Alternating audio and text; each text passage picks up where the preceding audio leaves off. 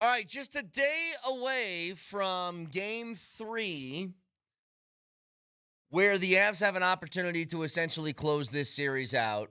Um, Now, I do.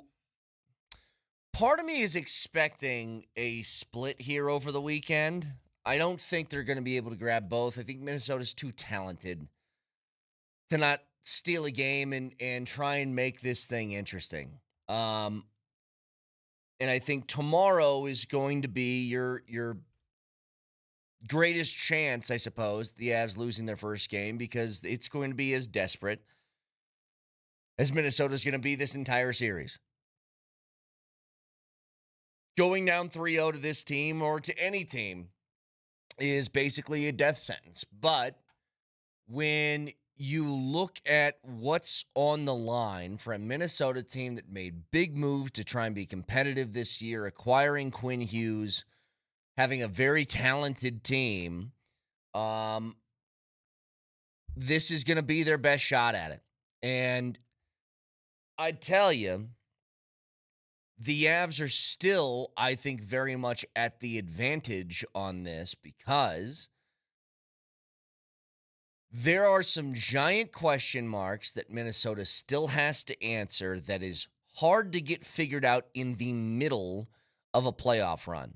When you talk about who are we going to start at goalie at this portion of the season, not a great sign.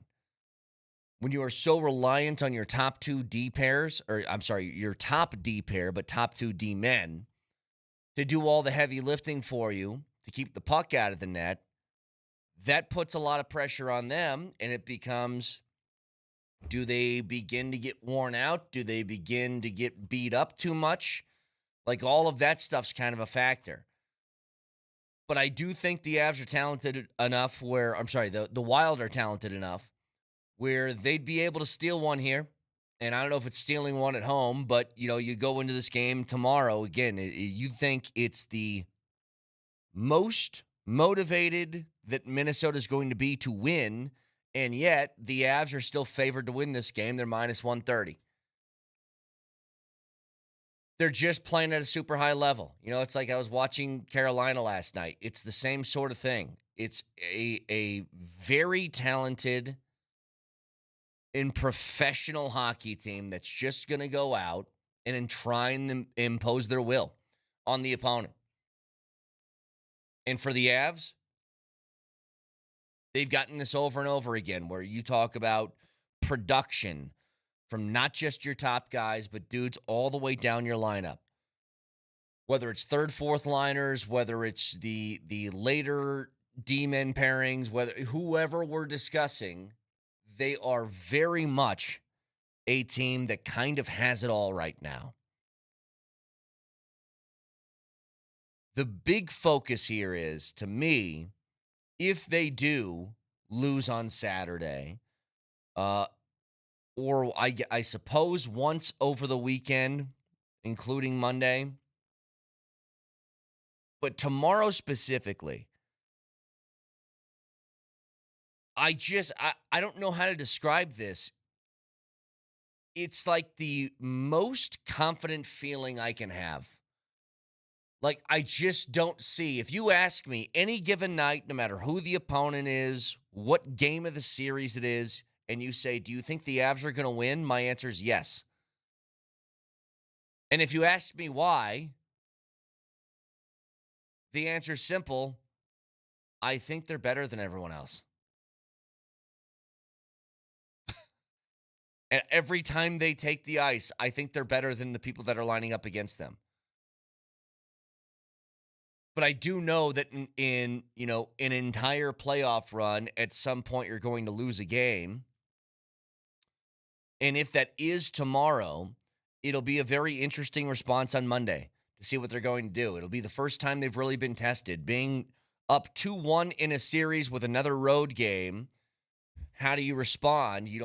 If you remember, even during the run in 2022, it was 16-4.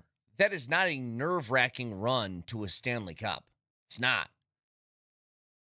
But they did have a moment in that second round against the St. Louis Blues, where it did kind of feel that way, where it was kind of teetering back and forth on who had the momentum. So it's going to happen. It's just, it's hard for me to see the Avs being in a pinch like that just because they're too good. And they have everything rolling right now. And you can be a good team, but if you're a good team and there's some aspects of your game that aren't at their peak, then you can get got.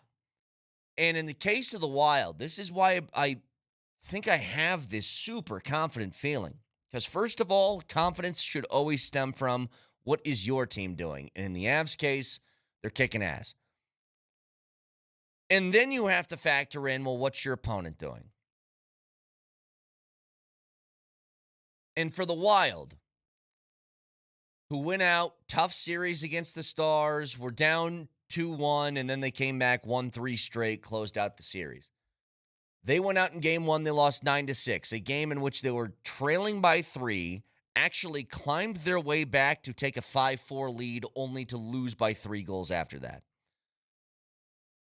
Game 2 felt like maybe they were the more initially more physical team.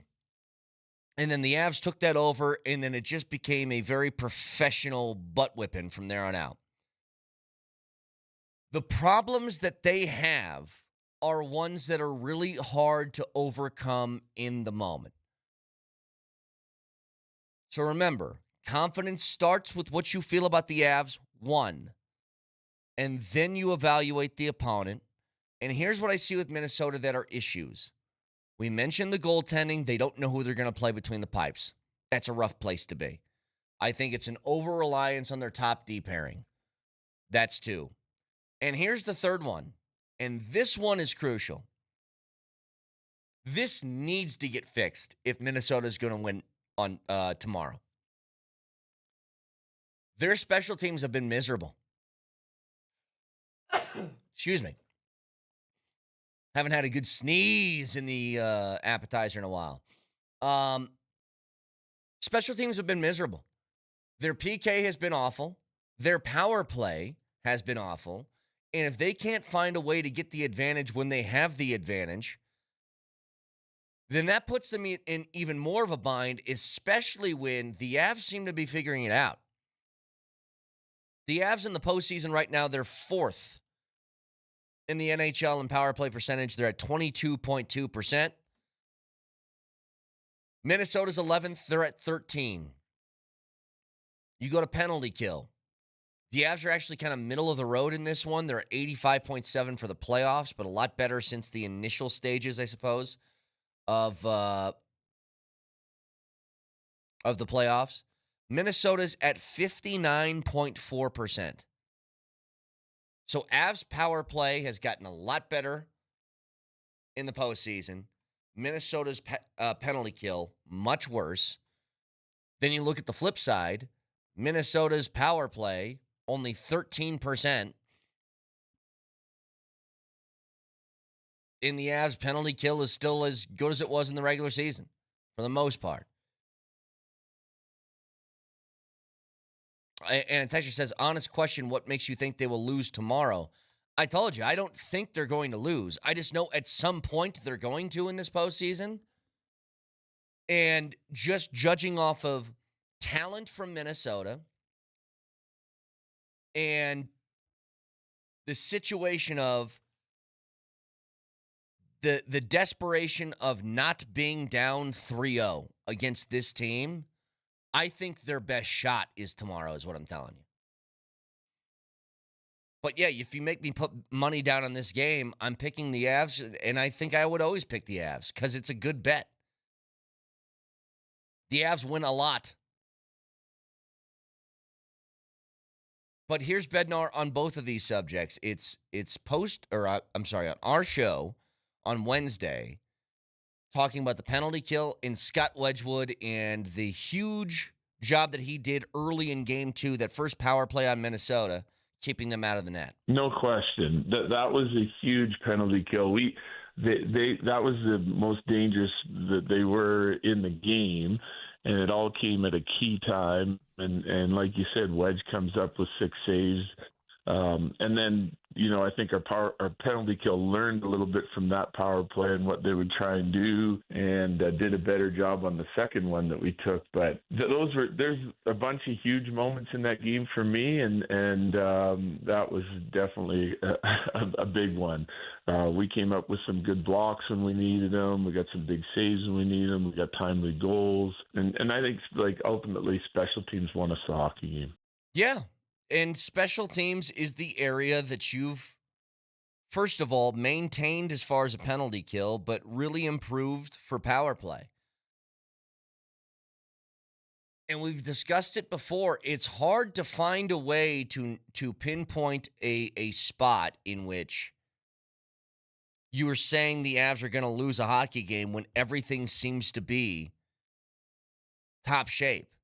Like, I'm trying to figure this out. Nelly, if we're doing this show in Minneapolis today, Minneapolis, St. Paul, and we're discussing what we think is going to happen in the game tomorrow, what would I convey to my Minnesota sports radio listening audience to tell them this is why I think they're going to win? You'd say, you've got to win, because if you lose, it's over. So you got to give everything you got. Your boy gets pushed down by Nathan McKinnon. You got to push him down harder.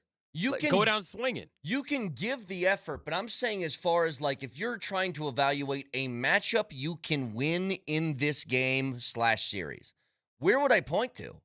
And the answer is I got a hard time finding it. And I don't think this is me being like some overconfident Avalanche honk or anything like that. I think it's really like, if you watch the first 2 games, tell me where Minnesota was better. Like, one thing I give Minnesota credit for, and one thing that I think that they're going to be, this why I think this game is going to be so tough tomorrow. We watched it in game 1.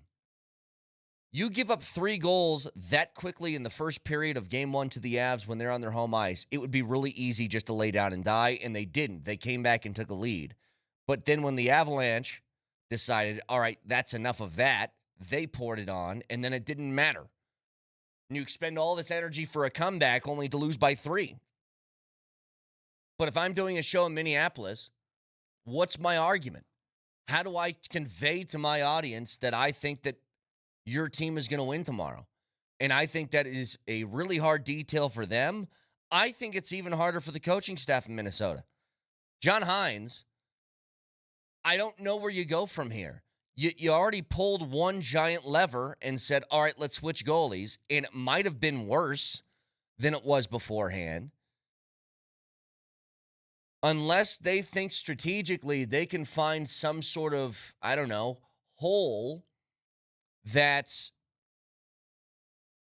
sort of buried in the, well, we can exploit this thing maybe on their penalty kill or I don't know. But this is as desperate as you're going to find a hockey team, especially one of the caliber of Minnesota, who's really damn good. Game 3, backs against the wall, need to get a win, can't go down 3-0. As desperate as they're going to get. So 303-504-0925. Don't miss the Avalanche Game 3 tomorrow night at Stoney's on Lincoln with the Altitude Sports Radio Playoff Viewing Party Tour powered by Michelob Ultra. Great Michelob Ultra deals and a chance to win an autographed Gabe Landeskog jersey. We'll have pregame with Between the Pipes starting at 5. And DMac will be hosting the party, getting everyone fired up. So we'll see you at Stoney's on Lincoln tomorrow for Avs Game 3. Broadcasting for the Backus and Shanker Studios, Serious Lawyers for the Seriously Injured. Back after this.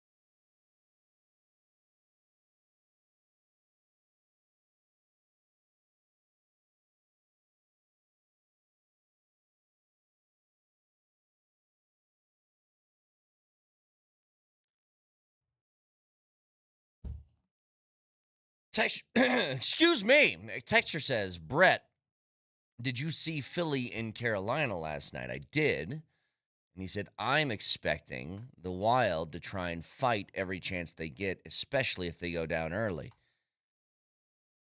I could see it. I could.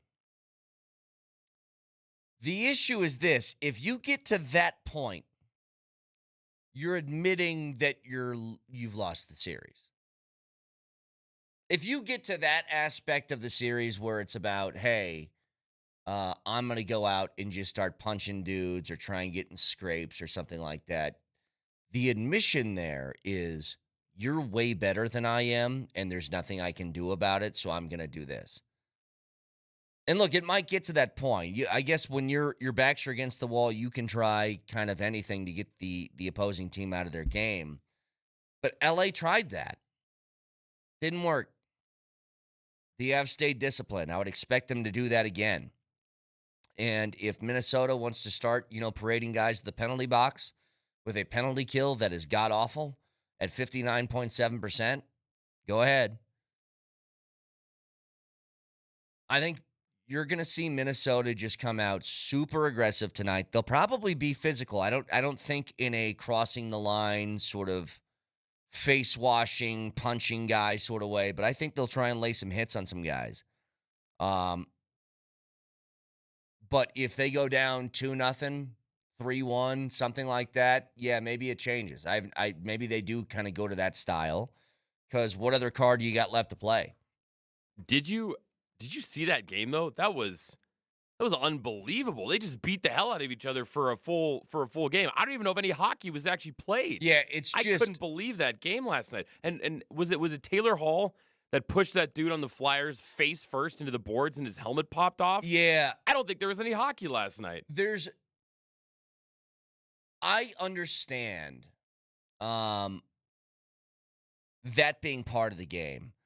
I do think it makes you look weak, and I've talked about this for a long time. What you're trying to impose is this physical brutish nature, where you're like, I'm not going to be pushed around, and even though we're down in this series, I'm still going to fight. And the way that sort of body language translates to me is actually a sign of weakness in being unconfident. Because the only reason you would do that is when you don't have anything else to go to. And it's an admission that you're better. And I'm not even saying like I'm against it. It's just I do think it's a weaker look to go out and play that style. It's your admission of, I can't do anything hockey-wise to beat you because you're that much better than I am.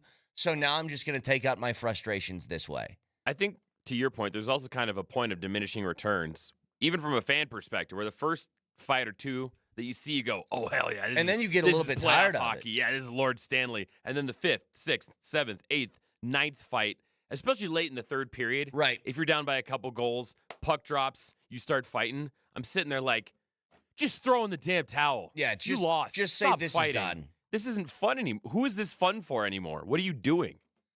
A whole bunch of guys with penalty minutes last night in that game. I don't know the final tally. It's hard to really, this is one of those when guys get game misconducts, it's hard to really add up what the minutes actually meant or whatever. It's kind of like, how when a serial killer gets put away and they give him like 8 consecutive life sentences just to make sure he doesn't get out. I like that when somebody gets a penalty, it's like you get a 2-minute for hooking, 2 for slashing, 5 misconduct, 10 minutes for being a bad dude. You get ejected. You also get, like, they just add every single penalty all on at once at the same time just to make sure you were supposed to do that. I'm actually, why do they call it, like, for your example, 8 life sentences. And when they sentence them, they go, you are now sentenced to 8 life sentences to be served consecutively. What does consecutively mean? Right, as opposed to if you come back again in a different life, then you have to serve your second life sentence when you're reincarnated as a dung beetle. As far as what I'm concerned, like as far as what I know, there's only one person that has lived 2 lives, and that is Jesus. That's the only one I know. Now, if someone were to find a way to come back, think about if you were the first person outside of Jesus to come back from the dead. And then a judge finds you and goes, "Sorry, sir, this is number 2. You got a few more to go." Would be weird. Also, life sentence. So you pass, you come back to life, and let's say they grab you again and they say, "I'm sorry, Steve Nelson, you have 8 consecutive life sentences. This is your second one. We're throwing you back in jail." And then you died within like 24 hours again and then came back. Is that technically a life sentence? Or they're like, "Well, that was just a day. That doesn't really count." How does that work? Yeah, I think if I flatline and then you resuscitate me, guess what? Second life sentence starts today, buddy. Texter says, "Shout out Jesus. Shout out Jesus." That's my boy, Jay Creasy. There's concurrent, meaning together, and consecutively, which is one after the other. Sir, that means nothing to me. I don't know the difference here. Go outside, nerd. Concurrent means together. Well, what does that mean? If you have 3 different sentences and you're saying I put them together, then you're really just serving one sentence. Anyway. So the point is that's what they do with these hockey penalties. And so when you look at penalty minutes, sometimes one guy got 20 minutes for 2 penalties because they'll stack. Yeah. So that's what you're saying, where sometimes it's tough to parse through the box score and who got tagged for what. Here's the other thing that's happening today. 11 o'clock. Josh Kroenke, Tenzer and Wallace, 11:30, Adelman. They're going to have the State of the Union here for the end of the year. And I guess you should call it a state of the offseason. And here is not a concern I have. It is a genuine and real curiosity at the tone that's going to be taken at this press conference.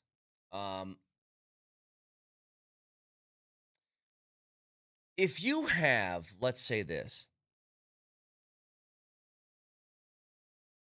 the way to convey what you feel like your next step is going to be as a franchise, you have to take a certain tone to give people an indication of what's going to happen. It doesn't mean you need to tell us everything that's going to happen in the offseason, but when you have a year that ends with as much disappointment as this one did, I'll go back to the Connor McDavid quote that he told the media at the end of the year in Edmonton. He said, "We are an average team with very high expectations. You're going to disappoint people." And that's what it felt like with the Nuggets. The question is why? Why were you average? And that's what you got to figure out. Nikola Jokic will take this team to the postseason with anybody that you give around him every year. It's how to succeed beyond that. And there's 2 different approaches you can take. And this is a very, very big distinction. One approach is that didn't work. The other one is this is not working. And you may think, Brett, those are the same thing. It's not. That didn't work means this.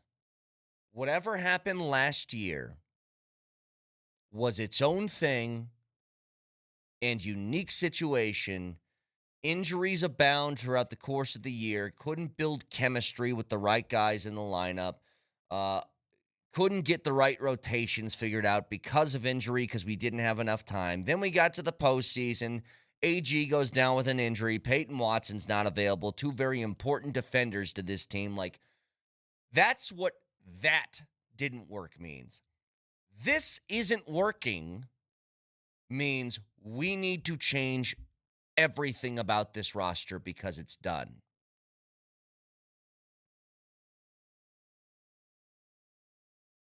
That's the difference. And I don't know which tone they're going to take. Like, I'll put it to you this way.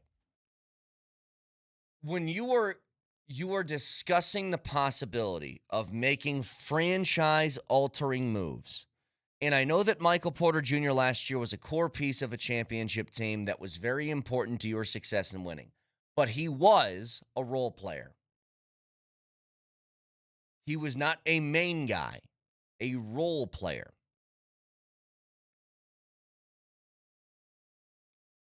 That is much different than discussing the idea of trading a Jamal Murray. And I know there are some people that are dead set against that idea, and there are some people that are more than for it. I'm neither one of those. I'm somewhere in the middle. I still think that Jamal and Joker can work and build towards another championship if you can get the right stuff around them. But that's the difficulty here. What is that, and how do you go about acquiring it when you have limited resources, both cap-wise and without draft picks? So that's the issue. And the one thing that you could do to develop some of those assets back is by trading Jamal Murray, you could do it. And I want to be very clear on this. There is no scenario in which you consider trading Jamal Murray for future assets. You are trading Jamal Murray for immediate impact. And if I don't get something like that, then I hang up the phone. And I'll try and find another way. I'll try and find a Cam trade. I'll try and find, as much as I hate it, something for AG just because I can't trust his health. I'll try and find something for Christian Brown if anybody's willing to take that. Like, I'll try and find any of that stuff. But again, the tone of this press conference, I think, is going to be the most important thing. And a texter says, Brett, it's been done for the last couple of years. Murray has needed to go the last 2 years. We need a leader and a dog to run with Jokic, and Murray is not the guy. I don't know if that's the case. Like, the issue with Jamal is very simple right now.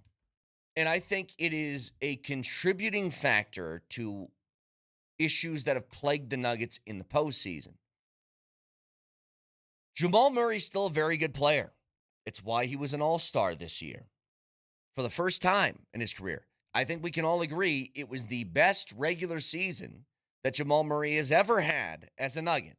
By the metrics, every single number that Jamal Murray had was the best of his career. The issue is, for all the things that frustrated people with Jamal Murray in the past, it was about, in the regular season, there is an inconsistency with him where it's just one night he'll put up 8 points, the next night he'll put up 36, and that frustrated people. But once the postseason hit, Jamal Murray was a monster. Jamal Murray made a shot. And now it's flipped, and the opposite has happened. Jamal Murray this year was as good as he's ever been in the regular season, played a ton of games, and then the postseason hit, and he just wasn't effective.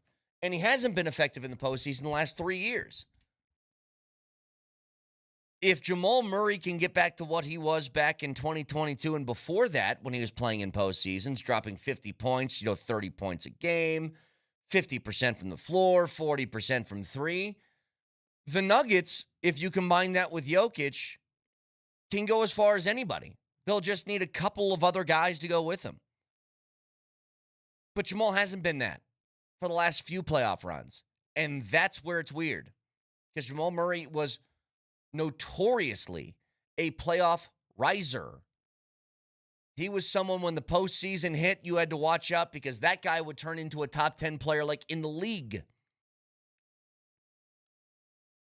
And look, in this postseason, it was tough. He had a really difficult assignment. It was Jaden McDaniels. And Jaden McDaniels, he makes life hell for everybody. But I think that the course of NBA history has kind of dictated one thing. Great offense will beat great defense almost every time. It's why, the matchup that Jokic last had with Victor Wembanyama when he put up those insane numbers. Wembanyama is a freak of nature defensively, but you can't stop the greatest offensive player in the world. You can't. And so I'm not against change at all. It's just got to be for the right thing. And to me, that right thing would be if you're considering a Jamal trade, it must be for immediate impact. It can't be so you acquire 3 first-round draft picks, because that now turns into a bigger discussion of, well, how long is it going to take for you to be championship level again? Jokic is in his 30s. I don't know how much more time you have. And you don't want to burn any years when you are gifted an all-time great. So, again, that's happening at 11 o'clock with Kroenke, Tenzer, and Wallace, and then 11:30 with David Adelman. We'll be carrying all of that live right here on Altitude Sports Radio 92.5. Game 3 for the Avs and the Wild is tomorrow at 7 o'clock. We'll also have that right here, Altitude Sports Radio 92.5 with pregame. Is pregame at 5 o'clock? Yes, 5 with an early special between the pipes, getting you ready for that. Texter says, stop talking about trades. You need to fire Adelman. When you say you, I'm not in charge of anything. 1, 2, Adelman's not fired. So that's not happening. So now you need to find the next step. And we'll figure out what that is. 11 o'clock this morning with Kroenke, Tenzer, and Wallace, and then followed by David Adelman. So 303-504-0925, Shop Mazda text line. One price, one person, 1 hour. Back after this.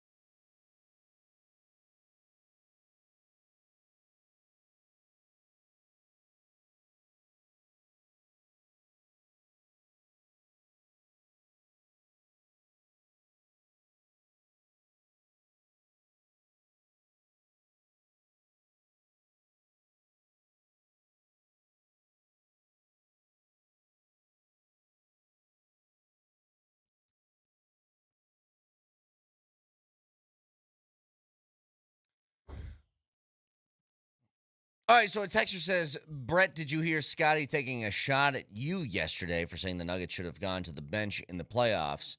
I did not. I'll have Nelly try and scope it out. I think it was around 2 o'clock, he says. Nelly, see if you can find that. Yeah, he said Kaner was calling for them to go to the bench. Look, I love Scotty. I respect the hell out of Scotty and his basketball opinion. Obviously, he's been in the game for ever. I don't think, and I want to hear this, but I don't think there's anything that's going to get me to back off the opinion that they should have gone deeper. And it's not even like, this isn't throw stuff at the wall and see what sticks sort of thing. It's not what I'm talking about. I mean it almost specifically in the case of CB. He was so hurt, he couldn't get lift. And it's the same thing with Aaron Gordon.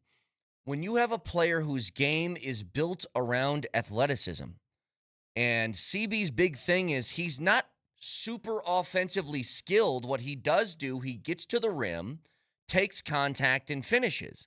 Or he gets out in transition, jumps over two people, and dunks on them. If he doesn't have the ability to do that, then that ruins any sort of offensive prowess that he might have. Secondly,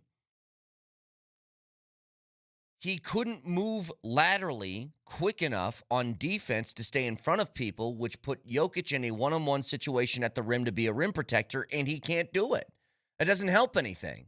And I'm not saying that Julian Strother is some sort of, I don't know, wizard off the bench that was going to save the day.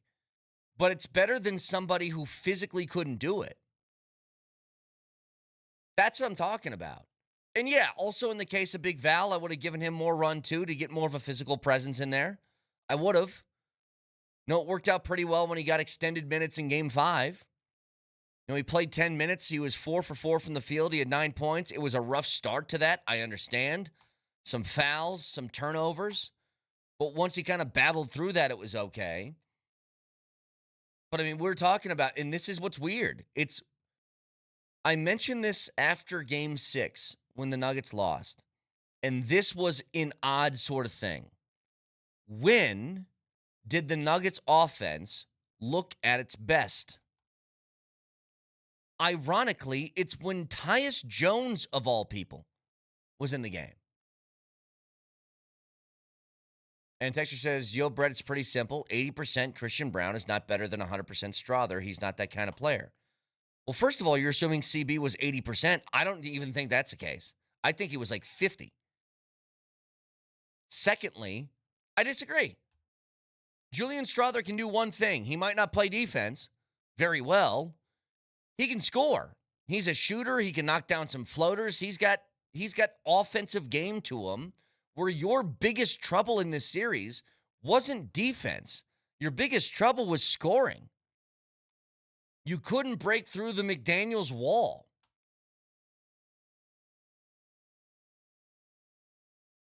And it's the same story I saw in Oklahoma City. It's like you basically admitted we're going to go down with the ship of Michael Porter Jr. not being able to lift his arm above his shoulder, AG playing on a grade 2 hamstring strain that's a 4 to 6 week injury, and Russell Westbrook, it came out that he had a broken hand.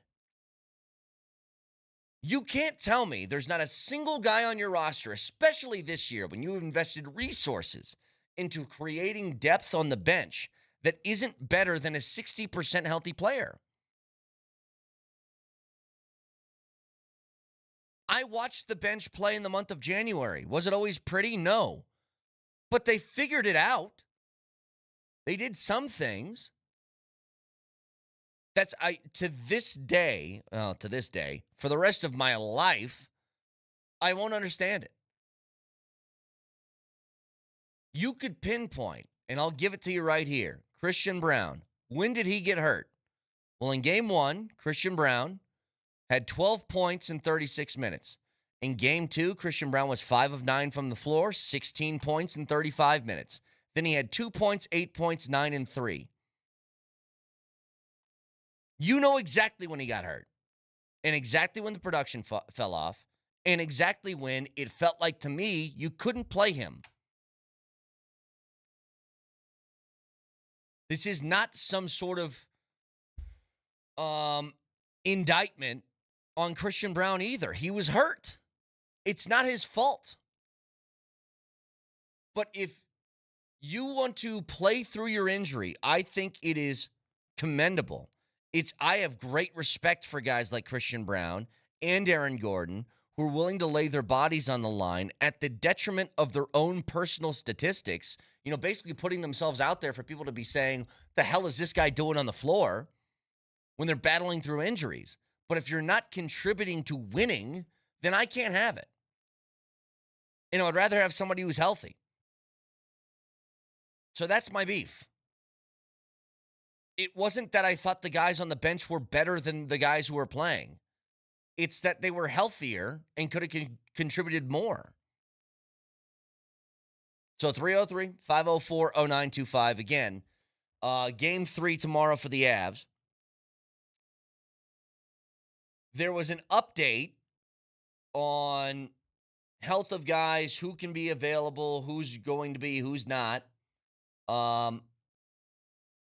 Joe Smith, who is a reporter for The Athletic who covers the Wild, said there was no update on Eriksson Ek or Brodin. Neither have skated since their injuries, according to Hines yesterday. So, if Minnesota was hoping that they were going to get a couple of their big dudes back in the lineup for Game 3, at least from that update, it doesn't indicate that that's close. In the case of guys like Manson is skating right now. I don't know how much he's involved in, we're ramping up to putting you on the ice during game time, but he's at least closer in the fact that he's skating. So that's some good news. And for the 6th year in a row, Cale Makar is a Norris Trophy finalist. Now, I think I heard Kreckman and Lindahl talking about this. I think he's 3rd in the odds to win, but you never know. Heard Bednar talking about this yesterday at his press conference, that when you have a number 1 guy who can play power play, penalty kill, he never leaves the ice. That's the definition of a Norris Trophy winner. The other thing about Cale in doing that, this from Evan Rawal, he's just the 2nd defenseman in the history of the league to be a Norris Trophy finalist for 6 of his first 7 seasons. The other is Bobby Orr. That's right. It's Jokic has the not since Wilt stuff. Makar has the not since Bobby Orr stuff. Got 2 different guys here pulling those out. So again, as we await Game 3 tomorrow, which you can go to Stoney's on Lincoln for our Altitude Sports Radio playoff viewing tour powered by Michelob Ultra. Between the Pipes is going to start at 5 o'clock. DMac is going to be there hosting the party. It's a huge opportunity for the Avs to basically put a dagger in the Wild, and it's the Wild's last opportunity to try and have a counterpunch. Matthew Tkachuk was on with Pat McAfee yesterday. He was talking about the Avs. He said this. Playoffs have been unreal so far. They've been crazy games, a lot of overtimes. I just think, I know I'm not allowed to pick anything, but I would say that the winner of Colorado and Minnie has got a very, very good chance of winning it all. That's a big boy battle with those 2 teams, and Colorado's playing as good as anybody right now. Think about that for a second. He feels like the winner of the Stanley Cup is going to be the winner of this series, and yet he's basically admitting this is the 2 best teams in hockey to Matthew Tkachuk. And the Avs have an opportunity to go up 3-0 tomorrow on that team. It's huge. So a lot more to discuss with that, and we will in just a moment. You can always watch the show live on Twitch, twitch.tv. Search Altitude SR in the search bar, the Altitude TV simulcast. You can also watch on YouTube. Subscribe to the channel and don't miss anything from Denver's #1 sports station, Altitude Sports Radio 92.5. Shout out to the Rocks who get the win against the Mets yesterday. You'd like that, wouldn't you? Avoid the sweep with what? A Jake McCarthy grand slam in the bottom of the 8th. They win 6-2 in the getaway game yesterday.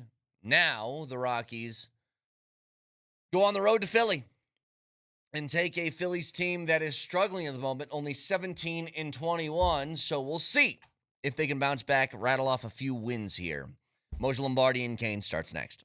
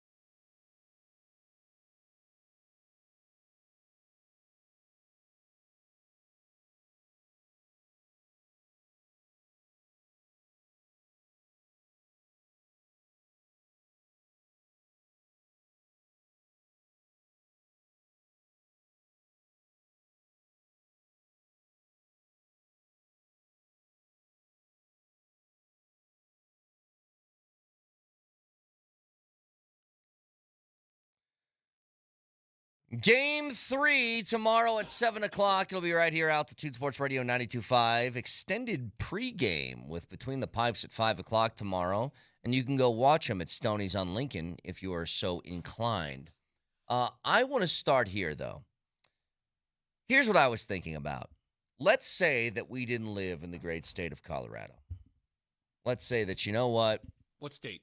Things happen differently. We are now doing this radio show in Minneapolis, St. Paul. No! God, please, no! Talking to a whole bunch of Wild fans about Game 3. Give me the pitch you would make to your radio listeners in the Minneapolis, St. Paul area as to why you think you will win Game 3. I'll make the same pitch that I gave the Nuggets after Game 2 of their series. The exact same thing. I'll say the exact same thing. And I won't even be talking about the Nuggets team. There must be repercussions. There must be more physicality. You must take them out of their element. You must make them feel you. You must do exactly that if you want to win this series. Does that sound familiar? It does sound familiar. Now, Moj, give me the reason. I make you Paul Allen out there in Minneapolis. Let me do my best, Minneapolis. St. Paul. All right. Good evening. Good morning, everybody. 7:02 a.m. here on WPIG. Hanging out here in St. Paul, Minnesota. Getting ready pig? That was from... Go ahead. Continue. Sorry. That was the rival station from WKRP in Cincinnati. Was WPIG. Sorry. Go ahead. Sorry. Anyway, welcome to the program here on WPIG with Vittorio, Kanerski, and Moj. What's going on? Listen, all Wild fans, here we're getting ready for game number 3 coming up tomorrow night. Here's what I would advise. Go jump in the Mississippi River because you got no shot. All right, let's move on to Twins baseball. It is something like legitimately. I was thinking about if I was doing a show in Minnesota today, what would be my pitch to the fan base on why I think that Minnesota can win? Because they've been. I mean, game 1 they had a lead in game 1. They were up 5-4 for a minute. Yeah, I know. I'm just saying they were up. They were up, and they've got if your goaltending actually shows up the way it did throughout the second half of the season and in that Dallas series, you got a shot. And if you want to go total nerd and go to the advanced analytics and all that business, according to the advanced stats, they're not only playing with the Avs 5-on-5, they're outplaying the Avs 5-on-5. And the Avs are the best 5-on-5 team in the National Hockey League this year. Now, that being said, that's 2 games. That ain't a 7-game series. So it's not exactly an easy thing to do. I don't really care about Minnesota. I'm not going to try to give them reasons to stay in this series. I care about the Avalanche. No. This exercise is just let me dovetail it back to the Avs. Yeah, you're getting some psychology bullcrap going on this morning. I don't like it. I think it's a fair exercise because it makes them wonder and think that, you know. Well, here's the reason why I did it. Everybody role play. I'll play the French maid. Let me tell you why I did this. Because I wanted to make sure. It was just a joke, Nelly. You're going to play the French maid? It was a joke. The reason why I did this is I wanted to try and get out of my little Avs bubble here where all I'm thinking is I don't know how this team loses. Honestly, it's because I am so uber confident in the Avalanche and the way that they're playing right now. I'm like, am I being almost too biased in a sense that I've watched this all year and I'm not there yet. I'm not that uber confident. I do notice that Minnesota has been able to skate with the Avs. I do see goals that could have been scored that if not for Wedgie, it could be a different result. I do see that stuff. And I wonder if the puck bounces a different direction, if we're not having a different conversation. I think all of that is fair, but I would tell you that still gives me more confidence in the Avs from this sense, is that Wedgwood isn't playing out of character. Wedgwood is playing how he played over 82 games, which is best save percentage in the league, best goals against. And on the opposite side, Minnesota doesn't know who they want to play at goalie right now. That's a problem. It's a big problem. Not only that, but Eriksson Ek and Brodin haven't skated since their injuries. And they said yesterday, yeah. Yeah, they ain't just jumping back in and going for it. They're going to have to ramp up to It sounds like Manson's closer than them. Very well could be. Yeah, so, we'll see exactly what the future holds with those two guys because I think they're very critical to their team. By the way, any update on Manson? Any update you want to give on Manson? No. Okay. There you go. Just in case you guys are wondering. No, but what I'm trying to get at here, Brett, is that Vic is right. Look, let's say they have one of these crazy shooting percentage nights where you throw stuff in the net, Vic, and it's right here by Wedgwood's head. Like, the top shelf, just through traffic, crazy stuff happens. I've seen it all in my life in the National Hockey League. I've seen everything. But overall, this is why you have 7-game series. The better team is going to win overall. Well, Minnesota is really good. Like, they're a really good team, and that's why tomorrow, if they're going to have any shot to win in this series, it's tomorrow. Carolina looks very good, do they not? Yes, they do. You know what I anticipate, by the way, watching that Carolina game? The game was over late, and what happens late when you're down 3-0 in a series and you're frustrated? What happens? It just becomes a punch fest. Yeah. Yes. So if the Avs do go into St. Paul and assure themselves a W with minutes remaining, I think you're going to see the exact same thing play out. It's a lot of anger last night late in that game. That being said, they're a really good hockey club. Mm-hmm. The Avs are a really good hockey club. These are the 3 best teams left in the postseason, in my opinion. Not to say the Buffalo's not really good, because they are, or Vegas, whatever. Any team can bite your butt on any given night. But the 3 best teams left are the 2 that are playing this series and that team in the red and white. Well, this is Matthew Tkachuk and Pat McAfee yesterday. Playoffs have been unreal so far. They've been crazy games, a lot of overtimes. I just think, I know I'm not allowed to pick anything, but I would say that the winner of Colorado and Mini has got a very, very good chance of winning it all. Like, that's a big boy battle with those 2 teams, and Colorado's playing as good as anybody right now. That's the God's honest truth. I mean, you think Matthew Tkachuk knows puck a little bit? Of course he does. Otherwise, he's a really good dude, man. I like that guy a lot. I know it sounds crazy. I don't even know if it sounds crazy, but what's not to like? I had a long conversation with him one time, about 20 minutes. Great kid. That being said, it's accurate. The Avs are really good. Minnesota is really good. And they've got to be frustrated, too. Like, why do we have to have the Avalanche? Why do we get Dallas in round 1, one of the top 5 teams in the league, and now we get the top team in the league in round 2? It's crazy. I know what I'm about to say is truly a hollow complaint, and it's a waste of everyone's time. And we already planned for it. We knew that this window was coming between games 2 and 3. But my God, it feels like months. It's been forever. I mean, what? Guys, I anticipated a long wait, but I had no idea it was going to take this long. Is the Earth is time stopping? What is going on? Why is it taking so long between these games? Well, it's not. It normally wouldn't, Vic, but again, the Frost played last night, and the Frost play again tonight in the building. So you don't have access to the building. So I don't know where you want to play. Wait a minute. The Frost, which is the Frost is what now again? PWHL team, the women's team. So they have 2 games in a row defending at home? champion. It's a playoff series, so they play 2 games in a row. It's playoffs. Back-to-back nights? Back-to-back video calls. Back-to-back. That is, to Vic's credit, why not move one of their games to Saturday and your game to why tonight? Why is this difficult? Why wouldn't you move one of their games to Sunday? Doing a back-to-back in a playoff series. Why are you looking at me? I'm not in Minnesota. I don't know I'm looking at you. Here's why I'm looking at you. Here's why. And Kane, Nelly, everybody look at him. Kane, Nelly. Everybody look at him. You speak for this sport. On this show, you are the ambassador of this sport. We've already talked about Bettman and what he does in the first and second rounds playoff-wise.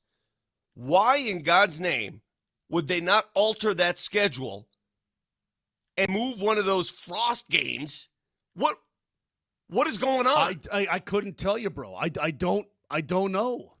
Texture says the PWHL offered to move the game, and the league said no because they wanted it on Saturday in prime time. There you go.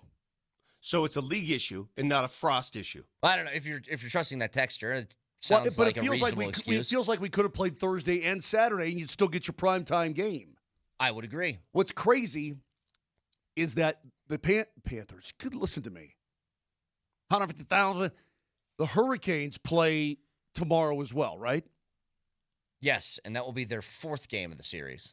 Buffalo has played 1 game so far against Montreal. The second game is tonight. They could be done with their series tomorrow. where those teams have just played 2 games. What are they doing?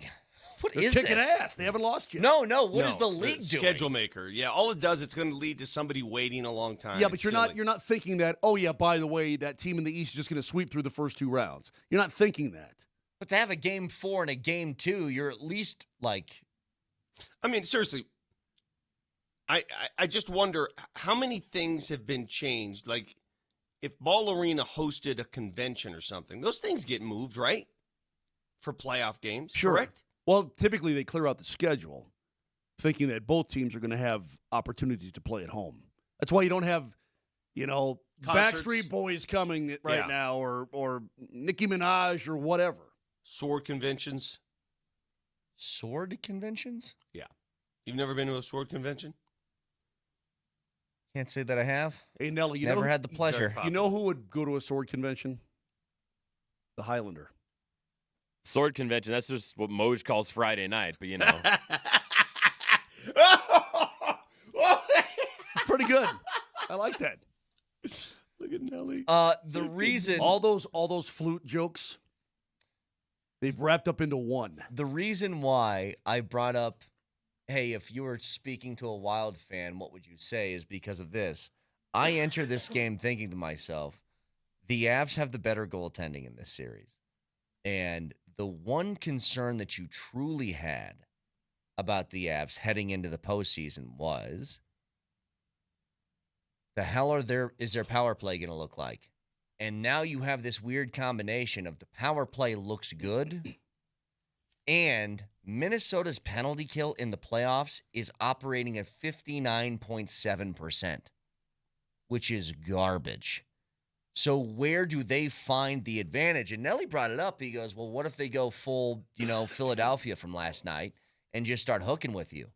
And my whole thought process to it, because I know that this is a part of hockey, is when you kind of see the writing on the wall, it's your only card to play.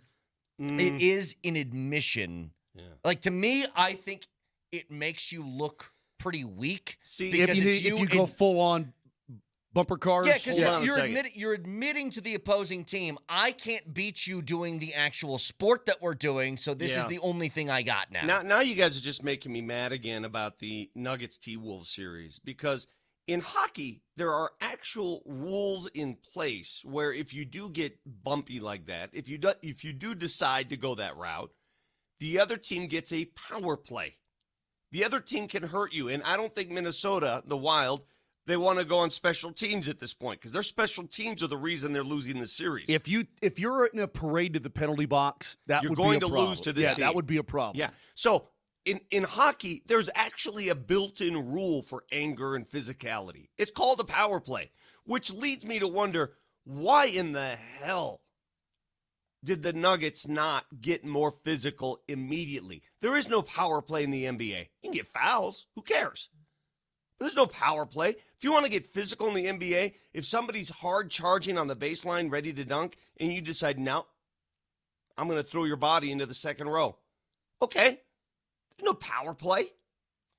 303-504-0925. There is a press conference at 11 o'clock with Kroenke, Tenzer, and Wallace, followed immediately 11:30 by David Adelman's press conference. We'll carry those live here on Altitude Sports Radio 92.5. Actually, I think they're all going to speak at the same time now. Oh, they're all together? I believe so. We'll find out. We'll be carrying it live. Katie and I are going to be down there. I might have to leave this show a little early, but we'll be carrying it live on Altitude Television. What? Well, either way, it'll be live here on 92.5 as well, at least most of this Are you asking conference. why? Are you asking why I have to leave a little early? No, I'm not. I know why. All right, the guy who leaves early go to skate is asking me why I have to leave early, possibly, and I'm not saying I will, possibly. The guy who leaves an hour early because he's got to pick up his beehive. What? You set yourself up for this one. You knew it I was don't. coming. I don't. You're talking about game 2? I had to. Yeah. No, that's fine. Whatever. We'll be carrying this live right here on 92.5 at 11 o'clock this morning. So here's something else. I want to talk about what you think the responses are going to be from these guys at the presser today, along with Scotty called me out yesterday. You specifically, Me yes. specifically, all right, for a take that I had about the Nuggets. We'll get to it next.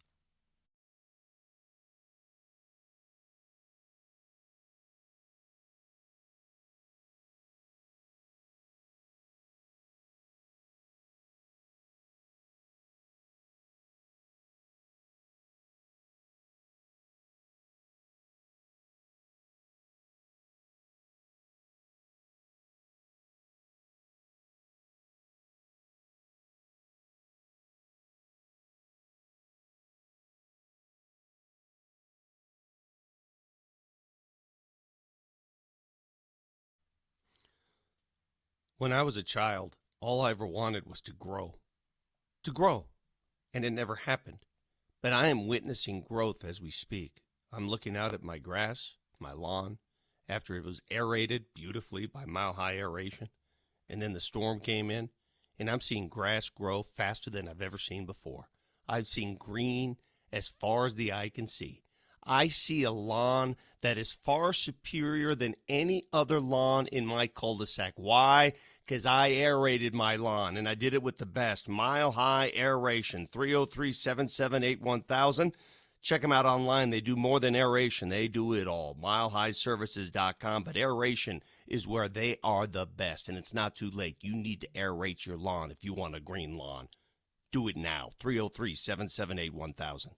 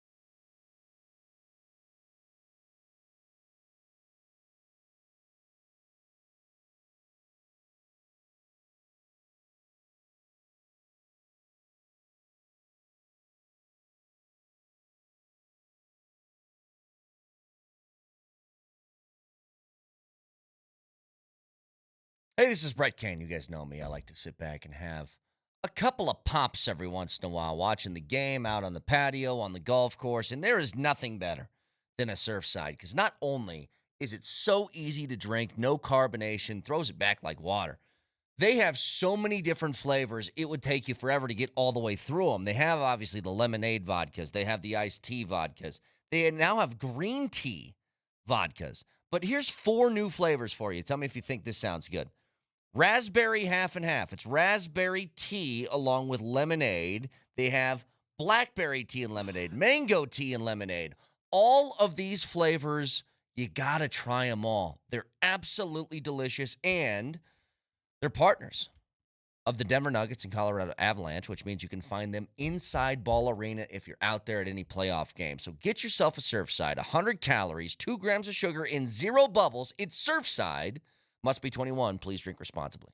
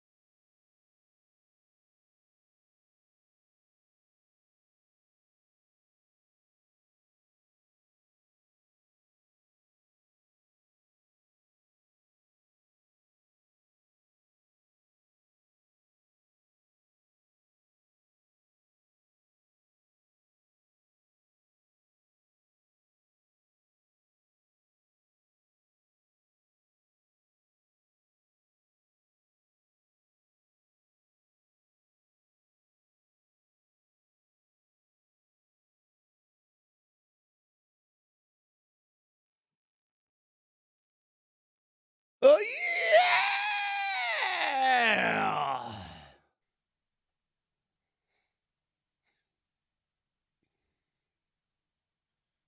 All right, so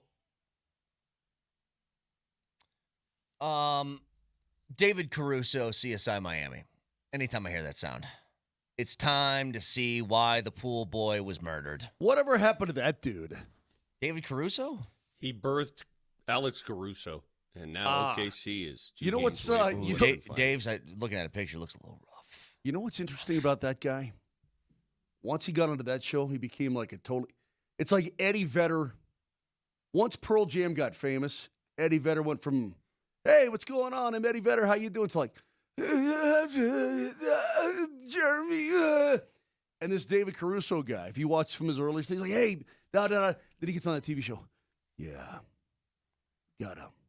Yeah, you know what? Find out who got the pool boy. I watched so many of those episodes, and I got to tell you, he was not cool. He thought he was cool. He was not cool. Their ability to do that, I take my glasses off or I put my glasses on right before the cut scene to the intro, and that little one-liner thing, kind of like a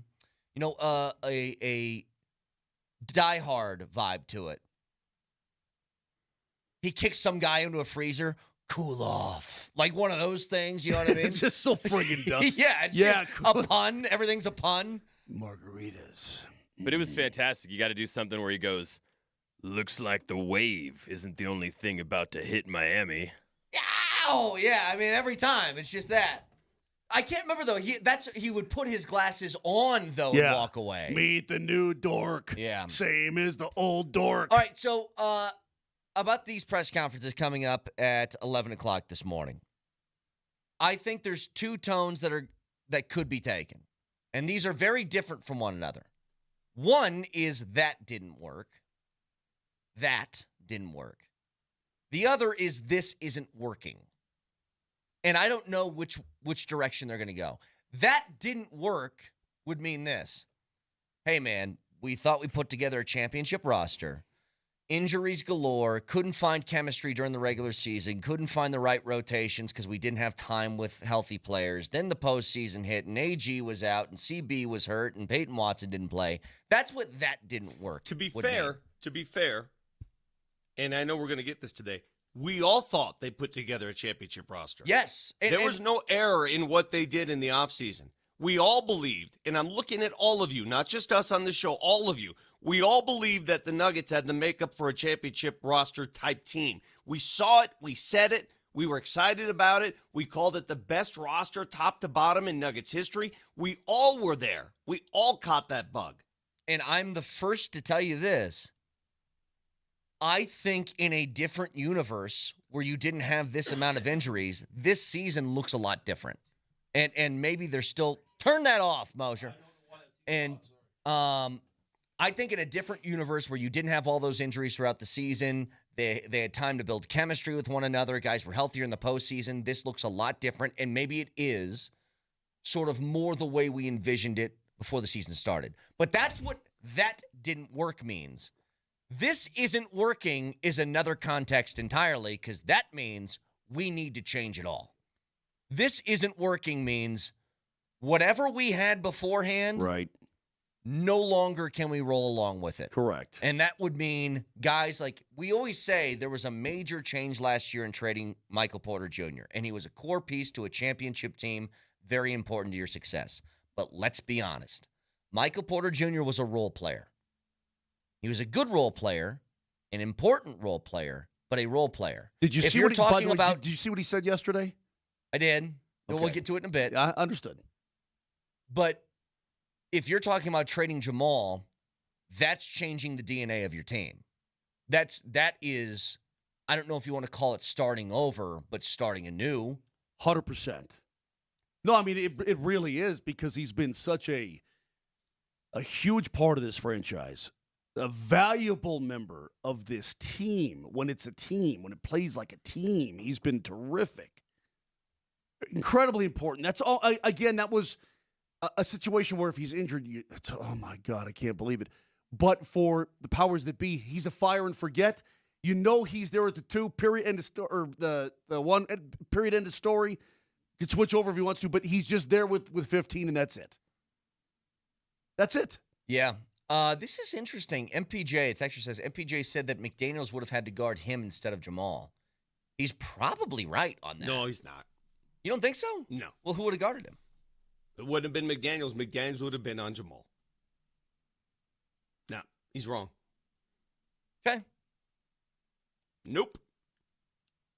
I mean, it can't be sure, but you can take an educated guess. Well, it is like, I think in his mind, he's probably thinking, I'm 6'10". Cam is taller than Jamal. Why didn't he cover Cam then?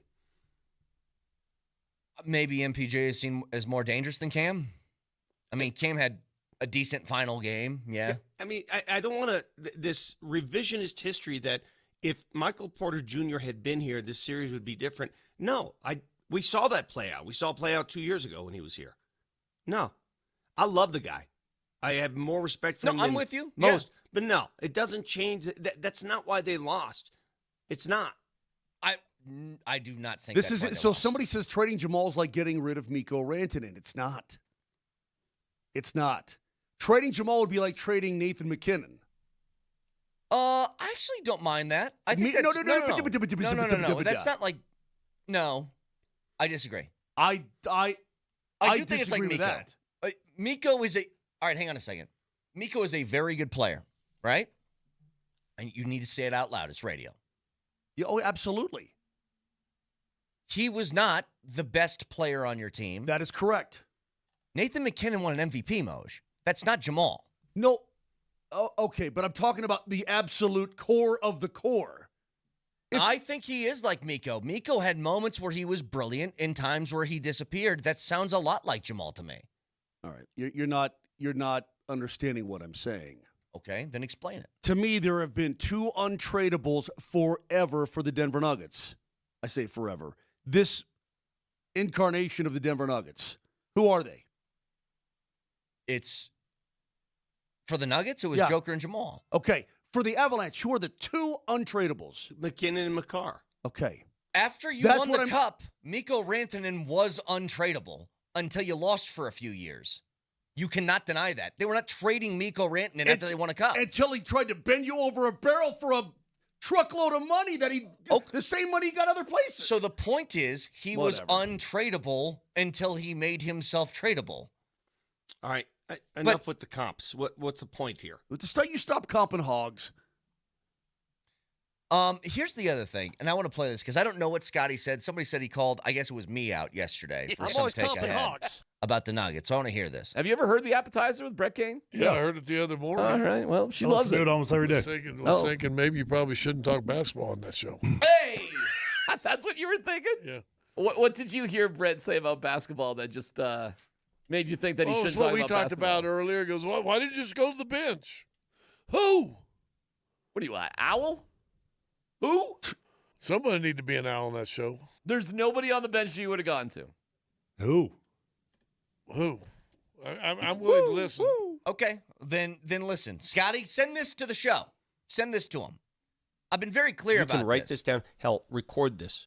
There's one case specifically in which I would have went to the bench. When Christian Brown was so hurt that I thought he looked unplayable, you could have put Julian Strother in to try and infuse some sort of offense because you couldn't score. And say what you want about Strother. I know his whole game isn't something that you totally trust. Maybe he's not great defensively. I know that guy would shoot. I know he'd hit a floater. And I know that Christian Brown, with whatever percentage he was playing at the last 4 games of that series, was terrible. And it would have been better than whatever that was. I'm going to give you some props here because I disagree with Scott on this. I think just playing it straight up was the worst thing you could do. You were lacking offense. You were lacking not defense, offense. So what's wrong with injecting more offense? You can't say, well, this kid in Game 6 against OKC came off the bench, scored 15 points, helped you win that game to extend that series. Remember that? Mm-hmm. Do we remember that? And then suddenly say, he can't play. You can't have it both ways. I saw him play against San Antonio in the last game of the season, and he played pretty damn well. Look, and I'm not saying this was a magic bullet to win you the series or get back or whatever. And it may not have worked. It might not have. But I know what didn't work. What you were doing. What you were doing didn't work. Christian Braun going out there the last 4 games and putting up 2, 8, 9, and 3 points, all on about 29 minutes a night. That doesn't help you at all. At all. The question that, listen, if you're going to ask questions today, the one question I would love to ask, and these are tough because hindsight questions are the worst, right? Coaches roll their eyes, GMs roll their eyes. Hell, I would roll my eyes. But the question that, in hindsight, what would you have done differently in that series? In hindsight. Make more buckets. Answer that question. How about that, Vic? How about put the ball in the hoop? Answer the question like you're running the Nuggets. In hindsight, what would you have done differently in that series now that you see it as a whole? And it can't be, well, it helps if we're not injured because they were injured. Yeah. Can't use that. Well, the players, Vic, could have responded themselves after being publicly called out by a role player. So what's the number one on thing, Minnesota? What's the number one thing you would have done differently in that series? Well, you can't instill personal pride into guys if they don't have it or they don't want it. You can't do that. Like I said, I think there's somebody that would have brought at least a little bit of that presence, and it's Jonas Valanciunas. And he played 10 minutes in Game 5. I think he was 4-4 from the field, 9 points, something like that. Brought some physicality. He was the one who bumped Jaden McDaniels, got in his face a little bit in that game. It was a rough first couple of minutes for Jonas. Admittedly, turned the ball over, foul, stuff like that. But once he got through that, it was okay. But again, if you're talking about guys who are playing through injury, and the most frustrating thing to me going back to last year is that you had a Game 7 against OKC where you didn't have the depth at all. You had nobody you could go to off the bench, and you were forced to play Michael Porter Jr., couldn't lift his arm above his shoulder, and Aaron Gordon on a grade 2 hamstring strain, and Russell Westbrook with a broken hand because you didn't trust anybody else. This year, you invested the offseason in depth. And then the playoffs started, and you really didn't use it. Mm-hmm. I just don't buy that you can't, who can you trust on the bench argument that Scott brings up, because I just saw this team go 10-6 in the month of January when they played exclusively bench players. I'm not buying it. It wasn't always pretty, admittedly. Like, it wasn't always pretty when they were in, but it's like, I want some guys who are going to go out there and compete and give them a few minutes and see what's going to happen. In the case of Strother, like, I watched Christian Braun for 4 straight games not look himself, and it very clearly was injured. Well, it took one highlight, one replay. He went up for a dunk. I think it was early. It was like Game 3. And Moj, the ball, like when he went up to jump, he was by himself, no contact, no pressure on him. He jumped, and the ball literally kind of rolled across the front of the rim. I know. And I'm like, Christian Braun jumps above the backboard. Agreed. And the other thing is this. You can't argue that the bench, that there's nobody there. How did they win Game 5? What did they do in Game 5? They played their bench. Who'd they play specifically? They played Jonas. So Jonas got 10 minutes. Hardaway got 12. Tyus Jones got 14. Bruce Brown Jones, who hadn't played at all, got minutes. And it worked. Vic, we said it after they got eliminated in Game 6. I go, when did the Nuggets offense, weirdly, when did the Nuggets offense look its best? When Tyus Jones was running the point. I guess in hindsight, Vic, could you have moved Murray to the 2 and played Jones? I don't know. It's a question that I'm sure that they're asking themselves, and you can bang your head against the wall asking the question. It's the worst question. It's the worst because everybody has you're the one who brought it up. I mean, I know, but it's the obvious. It brings up the pain is what it yes, does. It brings up the pain. It brings up, again, I will ask you guys, in 2024, when they lost in 7 to Minnesota, what would they have done differently? Hard for me to think back that far. What was the argument? Why did they lose that game the way they did? They ran out of gas. Why? Because they didn't play their bench. And it felt that way early in the series, too. What was it, Game 2? When they kind of ran out of gas? And then, but then they got driven to the rim every single time, and that's when Jaden Daniels said what he said, and the rest is history. I mean, think about it this way. Now, their hand was forced into this, so I guess it's a little bit different. But Minnesota went to Terrence Shannon. And now, They again, did. hand was forced due to injury, but this is kind of what I'm saying is I watched Christian Brown. He looked injured. He looked like he couldn't play. And another thing, if the argument is who could we go to they can't play, then what are we doing here? If you can't rely on them and they can't play, why are they here? I don't know, Vic. I don't know. As we move on here, can I give you a little of? Jeff made a real good point about 20 minutes ago. Okay. I'm going to be David Caruso. You ready? All right. Tell me if this works, Vic. Oh, Jesus. Let's see. Everybody watching, tell me if this works. CSI Miami. Mm-hmm. Yeah, we want to catch the killer, but he better not catch his death.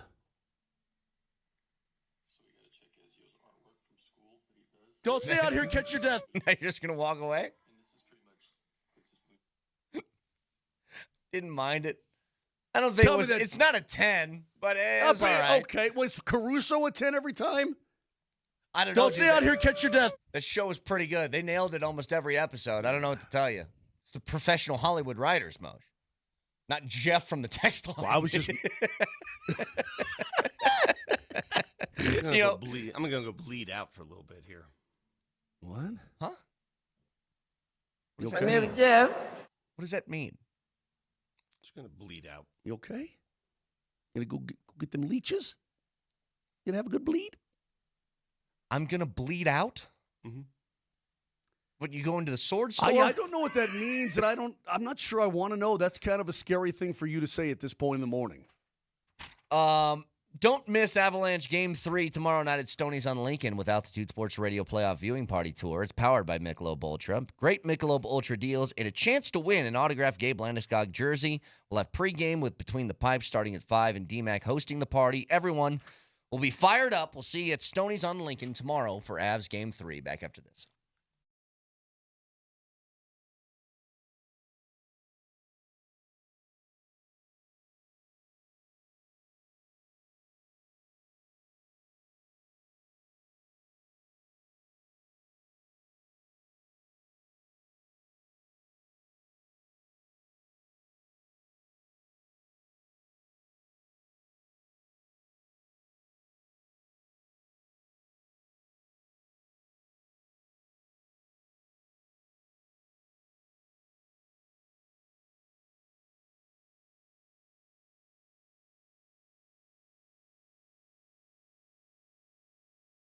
Hey, this is Brett Kane. Fanatic Sportsbook has introduced a new way to parlay. It's called Squad Bets. It's available in the NBA, MLB, and NHL. So here's what you do.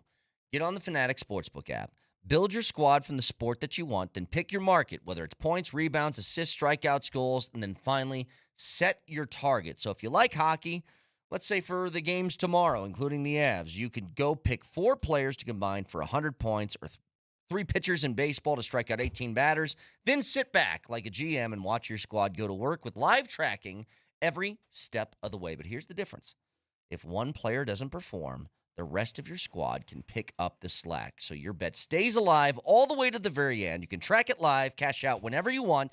It's Squad Bets, only on Fanatic Sportsbook. Parlays hit different here. Must be 21 and older. Gambling problem, call or text 1-800-GAMBLER. Offer not available in all states. Terms apply. See the Fanatic Sportsbook app.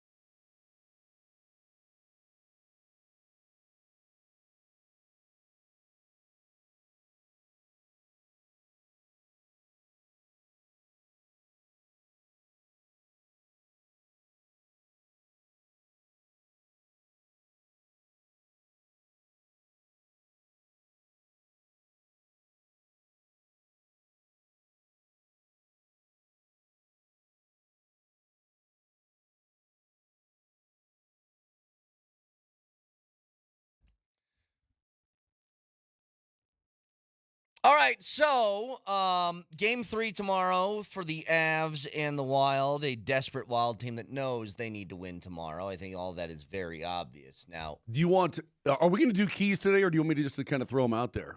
We can do keys a little bit later if you'd like to, but I want you to pause on that for a second because I do find this a very interesting battle. The Lakers are playing the Thunder, and it's two teams. One more recently than the other one for years, that have been accused of being the beneficiary of calls from a ref. Last night after the final buzzer was, picture perfect of how I think a lot of us feel. Go ahead. I am the first to tell you I am disgusted by the way that the Oklahoma City Thunder play basketball. I hate it. Can't stand it. It's gross. It is absolutely gross to watch. And it's made me, in watching these games, dare I say, pull a little bit for the Lakers. Oh, man, because it's so I funny can't you do say it. that. It's so funny. I don't go that far, but I know that they're not going to win the series, the Lakers. They're just not. They don't have enough. But I do find myself at moments saying, just keep it close. Test them. Yeah. What I love about this series, here's what I love. The L.A. Lakers and their lapdog appeal, which has been the case for years. ESPN is basically LSPN, right? It's the Lakers Sports Network. We've known this. The fact that they've got this series between these teams has placed a giant microscope, a huge Hubble telescope on the OKC flop fest and whistle issues that we have seen for the last couple years. Yep. I love it. Now, everybody, get your head inside that telescope and take a look at what we have seen for the last couple years, because it's prominent, it's prevalent, and it must be extinguished. Dude, you are so right about that. I saw Austin Reeves in a 3 flyby gets called for a foul where you're like, it's the split leg, fall back, fakey, fake out crap. Oh, I can't stand that one. And I'm like, this has got to be out of the game. You have to rid yourselves of this. Moser. And I would think, Vic, well, real quick, the officials can't keep buying into this crap, but they do every single time, Vic. The problem with Oklahoma City and only their incredibly biased fans and media members, I can openly tell you, I will look into this camera and tell you, the Nuggets flop. There's a bunch of Joker flops. He flops a lot. They're guys that flop. It's prevalent around the NBA. I see it. You guys see it. They refuse to acknowledge it. They won't even go there. Yeah. They think it's part of the game. Jalen Williams last night, the one that plays, not the one that's always dressed in street clothes, the one that plays. Did you see him kick out his right leg during that 3-point shot? Yes. I put it on Twitter. That's the one. For the record, That's the one. but you're talking about the worst Jalen Williams. Yeah, the one that, yeah, it's not the All-Star. Yes. That guy is just a bit player on that team, and he does it.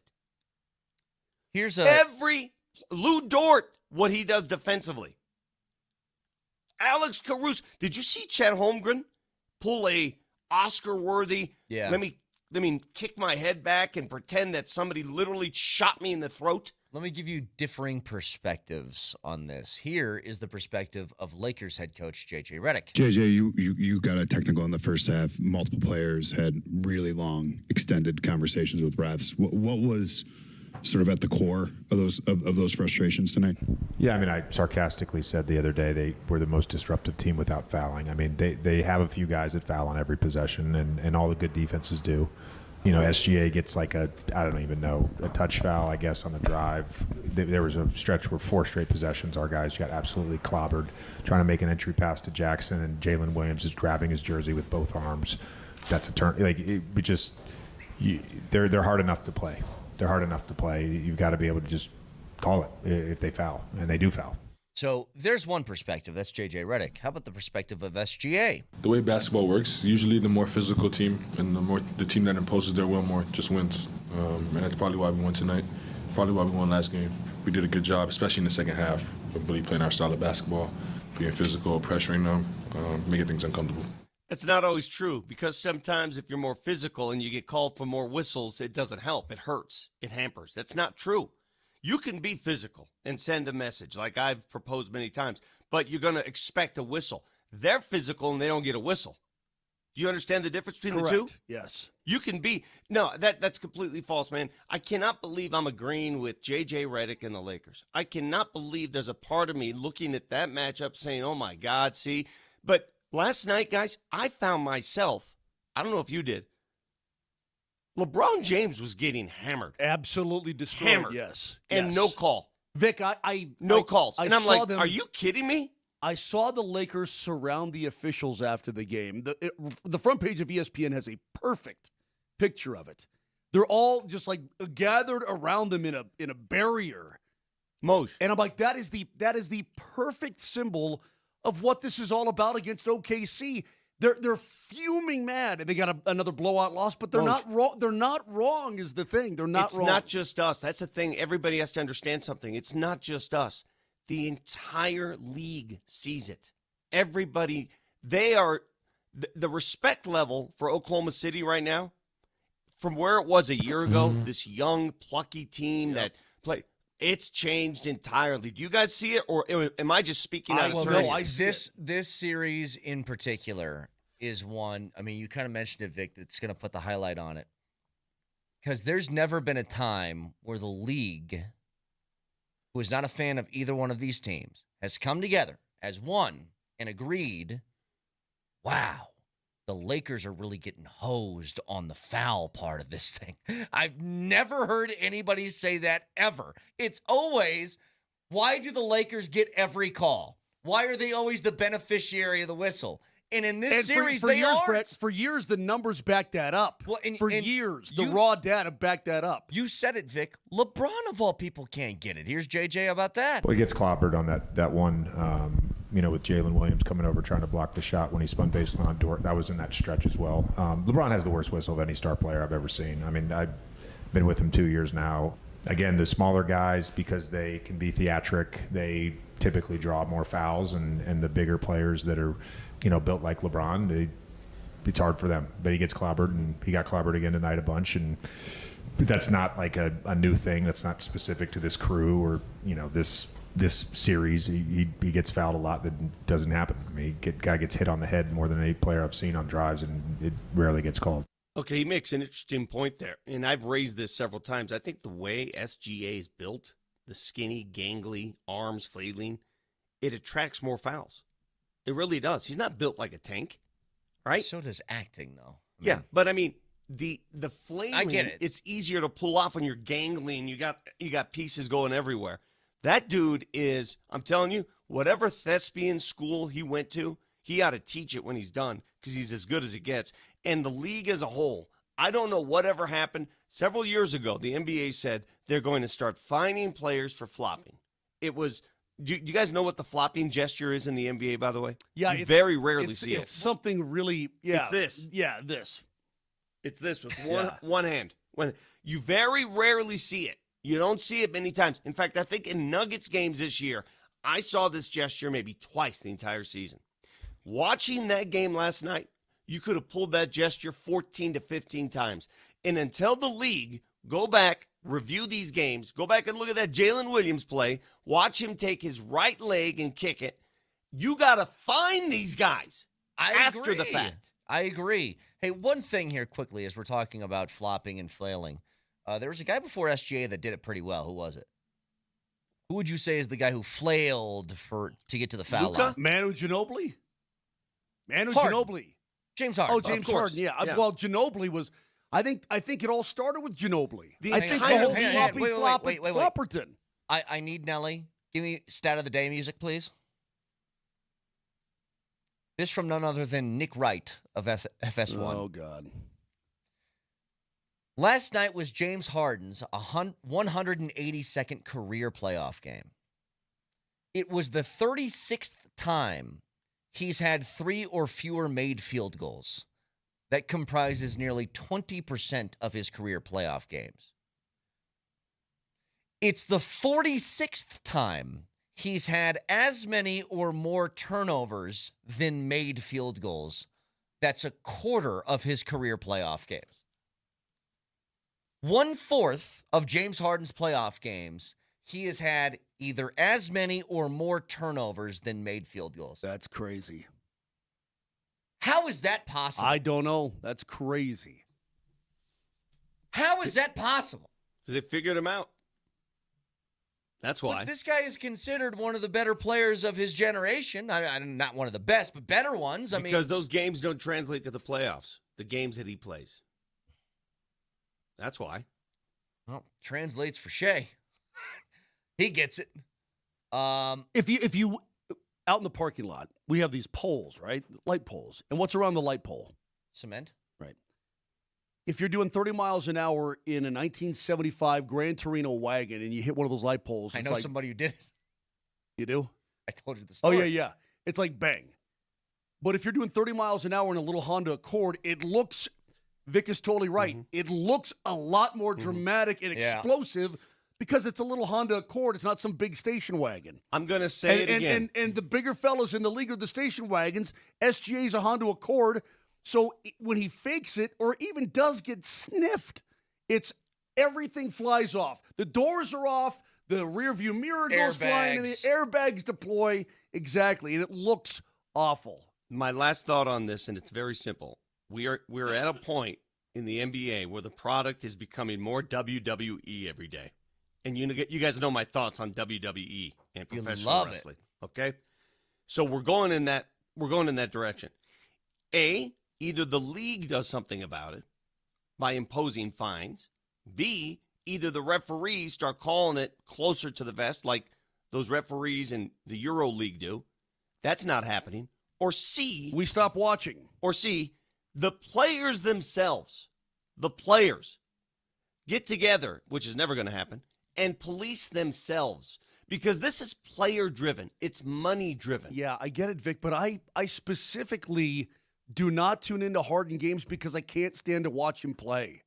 So that's me. So when we return, get back to the Avs, Game 3 tomorrow. And you know what? We'll let Moser do his keys next.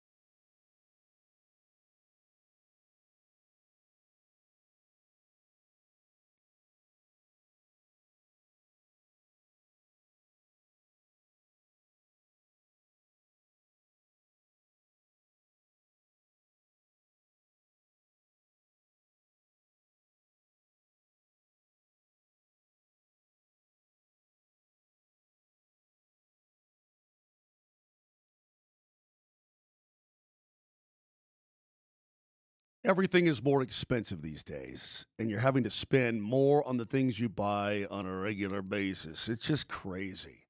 We all know it. But American Financing can help. Hey, it's Moser. I've worked with these people for an awfully long time, and they are the best. Family-owned mortgage lender. Not one of those big banks. You're just a number, in and out, whatever. They take care of you. And they're licensed in all 50 states, so no matter where you are, you can get the help that you need. Some folks living paycheck to paycheck. You don't see any light at the end of the tunnel. If you're a homeowner, though, there is a way out. You can refinance and get rid of that high-interest credit card debt. A lot of it's 20% or more. A mortgage interest rate is much, much lower, and you can use your home's equity to pay off that high-interest debt. And here's the thing about American Financing. They're not there to judge you. They're there to help you, and that is real. They help people like you and me every single day. They're incredibly good. And by the way, if you do refinance, you may be able to delay 2 mortgage payments, maybe closing as fast as 10 days. The average customer saves $800 a month. These are salary-based mortgage consultants. No upfront fees, no obligation. Let them help you. Just find out what they can do for you. Here's the telephone number. Tell them Moser sent you. 303-695-7000. That's 303-695-7000. Let them help you. It's AmericanFinancing.net.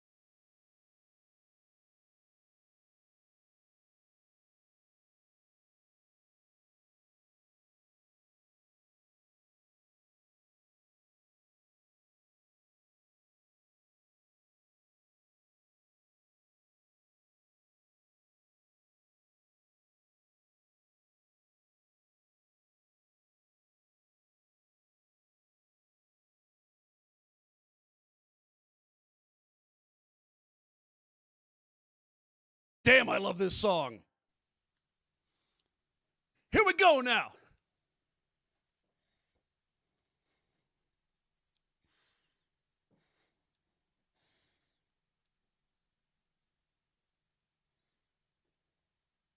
Why is Vic the only one not moving? Move, Vic. You don't want to go back to dude. This song was Prince was so friggin' good, dude. Dude, 2005, Terry and I went on this cruise, Yeah. and it was an old person's cruise that we accidentally got sent to. We were the youngest people You in got the ship accidentally got sent there, huh? We were the youngest people on the ship by like 50 years. Okay.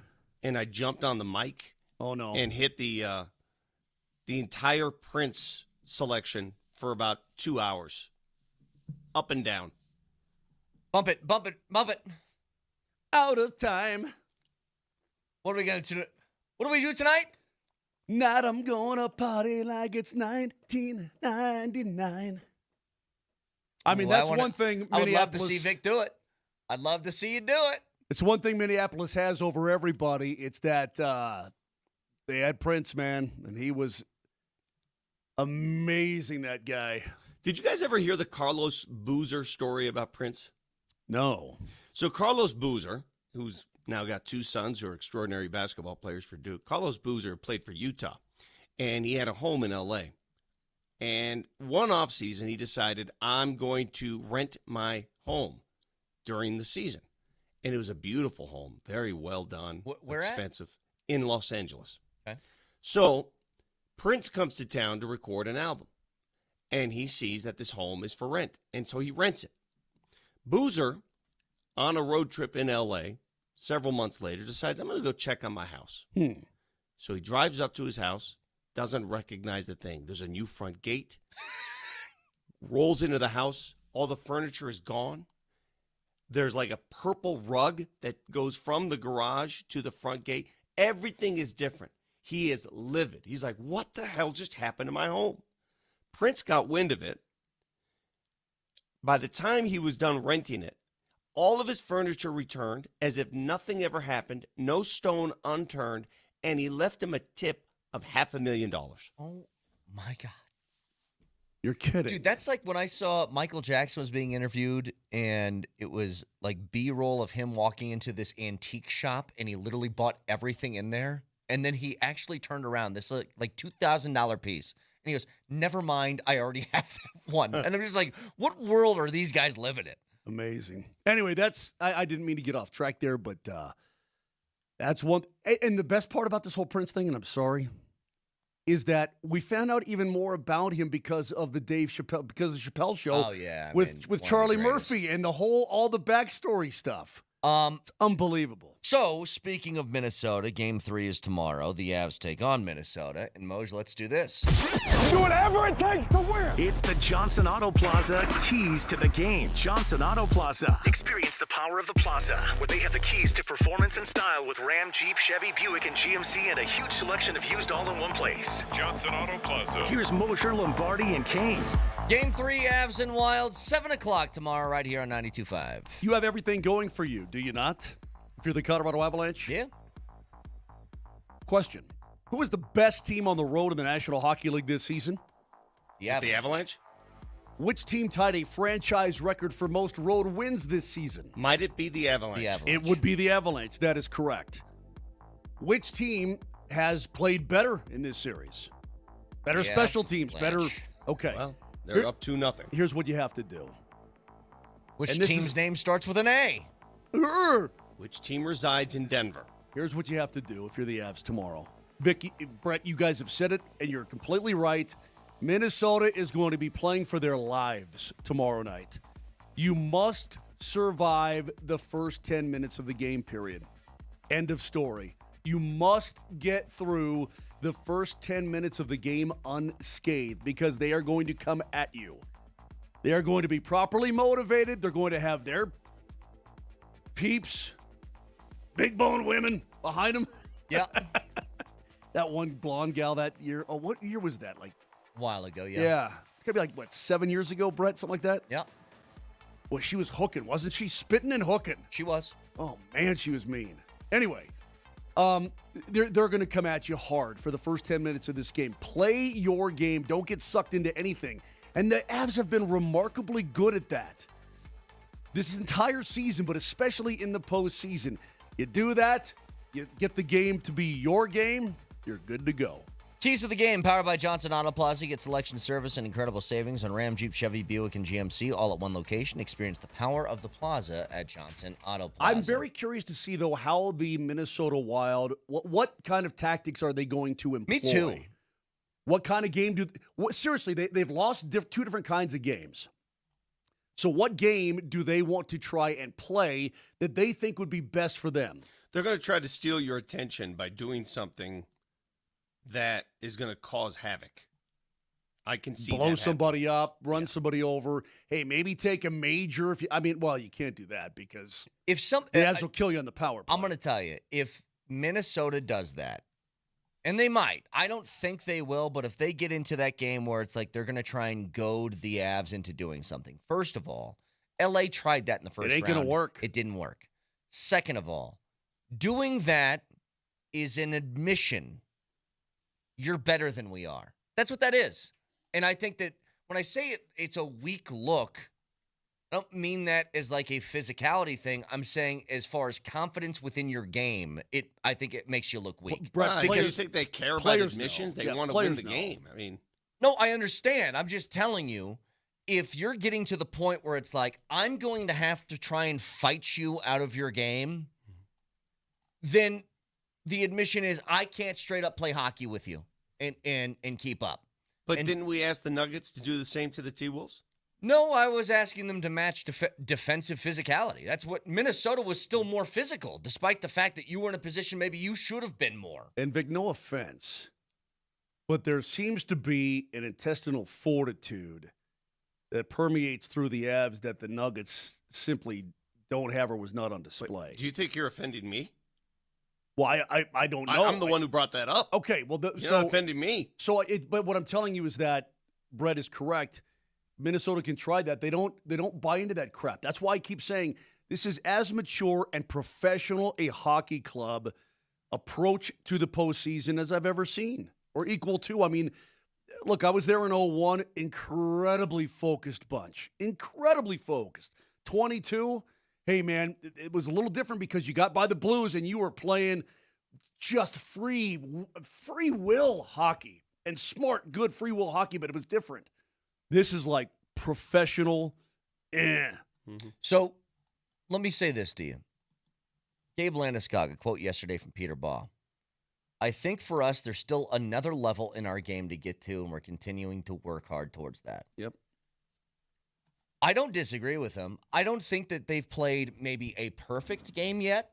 They've played very good not games. At all. There were times in game 2, because now I'm sitting at the end. I mean, the Kaprizov goal is a perfect example of it. That's 100%. Just 6 seconds of you not paying attention, and boom, it's tied. It's a brain fade from the best defenseman on the planet. Yeah. But I'm sitting behind the Avs. And or the end of the rink, I should say, in their own zone. And there were times, Vic, when they were hemmed in, Brett, they're hemmed in their own end. I'm like, get it out of the zone. Mm-hmm. And the Wild are denying. First power play. The Wild are denying Minnesota. Every outlet. The Wild are absolutely crashing the half boards to prevent that rim around up and out. That I mean, they did a really good job at times. I mean, really good job. Sticks are everywhere. They're beating you to certain points. You know, guys have it on their stick, and then it's off their stick, and the Wild are cycling you to death. You need Wedgie to sort of save you a little bit. That happened, but the Avs were able to get through that. So they have far from a perfect game under their belt so far. Reading this in The Athletic, Joe Smith and Michael Russo, yesterday, the Wild got together with their coaches. During meetings at the practice facility, the Wild showed player metrics that showed they've been pretty even with the Avalanche 5-on-5 and maybe even better. So go listen, outside, nerd. Player metrics aren't going to win or lose games. They do lean in a certain direction, but they're trying to establish the fact we're playing with them, we're skating with them. At times, we're outdoing them. We're just losing the score. That's the message they're trying to get across. Look, I don't think that the Avs have dominated 5-on-5 or anything like that. I get a hard time believing, though, 5-on-5 that they've been better than the Avs. It might be according to these player metrics. But the reason I bring it up is the Avs aren't beating you because they're killing you on the power play. They've had a couple power play goals in this series. But they've scored 14 goals through 2 games, and they've had what? 2? Well, they've had three power play goals. If you want to count 4, yeah. If you want to count the taser goal. Sometimes you win the game and not the score. Let's eliminate those. That's 10 goals, 5-on-5. Hey, Vic, that's great. Hey, we're right there with. You're not going to dominate anybody in the postseason. And by the way, Minnesota, as I said before, is one of the best 3 teams left in the postseason right now. So you're not going to sit there, it's not like, oh, we're getting crushed 5-on-5. You're not going to do that because they're a very good hockey club. But it's who's got the savvy, who's got the experience, who's got the top end, who's got the discipline, who's got all that matters in a 7-game series, and that cream eventually flows to the top. Question for Mose that we'll have regarding Minnesota and what they do tonight in just a couple of minutes. Stick around.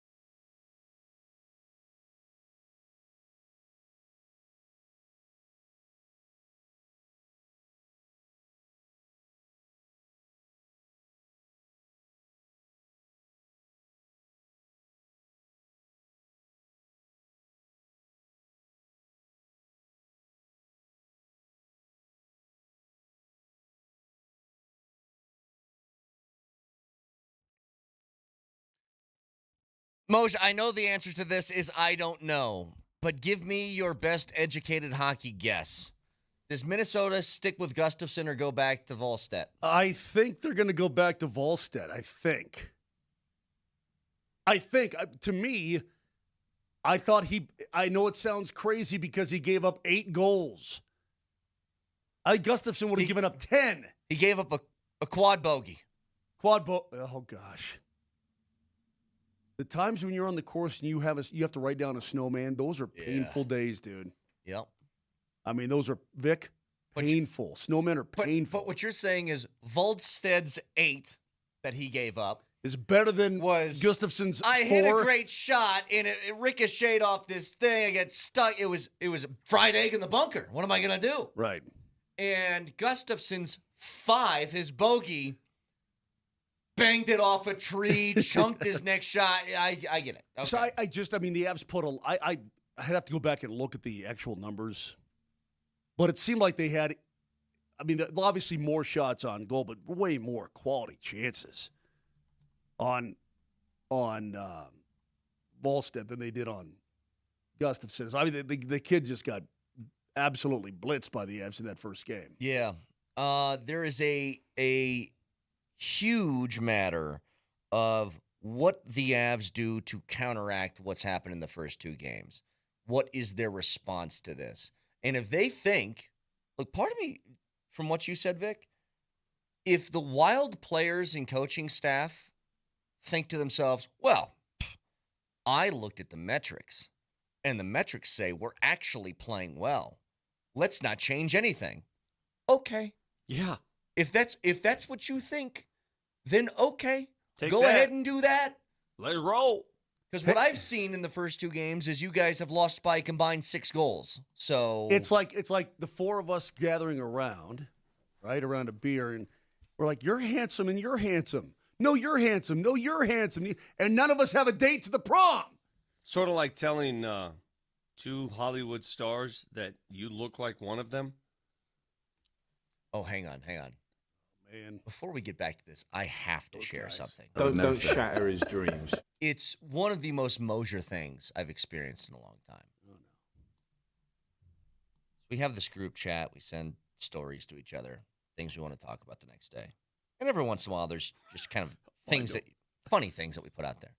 And Vic texted in. It's a picture of Moj from 2 years ago after he had his face surgery. Right here. I thought that was like shaving cream or something. That was my... that's when I had my surgery. Vic sends that picture to us because it's funny. Moser looks like the Phantom of the Opera. It just showed up. Yeah. Moser sees the picture and says, "Is that me?" To which I responded, that's an amazing, it truly is one of the most remarkable questions ever asked to a group that knows each other really well. How that question ever emanated and originated from your brain is amazing to me. To which I responded, did you really ask at a picture that is clearly you, is that me? Wasn't me. And Moser's double down Wasn't me. to defend himself is, I haven't worn those sunglasses in years, so bleep you. Nailed it. Like, to which I said, you've worn that face for 56 years. If you gave me the most... To which I said... Something I can't say. But if you gave me Elton John, the most flamboyant Elton John sunglasses you could find, put them on my face, took a picture of me, and showed me the picture, I would know that it's me. In fact, Moj, because I've watched a documentary on this, on planet Earth, my favorite bird that lives around here is a magpie. Magpies, actually, if you put a red dot in between their eyes and put them in a mirror, they're one of the few birds that will recognize themselves. Right. Instead of thinking it's another bird. Correct. You're dumber than a magpie. I could be. Yeah, I could be dumber than a magpie. Thank you very much. That doesn't mean that Minnesota's going to trap all night in Game 3, okay? What do you want me to say? It's just it's the most Moser thing. Is that me? Yes, Moser. That's you. You know what? You're right. I honestly, I did not recognize that as me. I thought it was like shaving cream or something on the side of somebody's face. I forgot that's where I had my. You got carved into. Like cancer surgery, yeah. Can I ask a stupid question before we go on, as long as we're talking about stupidity? I'm doing this charity fundraiser tonight. Wow, that is stupid. Yeah, so dumb. Jeez. Why try to help people, for God's sake? What a jerk. And they're auctioning off a guitar. How do you is it Nathaniel Rateliff or Ratliff? Ratliff in the Night Sweats. It's not Rateliff. Ratliff. Are you sure? Hang on. I think it is Rateliff. I've heard Rateliff. Yeah, I think it is Rateliff. I have to get this right. No, I think it is Rateliff. Mess this up. It's probably Rateliff. Well, ask Michael Malone. He's good friends with him. I know, but I need to know. I asked. So the musicians, you two, and I'm getting different responses here. I thought it was Rat. That's me. I've always just in my head or whatever thought it was Rat. I'm not trusting you. But you know, it could be Rate. Could be Rate. I think that's it is how Rateliff. I've heard it. Rateliff. Yeah. Yeah, go for Rateliff. Just go for it. I'm not just going to go for it.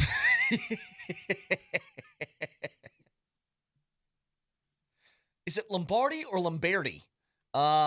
Is it Vic or? Yeah. All right, Vic. Here's an interview with him. This will help. Hi, this is Nathaniel Rateliff from Nathaniel Rateliff. There you go. So as usual, Moser's wrong. There you go. Yeah.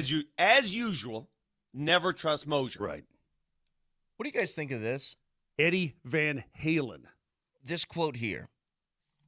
Because there's battling thoughts that I have about it, but it is MPJ said this. I regret that once I didn't make that All-Star game, I let my foot off the gas because there really wasn't anything we were playing for anymore. We couldn't make the playoffs. I couldn't be an All-Star. I wasn't in the weight room as much. I wasn't preparing as much, and my three-point percentage dropped. What do you think? I mean, I can't believe Just that somebody would absolutely say that into an open microphone. That's, yes, remarkably transparent and honest. Also a little bit unnerving because you're being paid $30 million a year to perform. The first thing that hit me was, bro, you shouldn't say that out loud. That makes you look terrible. Your job is to go out and compete to the best of your ability, regardless of circumstance. He's not wrong. They couldn't make the postseason. He's bummed he wasn't an All-Star. His team absolutely stunk. And they wanted to lose. Wanted to lose. What's the problem? My second reaction was, he's probably saying what 90% of star players on bad teams do. 100%. And just being honest about it. And so you can never accuse Michael Porter Jr. of one thing. He is maybe one of the most honest athletes you're ever going to talk about, to the detriment of himself, by the way. Like, this is not something that any athlete should admit out loud, because that's about being competitive. But he's like, when I know the team's not going anywhere and I don't have anything personally to play for, I'll be the first to admit to you, Moj, if my team is down in baseball, in college, if we were down, 8 runs in the 8th inning, and I'm at the plate with a guy on second, you're not trying to get it. You're trying to jack it. I'm not trying to rip a single to right field. Right. I got one thing on my mind. Bomb. Yes. That's it. And that means sometimes I'd strike out, and you just go, we're losing anyway. It doesn't matter. But you also give me the Brett Kane. Yep. The grunt and everything. The grunt. Lock it, cock it, rock it, restock it. Yeah, that one. But you're not wrong. I think that probably it may be higher than 90%. Yeah. In every sport. Although the NFL, you get these week 14 games from a team that's got 4 wins on the season, and they come and they bite a 12-win team in the butt. And you're like, how the hell did that happen? Mm-hmm. Those guys, I guess, because no contract is guaranteed. They're playing. You got to keep playing. But if I'm in the NHL and I'm 30 points out and it's late March, am I really going to go into that corner as hard as I would to retrieve that puck? I mean, right. He's probably not wrong. To me, my first reaction was also this. If he hadn't won a championship with the Nuggets, I would say to myself, I'm not sure I can win with that guy. You know what I mean? That sounds silly, but it's just human nature. It's human nature is what it is. You know, how many guys would be very transparent about situations? There's a center in Utah who skipped the second half of the season because the team told him, hey, you need to fix your nose. I heard you're snoring a bit at night. You want to get that fixed? So it's not just players. And I guess my retort would be, oh, you can't say that. You know, teams aren't going to want. Really? Teams? You mean the same teams that are telling players to take a year off or half a year off so they don't win? Yeah. Was Luka with the team last night? Yes. Yeah, he was there. He was on the bench. Okay. Here's another bit of news. It's sort of ho-hum at this point, but for the 6th consecutive season, Cale Makar is a Norris Trophy finalist. Here's an interesting stat, because in basketball, with Jokic, there is a common theme with Jokic games and statistics, which is not since Wilt has somebody done this, and this, right? This is crazy. Cale Makar becomes the second defenseman in NHL history, this according to Evan Rawal, to be a Norris Trophy finalist for 6 of his first 7 seasons. The only other player to do that Let Vic guess. Vic, who's the only other defenseman? Bobby Orr. Yes, good job. Yes. We have the not since Wilt with Jokic. It's not since Bobby Orr with Cale Makar. I think back to all of the brilliant defensemen in the last 50 years in this league. I mean, cream of the crop with the Coffees and Leaches and Chelioses and all these dudes and Prongers and Blakes and all these total complete studs. Studs. And dude is above that. I mean, it's. Have you guys ever heard of the Conn Smythe? He's also a new version. Landy was ripped. Yeah. He's also a modern defenseman. He's different than those who preceded him. But he's much more like Bobby Orr, I think, than those guys were, because they've also asked if you had to make a defenseman in this league a forward, who could succeed the most? And all the dudes are picking Cale, right? Can I ask a dumb question? Sure. So when you're young and you're playing sports, you know, you go to your first football practice and the coach will look at you and say, "Yeah, you're a center. Yeah, you're a running back. You're a quarterback. Oh, you're a receiver. You got speed." In basketball, dude, you're 4'2". You're a point guard. When you play hockey as a youth, what makes you a defenseman versus a forward? It's a great question. I know it is. It changed. Well, Vic, it's the same kind of story. If you're a bigger kid who doesn't skate very well, what's your first job? Well, stay-at-home defenseman. But this guy skates better than most. Hey, you know what? That mask looks really good on you. Right? I mean, you want to carry 40 pounds of gear with you? Yeah, but this guy skates circles around most. And how did he become a defenseman? Well, then? Because a lot of times guys they want to be in that position. You know, kids gravitate toward goalie because they think that the equipment's cool. Typically, it's your young skill set that's going to determine, and by the way, that does change over time. It does change. You're not a center, you're a winger. I've seen that from my friends' kids. They're in the you're going to be a center, you're going to be a tall, good skating center. Well, you know what? Defensively, you're just not that good. Now you're a winger. Given how well Quinn Hughes and Cale Makar can skate, why aren't they centers? Well, I mean, Cale has, I'm sure, always been a terrific skater. Coaches at the youth level, they want the best skaters to be forwards. That's it. And kids want to score goals. I'd have to go back and probably, I'll tell you what I'll do. Josh Manson will tell you. He's like, I didn't want to play the game, I just was a big kid, Plus, he was the son of a player, so he had to play. Right. Well, we didn't have to play, but when he was 12, his mom said, "You're playing." I'll go ask some of the guys what made you, because what's amazing nowadays, Vic, the league has evolved so much that everybody can skate. Mm-hmm. I mean, there was a time Peter McNabb would tell me they made fun of one of his Boston teammates because the guy couldn't skate backwards. They're like, "You can't skate backwards." He's like, "Blank you, McNabb, blank you." He's like, "That's why." Oh, that's why, because he would turn and chase all the time. Now, dude, everybody can skate. All the defensemen are terrific skaters. It didn't always used to be that way, even in the National Hockey League. Marty Natchez is Brian Botano for the way he skates. My God. He's unbelievable. Yeah. It's funny that you mentioned that you can just pigeonhole kids at positions in youth sports. Mm-hmm. Baseball was so easy. Oh, First, yeah. The fat kid was the catcher. Well, I would say the toughest kid is the catcher. Yeah, maybe. My kid was a catcher because he wasn't afraid of the ball. Yeah, that's the toughest kid. I was afraid of the ball. I would never, ever play that position. The kid in right field's the slowest. The kid in center's the most athletic. The kid at short's your best player. The kid at first is probably your tallest player. Mm-hmm. The kid at third is probably your best arm. The kid at second's your shortest guy. Yeah.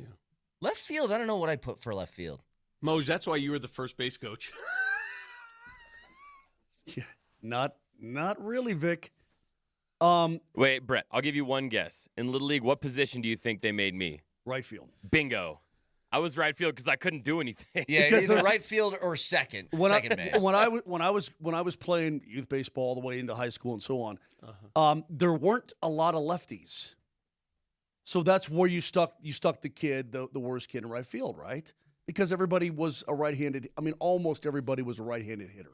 If you had a lefty, me growing up, it was very rare. We had like 3 kids in the league that hit left, and one kid was so good he was a switch hitter. Do you understand that I played youth baseball from grade to high school? I played every year because my friends played with ultimate terror of the baseball. I was so afraid of the ball, and I don't know. I mean, I used to have dreams Where of did you getting play? hit by the ball. What position? Short and second. What'd you think I was going to play? Well, I didn't know if you were going to play outfield. I mean, if you're scared of the ball being in an infield, there probably isn't a great place to be. I was afraid every single time there's a grounder coming my way. I ate them up. I was afraid of the ball in the box. I was afraid. You were olaying the ball every time it was hit to you, weren't you? I walked every time. I led. I was afraid. I'll be the first to admit it. That's a dangerous sport. Wait. They're throwing a weapon at you. It's a bullet. Were you this kid because you were short? Did you go up to the plate with this stance? Oh, I squatted like a mother. Trying to shrink that strike zone to yeah. like the size of a nickel? Gotta win, baby. I don't understand a sport that where tells me a lot about you and your character. That you went up there ready to walk. I don't understand a sport where they throw it's literally hurts and they throw it at you. That's not cool, man. Well, I always say this. I think that it takes people give baseball players grief for being soft and stuff like that, but I don't know how many people would sit in front of a 105-mile-an-hour one-hopper and wear it off the chest. Right. But then I think about hockey players, and I'm like, well, they would. Yeah. I know. In different sports, but when I'm at a Rockies game and you're watching up close at 100 miles an hour, I swear to God, I want to vomit. I'm like, no. There's no way you would get me in front of that. I've told you, Nope. if you put me back in the plate right now and I face somebody who's throwing even 80, I think I'd be terrified. Nope. Which was nothing. Back in the day. But when I was 16, that was nothing. Right. Like, could you get in the box at 100 miles an hour today? No. I was just telling you, there's no chance. No, well, you'd have to. Vic, I played in an alumni game like 6 years ago for my high school. They were trying to raise some money, bring alumni back. Yeah. One of my guys still plays like adult league stuff. It was one of my teammates in college, actually. He was our closer. They clocked it. He threw 82. The first pitch that I saw in years of not playing, the first pitch I saw was 82 miles an hour, and I was like, what in the world was that? I would literally cry. There would be tears. I'm going to text Todd again. Oh, jeez. I don't know who Todd is. My buddy pitched for the Angels. Oh, yeah, he was there. He witnessed me out-pitching you in the speed gun at Coors Field. He was there. Ask him. Ask him how that went. If you had to, he's my age. If you had to, what could you hit on the gun now? I'm sure he would say, you said he pitched in the majors. I mean, he can hit 80. How old is he? 56. He can hit, 80, for sure. Altitude Sports Radio app. It is powered by the Wilhite Law Firm. Injury lawyers, go to WilhiteWins.com. That's WilhiteWins.com. Oh, by the way, next.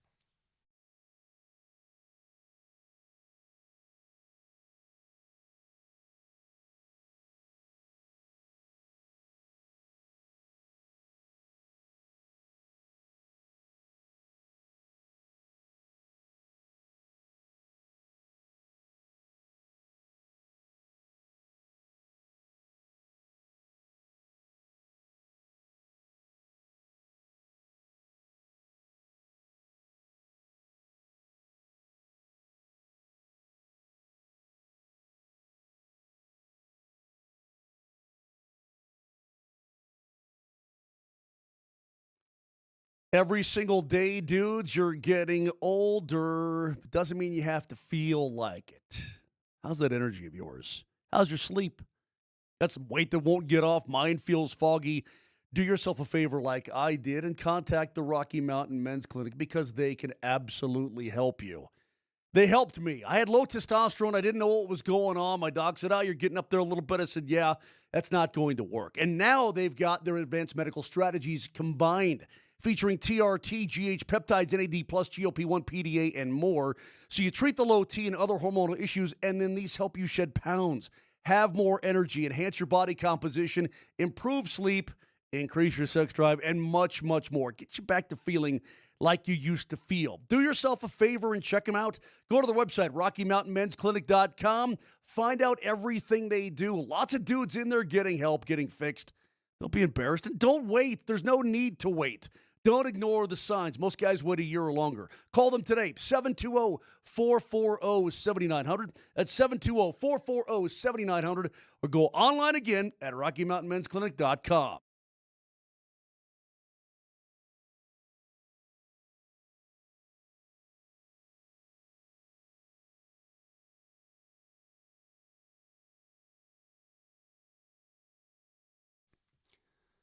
So proud of Mark Moser. Did his ad with the camera on for all to see and just killed it. Good job, Moj. Winter in Colorado, and I know winter is not here now, but it feels like it. It just snowed, for crying out loud.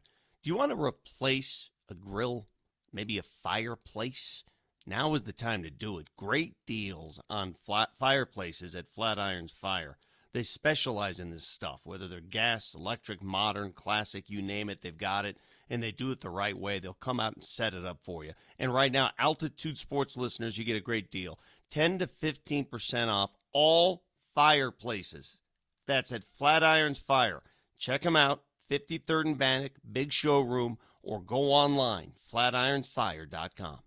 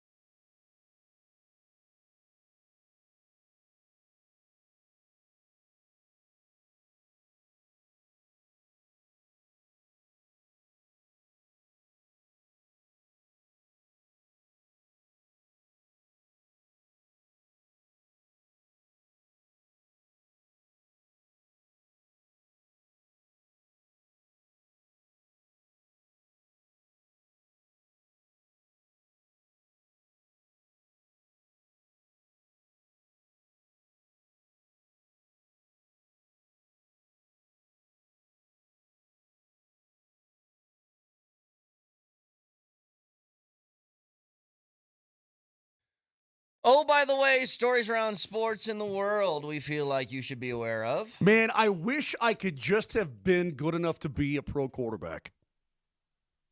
Why? Because you could make a hell of a living as a backup quarterback in the National Football League. Taylor Heineke's gone. Oh, He's decided to retire. 7-year career at the age of 33, Vic, with 7 different franchises. And now he's done. He got released by the Chargers, went unsigned for the rest of the season last year. So he's done, but he made some coin as a backup quarterback and one-time starter in the NFL. I remember when he came in, I think it was for Washington, and he was just grinding out some wins. Yeah. That was the year. I know this is not totally the same thing. He gave me kind of Doug Flutie vibes, though. Tiny little guy just grinding out there, trying to make a couple of plays, fun to watch. I mean, Doug Flutie wasn't – I mean, was Doug Flutie ever a starter? Yeah, he started. Oh, yeah, he started for Chicago and New England. Looks like he had 2 years where he was a full-time starter. Yeah. Oh, by the way, this is from the, of course it's going to happen department. Did you know before this season, the lowest attendance, registered official attendance at Coors Field, do you know what it is? Before this season. For a game. 9,000? 18,119. Jesus. Wow. This year already, they've eclipsed that 9 different times. 2 days ago was 11,000. Yesterday was 13,000. And I guess it's to be expected. It happens a couple years after the fact. And perhaps this is the nadir. Perhaps this is as low as it gets, and that you work your way back up, right? And I think they're hoping that. The team is actually better than last year's team. We all know that. Yeah. But it's not getting the attendance it got last year because it usually is delayed by a year. By the way, kudos to Jake McCarthy, a grand slam to beat the Mets yesterday. Just going to say that. Grand slam at the bottom of the 8th. I was watching it live. Was it foul? I thought it was foul. It looked, I mean, listen, no offense, because he turned on that mod, dude. No, he ripped it. I mean, he muscled that mother, and it was a bomb. But God, looked kind of foul. I don't. Here's the thing. I don't know how the ball got to. Well, because Vic, I don't know how the ball got to where it ended up, or it actually landed. Yeah. With it being fair, I don't know the physics of the curvature of the earth. The earth is spinning. Ah, okay. He just hit a hell of a draw. That's a hell of a draw. I mean, dude, that was a hell of a draw. Either way, it's a granny. They are up 6-2, and the rest is history. What were we just talking about, by the way? Who were we talking about before this again? Doug Flutie and Taylor Heineke. Nope. It was before the home run. Oh, we're talking about the Rockies and their attendance. Oh, yeah. Yeah, a couple days ago, I mean, it was 30 degrees at 9 o'clock at night or something like that they were playing. It seemed miserable, but I always get weirded out about these sellout streaks and stuff like that and what the attendance numbers are. I remember specifically a couple years ago, I went to a game. It was early in the year. It was still a little bit chilly, and it was spitting rain. It was like 46 spitting rain. It was miserable. And that's the game that I walked in, Moj, and it was 7-0. The Rockies were down after the top of the first. You're like, I got here a little late, and now I'm going home. I could count the people sitting in the stadium. Yeah. I could count. So I don't know if that's ticket sales or something, some corporate thing. I don't know what that is. It's always wonky to me. Moj, you're a big horse racing guy. I'm not a big horse racing guy. I just like certain things. Okay, well, you like the Kentucky Derby. Of course I do. The hell is up with these horses who win the Kentucky Derby that don't participate in the Preakness? I thought the whole thing was the Triple Crown and how cool that is. Yeah, that is soft. Why they load manage? That horse cannot win the Triple Crown. The best thing to happen to that horse is ride off into the sunset, be a stud. Because it's too long, and make too a short. lot of money, a lot of bread. But he still is a Kentucky Derby winner, even if he finishes in 6th in the Preakness. Who cares? Well, it sort of taints your reputation. Okay, so when is horse racing? He might run again. He might run in the Travers. I mean, he might. Who knows? So this is the boxer who's got a 15-0 start to his career, and then he schedules patsies the rest of it just to keep up his undefeated record. That's stupid. We're load managing horses. That's for after their career. I know exactly what you were thinking. Yeah. You're the horse racing guy. It seems dumb to me. I'm not a super big horse racing guy, but I know that horse cannot win the Triple Crown. I do know that.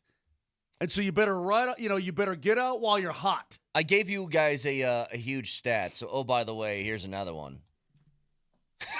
This is like remarkable, actually. First of all, Rod Brindamore's face is one of the most hockey faces I've ever seen in my life. That's one. Secondly, they had a stat last night during the game. I don't know if you guys caught it.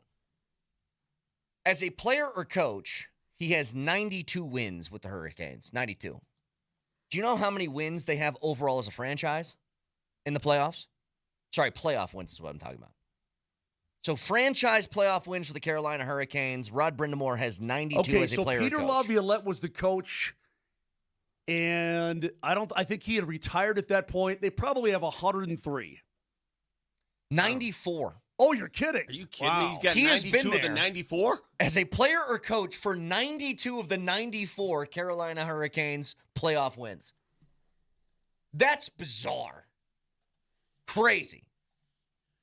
Nelly, I want to send you something real quick because I want you to pull this up on the board behind us. But in the meantime, if you got something, go ahead.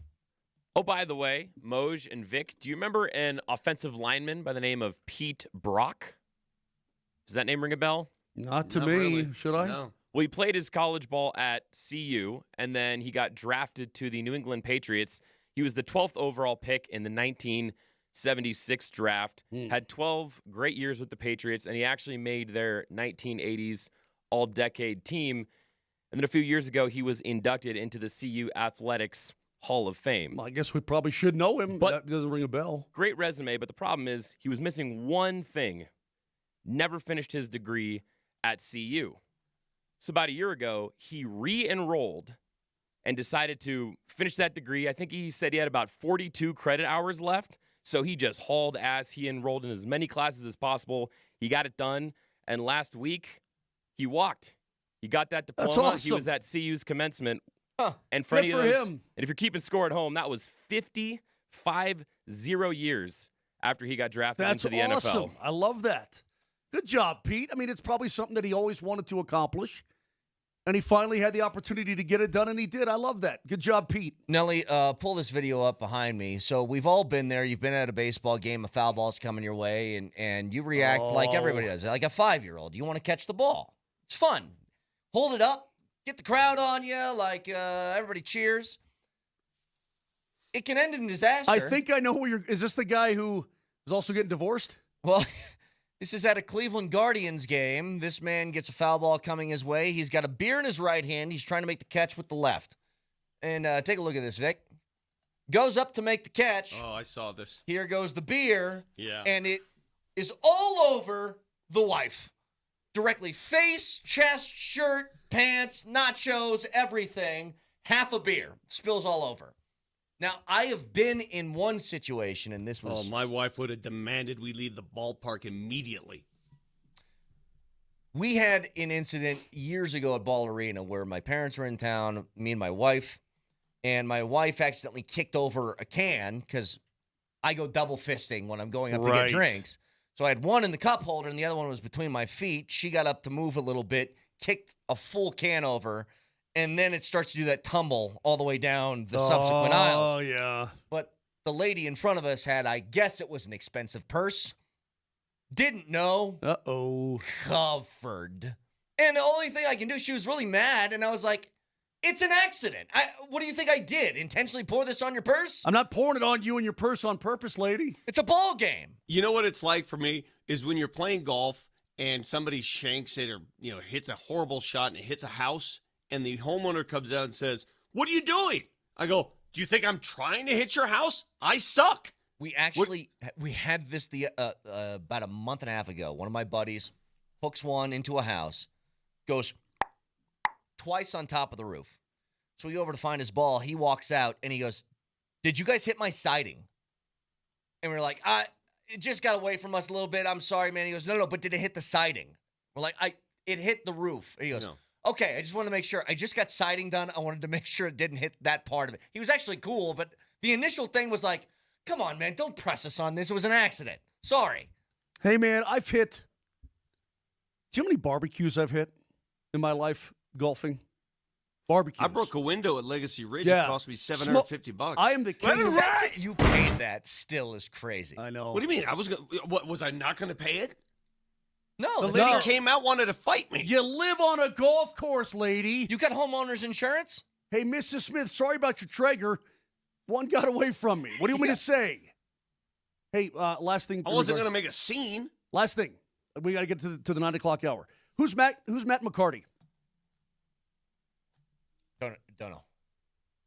Well, he's currently leading the Truist Championship at Quail Hollow.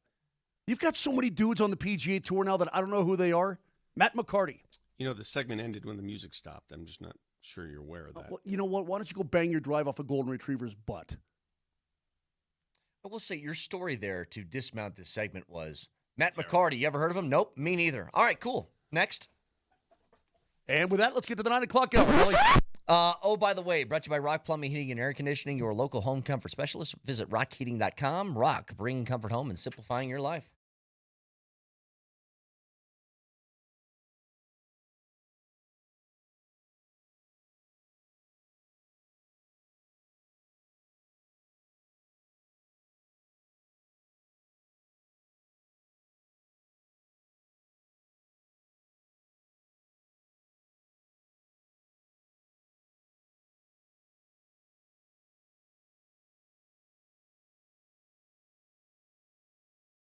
When I was a child, all I ever wanted was to grow.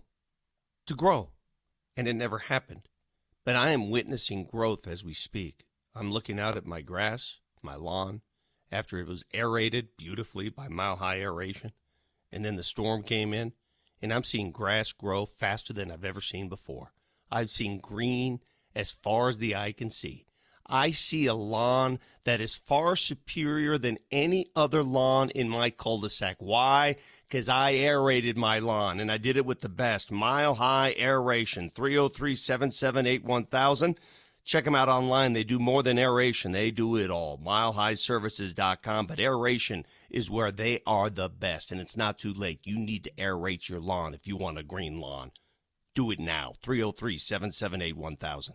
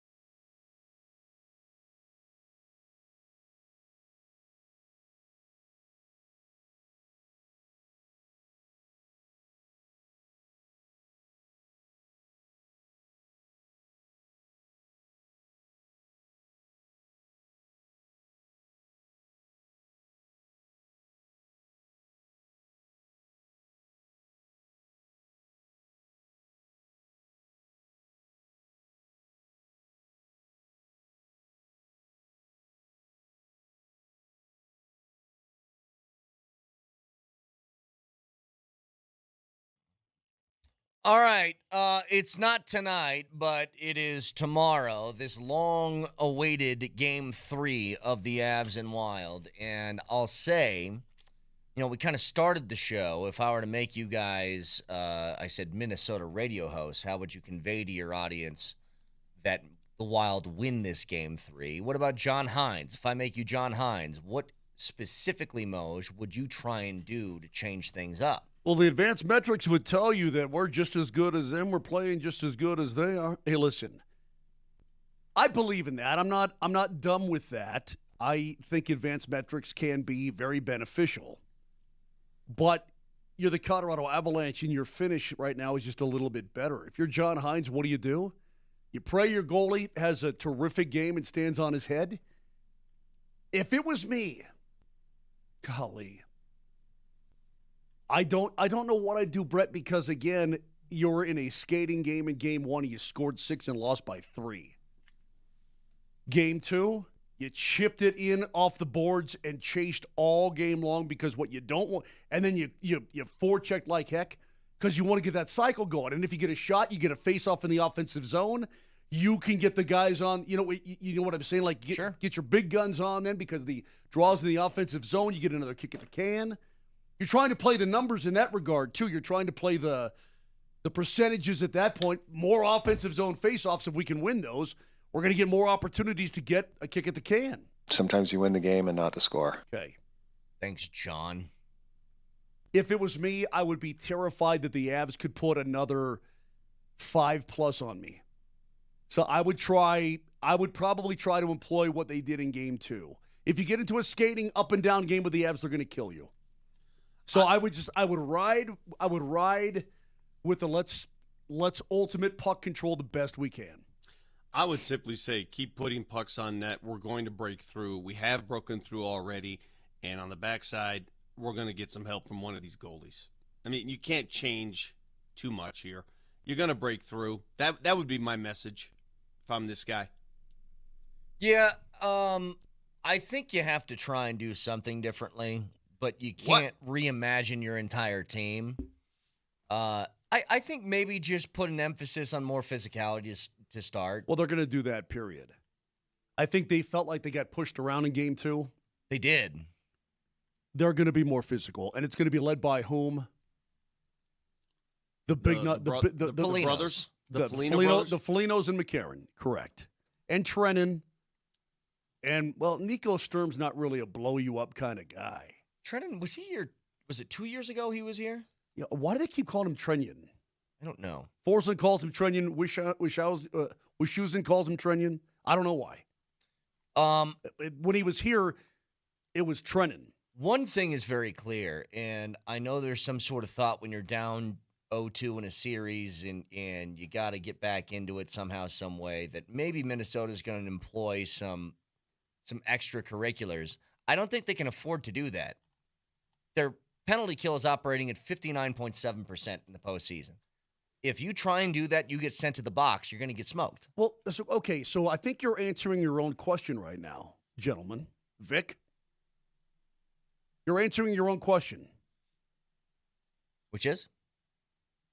Well, every time you think about what you want to try to do, you're running into an Avalanche roadblock. Mm-hmm. Right? Yeah. Who's the best team on the road this year? The Avs. Whose power play is cooking? The Avs. The Avs. Whose penalty kill is cooking? Oh, yeah. The Avs. 5-on-5, who's finishing? The Avs. Whose goalie's been better? The Avs. So everything that you're talking about that you want to, who can adapt the best to any style of game and still win? The Avs. So what you're doing, if you're putting me in the role of, hey, this is Dirk Flesher from WPIG Minneapolis, or I'm John Hines, you're putting me in a position where I'm running up against roadblocks. Sure. You're probably going to have to play your butts off and have some things also break right for you, which can happen. They can, and I'm actually curious. It's funny because I have this confidence with the Avs right now, and it's for all the reasons you just mentioned, Moj. If you're looking for what advantage does Minnesota have in these game-to-game sort of evaluations, it's not a lot. The Avs are going to get tested here. They're going to. Even when they go 16-4 on the way to a Stanley Cup, you still had like that St. Louis series that was mashed in the middle of it. That was difficult. It was tough. Minnesota is a very good hockey team that's going to give you at least a little bit. My guess is out of this 2-game homestand for Minnesota, it's probably going to be, I think, 3-1. I think they'll split between tomorrow and Monday before they come back here to Ball Arena. But it's going to take a pretty perfect effort, I think, for Minnesota to take one of these games. Yeah. And if they had one to pick, it'd be tonight, obviously. Oh, well, yeah. Sure. If they lose tonight, it's done, whether they win the other game or not. He pulled his famous line, which I love. Whoever wins game 3 wins the series. That ain't the case. The Avs could lose tonight and still roll in 5. I mean, I'm just telling you, look, they're going to lose a hockey game at some point. Yeah. I hope it's not tomorrow night. I hope it's not Monday night. Hope it's not either of those. I hope they win both of those and then kind of match what Carolina's doing right now, where they're just kind of sweeping their way to a conference final. Yeah, that would be awesome, although the Avs' path is much more difficult than Carolina's path. Correct. Now, I just read something. Let me make sure I got this. Yeah, Frank Saravalli has this. The Canes are 1 win away from becoming the first team to sweep the 2 best-of-7 series to open a playoff. Since current format of 4 rounds of 7 games began in 1987, no team has ever started 8-0. Wow, I wonder if 2 teams can do that. That'd be nuts. I hope so. He does say that the 1989 Canadiens, the 94 Rangers, the 2008 Penguins, and the 2024 Rangers all started 7-0 but lost game 8. So there's been teams that are close. Okay, so they're look, we're up 3-0 in this series. You goof around in game 4, you lose 2-1, right? 4-1, 4-2. I mean, you're goofing around. You know, you got the series locked up. You can't manufacture that emotion. Then you come home and you blast them in game 5 and move on to the next round. Yeah. See, but tonight, that's what makes tonight's game so crucial, because obviously Minnesota is going to be desperate. But if you win tonight with a desperate Minnesota team, I mean, you knock all that desperation out of their body. Then it becomes a pride thing for game 4. Then it just becomes, can we get one before we get out of this series? Vic, I want to get your thoughts on something. During the commercial break, right as we went to break, our hillbilly sales guy, Brandon, comes in. Hey. Ready, Vic? Hey, why you park right where you park? I said, well, I got my stuff in there. I got to go straight to the airport. I don't want some hillbilly like you break it in and steal. I didn't want to park far. I park in the same spot every single day of my life. Every day I park in the same spot at 6:40 in the morning. Those guys? Yeah, but I don't want my doors dinged. Then he always parks 2 over from me every single day. Moser's that guy that, in case you can't figure this out, he's far away from the doors by himself because he thinks his car has to be different. All right, and just quickly, for all the people listening, I guess we keep saying tonight for the Avs game instead of tomorrow. Our bad. We know it's tomorrow. It's been forever since they played. Okay, so let me get to the point here. I don't want my doors dinged by anybody. I mean, tonight just to throw you guys off. You want Jim pulling up next to you, bang. You know what I mean? No, that ain't happening. Okay, so here's the story. He goes, how you got to move at? He's like, I'm superstitious.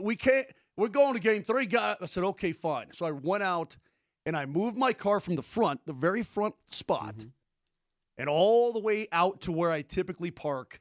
I moved my car. Just to satisfy his superstition? To appease his Harry Met Potter. Also my own. I felt good about doing it. Because at this point in the season, you don't want to change anything up. I'm like, you know what?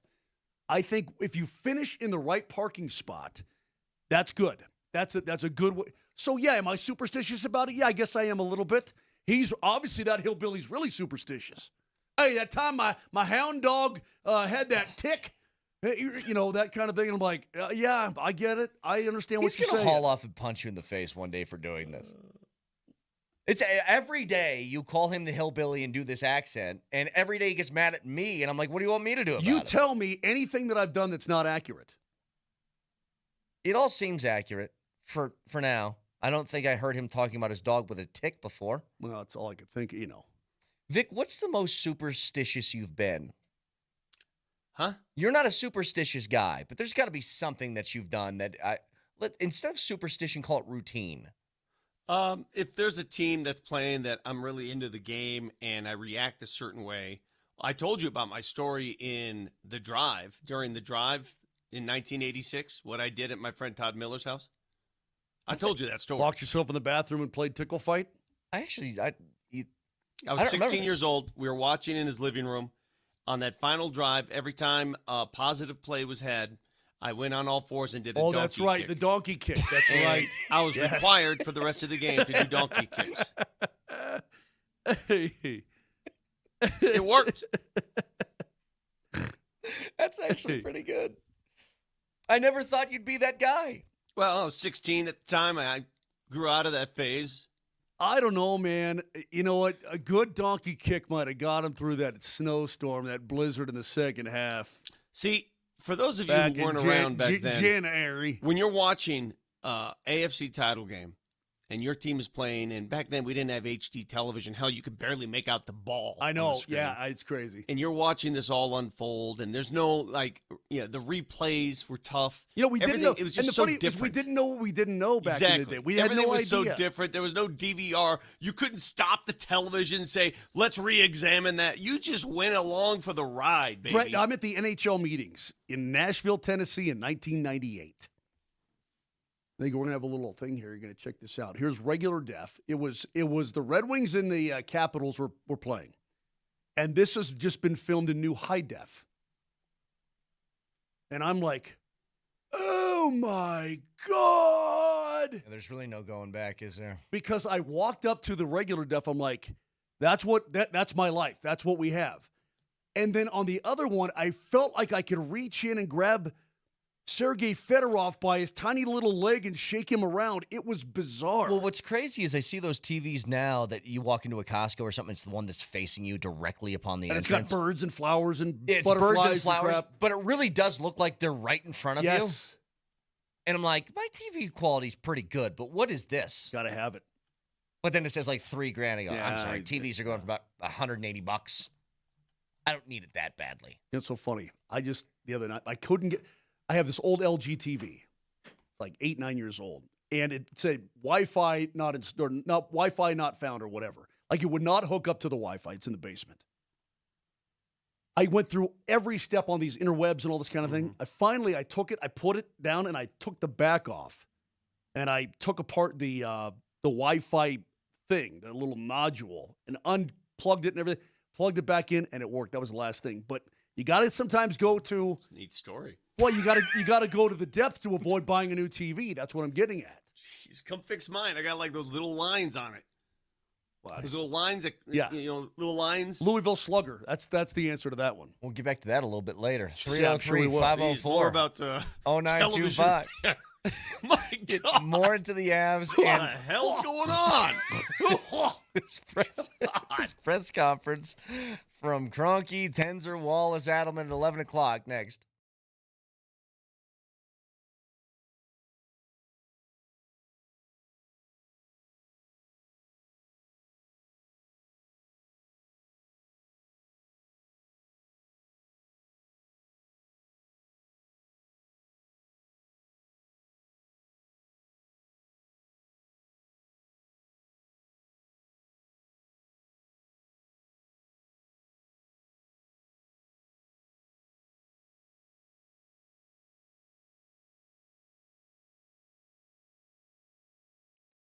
This is Brett Kane, Fanatic Sportsbook. They've introduced a new way to parlay, and it's called Squad Bets. It's available in the NBA, the MLB, and the NHL. And here's what you do. Tap into that Fanatic Sportsbook app, build your squad from the sport you want, then pick your market.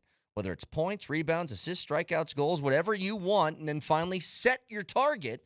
So if you like hoops, pick 4 players to combine for 100 points. In baseball, 3 pitchers to strike out 18 batters. Then you sit back like a GM, kick your feet up, and watch your squad go to work with live tracking every step of the way. And here's the difference. If one player doesn't perform, the rest of your squad can pick up the slack so your bet stays alive all the way to the end. Track it live, cash out whenever you want.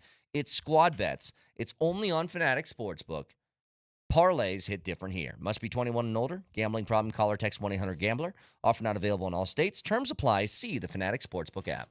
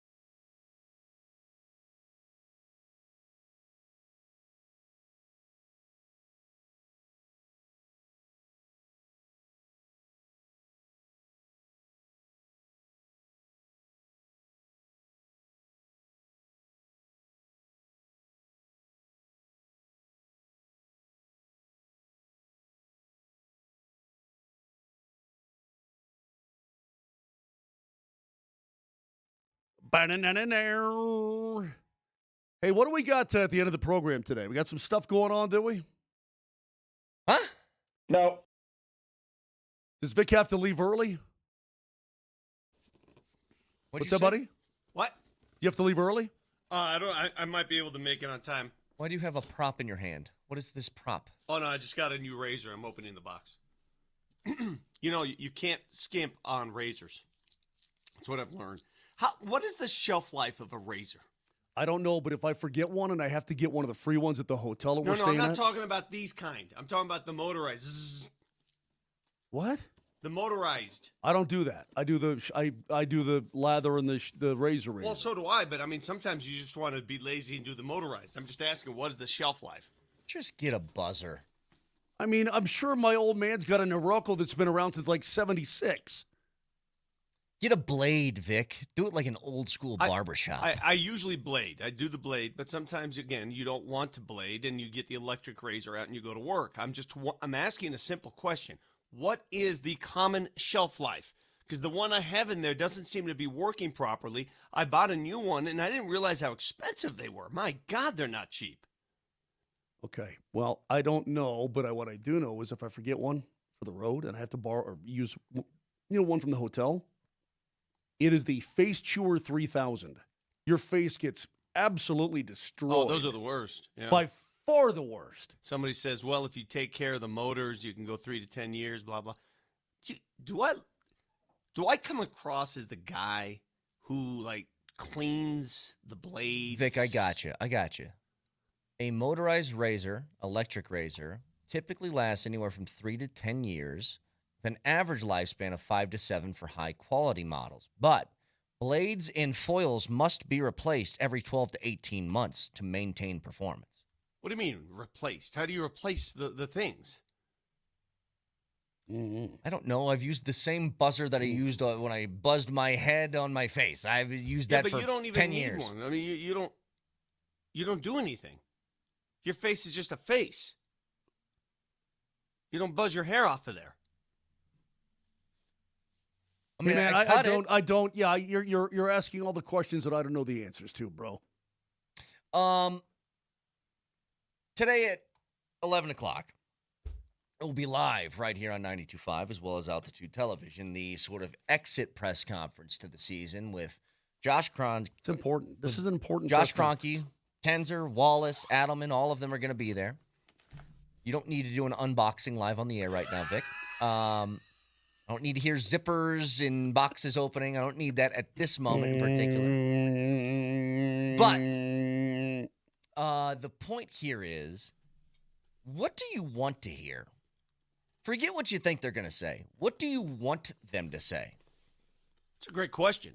Somebody asked me yesterday, as a matter of fact, do you think they'll just run it back? And, I've heard your radio show. Why are you being so hard on a team that was riddled with injury? I said, well, I don't think I'm being hard. I don't think anybody likes the way it ended. And if you're not honest about it, what are you? I mean, is there anybody in that organization that liked the way the season ended? Is there anybody? Of course not. And when you don't like the way something ends, something has to be done to fix the end. You can't just throw your hands up and say, well, let's try it again. I mean, am I out of place saying that? No, but there is a matter of what can you do and what are you willing to do. Here's one thing I don't want. And I'll just be honest. I think there's different pathways that you could take this offseason that I think are, look, nothing is going to satisfy everyone. But if they went the more minimal route, I think you could make the argument that injuries had a lot to do with your season and whatever. You just have to deal with it. You could go the extreme route of trading away a guy like Jamal and totally redoing this thing.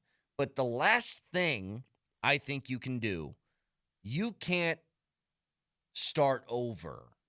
You can't make this into hey, we're going to take for a couple of years no real championship contention, hoping that we can get there. That is too much to risk with your all-time player in his 30s. It's too much. It's interesting because there's a team in town that faced a similar type of loss where the season just ended abruptly and people wondered what's next. Let's blow it up. And they didn't blow it up. They kept the course and eventually won a championship. And that's the Colorado Avalanche presently constituted. Hey, man, in 2021, after they lost those 4 in a row to Vegas. Yeah. Mm-hmm. You remember the narrative. Dude, there was, and rightfully so, there was a ton of consternation. And it's because the Avs were probably good enough to win. Yeah. They got out muscled. They got out kind of everything after they had a 2-0 series lead. Vic, I don't need this to be an unboxing video. I hear everything that Dagger does. It's the way they lost, right? And sometimes the way you lose factors into the way you rebuild, or if you do anything at all. It takes incredible, and I would argue that it is harder to stay the course than it is to rebuild. Do you agree with me on that? It's pretty hard. Changing at least shows your fan base, hey, we're trying to do something. Staying the course doesn't translate that, even if it's the best thing to do. But hang on. The difference between where the Avs were in 2021 and maybe where the Nuggets are now. The Avs in 2021 told you one thing by keeping it together. They believed that team could still win the title. And then they did. Can the Nuggets brass look at this situation and say, I still think this team can win a championship? Can they do that? Even trying to be quiet, it's not working. But here's the difference. Here's the difference between the Avs and the Nuggets. The Nuggets are mired in their financial situation, given the salary cap and the repeater tax, is nasty. Correct. The Avs were not in that situation. Payroll. But let me. They were, though, Vic. Not like this. They were not like this. They couldn't make some giant moves in the offseason while keeping the team together. I'm talking about keeping the team together in the first place. The roster you see for the Nuggets right now, whether win or lose, is going to be a different roster because of the financial ramifications. You're talking about Kale and Nate. Yeah, and Landy the core of that team and the big money that remained intact. That didn't go anywhere. Well, I guess it depends on what you consider the core of this team. I'm just telling you, the financial ramifications of the Nugget situation, far more grave, more difficult than what the Avs had to go through. Well, I will give the Nuggets credit in this regard. They're not just standing pat. They're trying to do things. The Avs, the same way. And I love what Nate said. Look, we weren't going to win in 23. We weren't going to win in 24. We knew that. He goes, but last year we were going to win. And they had that very tough third period of Game 7. That being said, the Nuggets have tried to do some different things, and the Avs don't stand pat. They keep tweaking and tweaking because winning is hard. It's difficult. But the thing is, Vic, what you can't do is you just can't let it get away from you. Okay? You can't let it start to slide back the other way because that mountain to climb is going to be you have to at least maintain where you are and then go from there up again. It's hard to do. I'll point this out. The Nuggets, what everybody wanted was to see them go all in and push their chips to the middle of the table and make some actual moves. For years, the Nuggets' entire MO was keep it together and add little pieces to the mix. Little piece here, little draft pick here, little free agency, vet minimum here. That's what they did. And people are like, why are we doing this? Go out and actually make moves to improve the team. Have we ever seen an offseason, at least in recent memory, that looked like the one the Nuggets had last year? No. As far as trying to acquire multiple talented players. And not like that and not feeling like, man, everything sort of fit. From Val. Yeah. To Tim Hardaway Jr., to Bruce Brown, to adding Cam Johnson, I guess flipping that for Michael Porter Jr. They did the thing that we were asking for, and it was the worst result they've had maybe in the entire iteration of the Jokic Nuggets. It was the worst finish. Even the series, you get swept by the Phoenix Suns. It was a second-round series. You lose in 5 to Golden State back in 2022. That was with Porter and Murray both out of the postseason. This was the worst. The worst finish was the one that actually required the most off-season moves. I don't know if you guys are hearing me on this. The Nuggets roster, whether you want to make extreme changes, is going to look different regardless. You can't afford to bring Tim Hardaway back. Not on this roster, not where the money is. You can't bring Jonas Valanciunas back. There are guys that are automatically going to be off this roster because of the repeater tax situation that they're going into. Well, what are they going to do with Jonas? He signed a 2-year deal. He can choose to come back. No, it's team option. Oh, that's a team option second year? Oh, gotcha. Team option. Yeah, I know there's going to be new stuff. I mean, every team has new things that they have to deal with in the offseason. Guys, they got to offload, whatever. But Vic, the question still kind of remains on what do you consider the core of this team, and do you believe in that moving forward? Are you done with the idea? And this is the main premise of the offseason. One question you have to answer. Are you done with the idea that Murray, Jokic, and Gordon are the core three pieces to a championship That puzzle. is a tough decision to make. I'm going to answer this question as delicately and diplomatically and as bluntly as I can. The amalgamation of all three. If you guaranteed health for all three players in the important games, the playoffs, I'd say let's do it. I totally agree. Let's take it right now. Totally agree. But you can't guarantee it. Totally agree. Therein lies the issue. He's right. That's exactly where it is, and this is why it's so difficult. Because if you can guarantee health for those three dudes, you're damn right I want to run it back. Heck yes, right. I do. Yeah. Look at, I forgot, but one of the local columnists, maybe it was Troy who made this point, and he was right on. Aaron Gordon to the Nuggets is what Gabriel Landeskog means to the Avs. Without Gabriel Landeskog, that void for 3 years, you saw it. Yep. You saw the void. You bring him back, and you see the difference, right? Aaron Gordon to the Nuggets locker room is the exact same way. Yeah. AG plays, you typically win when he's healthy. If P. Watt's in there swatting stuff and running the floor. But an AG who is playing without any concern, because he could play, but you could tell it's not him. Correct? There's no trust in his body, Vic. Let me ask you this. It's not even on AG. How could you trust your body? When your body repeatedly lets you down, how do you trust your body? So if you're asking me the question, hey, can you run it back with the core of the team, those three guys? I'd say, hell yeah, if you could sign on a piece of paper that they're going to play. I think one of the more important questions that you're going to find out today, too, is they're going to be asking about Peyton Watson. What happens there? I'm telling you right now, the idea, I've told you how important I think he's going to be to the future of this team because you don't have young, talented players that you believe in right now. He is like the only one. We can say, oh, well, what if Deron Holmes? Those are all ifs. You know Peyton Watson can play at least to a decent level, and maybe more than that, given more time. And a lot of people think he can, and that's why he's going to get paid. The idea of Peyton Watson leaving this team for free, I think is just, it can't happen. Well, the only other solution, if you want to keep him, is someone else has to go. Mm-hmm. I don't think people are understanding what the repeater tax is and why they're trying to stay out of the repeater tax.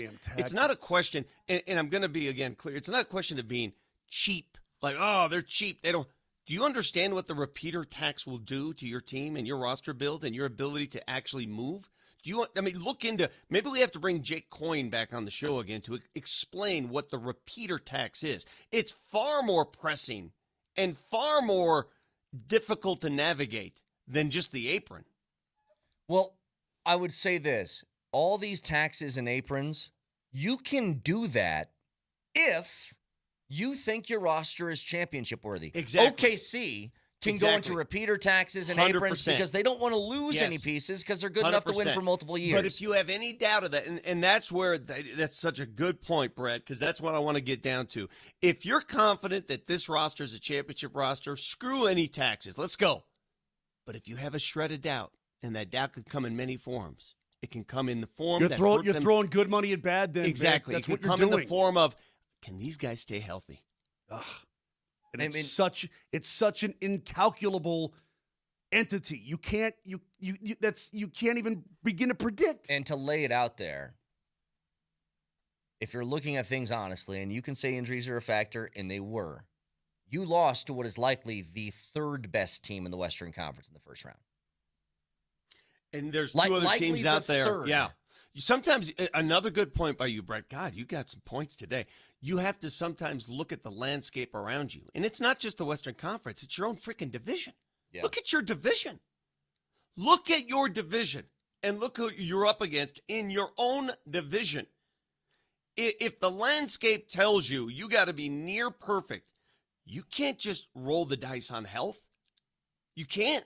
You got to be sure. I hate to say it this way, but for all those years that the Kansas City Chiefs won the AFC West and the Broncos were 8-9 win team, right?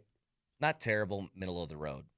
If I told you in those years, go into a repeater tax, you can't really add to the roster and Patrick Mahomes is still playing for the Chiefs. Knock yourself out. You can't do it. Yeah. I agree with you. Can't do it. Now, NFL different from the NBA, obviously, but still, these are the questions that got to be answered today, and we'll have it live right here on 92.5 at 11 o'clock. Why does Jordan Spieth stink so bad? You know what? I don't need your fantasy golf input. See, here. the Boston Celtics did what's facing the Nuggets and their decision makers right now. The Boston Celtics had the same decisions to make a year ago. They looked at the roster and they said, "Can we assuredly win a championship with this? If we have any doubts, all right, sell off Porzingis.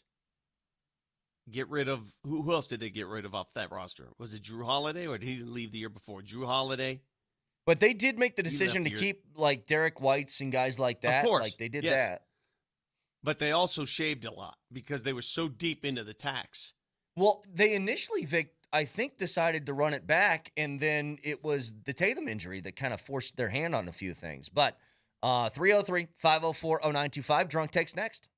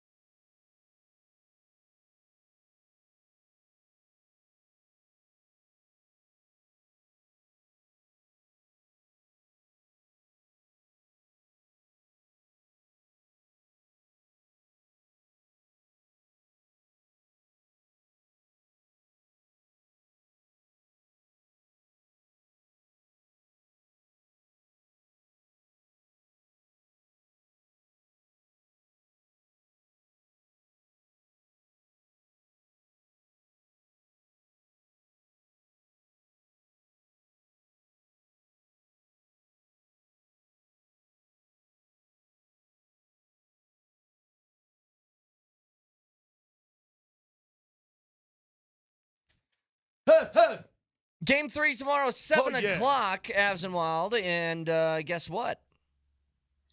If you go to Stoney's on Lincoln with the Altitude Sports Radio Playoff Viewing Party Tour, powered by Michelob Ultra, you can find great Michelob Ultra deals and a chance to win an autographed Gabe Landeskog jersey.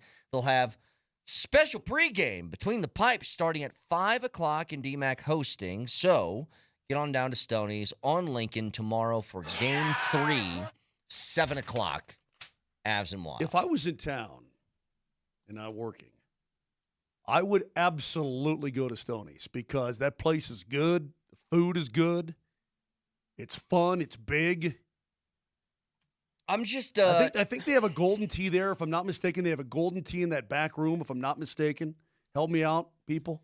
I tried to get one of those, by the way, for my basement. Well, you should have... You can't carry it. You need a forklift. Yeah, it's they're $1 million. And they're expensive, too. Well, I was getting it for free. That's why I was like, yeah, I'll take it. Oh, that's right, that one. Yeah. You try and move one of those, it's like you need... Yeah, forget about it. You need a helicopter, like how they move elephants. It's not that difficult. You need a helicopter. You need to strap it around there. Carry. I want to be the one that feeds the mover guy. Yeah. Again, the Avs are doing something right now that is just, it feels pretty special. Like they feel like just a special team that is gotten those vibes of 2022 or whatever year you want to point to. They have everything working right now. There's really not a distinct weakness within the game. They've had moments or lapses, I suppose, maybe defensively. Sure. But haven't played a perfect game, but it's always been, like, think about this. If they've been playing like their, what would you say, Moj? B-plus level game? I'd say probably B+. And they're 6-0? It's tough to beat. Moj, where are you going to station yourself at that arena? I have a seat in the press box, but I don't know that I'm going to stay there. Well, where would you go? Oh, don't discount my ability to roam. Yeah. Do you get nervous energy? 100%. Yeah. I get the same thing. I can't stand. During games, there's no way I can sit. Vic, let me ask you this. Doesn't happen. Yeah, I agree. Let me ask you this. What is the most determined team you've ever covered? What do you mean by determined? Like, just like the determination to win by this particular group is like nothing I've ever seen, or it's as good as I've ever seen.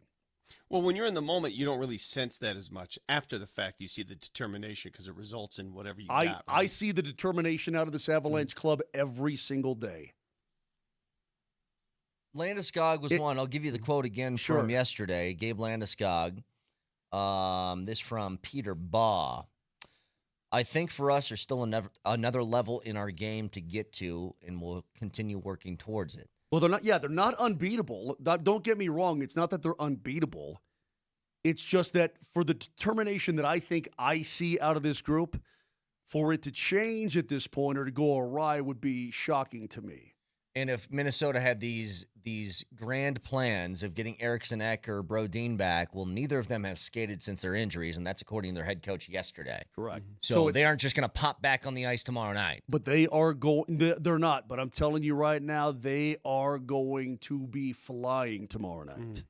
Minnesota is, Vic, it's going to be like a tsunami of green sweaters coming at you. They're going to really go for it. So if you know that's happening, if you know they're going to come with everything, do you just go into shell mode for the first few minutes? Absolutely not. No. Okay. But this is where quick decision making and good support by your teammates is going to be critical. Quick outlets. Don't let them jump you because don't play around with the puck. That is correct. Quick. Use your legs. Find an outlet and go. That's it, period. Also, this. Can I add a late key to keys to the game? Sure. You know that Minnesota is going to come out with their hair on fire. They know this is their last chance to get back in the series. They drop this game, it's over. But they don't know who they're more confident in between the pipes. Throw every puck you can on them and just see whichever goalie, whether it's Volstedt, whether it's Gustafsson, throw pucks at them and just see, are you on your game or not? Because you got to be thinking, there's going to be that creeping feeling of, if I don't play well to start this game, there's going to be a hook that comes really quickly. 100%. And again, they are, if they go over the line, if they cross that line, they're going to get dinged for it, and then what's going to happen? To the box, and the Avs on the power play have been dynamite. And their PK has been garbage. Yep. So you've got a lot. If you're the Colorado Avalanche, the best road team in the National Hockey League this season, tied a franchise record for road wins, you've got a lot going for you. You're professional. You're smart, determined. You have this internal want. A lot going for you right now. Look, if this is a boxing match, we're in like round 7. You've already knocked them down once. You've won 6 out of 7 rounds. They know that our only chance now is to come back and just start hooking. They need to hit some sort of massive swing to turn this thing around, because it's not just about winning Game 3. It's about winning Game 3 and being confident moving forward beyond that. You're going to get their best shot. And I'm actually excited to see how the Avs are going to react to it, because LA did the same thing, but LA didn't have Kaprizov. They didn't have Quinn Hughes. They didn't have Boldy. They didn't have those kind of guys.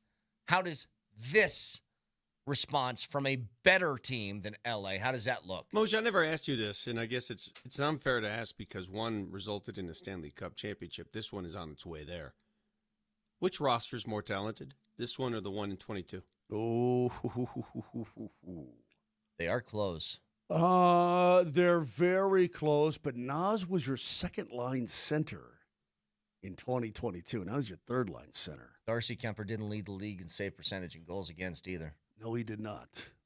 I mean, that's the thing, though, is this team's they don't have a distinct weakness that you can exploit. They might not have something great on a given night, but overall, they're pretty solid everywhere. JT Compher was your third-line center.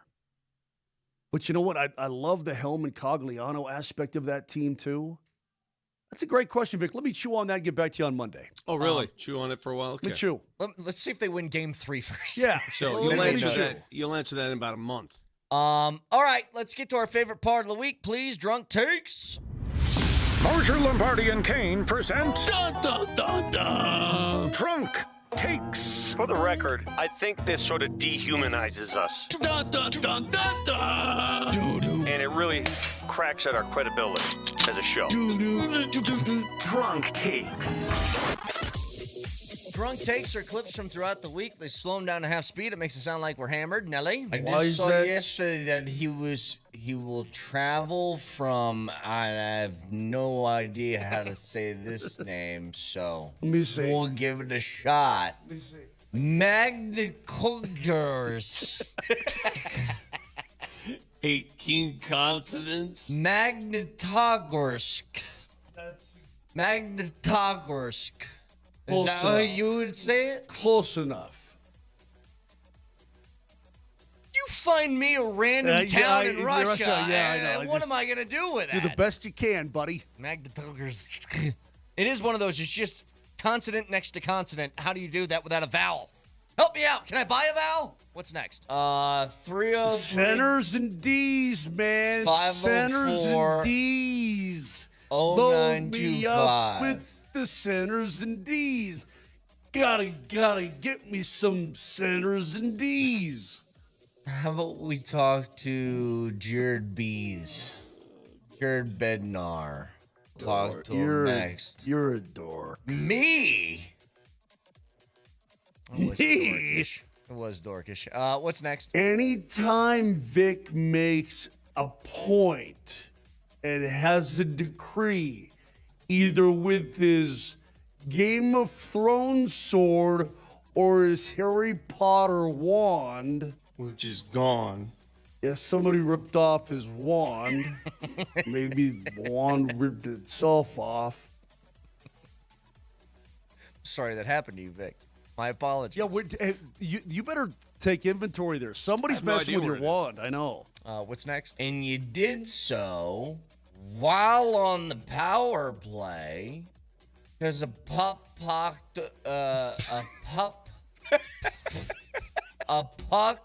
popped over the stick or under the stick. Is this a nursery rhyme? What? I couldn't say puck popped.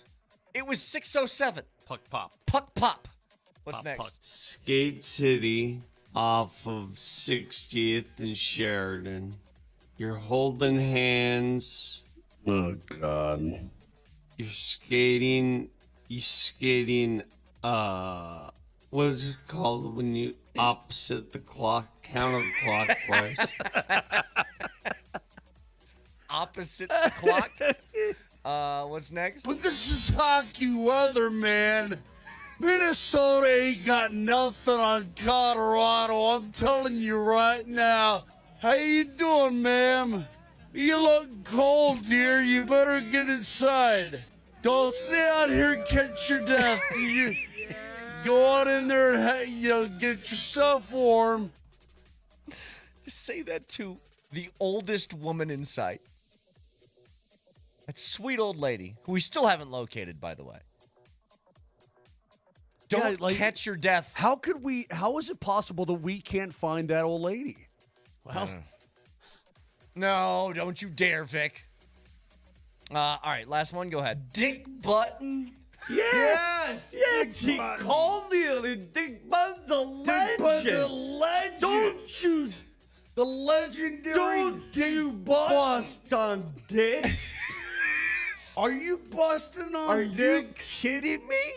As a youth, I didn't seek out Dick Button. Dick comes to you. Dick Button found me. I still love the idea. They're like, oh, what? Your parents didn't show you who Dick Button was? Just trying to think about T. Willie. Your own father knows who he is. He didn't pass it on. Yeah, he didn't pass it along. Sticks out the Marlboro butt, takes the screwdriver inside and said, boys, it's time to watch some Dick Button. All right, iTunes, Spotify, Moser, Lombardi, and Kane. Hopefully we come back on Monday talking about an Avalanche Game 3 win and a 3-0 lead in the second round. I'll be broadcasting live from beautiful St. Paul, Minnesota. And I'm headed to Ball Arena, press conference at 11, Altitude TV. Also, 92.5. We will carry that live as well. Have a great weekend. Love y'all. See ya. What is it called when you opposite the clock, counterclockwise?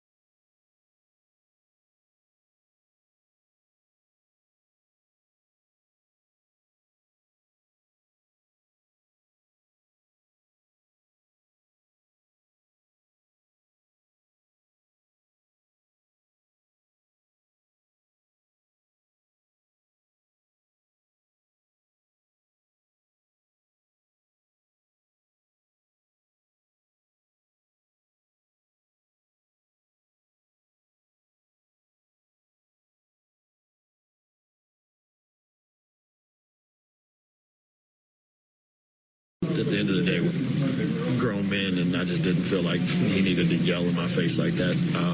I told him that. I wasn't disrespectful. I told him if I did that to him first, I would have got a tech. I feel like the only reason I didn't get a tech is because he knew he was in the wrong. So, I felt disrespected. The way basketball works, usually the more physical team and the team that imposes their will more just wins. And that's probably why we won tonight. Probably why we won last game. We did a good job, especially in the second half, of really playing our style of basketball, being physical, pressuring them, making things uncomfortable. Yeah, it's important. Yep, no doubt about it. Want to keep this thing going, and want to make sure we don't give them a nick. We know they're going to come out with their best effort tomorrow, Saturday, and they're going to see ours as well. Jake drives it high and deep right field. Stay fair. Farewell. What? Grand slam. Yeah. What a time to throw that card out.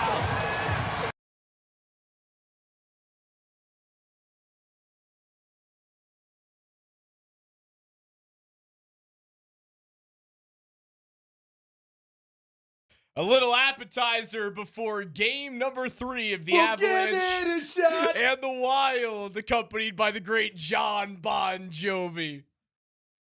Rockies get a 8th inning grand slam from McCarthy, a moonshot that somehow stays fair and curls around the right field foul pole.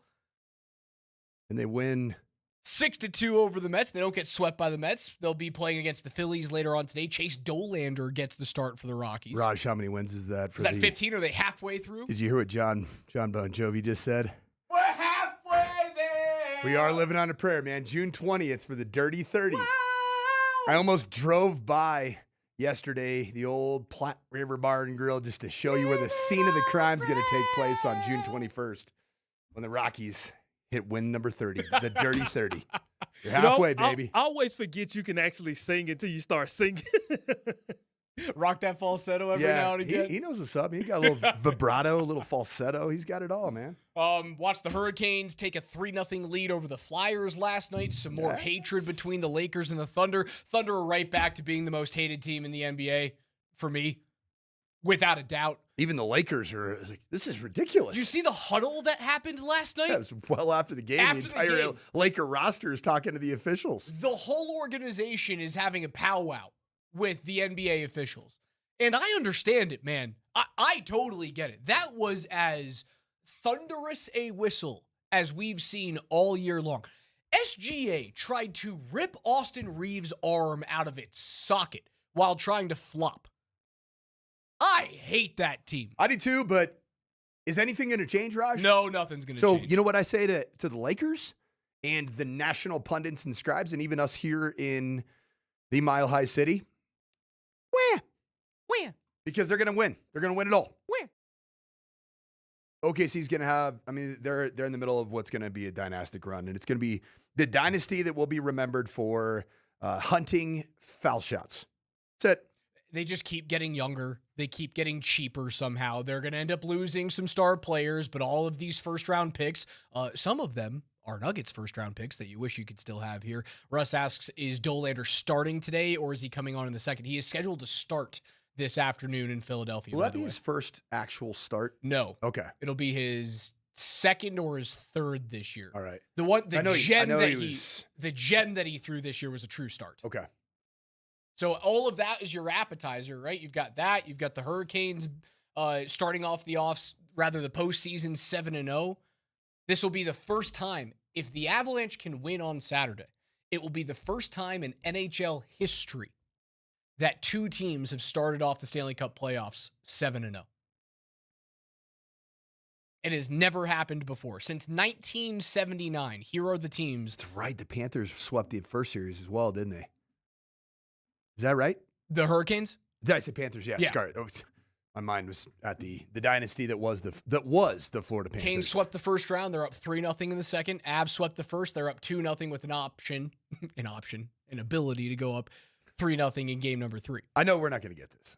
Could you imagine if there was A 12-0 versus 12-0 Stanley Cup Finals. There's no way. It'd be pretty cool, though. There's no way. To have that kind of history surrounding a Stanley Cup Final. Like, I don't think the Avs are going to sweep through round 2. Like, I think there's going to be one game that doesn't go your way. Now, if Eriksson, Ek, and Brodin come back, which, again, we talked about yesterday, seems like it's not going to happen. I think it's a short series. It just feels crazy for me to look at Minnesota and how good they've been all year, and look at Dallas and how good they were all year and go, this is the year that they sweep through 2 straight rounds. On the other side of the equation, Vegas and Anaheim looks like it's going to be a long series. Anaheim finally learning how to defend. I think Buffalo and Montreal with game number 2 tonight is going to be awesome. Both of those teams are way more difficult of a test for the Hurricanes than Philadelphia is. Philly ran hot at the end of the season. They ran into an old, slow, overachieving Penguins team in the first round and took them out in 6. Philly feels young to me. Yeah, Philly is young. Like, actually, like, not quite ready for that. Like, they're good. They're going to be there eventually. And like, it's strange for me to say this because Minnesota isn't, like, inherently young. They have a lot of players in their mid to late 30s. Yeah, the Foligno brothers. But they Spurgeon. still, like, in their build, in their climb, if you will, they're young to me. Not quite as young as Philly. Like, Philly is in terms very of their timeline. Timeline. They are It's a early great in way to their put it. timeline, right? Colorado and Dallas in the middle of their timelines, without a doubt. Faber and Boldy. I do have some breaking news, by the way, here we KJ, go. if you could hit the sounder. And we stay on the ice on the 200 by 85. And to be clear, we don't do false fake news at all. No, this is real. Especially during the playoffs. This This came is out real. like a couple of minutes ago. I didn't know this. It's breaking to me, too. The NHL has unveiled their Hart Trophy finalists this year.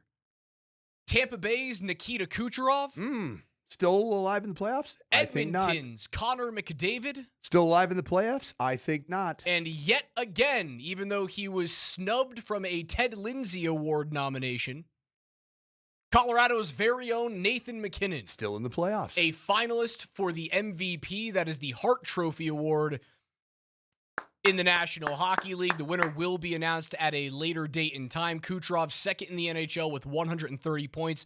He had 44 goals and 86 assists in 76 games for Tampa Bay, led Tampa in goals. McKinnon, now a 5-time Hart Trophy finalist and won the award 2 seasons ago in 23-24, led the NHL in goals with 53 this year.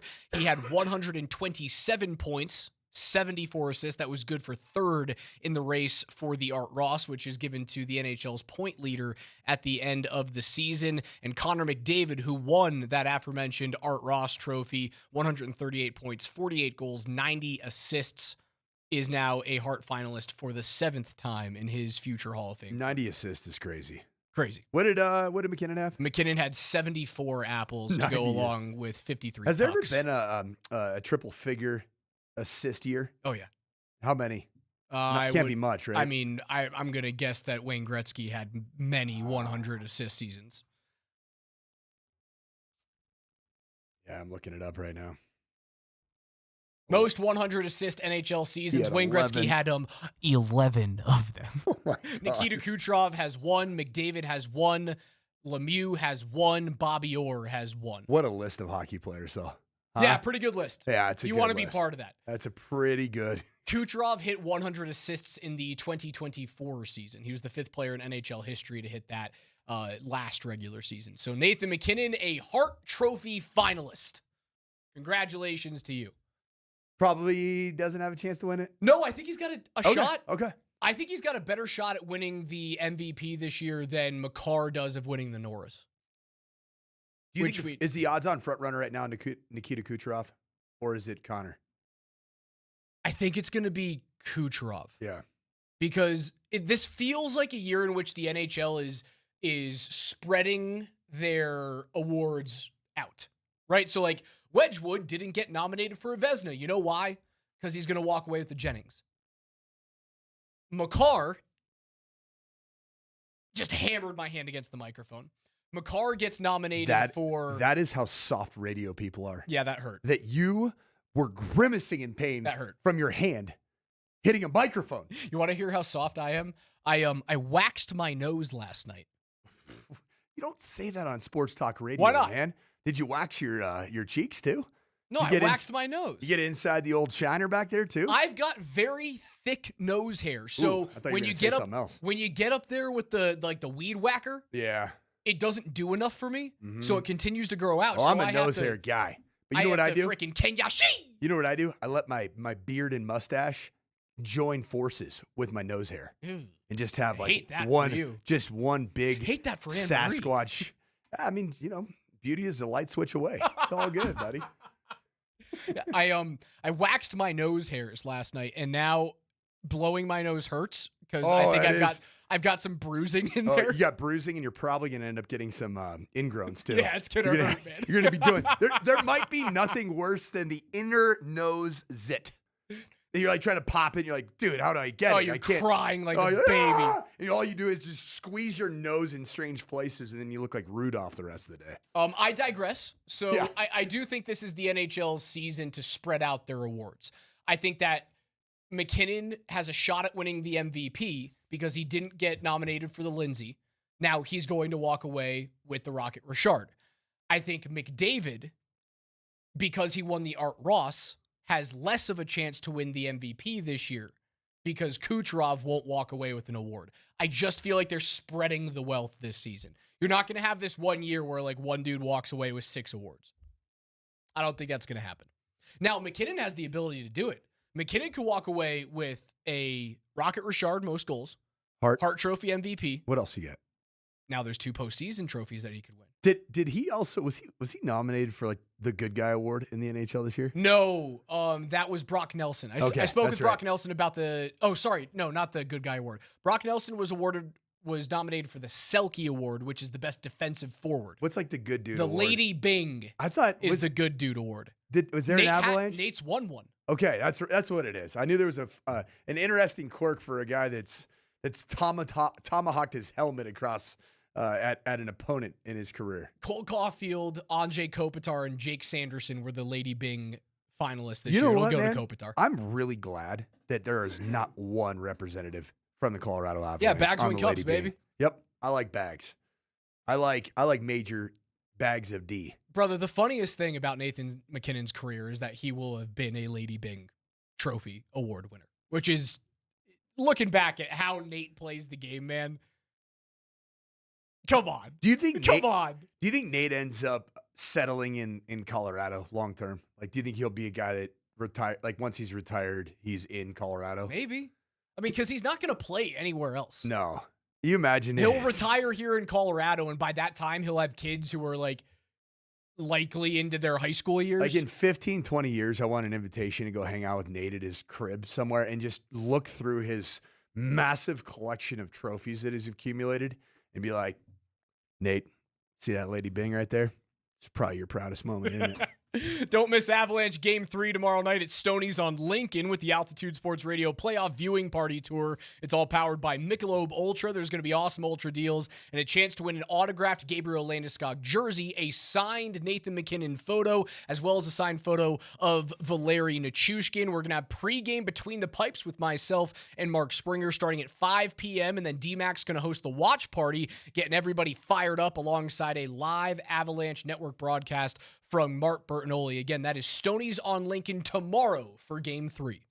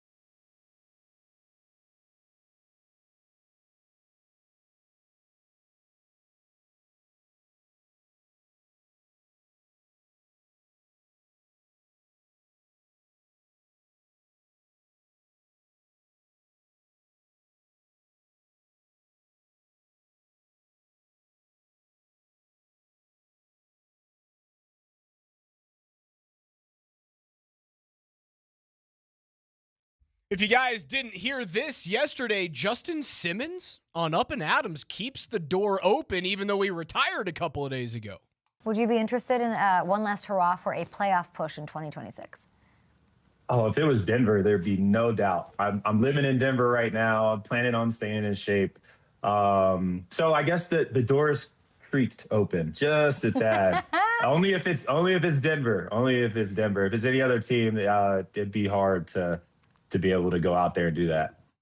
I ask you, Coach, as we converge on rookie minicamp, and obviously Justin Simmons will not be part of a rookie minicamp, considering he is now part of the NFL's alumni base. Would you take Justin Simmons on a vet minimum deal to be a safety backup for Brandon Jones and Talanoa Hufanga? And you're without PJ Locke now. Right? So now your depth at safety is JL Skinner, Devon Key, and if you want to play Jahdae Barron at safety? That's where I kind of see this thing going. They got to find a way to get a guy that they had as not just a number 20 overall. Was it 22, 23? It was either 20 or 22 overall. I think it was 20. They had him valued as a top 10, a top 15 player in that 20. draft class. Like, better be playing for your team. Yeah, he needs snaps. He needs to be on the football field. So with that said, the answer is probably no. It's no? And the reason I would say no, hearing that clip from Justin Simmons on Kay Adams was really good for my soul because Justin Simmons hasn't returned my calls or texts. So apparently to be an assistant coach for the high school program I'm at. So it makes me feel better that the phone call that he's waiting for is for the Denver Broncos football program to be a player on the team, not waiting for high school gigs. So I don't know. I think that Sean and even VJ, I think there's been plenty of opportunities along the way to get Justin Simmons back in the fold, and I just think they're ready. They're ready to developmentally. They're ready to move on, and they have moved on clearly for two full calendar years. He got rid of everybody there outside of Garrett Bowles and Cortland Sutton, basically from like the leadership committee of the pre-Sean Payton era. Yeah, it was. You got rid of. Well, if I don't really consider Pat Surtain part of that because he was just such a young buck. He wasn't like an old head in the locker room when Sean Payton took over. Who else was there in that crew? Like Lloyd Cushenberry was part of that group, and he was a Tennessee Titan very subsequently thereafter. So players that are still on the roster right now. Dude, there's not many on offense. There's not many on offense. It was Tyler Bidet. Ironically, Quinn Miners is a guy that precedes Sean Payton, I believe. He's 1 year before Sean Payton but also arrived. like a very young guy Correct. at that point. Similar to Pat Surtain. He's not a Bowles. He's not a Sutton. He's not what Simmons was to the team. McManus was one of those cats, right? You got, essentially. Yeah, booted him out of there. Quinn Miners, yes, was on the team at age 24. Alex Singleton was on the team, so he stayed around. That's right. And that was a 29-year-old, solid veteran in this league. But it was interesting because at the time that Sean Payton took over, Alex Singleton was almost a bit more of he was kind of like in that Justin Strnad role where he was special teams demon. Trying to break trending as a inside linebacker in the shadow at the time of Josie Jewell. Remember, it was Josie Jewell was the leadership at inside linebacker. And I think Sean's like, I like this guy better. Meaning Alex Singleton. We can let Josie Jewell go chase the bag in Carolina. Jonathan Cooper was going into his third year the first season that Sean Payton was at the helm here. Quinn Miners going into, I believe, his second year. Draymond Jones was there. Is that not DJ Jones? Draymond Jones. Draymond Jones was there. Is he still on the team? No. But they didn't boot Draymond Jones out. Okay, I got you. So, they held on to him. But DJ Jones was here, right? I don't think DJ Jones was here. I thought he was. Was he? When was DJ Jones' first season in Denver? It was either 22 or 23. 22. He had just come over from San Francisco. So DJ was going into his second year with the Broncos when Sean Payton came over. But would you have called DJ Jones being an acquisition from San Francisco part of the entrenched leadership committee. No. That was number one, Justin Simmons. Gosh, who would you say was number two? Josie Jewell was in that mix.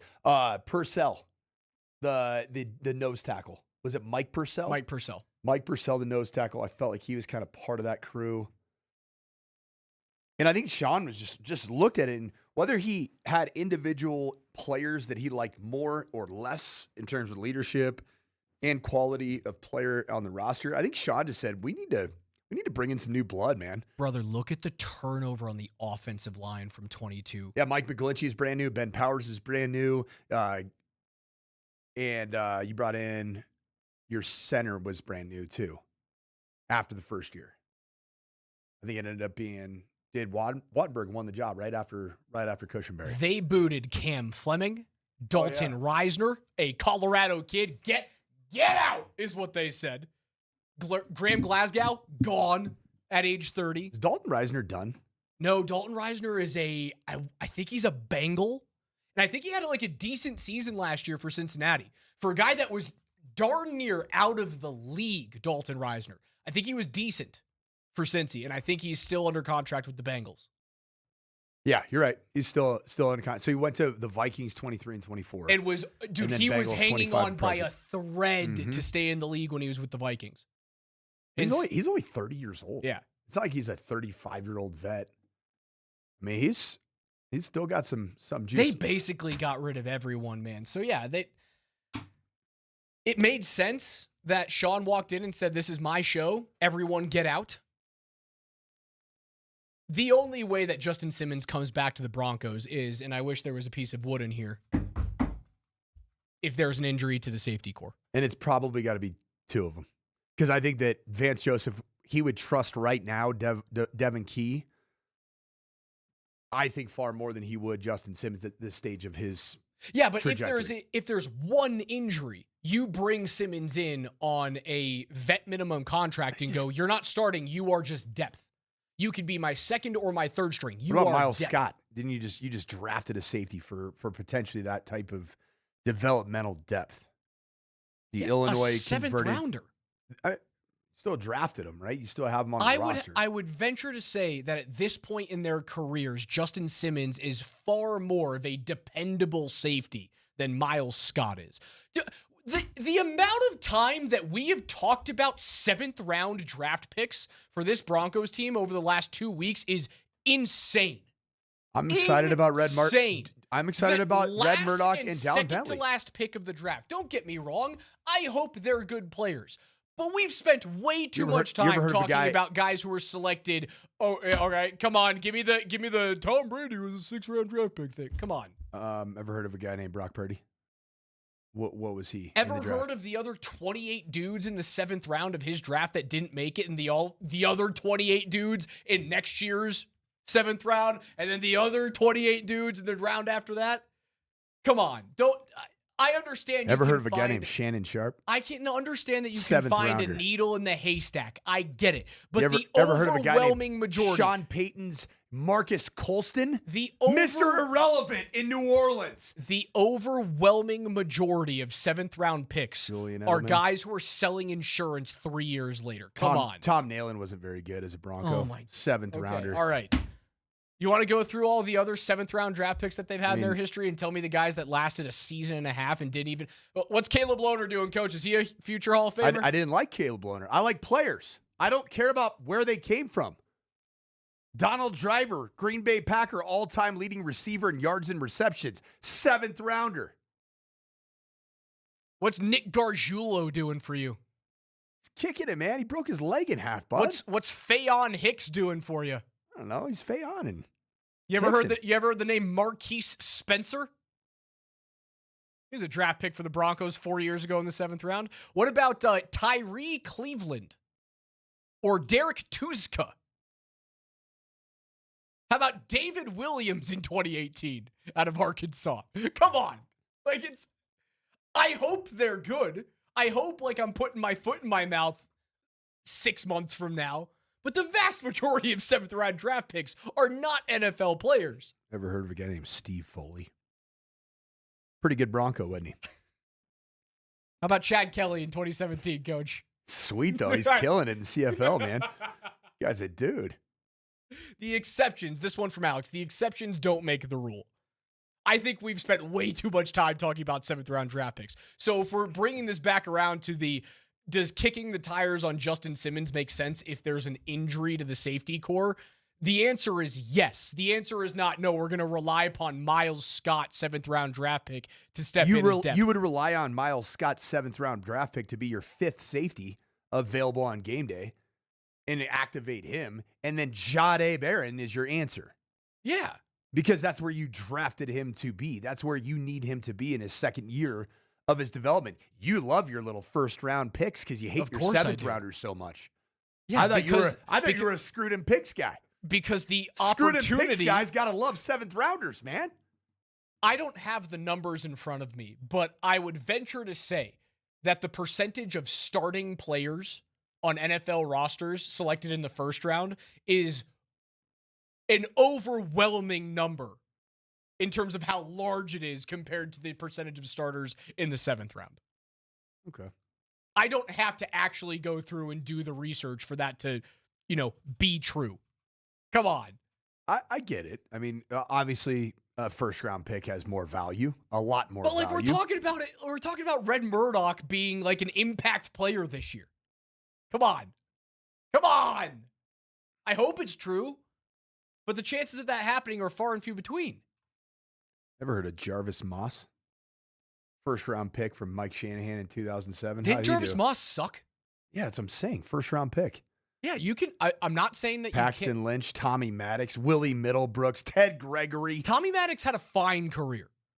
He was not the heir apparent in Denver. Tommy Maddox had a fine career. I mean, Ted Gregory was the pick 26 overall in 1988. Never played a regular season game. I'm not saying that first-round picks are immune to being flops. I can name 12 terrible first-round picks in Broncos history. Are you really going to die on the hill that there's a greater chance for a first-round pick to be a flop than there is for a 7th-round pick to not make the league? Right now, I'm going to die on the hill that I'm more excited about Red Murdoch in going into 2026 and 27 than I am Jahdae Barron.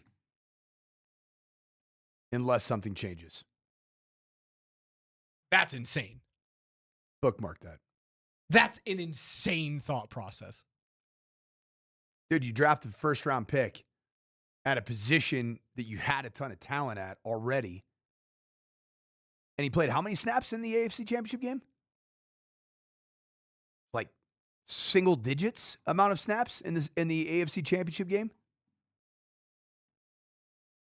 I like the player and I like the need at inside linebacker for Red Murdoch. 17 forced fumbles in his career. Let's not have any first-round picks anymore. Just a bunch of Mr. Irrelevance. Looks like where you're headed.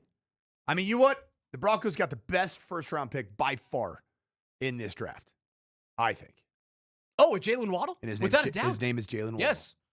I agree, F them picks.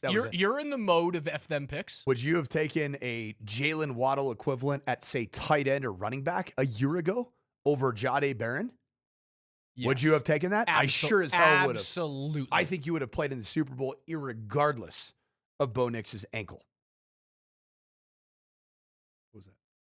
Regardless. Oh, ear doesn't work? Irregardless is not a word. Freudian slip. Sounds cool. How many snaps did he take in the playoffs? Jahdae Barron. 2 games. I don't see him. He was targeted 4 times. There were 2 catches on Jahdae Barron for 12 yards in the postseason this year. So Jahdae Barron played in both of the 2025 playoff games, which were obviously in 26. Saw limited action. Let's see. It's right here. Football Reference does not have a playoff snap count for him. Now, he played, very obviously, because he's got stats, but there's no snap count for him on Football Reference for me. You're really just closing the book on Jahdae Barron after 1 year? I like this franchise is committed to Jaquan McMillan. Didn't they offer him, what's that? There's so many damn tags. What tag did they do? Like a franchise tender or there was something they did for Jaquan McMillan, the Denver Broncos. They signed him to something essentially paying him significant amounts of money and guaranteeing his 2026 roster spot as the starting nickel for this football team.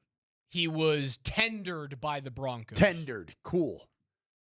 They placed a second-round restricted free agent tender on him, which guarantees his return for 1 year at $5.767. It's essentially a mini tag that keeps him in the room. He got mini tagged. Mini tag.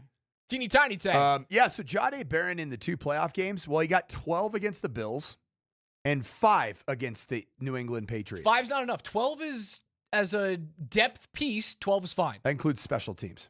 Oh, never mind. It's not great. Not great.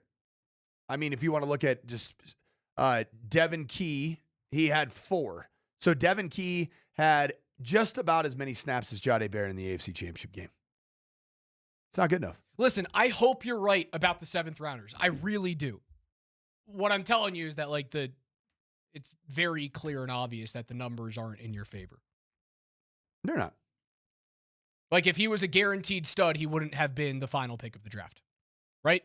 I think Sean Payton likes his Mr. Relevant, so I do. 303 Marcus Colston. 504-0925 is where you can reach us. We will hear from Jared Bednar and Gabriel Landeskog on the other side of the break. And don't forget, coming up at 11 a.m., we will take live the Nuggets postseason press conference, ownership, GM duo, and the head coach, David Adelman, all right here on Altitude Sports Radio 92.5.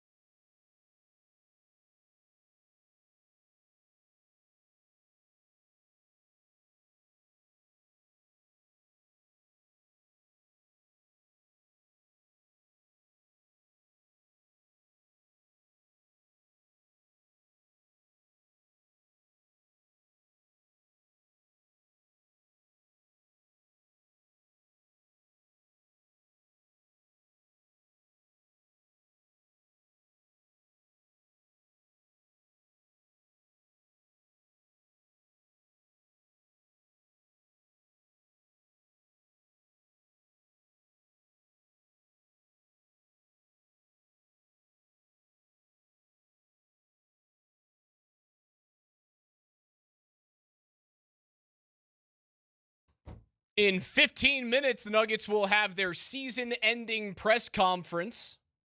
Ownership, GM, head coach, everyone available, and we will be taking that live right here on Altitude Sports Radio 92.5. Alex Ryan-Emy alongside the coach here on the morning sprint. KJ Granderson is behind the glass. Coach Jared Bednar on what changes being up 2-0. What changes? Could be nothing. Could be lots. Just depends on, the first thing you're looking at is matchups that we liked and how we rolled our lines and were able to keep everyone involved and still sort of get matchups that we preferred. They were somewhat loose again, in games 1 and games 2 because we had everyone playing well, and we'll see what they want to do, and they might want to play the exact same way we did here. It's hard to say how much changes. That's more up to them, but we're going to face. It doesn't matter where you are, which building you're playing in. If you have a 2-0 series lead, Game 3 is a critical game, right? So we know we'll see their best, just like we did with LA, and we have to be ready to play our best game of the series in order to win it. There's an overall sentiment that I've been feeling from all of the press availability, media availability for both Coach Bednar and especially with the Avs players, that they haven't yet played their best hockey in 6 games. Although they've won and they dominated, particularly in Game 2 of this series against the Minnesota Wild, it feels like they truly know there's more, there's better, there's a higher quality that doesn't lead to a breakdown and a brain fart that ties the game up within 8 seconds following a goal that puts you up 1-0. I believe the Avs are locked the frick in. And hearing Jared Bednar just feels like they're just business as usual. We've been here. We've been here in a deficit. We've been here on 2-0, 3-0 in a series. And I just think it's like they have that look in their eyes right now of a team that's just destined to put together their best playoff performances still in the future. Here's the captain, Gabriel Landeskog, on what he's loved from his team thus far, and then what you just said, Coach, this weird thought process. And I suppose it's not weird, but like after being so dominant for the first 6 games in the postseason, Gabe thinks they still have a little bit more to unlock. Yeah, I thought I liked besides their first goal, which is 6 seconds right after ours. I thought we did a good job for the most part, keeping everything to the outside and not giving them too much and really making them earn every scoring chance. Obviously, we keep talking about it, but they got some skill all throughout their lineup and they can create. So I thought we did a good job of making them earn everything and keeping, for the most part, everything to the outside. And I liked our power play. I thought Wedgie was great. I thought our D-core was solid. And PK stepped up big, so there's a lot to like, but we enjoyed a good day yesterday, and then we reset and back to work. So. Going into game number 3, I think it's so very clear that this team looks at Minnesota and goes, we're going to get the biggest punch that we've seen so far. This will be bigger than anything that LA did. This is going to be bigger than anything that we got in game number 1 from Minnesota, certainly game number 2 at home against the Wild.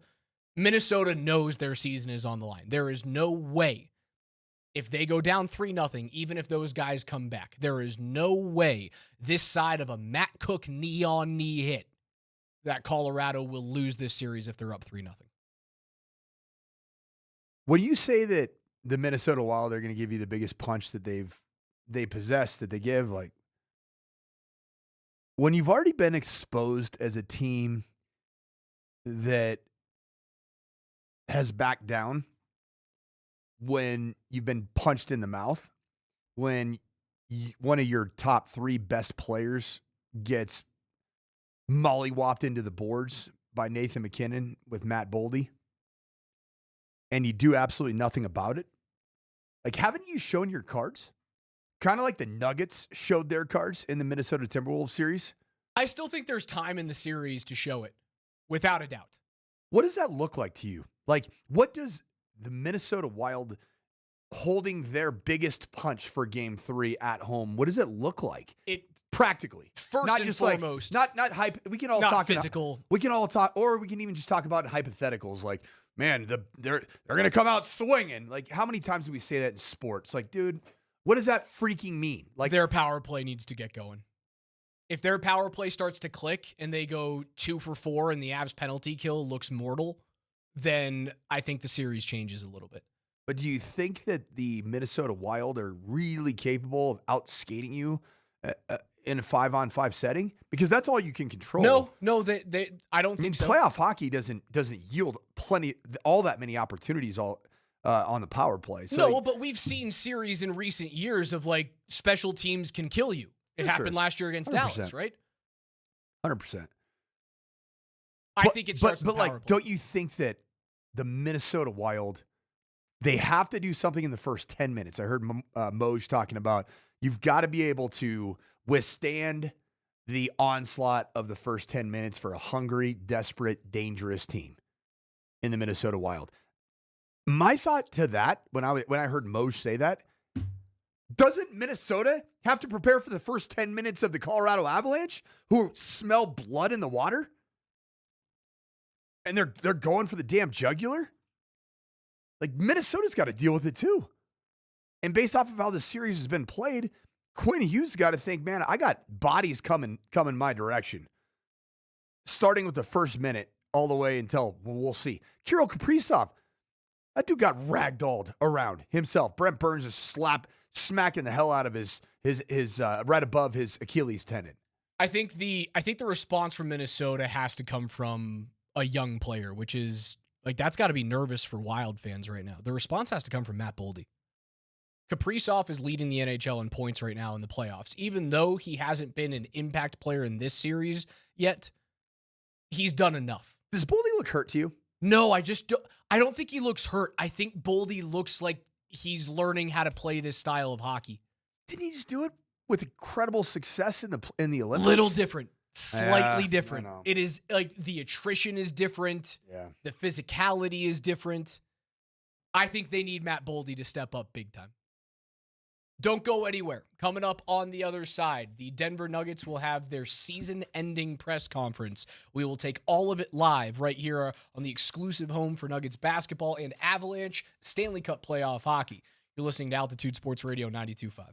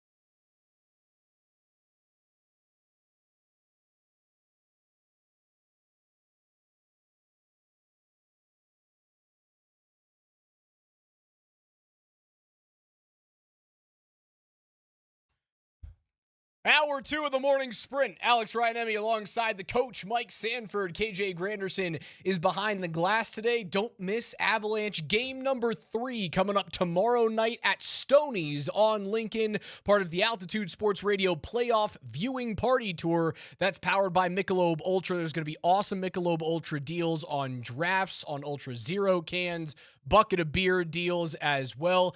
You guys can be there, and you can win an autographed Gabriel Landeskog jersey as well as an autographed picture of Nathan McKinnon and Val Nichushkin. That starts at 5 p.m. with Between the Pipes with me and Mark Springer. DMac's going to host the watch party, but without further ado, we head over to Ball Arena for the Nuggets postseason media availability.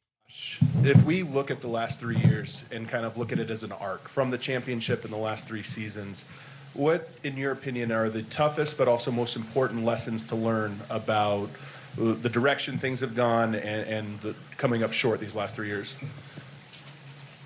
The last 3 years and coming up short since we won a championship, what are the lessons that we've learned? There's a lot of different lessons. I think that complacency could be one of those things. When you win something, are you as hungry to achieve it as you were before? Continuity, I think, is a very powerful thing, but change is also a powerful thing as well at times. And human nature around certain things involving injuries, motivation, personal moments that can affect people for numerous years professionally. Sustaining something is very difficult. I think that anybody that hasn't gone through it may not understand how difficult that might be. I understand it from multiple angles. I'm blessed to have been a part of a championship team here with the Nuggets, championship team with the Avalanche, championship team with the LA Rams, and we're fighting for championships over at Arsenal right now. So I know what it takes to get there, and I know how difficult it is to sustain that.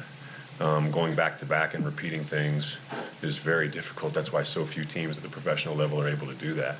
And so we're constantly trying to take input from different areas and understand how to apply that to maintain the level of excellence that we strive to achieve. You know, the complacency versus continuity is an interesting tension we see across all sports, but specifically, you know, Jokic famously said winning is a lifestyle, you know, and, you know, to what degree, is there something specific about even the culture now that you've kind of learned through this that maybe you didn't see coming into it of, okay, this is something that we kind of didn't realize would come back to us, or the culture that might weaken over time, the culture of winning? I think that people have to evolve in their own roles at different points in time. Some of our core players that were 26, 27, 28 when we won that championship are now in their early 30s. How does that affect them as men? Some of them have families. Some of them are away from the court. Lives are a lot different. But yeah, winning is a lifestyle. And if you're not eating, sleeping, and breathing it on a daily basis, it can catch up with you. So I agree with Nicola that winning is a lifestyle. And I understand what he means when he says it. Josh, in 2024, while discussing the second apron and the luxury tax, you said when Jokic is on your roster, you're going for it. You have the best player in the world. We have a responsibility to him to try and go for it. But this year, your priority at the deadline seemed to be avoiding the tax. How do you reconcile those things, and what should the fan base expect with regards to the tax next season? I think that when discussing the tax, you're also talking about flexibility. And so when you sit here and you talk about our team salary, what we did last summer, and I give a lot of credit to our front office, was we finally broke up the core, you could say, of players that provided the first championship in Denver Nuggets history. I think when the rules around the league and the system changed, we had to take a hard look at where we'd committed ourselves from a salary standpoint, and understanding that having 3 max players probably was not something that was going to be continuous for us going forward. Love Michael as a person, love Michael as a player, but that was something we felt the organization needed to do to maintain a roster going forward to establish more depth. And so when you make that trade last summer and you do wind up able to establish more depth, you head into the deadline in a place where you're right around that tax line. And we sat and we looked at different ideas for the organization to improve at that point in time, but we didn't see anything that was going to be a real needle mover for us. Not only that, are you using up potential future assets to go chase something that might not make sense might make sense in the short term, but doesn't make sense for you long term. And so my job as an organization is to look at everything. And I don't think we made ourselves any worse what we did at the deadline. I mean, I think that if our team was healthy for the entire season, we wouldn't have needed to do anything at the deadline. So I have to be responsible on all angles. And to me, that was more of a move to preserve flexibility than anything. And going forward, what can the fans expect with regards to the tax next season? I think that everything's on the table right now, including running it back. I think that, from my perspective, when I sit here and think about where we were 12 months ago, I think we've made really strong strides in certain areas. I think there's other areas where I think we've either been complacent, and I don't want to say that we've regressed, but complacency would be a key word that I think I saw in some areas, in some people this year. So there's going to be some challenges, absolutely. I think that, I don't want to be masked in my frustration for how the season ended. I think that, anybody that was a fan of the Denver Nuggets should be frustrated. And anything that a fan feels, I probably feel at 1,000x. So I think that, everything's going to be on the table. Outside of trading Nikola, I should be clear because my words got twisted in an interesting way last summer. But yeah, I think everything's on the table outside of trading Nikola. I think we need to have running it back as a possibility. I think this season was, in a lot of ways, the season that never was, because this group never fully got a chance to show any kind of rhythm. When you're going to have the amount of turnover and change that we did last year, I think these three guys did a hell of a job. But to establish any kind of a rhythm, and basketball is a rhythm game, I think, the group as a whole never had a chance to fully do that. And I think that a microcosm of our season is almost Nikola before and after the injury. He was one player before, and when you come back, he was still incredible in so many facets, but for some reason his three-point shot left him. And that's, whether or not you believe me, I do believe that basketball is a rhythm game, and as a team as a whole never had a chance to fully establish a rhythm, and that truly showed up when the games mattered in April. Question for John and Ben. Everyone's dealing with soft tissue injuries around the league, but given the injury problems over the last couple of seasons, has there been thought to adding resources, changing resources, any sort of changes to the training and development staff from that perspective? Yes and no. At this point, it's been so fresh since the last game. Right now, kind of looking at it from an accountability standpoint, we haven't had a chance to sit down with the guys right now and kind of go through what's happened, kind of what their off-season situation is, and kind of their process into getting back for the season.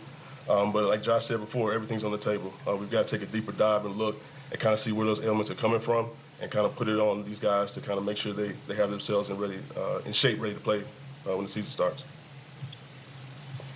This is for Josh.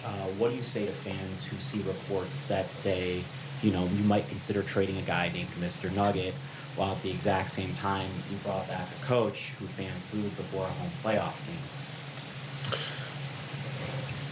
I assume you're referring to Aaron Gordon. Yes. Okay. I don't really deal in nicknames. I deal with regular names. I apologize. I would say that anybody thinking that doesn't know the rhythm of what goes along inside these walls at times.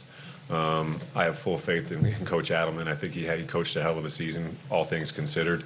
I think anybody saying something like that is speaking from a place of emotion. And I would say that my job in this organization is to help make decisions without emotion. And so I love Aaron Gordon, and I know that I think the world of him just like the entire Nuggets nation does. But there are some things that we're going to have to look at. This team looks a lot different when Aaron Gordon's healthy. I think everybody can acknowledge that.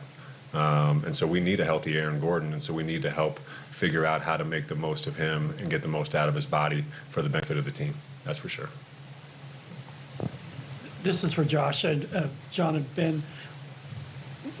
After the team was called out by Jaden McDaniels by name, and even by Coach Chris Finch calling Jokic and Nikola and Jamal floppers, What was your reaction to the team's response to games 3 and 4 in Minnesota? And did it indicate that there was an issue either on or off the court with the fabric or the culture in terms of leadership?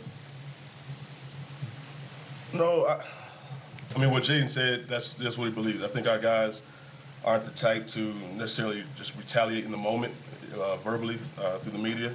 I think we came in with the right game plan, with the right mindset. They kind of got downhill, got some momentum going. They were the aggressors in game 3 and 4. I don't think that's indicative of kind of the mentality of where we were. That's just kind of what happened. I think we kind of tried to throw a couple different defenses, different looks at them to kind of slow them down, but, you know, inevitably they got the better side of us. You are listening to the Nuggets postseason press conference with Josh Kroenke, Ben Tenzer, John Wallace, and head coach David Adelman here on Altitude Sports Radio 92.5. Right back to Ball Arena. Not been the same in the playoffs against those specific teams that have knocked you out. Yeah, again, I wish we had a full roster, but that's not the case. And so I must face reality and try to think through and sift through with these guys where the answers might lie. But yeah, absolutely. I think we were all frustrated by the physicality shown at different times, and can we meet that? But, you know, to specific, you know, your question, I'm not 100% sure. We have a very competitive group, and I believe in their collective competitiveness for sure. Okay. Given this offseason ahead, where you could run it all back or you could make a significant change, I just want to know how that's going to work. And my premise for asking the question I'd like to hear from John and Ben and you, Josh, is when your peers voted on Executive of the Year, you got 2 votes, Josh. So if you're deciding whether to trade a key player or run it back, how does that process work among the 3 of you? I would just say, you know, we all have a really good relationship and we work really well together. So it'll be a collective group decision on all those things. We have a great front office group and strategic group. And so, you know, we'll look at everything and we'll meet and we'll talk about it. So, I mean, I think that, you know, trying to read between the lines of your questioning, I would say that, you know, we're a very collective group. And, you know, dating back to even last summer, I think there's, you know, when people think about how decisions get made, we very much discuss them for several days as a group before we really start to zero in on what we want to do. You know, there was a major trade we made last summer where, I won't name names, I wasn't involved with the talks directly, he wasn't involved with the talks directly, and John wasn't involved in the talks directly. It was one of our assistant general managers. And those conversations come about organically. Then we start to realize this might be something that we want to do. Let's meet as a group. Let's put our heads together from all of our different perspectives. And that's how we arrive at the best decisions we feel for the team. So that's kind of what we're going to be doing again this summer, is combing through everything, bouncing ideas off of one another, and then figuring out the best direction we feel is the right direction for the team. So you don't have to read between the lines. And this is with respect to all 3 of you.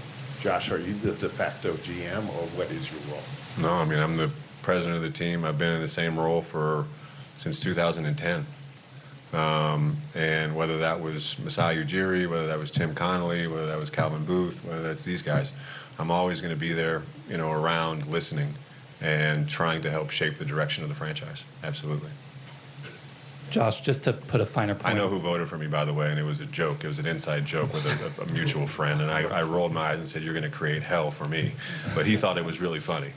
Yeah. No, it was not. It's another mutual friend, and we have a lot of inside jokes around in our different roles, and a lot of respect for the other people around the different roles in the league. Josh, just to put a finer point on the luxury tax topic right now, you guys have one more year where you would need to be under it for your repeater clock. Mm-hmm.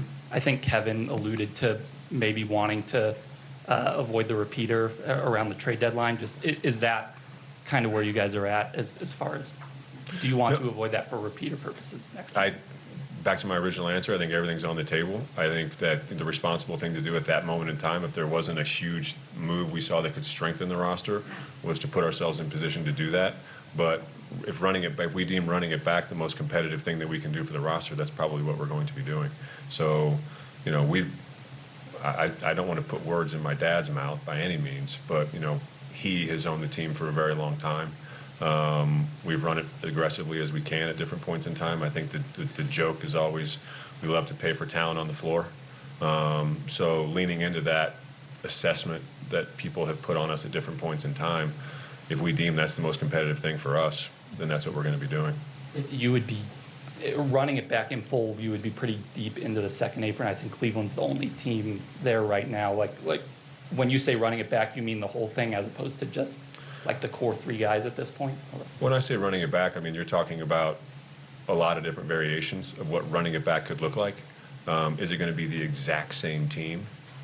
I don't think there's ever the exact same team of the same 13 to 16 guys in there, but are you talking about the same core group of players? Potentially. And that could mean re-signing and bringing back certain guys as well. And then just kind of to follow up, like you look around the league, I think there's a general consensus that next year the bottom tier of the league is going to be more competitive between tanking restrictions and... I'm on the competition committee, so I've been part of those discussions. So yeah. I'm around all of that very closely. Yeah. But between that and I think what's considered a weaker draft in 27, there should be fewer sort of walkover wins in the regular season. The top of the league, like Oklahoma City and San Antonio, are not going anywhere. How do you kind of square those circumstances with the possibility of decisions this offseason that would weaken your roster? Like, can you fairly consider yourselves championship contenders still if you weaken the roster this offseason? If you weaken the roster? Just based on payroll decisions, potentially. It depends. I think the smartest teams can figure out how to stay competitive while having to make some of those cutthroat moves at different points in time. But we've developed a lot of things around here organically, and we want to try to hang on to those pieces for sure. I have a question for David and then Josh right after. Thanks. Coach, you've had now 2 playoff runs as a head coach versus all your time in other roles within the team. Have you found yourself starting to compare those 2 runs as a head coach, because they were both very different and both very unique? And have you started reflecting on ways you can improve as a head coach now looking forward with this experience behind you? And then right after that for Josh, looking at David's 2 runs as a head coach, have you started thinking about, positives that you've seen and how he's been able to approach these very unique situations and how you think he's going to be able to improve as a coach moving forward? Yeah, I think everybody throughout the organization wants to improve, man. Like I learned a lot from both years. The Clippers series was so unique to itself, as was OKC. And I thought, OKC and Minnesota were similar in certain ways where certain games had a hard time dealing with pressure. That was very similar in those series. And for me as a coach, trying to make it easier for our players. If that means playing different people, adjusting as you go through a series, those are things you learn, as you go. But I think it's always good to look in the mirror. I think this is still really fresh. And, like Ben and John and Josh have talked about, this is a group thing, and we have to make decisions based on that. And then beyond that, for me as a leader, I have to hear other people's criticism that I trust. People that know what goes on behind the closed doors here, the players. Having those conversations, I think, always makes you better. It's a learning process as you go in this position, lead assistant, whatever it may be. I always say that. I don't think people realize it's really true. And you get better as you go, but as you're getting better, things are changing rapidly. Roster, injuries during the season. You have to recreate yourself to win games. And, I thought that was the toughest part for me as a coach, was watching the group do what they did and play as hard as they did throughout the season to end it, abruptly like that. Those guys deserve better. We got outplayed, obviously. But like I said, for me as a coach going through that season, self-reflection will happen throughout the whole summer. I'll go back to training camp, but what do we do well there? What can we do better throughout the season, scheduling, all those kind of things. They all come into play for me to have even a better year next year. You're going to have to ask the question again. I apologize. No, you're good. Just looking kind of over the blanket of the organization and how Coach Allen has had 2 different seasons of very unique playoff runs. Yeah. He was thrown into the fire for his first one, and then the most injury-riddled season I've ever seen for the second one. Just what kind of positives and negatives did you see out of Yeah, I think last year was, and I say this endearingly, it was a much easier situation to step into because it was lightning in a bottle. You had a big change, and that's what we were looking for at that point in time, was to provide a little bit of a shock heading into those playoff series. And I think the group embraced it. I was really proud of them. This season, there was a lot of ups and downs. We had multiple times where I think we had the best start in franchise history a couple different times, and then the injury bug started to bite.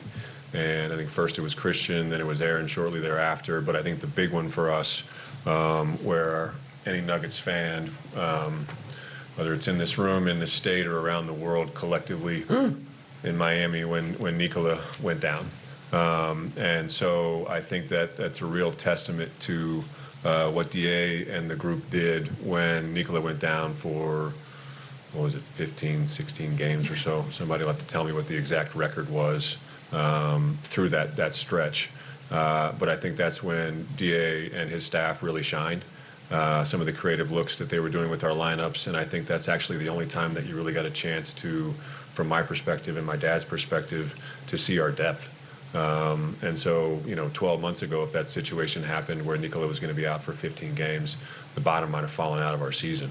And so I want to give him and his staff a lot of credit for getting us through that run, and then trying to get us back into a rhythm following that with all the different ups and downs, ebbs and flows of the injuries that we were facing. For Ben and John, it's a big decision coming up this summer about Peyton Watson. Just where does retaining him kind of rank on your list of off-season priorities? Yeah, Peyton had a great year. He obviously grew a lot. We hope Peyton's a Nugget. I said it at the beginning of the season. We hope Peyton's a Nugget for a very long time. He's been great for us. Yeah, we tasked Peyton at the preseason of growing. We went to visit him. We walked him through kind of what the expectations were without the actual expectation of getting the minutes that he got in that stretch of January. So, you have to congratulate him and kudos to him for staying the course. And what he showed us is what we knew he could do. So he did his part. So like Ben said, we hope he's a Nugget for a long time. You got to continue to hit on these homegrown talents, and he's been the focal point of that. Josh, you mentioned that the joke is that you guys are willing to pay for what's on the floor. Is ownership willing to pay for what's off the floor? And do you think your approach has reflected that over the years? Yes. Hey, Josh, I have kind of a bigger picture for you. You talked about the structure here and your involvement with so many teams that you and your family own. How has that evolved with your involvement in each of the clubs? And how do they inform each other, your interaction with Arsenal, or the way the Rams might run, their approach to personnel, or, or the Rat, or whatever? And how's it changed, I guess, and worked together? I would say that from my perspective, as I move between teams, and I said this to our group last year when we made the changes that we did, if there's a title or a responsibility that I guess I would give myself that I take very seriously, it would be our chief culture officer. I want to understand the humans behind what's going on with our teams, and I think that's where you get a real read of how competitive that we're going to be. I think that there's times where the culture of a group of people is a very living, breathing thing. I've heard it described in different ways by some really intelligent people over the years. Some in sports, some out of sports. How it's it requires a daily maintenance. I've watched the Nuggets culture come out of the ground. I've watched the Avalanche culture come out of the ground, and both have championship cultures in their own way. And the Denver Nuggets culture, without a doubt, over the last 12 months, it's evolved. And there have been some, as it has evolved, there have been, just like any kind of organism, as you evolve into a different place, there might be a hole that emerges you didn't expect. And so I think that while I was frustrated by a few things, I also understood a few things more about the people that are involved, and we're going to look to try to address that this summer. Just real quick to follow up on that. So you think that you could identify specific areas of sort of cultural leadership, not just one type of leadership, but a cultural leadership. You think you've already identified it? I can see certain things, and I can compare and contrast with other organizations that have that genuine championship culture, and I think the Denver Nuggets absolutely still have that. It's back to I forget who asked the question. I apologize, but winning is a lifestyle, and I think that group has it. Has it been questioned at times? Absolutely. But their collective resolve of what that group is has been built over a very long period of time, and we have the absolute belief that those guys have that drive to go do that. Does it need to be challenged You and are questioned? listening to Altitude Sports Radio 92.5's coverage of the Nuggets' end-of-season press conference with ownership, general managers, and head coach David Adelman. Back out to Ball Arena. We have on this roster, I think that you're definitely in a championship window. It's about the margins, nailing those margins, staying healthy, and keeping that mindset. And the follow on that is you mentioned the word complacency, and it looked like at times, whether it's complacency or the edge, maybe because you know what a championship looks like in that culture. But as a complacency as it relates to injury, how do you tie those things together and reconcile that and make sure that you're not counting on someone to suddenly become healthy? That how are you reconciling, I guess, that complacency injury dynamic or equation and not confusing that with loyalty? Like, how do you kind of, specifically with Aaron Gordon, as someone who's missed 76 games and being very sensitive to what he went through off the court, is that part of the rubric when you evaluate Aaron? Because he is so critical, as David, to what you guys do. Yeah, I mean, absolutely. I think Aaron is one of my favorite human beings that I've come across in all of our wide world of sports. And what he's been through as a human being since we won the championship is simply just tragic and would be difficult for anybody to deal with. But for him to have to go through it, public facing, knowing what we do for his family he does for his family behind the scenes, it's a very demanding on a human body. We have to help him get better at it. That's absolutely something that we have to talk about. We have to all look in the mirror and say, AG, how can we help you? Because when he's healthy, we all look better, from myself on down to our training staff. And so, AG is a wonderful person. Like I said, we're going to have some challenging conversations about how we can all get better. But I think the cool thing about our group is we all look each other in the eye and we do challenge each other because we do want to be great, and we do want to go win another one for all of our fans here in Denver and worldwide. Coach, regardless of what could happen with the roster this summer, what is the biggest thing that this team needs to improve on? And Josh, Nikola said he wanted to be a Nugget for life. What does success look like in the remaining tenure that he plays here in Denver? Yeah, I think, we talked about the teams, somebody brought it up, who we lost to in the last 3 years. And I do think that, what stood out was ball handling pressure. Those things, I know I already brought it up, but I'm just trying to be straight up with you. That really hurt us. And I thought, athleticism is part of the league. The league is younger. The league changes fast. Watching OKC last night, San Antonio, the way they play. But I also think just a little bit more of that puts you in a series to win. And I do think that the ball handling we didn't have in the Minnesota series did hurt. They're missing people. We're missing people. Somebody brought it up, soft tissue stuff's all over the NBA. Tatum misses Game 7. There's so many things happening. But, yeah, you have to look in the mirror and say, why did we struggle with these types of teams? But then you also have to look at it and say, wow, we've won a lot of games for some reason. And the core guys that are here have been absolutely incredible over these years. The 400-plus wins since we started making the playoffs. So we know that the attitude and the want to is there. It's just as they get older, how do you compliment them the best? And I thought Ben and John did such a good job last year. All we talked about in the OKC series was we need shooting. Okay, we led the league in shooting. We scored the most points. Now you lose to Minnesota, and it's a process of honesty.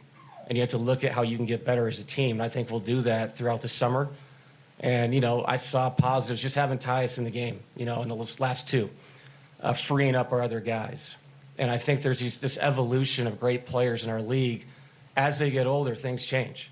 And I think the core of your team will change with them because we have great trust in our guys and what they've done.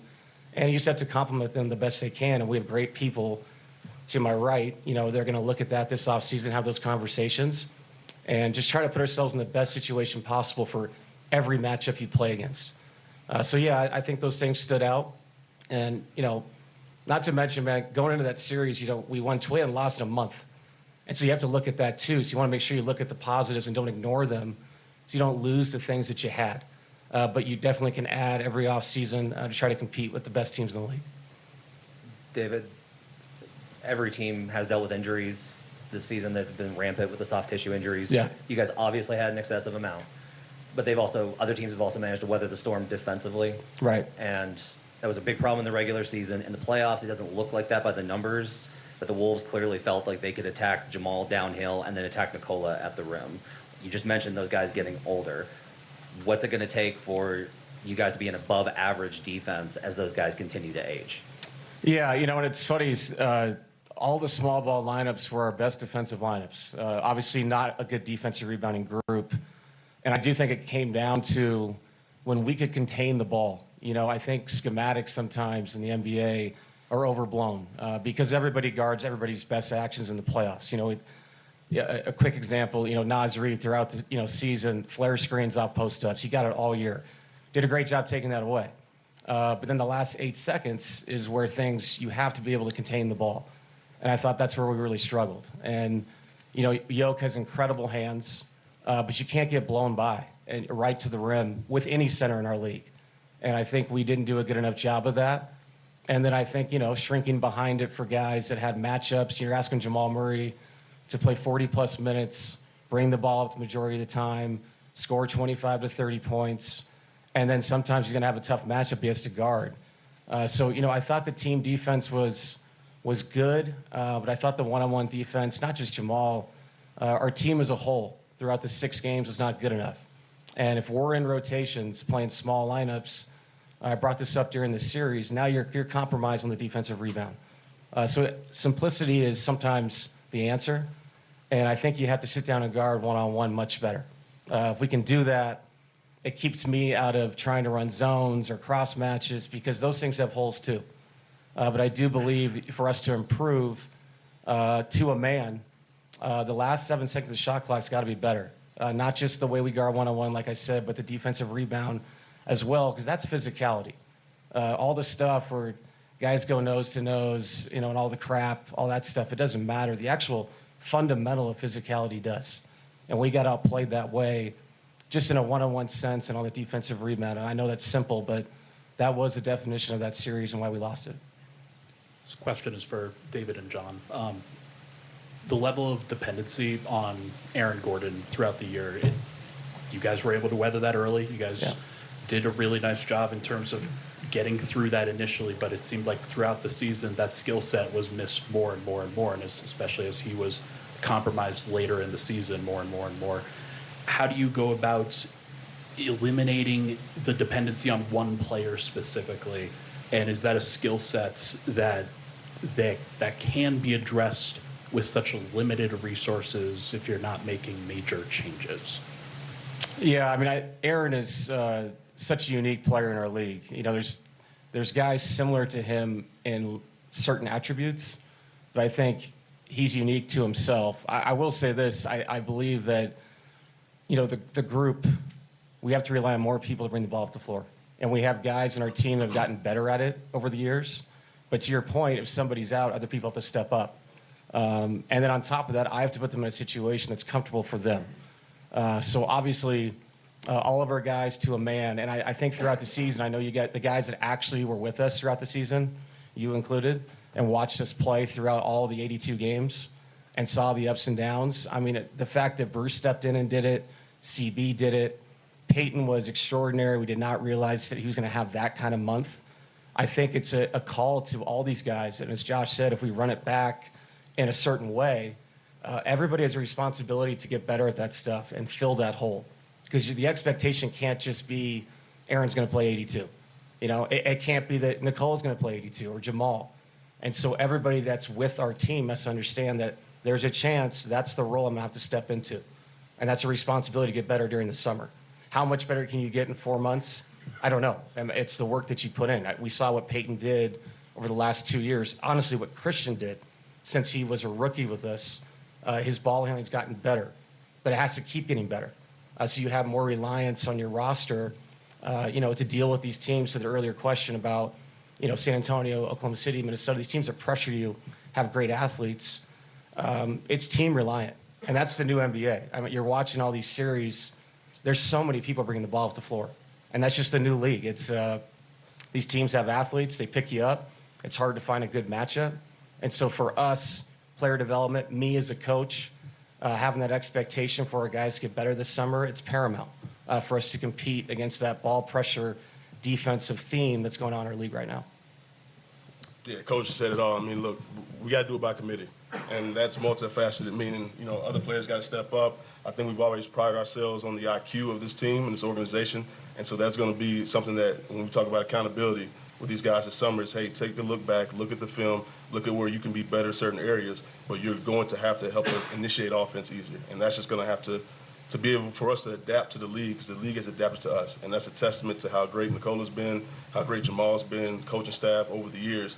They're going to pressures, and that's just a constant at this point. So I think collectively we'll figure it out, whether that's adding pieces, like we said before, we'll be open and honest to hearing what's out there and seeing where we can make some marginal changes. But for the most part, we have a group that can do it. Guys just got to kind of adapt to what the new reality for us is. A couple for David. David, do you plan on retaining your staff in its entirety? Have you thought about that yet? Are there any changes going? No, we talked as a staff, and I think it's good when the season ends. And again, no matter what the success was, how you define success, you always have to take a look at everything, staff included. That's never not been the thing here. Those conversations are hard, but you have to look at the day-to-day. I will say, in the moment, that's the world we live in, is only in the moment. I was extremely proud of the staff. I thought throughout the season, the ups and downs of keeping guys going, not just guys that were playing, but guys that were out and going through the frustration, the human nature thing of feeling like you're letting your team down because you're not playing. I thought the guys, the staff, and I'm talking player development, video, they just kept a really good vibe throughout the year. I really think it helped us get through some tough times. But with that being said, though, we lost in the first round. And so you look at yourself, just like if I'm going to sit up here and say, I'm looking in the mirror, leadership means you look up and down your own staff. And if we can make it better, we will. But at this moment right now, if I was going to describe that staff, I would say they did an absolutely great job during a really tough year. You are listening to Altitude Sports Radio 92.5's live coverage of the Denver Nuggets postseason media availability, ownership, both GMs, as well as the head coach, David Adelman, meeting with the media. Let's head back out live to Ball Arena. Has leaders in the locker room or needs leaders in the locker room? No, I think leadership with our group, was really good all year. And guys have different styles of doing it. I thought the fact that Yoke was so vocal last year in the playoffs and the fact that it almost became a parody was funny to me, because if everyone's asking him to lead, then he's going to do it his own way. And sometimes it's emotional, sometimes it's by example, sometimes it's in film sessions. And the guy leads. He really does. And I thought Jamal, easy to forget that 3 weeks ago we were talking about Jamal Murray having the best year of his career. John and Ben can attest this, Josh can. Last summer, Jamal Murray, incredible. With the group that came in, we hadn't had that much change in a long time, and it needed a leader, and he was it. The way CB is in the locker room, and I saw CB's comments, his frustration with himself and the fact that we lost. I love that. And it's hard to say this in public nowadays because you're going to get ripped regardless. CB's a leader. So I believe that. And I think the group, if you really want to look at it, you could say, well, their leadership didn't show up in the playoffs. Then tell me how we got through this season. How'd that group stay together? How many different lineups guys had to step up, use their voice? So I think, collectively, I thought the guys were great this year. But, throughout the summer, you're going to have conversations with guys and try to instill more confidence in them. Feel the need to speak. And more, I think we, society, we hide behind a phone. With teams, you have to speak up, use your voice, just like the coaches do. So I do think it's there. It was a good year for it. It can get better with this group. And obviously, it's inside of them. And so I just want to make sure I brought that up. I love what CB said. That's what a human being should say. I'm frustrated. I want to be better. I want the team to be better. And I want to win. That's what I want to hear. Josh, you mentioned that how David kind of carried the team through Nikola's injury. With Nikola in his prime, is it something like that that has given you confidence that he can be the one to be Nikola's coach and this team's coach for the next, however long it takes to get to the title again? Yeah. I think, this isn't an organization that makes changes like we made last year lightly. We don't take those decisions lightly. And so I think that the quote from myself last year was we needed to reinvent ourselves, but not reinvent the wheel. And I think we did that in a lot of ways. I think I want to give credit to DA and then these guys right here for pressing a lot of the right buttons last summer to put ourselves in a new kind of turn the page without fully breaking apart a true championship team and then add some depth around it.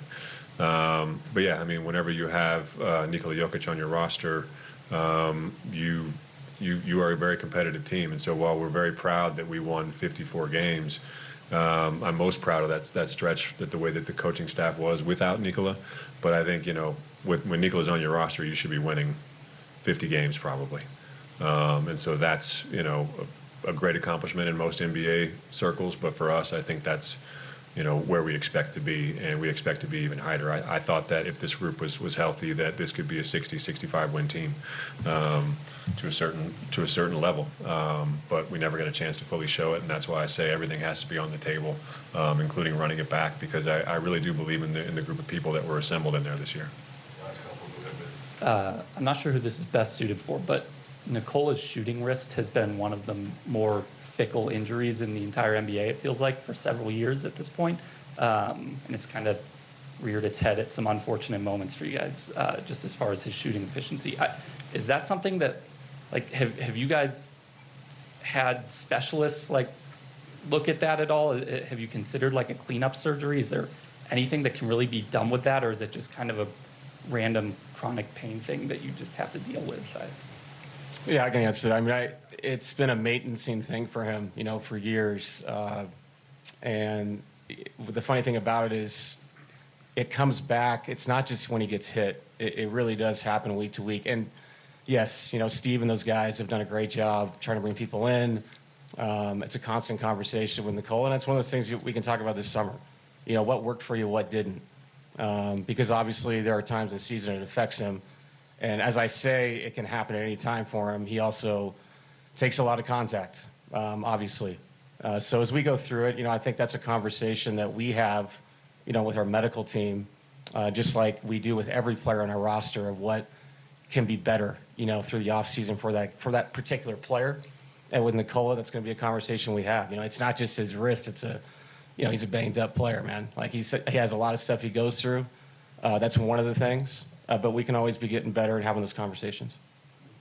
Not exactly related to that, but David, you pointed out, last season, you guys talked so much about bringing in shooting, and it seemed like you had patched those holes for really the entire regular season, only for the percentages to plummet in the Minnesota series. How do you look at that? What do you take away from the discrepancy from regular season to playoffs there, and some of the trends league-wide with it as well? Is that kind of a random shooting variance thing, or is it something where you have to look at this as maybe we need to rethink the types of shots that we value even in the playoffs? Yeah, I think, the shot quality thing is what's important to me. It's percentages go up and down, throughout a season. They go up and down throughout a series. Some of these series you're watching this year, not just ours, just how things flip in a game. I look at a guy like, what Tobias Harris is doing. But the reason why Tobias is making shots is the shot quality. I think where we, could have been better in that series is the type of shots you create. They have to come off some kind of ball movement situation where you're bringing a third defender. And I think I would give Minnesota credit. It was a lot of 2-on-2. And, what Tim does and what Cam does, they are some of the best set shooters in the world. And Cam had a great last two games. It was a reason why we were in Game 6 and we won Game 5. But you have to create better shots, and they're harder in the playoffs, obviously. But as far as changing what we did through the season offensively, no, I love the way we played, and I know we've been asking to shoot more threes for years in this city. But I think the point was, we will when we should, and we should have this year. And I think it just changed who we were a little bit. Not to mention, I've beaten this drum for so many years. We can just win the paint battle and win the games. When I was an assistant, when I was a head coach. And I think this year was so interesting because of the injuries. We were forced to be something completely different. It was the first look you get from three, go ahead and shoot it. That's going to be the best shot you get. And the guys really took to that.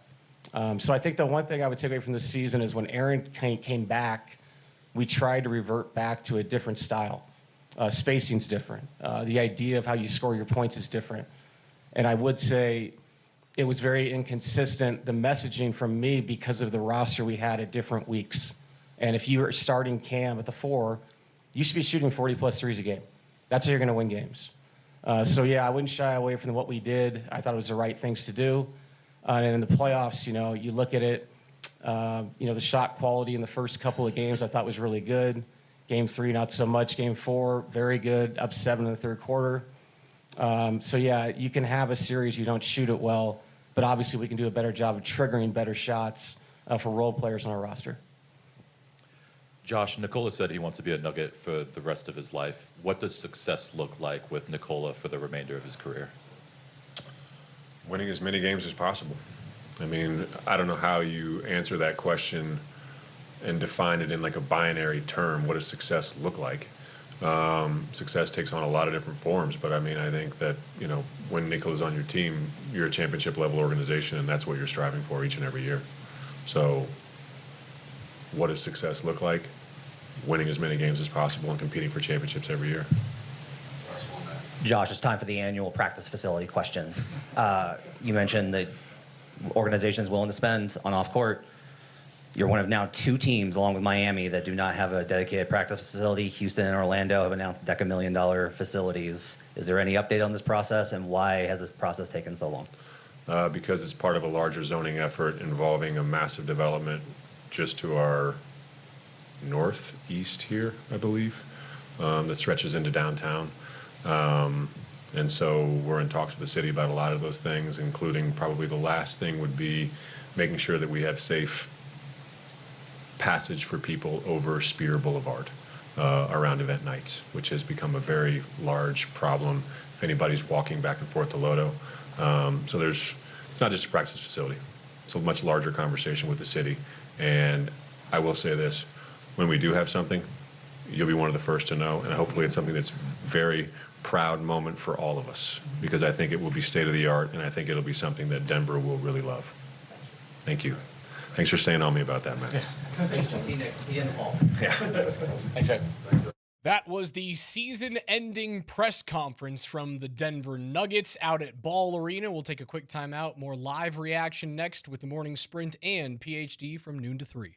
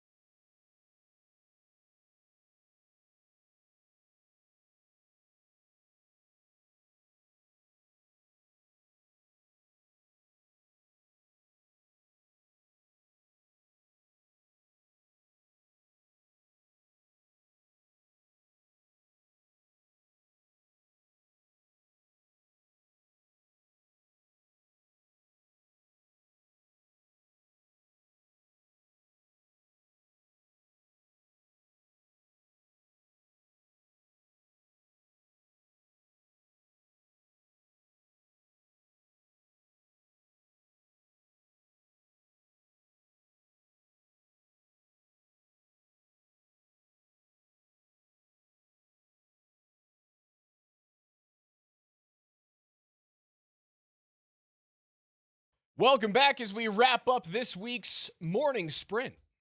Alex Ryanemi, Mike Sanford, KJ Granderson. You just heard the 45-minute season-ending press conference from the Denver Nuggets ownership, GM, head coach, all there. Governors, tributaries, dignitaries. What was your biggest takeaway from that before we hand things off to PhD? Not a lot of overall job security, in my humble opinion, for Jamal Murray as a Denver Nugget. A void of athleticism was mentioned, and the challenge of bringing the basketball up was mentioned. And those are two things that I will not be able to unsee from the failure in round 1 against the Minnesota Timberwolves. Adelman continued to go in on, like, the first time that I've heard him say something negative about Nikola Jokic. He went, guy's got great hands, but what we saw in this series, whether it was the Oklahoma City series last year or this year in the first round against Minnesota, too many blow-bys. So what I learned from that standpoint is look for Joker to have a little bit more help on the inside, or maybe Joker has more of a defensive presence next year. He basically called out his best player. Giannis, you coming? You on your way? There were a lot of questions about the second apron and getting into the repeater tax. And Josh Kroenke said, listen, if it makes sense for us, we're not ruling out anything. And I suppose if I take him at his word, that means they wouldn't be opposed to going into that second apron. And as it stands right now, if you just run it back, that's what he said. Like, we might run it back. If they run it back completely, they will be a second apron team. Happy Friday, everyone. Happy Friday. And you know what I'm going to pop a top to? I think I need to pop a top after that. I'm ready to have a cold one. By the way, congratulations to general manager of the Denver Broncos, George Paton, a 5-year contract extension. Let's go. More live reaction to the Nuggets season-ending press conference and getting you ready for Game 3 of the Avalanche and the Minnesota Wild. Come hang out with us on Saturday evening live at Stoney's on Lincoln. You can win a signed Gabriel Landeskog jersey. That's going to do it for us. For Coach, for KJ, I'm Raj. PhD's next. Don't go anywhere.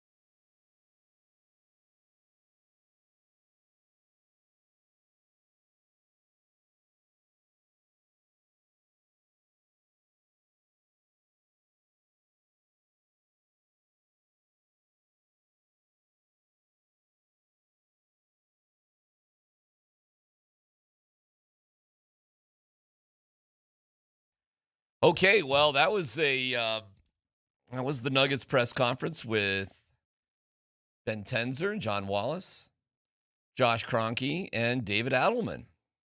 Lots of different things to touch upon. So, first to react to it, Scott, I'll give you the floor. What did you think? Never heard it, don't know what it said.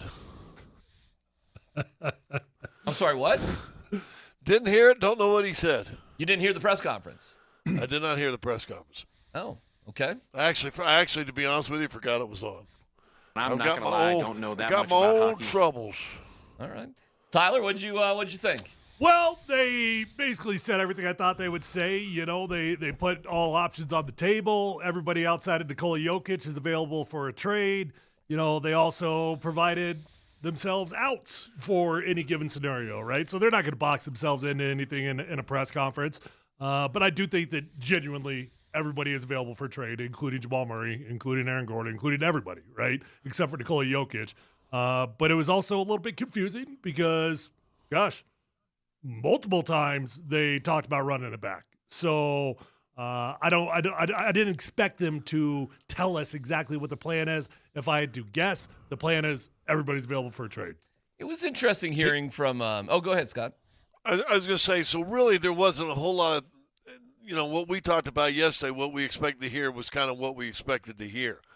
I will say this, I was listening, and we brushed on it yesterday, Darren, when you brought that clip when Draymond and Charles had their thing, and Draymond, of course, refers to the personal attack after Charles to say what he did. Well, then I went back and watched Dan Patrick was talking with Charles about it also, and he brings up if you really listen to what he says, he's right. He said old players don't get healthy; they just get older, and you got to keep that in mind. And it really struck me today because we probably talk about this, and we've talked a lot about Aaron, and gosh, we might be, for a guy who's not an all-star, one of the most beloved athletes of any sport in this town, right? He kind of grabbed the heart of this town, not only with what he did after they won it, what he's gone through tragically with the family. I think everybody just really, really is on Aaron Gordon's side. In reality, compared to everybody, even Tyler, I mean, he's a decade younger than Tyler too, but he's not an old dude. But for sports and for soft tissue, lower body stuff he's gone through, he is an older guy. And Charles said it with Dan, and this is what he's trying to say on the show. Older players don't get healthy; they just get older. It was clear the way Josh Kroenke talked about AG, how beloved he is. Of course, and yeah. It wasn't just as a player, because we know about the tragic death of his brother, and that Aaron Gordon has more or less stepped up to be a father type of figure to two young boys. And we've seen that repeated times during the years. And anybody who's had a chance to be around Aaron Gordon will tell you what a cool dude he is and how special he is as a man, not just a basketball player. So what I heard today, that everybody is on the table except for Nikola Jokic. And I'm glad Josh Kroenke said that. I think that was important to say, and it's certainly an indication that Joker's about to get that 4-year mega super duper, contract that's coming up in July. Okay, fine. I want to see the Count from Sesame Street count that contract up. Tell me about it. 1, 2. But I think it was important for Josh to actually mention Nikola by name, that he is not on the table. Sure. Like, not everybody is on the table, but everybody but Nikola is. Trading Aaron Gordon would probably be one of the most painful personal things that the Nuggets could do. So I would suspect that won't happen unless there's a reciprocal benefit. And Josh did say that as well, that we're not just going to make a trade for the sake of making a trade. We need to know that, or deeply feel that this is going to help the club. That sets up another really difficult decision, and that, of course, is with Jamal Murray. The irony with Jamal is you can get more from Jamal in a trade than anybody else on the team, and everybody knows it. However, the term run it back was used several different times. But what does that really mean? And as Josh Kroenke pointed out again, that doesn't mean we bring 13 to 15 guys back. No, we all know what that means. That means Joker, Jamal, Aaron Gordon. That's exactly what it means. And adjacent to that is Christian Brown. But I wouldn't even consider Christian Brown part of running it back. I would consider running it back. Do we bring back Joker, Jamal, and Jokic? And it was interesting putting that together with what Adelman said. Defensively, we've got to get tougher and better. We can't have blow-bys like Joker. He said Joker by name on that. He said we've got to have more guys bring the ball up. That's the trend in the NBA. Look what we did with Tyus Jones. We talked about this, and that is something they will do. If Jamal's back on this team, he will not be ball handling, not nearly as much. Adelman also said ball handling was one of our worst things that we did because we were so bad at it, we wouldn't get to our shot with enough time on the clock to actually do things. And the last thing I'll say about Adelman, I thought Adelman was very revealing about what he wants. They're going to take more three-pointers. They are going to take more three-pointers. He said if we're not taking 43 pointers a game, we're missing out. So he set a blueprint, an exact blueprint of if they do run it back, the changes they've got to make with the core of this team. Yeah, and he also talked about if they do run it back, they've got to have a better plan than what they've got right now, or they need players to step up in a better way than they did previously. For guys like Aaron Gordon, who cannot be counted on to play 82 games. For guys like Nikola and Jamal, all of them. David Adelman mentioned all those guys by names, and the expectation is that obviously they're not going to play the entirety of the season. And the guys that need to step in, they need to get younger. They need to get more athletic. Adelman talked about it. He specifically said we need more. Well, he hinted that we need more athleticism by referring to the athleticism that other teams have. The best ball handler on your team, as currently stated, since the championship probably, is Jamal Murray. The problem is Jamal Murray is not a blow-by ball handler. He's not a blow-by-you ball handler. He's a, move, get you off balance, go by you, pull up, finger roll, get to the basket, step back, shooter. He's not a blow-by-you, get to the rim guy. And the league knows that. And so let's start it at 47 feet and then let's go to 94 feet. If you're not a blow-by guy at 47 feet, you're probably not necessarily a blow-by guy at 94 feet either. So what do teams do? They get bigger, stronger, quicker guys up on him like Minnesota did with McDaniels. And listen, Minnesota wasn't the only team that did that to him this year. They're just maybe not as good at teams could get away with it. Lakers beat you one time doing that same thing. You just get up on him. He's not a blow-by guy. And so what that does on the body through 48 minutes, a week of games, 40 games, 82 games, it wears the dude down. So, Darren, you're absolutely right. And listen, we talked about it during the year, and we talked about it last year. What do they need? They need a backup point guard. They need another guy that can get downhill and break people down. And they didn't do that. Let me throw something your way. They might need a starting point guard and move Jamal to the 2. That they might need that. And Tyus Jones, I didn't care if Tyus Jones made a basket. He made a couple, whatever. You know what Tyus Jones did? Handled the ball great, and he got them in their offensive set. Let Jamal play. And when I say 2, I think we got to think about the NBA, Scott, as a little bit positionless, okay? Let's just talk about the roles that you have on a team. We need somebody who can bring the ball up with confidence and get the ball into the hands of the offense that's starting. So never mind point guard and this, that, the other thing. It really is like talking about an NFL specialist. We need a ball handling, bring the ball up so that Jamal is more available to score, more available to play better defense when he can, and you just take that off the table. Yes. Yeah. Yes. He's not super quick, but I think when you wear a guy out with all the responsibilities, maybe so. And that's what they did a couple minutes with Tyus when he was in there, and they put Jamal off ball. I would go back. It's not about ball handler though. And if anybody's out there, you guys ever watch our broadcast? I know Darren probably do the road games, but not home. And I've been saying this for the last couple of years because it's so evident what teams defensively is trying to do to Denver and Jamal in particular that I've said 100 times. The only way you beat pressure is with pressure. So if somebody's going to get up and pick me up 94 feet. I don't care what the play is. I got to get by that guy. I get downhill. Now, guess what? Now it's 5-on-4. Now how good is your defense when I'm 5-on-4? You're going to collapse the middle, boom, there's your outside three. Yeah. You're going to let me go the lane, I'll get a layup. You're going to bring a guy over late, boom, there's a drop off Aaron Gordon with the dunk. So, but if you're going sideways, and Tyler, let's equate this to football. When teams can get offensive teams to play east-west on the gridiron as opposed to going downhill north-south, don't they usually have a handle of that team's offense?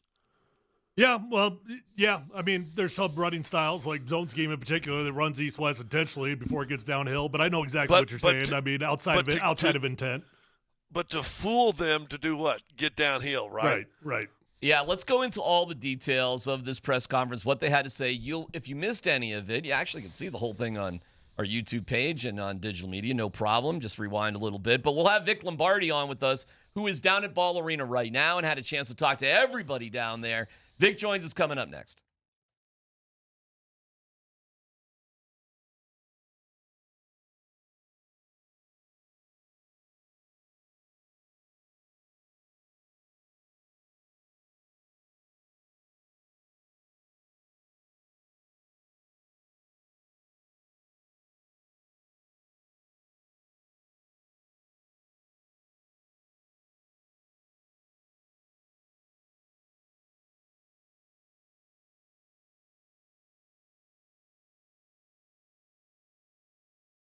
Hey, if you're struggling with the bald spot, whether that's a receding hairline or thinning hair or any form of hair loss, guys, call my friends over at Advanced Hair Restoration today. It's 720-459-HAIR. You're going to love my friends at Advanced Hair Restoration. Call and ask about their Advanced FUE. Nobody can offer anything like the Advanced FUE found at Advanced Hair Restoration. They've already changed tens of thousands of lives, and I want you to be the next one. When you go to Advanced Hair, you're going to be in a calm and relaxed environment with the best of the best. Dr. Tanya Pauls is legendary. The entire staff at Advanced Hair Restoration, simply fantastic at what they do. And they believe in what they do, to the degree that they're going to guarantee your hair is going to grow for life. Lifetime guarantee with your own natural hair starting to regrow the very next day. So don't waste time. Call 720-459-HAIR. You're going to get 250 free hair grafts and $250 off, or view those before and after photos at advancedhair.com.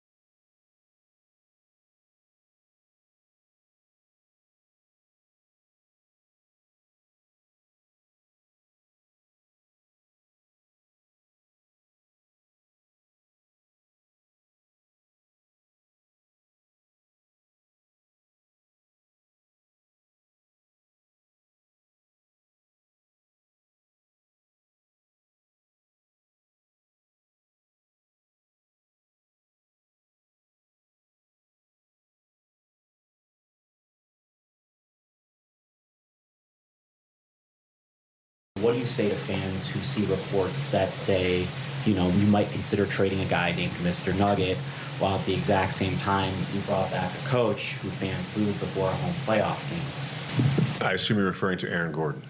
Yes. Okay. I don't really deal in nicknames. I deal with regular names. I apologize. I would say that anybody thinking that doesn't know the rhythm of what goes along inside these walls at times. I have full faith in Coach Adelman. I think he coached a hell of a season, all things considered. I think anybody saying something like that is speaking from a place of emotion. And I would say that my job in this organization is to help make decisions without emotion. And so I love Aaron Gordon, and I know that I think the world of him just like the entire Nuggets nation does. But there are some things that we're going to have to look at. This team looks a lot different when Aaron Gordon's healthy. I think everybody can acknowledge that. And so we need a healthy Aaron Gordon, and so we need to help figure out how to make the most of him and get the most out of his body for the benefit of the team.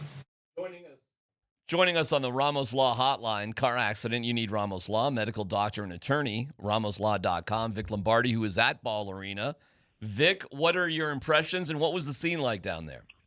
I thought that was a very revealing comment there by Josh Kroenke regarding Aaron Gordon, because every topic that came up today seemed to hinge on the availability, the status, and the play of AG. And you would have to be an imbecile not to appreciate and like Aaron Gordon. We all do. He's a great human being. He's a better human than most. But the fact that he was not available in key moments during the season, particularly there at the end, hurt the team immensely. And he has to be available. Now, how they make him available, I don't know. Does he – I mean, tell me, Scott, can he lose weight? Will that make the muscles work longer, work better? Will he have the same issues if you're 10 to 20 pounds lighter? Well, listen, I've told somebody this the other day, and they were saying, just lose weight. Guess what you can't do when your legs and lower body ain't working? You ain't losing a lot of weight. I mean, you could diet and go carnivore and just sit around the house and just do carnivore diet, and you can probably lose some weight like that. But if you're talking about conditioning, losing weight, like we saw Joker after he came back from the injury, by the end of the season, he had lost 20, 25 pounds. Yeah. Well, guess what he was doing every night? Playing 38 minutes and running up and down the floor. Gordon hasn't been able to put a sustained amount of time being able to get up and down the floor. So, I mean, lose weight would probably help. But guess what? Got to get healthy before you can lose any weight, doesn't he? Well, yeah, and I thought the fact that his name was brought up so many times and the fact that you kept hearing run it back is because they know, given his injury history, they're not going to be able to get anything in return if they entertain that. They know that. They're not dumb, and the other teams aren't dumb. So their only option moving forward, as I suspected all along, is to try to make it work. And by trying to make it work doesn't mean just crossing your fingers. I think sometimes you have to do more than that. What that more is, I don't know. I have no idea. I'll leave it to you doctors out there who are better equipped. I'm a doctor as well, but those that are better equipped in the science of physical therapy. I don't know what you do. As for the rest of the team, of course it's going to look different because they can't afford to keep the present team together. So when he says run it back, when Josh Kroenke says that, I think he means the core of the team, not necessarily the extracurricular squad. Yeah, what's the core? Who's the core? Who are we really talking about? Three guys. Three guys, AG, I agree. Jamal, and Nikola Jokic. Now, you can make the argument, too, with a lot that was said today. David Adelman went in deep about ball handling and handling pressure, and they all jumped into that. You could also make the argument that, maybe they need another guard. Maybe Jamal, is tradable. He is, of the three, the most tradable contract. You don't dare mention Joker, and we just referenced AG. So if you wanted to trade Jamal Murray, you could.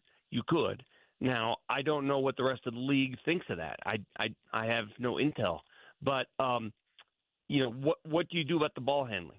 I think we opened the season asking this question, and forgive me if I'm wrong. Did we not ask the question at the beginning of the season, boy, the Nuggets can use another point guard. I wonder if they're going to add one at the deadline.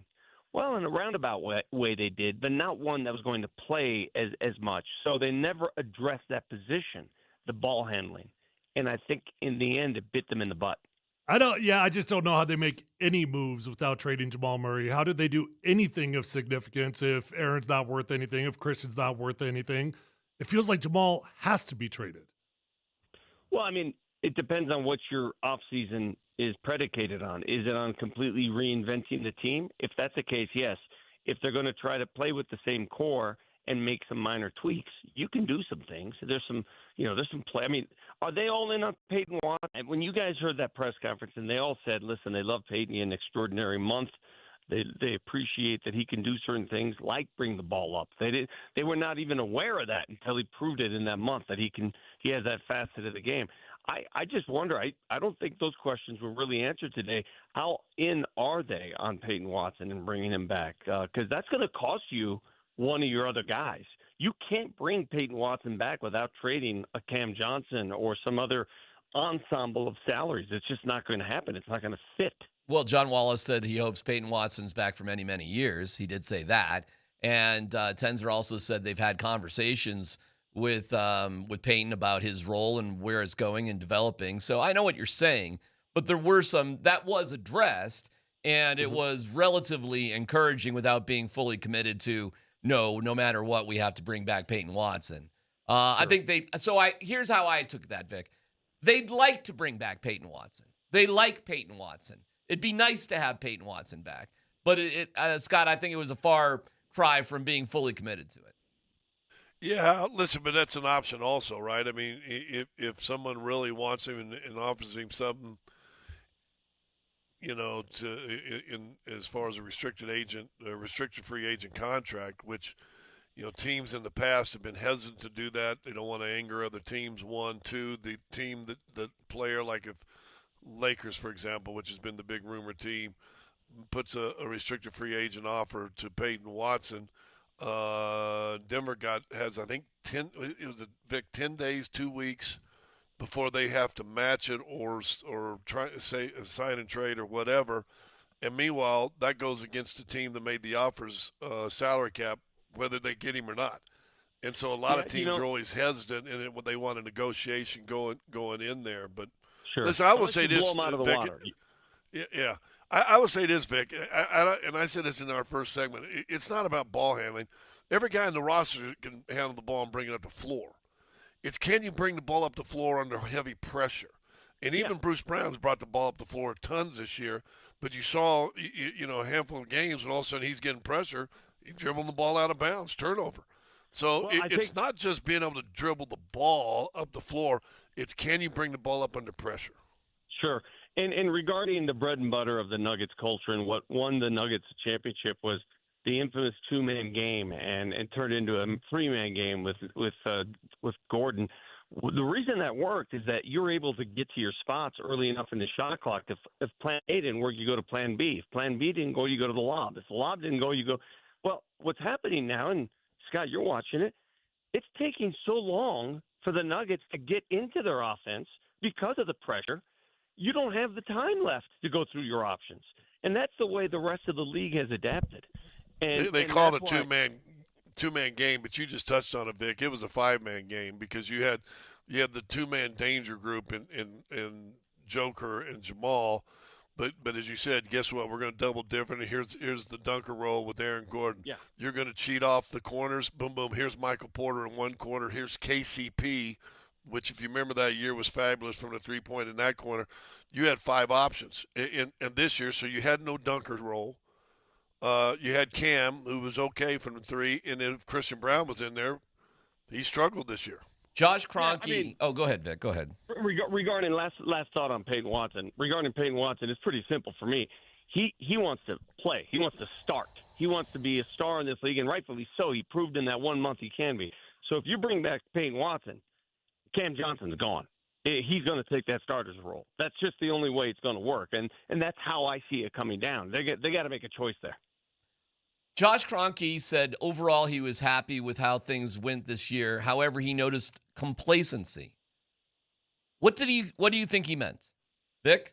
I think it's the human nature of going completely out of your way. It's the old Nikola Jokic, winning is a lifestyle. You got to live it. You got to wake up, breathe it. You got to understand what it takes to win. And I think sometimes, we all get complacent, right, in our jobs. I don't think the hunger was what it was 2-3 years ago. And the longer it goes, the tougher it is to get that back. That's the one thing I notice about we talk about on our radio show with the Avalanche. The Avalanche look more determined than ever, right? They got that spark, that hunger back. You could see it in the way they play. And the reaction the Nuggets showed after Game 2 of that series, it just didn't feel the same way. So, yeah, there's complacency. It also tells me that he knows there's something in that locker room that doesn't belong in there, and it'll probably be out by this offseason. Scott, what do you think? Complacency. There's an old joke that was told to me 20 years ago.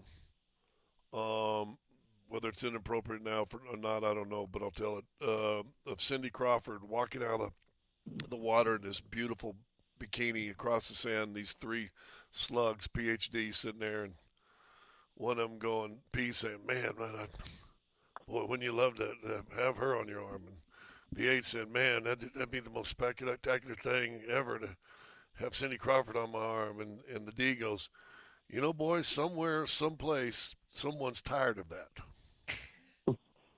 Okay. And that's the complacency of you think he was sports. you think he was talking more about the players than anything? Of course they're talking about the players, and of course there was complacency, and I don't know who's to be blamed, but we all saw it. I mean, look, we were all wanting to see action with the Timberwolves. We all wanted to see the fire in the eyes, and it took like 2 more games to get to a spot where we saw anything, and it was Nikola after the game was all said and done.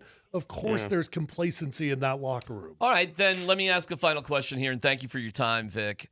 Does that mean that you have to look at an NBA season 2 ways?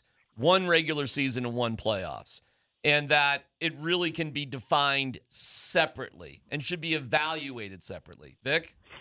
Well, I'll give you the Minnesota Timberwolves. I mean, they were a 6 seed. Last year, I think they were a 6 seed as well. The year before that, they were a 3 seed. They went to 2 straight Western Conference finals, and they figured it out in the playoffs. So you have to sort of survive the regular season and don't penalize yourself to the point where you hurt yourself. I thought the Nuggets did a great job doing that in the regular season. That's what's the biggest shame here is that they won 54 games despite all those injuries. Think about that. Let's not just throw that aside like it doesn't mean anything. That's a pretty eventful type of season for a team that was so injury riddled. But when they needed it most, they A, ran out of gas, B, were injured, and C, complacency. All 3 of them at the same time. And you saw it, man. It just the abrupt end of the season is what bothered me. All right. We're going to talk more about this, Scott. I just want to let Vic go. Thank you, Vic. Is there anything else behind the scenes, Vic, we should know about that wasn't obvious to what we listened to and what we saw on TV? Yeah, they're still working on that practice facility. That was brought up. You know, I do want to say this about the practice facility. We all want shiny new toys. We all do, and I'm with you. I mean, I think it'd be great to have a practice facility, but I think people tend to focus on the wrong things sometimes. If you think that a new practice facility is the difference between a championship or not, I don't know what world you're in. The Colorado Avalanche play in a freaking amusement park. And they're the best team in hockey, and they've been the best team for. I think the product on the court and on the ice matters a lot more than where they practice. I get it. We all want that. At the end of the day, the players want that. But let's focus on the right things. The things you need to focus on is who they put out there, not where they play. All right. Well said, my man, Vic Lombardi. We'll talk to you later. Thank you, Vic. Bye. All right. Yeah, Matt Moore. I like Matt Moore. I love Matt Moore. He's a great dude. There's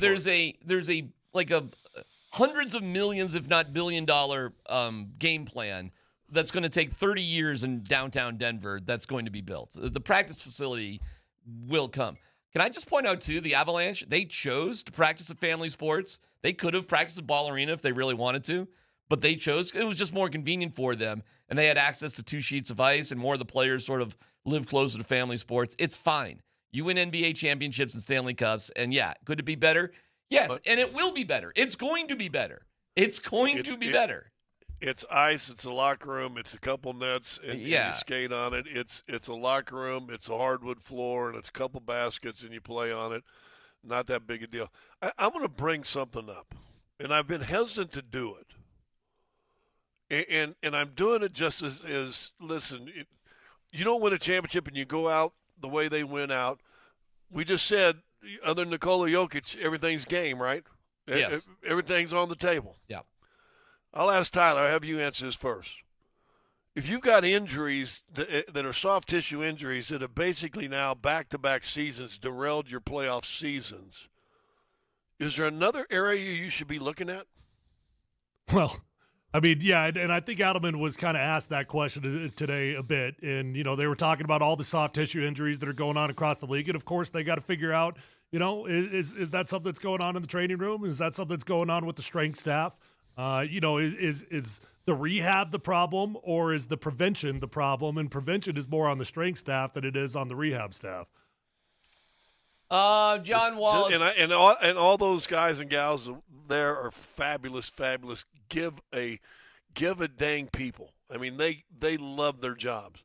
But, man, after 2 years, don't you all of a sudden, if you're up top going, man, we got to look. Is there something we're missing here? Is there something we're not doing? Now, saying that, and I think Darren and I were talking during the break the other day, somebody else got hurt and is missing a game because of a calf, and you're like, dude, what's going on?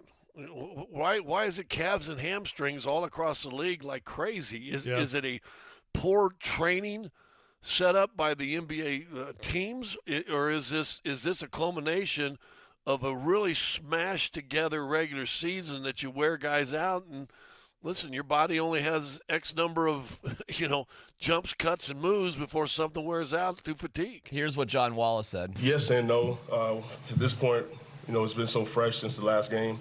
Right now, kind of looking at it from an accountability standpoint, we haven't had a chance to sit down with the guys right now and kind of go through what's happened, kind of what their off-season situation is, and kind of their process into getting back for the season. But like Josh said before, everything's on the table. We've got to take a deeper dive and look and kind of see where those elements are coming from and kind of put it on these guys to kind of make sure they have themselves in shape, ready to play when the season starts. Yeah, they don't know. It's a good question. But again, players got to be in shape. Okay. I agree. But guess what? Why are you paying 25 people to make sure that happens? I don't know. I ain't a doctor. I mean, listen, I love Lauren Landau, no doubt. I love Lauren. But the Broncos felt like that just wasn't happening the right way. And they got rid of Lauren and they brought in a new training staff. But it wasn't just a new training staff that the Broncos brought in. It was like a new everything. It was a whole different analytical approach to training and recovery, period. So it really wasn't on Lauren. They brought Lauren in because they thought the guy before him, because I was here and covering the team then, they brought Lauren in because they thought the guy before him was too old school and hadn't moved up the ranks of modern training of guys. But it was funny because they didn't just replace Lauren. They sort of replaced an entire system of training. So in order to do that, you did have to replace Lauren to do everything that you did around it. Yeah, they've now got a czar that's in charge of, and it's the strength coach, and I'm drawing a blank on his name right now, forgive me, but the Broncos strength coach is the czar of the training room, of the strength staff, of health and nutrition, all those things. Yeah. He is in charge of it all, and he leads a holistic plan with all of them intertwined. Yeah, so if the Nuggets do anything, they probably should chat up the Broncos, frankly. In all honesty, they went through this same sort of thing, and the results with the Broncos were better. And that's not Lauren's fault. They took a bigger approach to the whole thing. It wasn't just like one person. We're going to do this thing completely different. And, they might all be very nice people there. That's not their fault. They're probably doing the best they can. But like John Wallace just said, we got to look at everything. You cannot spend the money they spend on the players and not look at literally everything. So I'm sure they will. They will. when you have a guy in Joker, okay, hyperextended knee, bone bruise, those are bad luck injuries that happen in the league. But when you're having multiple calf and multiple hamstring, there's got to be something. And it's different bodies, different body types, there's got to be something that we can do that would be more preventable. Now, listen, I'm assuming some injury just time's going to catch up. But, man, I mean, they probably win close to 60 games without all these injuries. If say, what's his name plays, if Gordon plays most of the season, and now guess what you get to do? You get to play the 7th seed. Well, this is critically important because if you're going to run it back, if you do decide to do that, that means you need a healthy Aaron Gordon. If you don't feel you have the right way to keep Aaron Gordon healthy, why is Aaron Gordon even on the team? So you got to say, can we do this? I think you can find different ball handlers. Aaron Gordon's going to be on this team next year. We all know that, right? Like, he's just going to be here. You can't get rid of him. You're not going to sell him for absolutely nothing. They love him.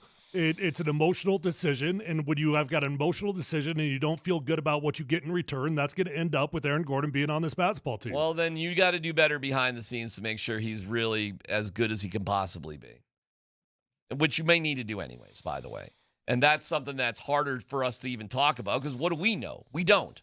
We're just spitballing, and we can just tell what happened during the season that created the problem in the first place, but we don't necessarily know the answers.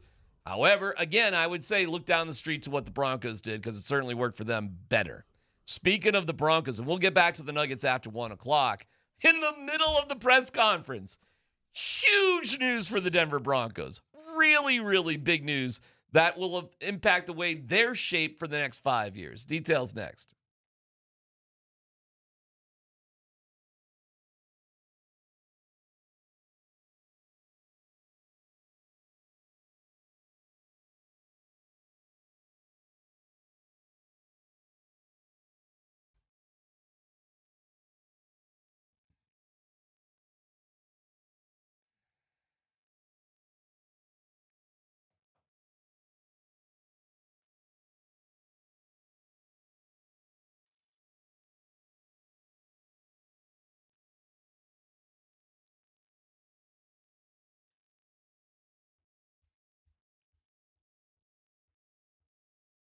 It's DMac for the Rocky Mountain Men's Clinic. Performance matters in intimate moments, and I want you to have a spectacular weekend.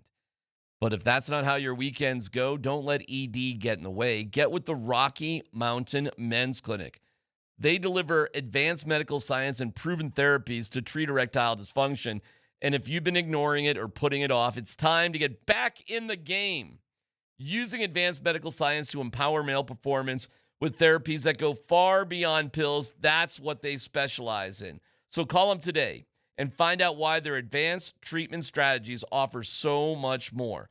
With 5 locations up and down I-25, they are easy to find. Fort Collins, North Denver, Central Denver, Castle Rock, and Colorado Springs.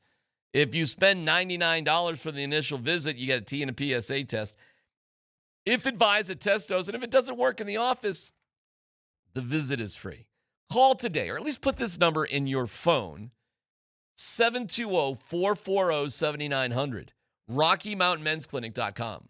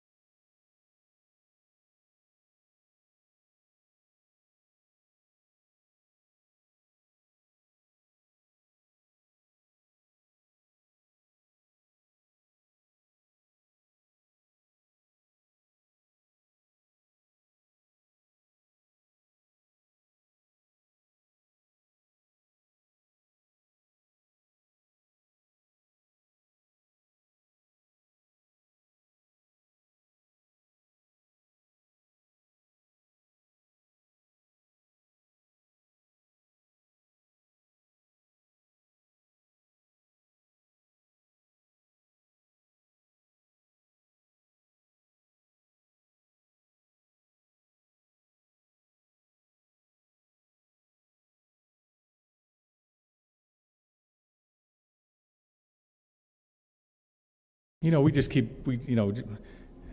we just stick to the process. I don't get too far ahead of it. Again, every year you start over and you build in a sense, and we're going to have to build in a sense, but we just need to get better than we were, and we'll just kind of stick with that.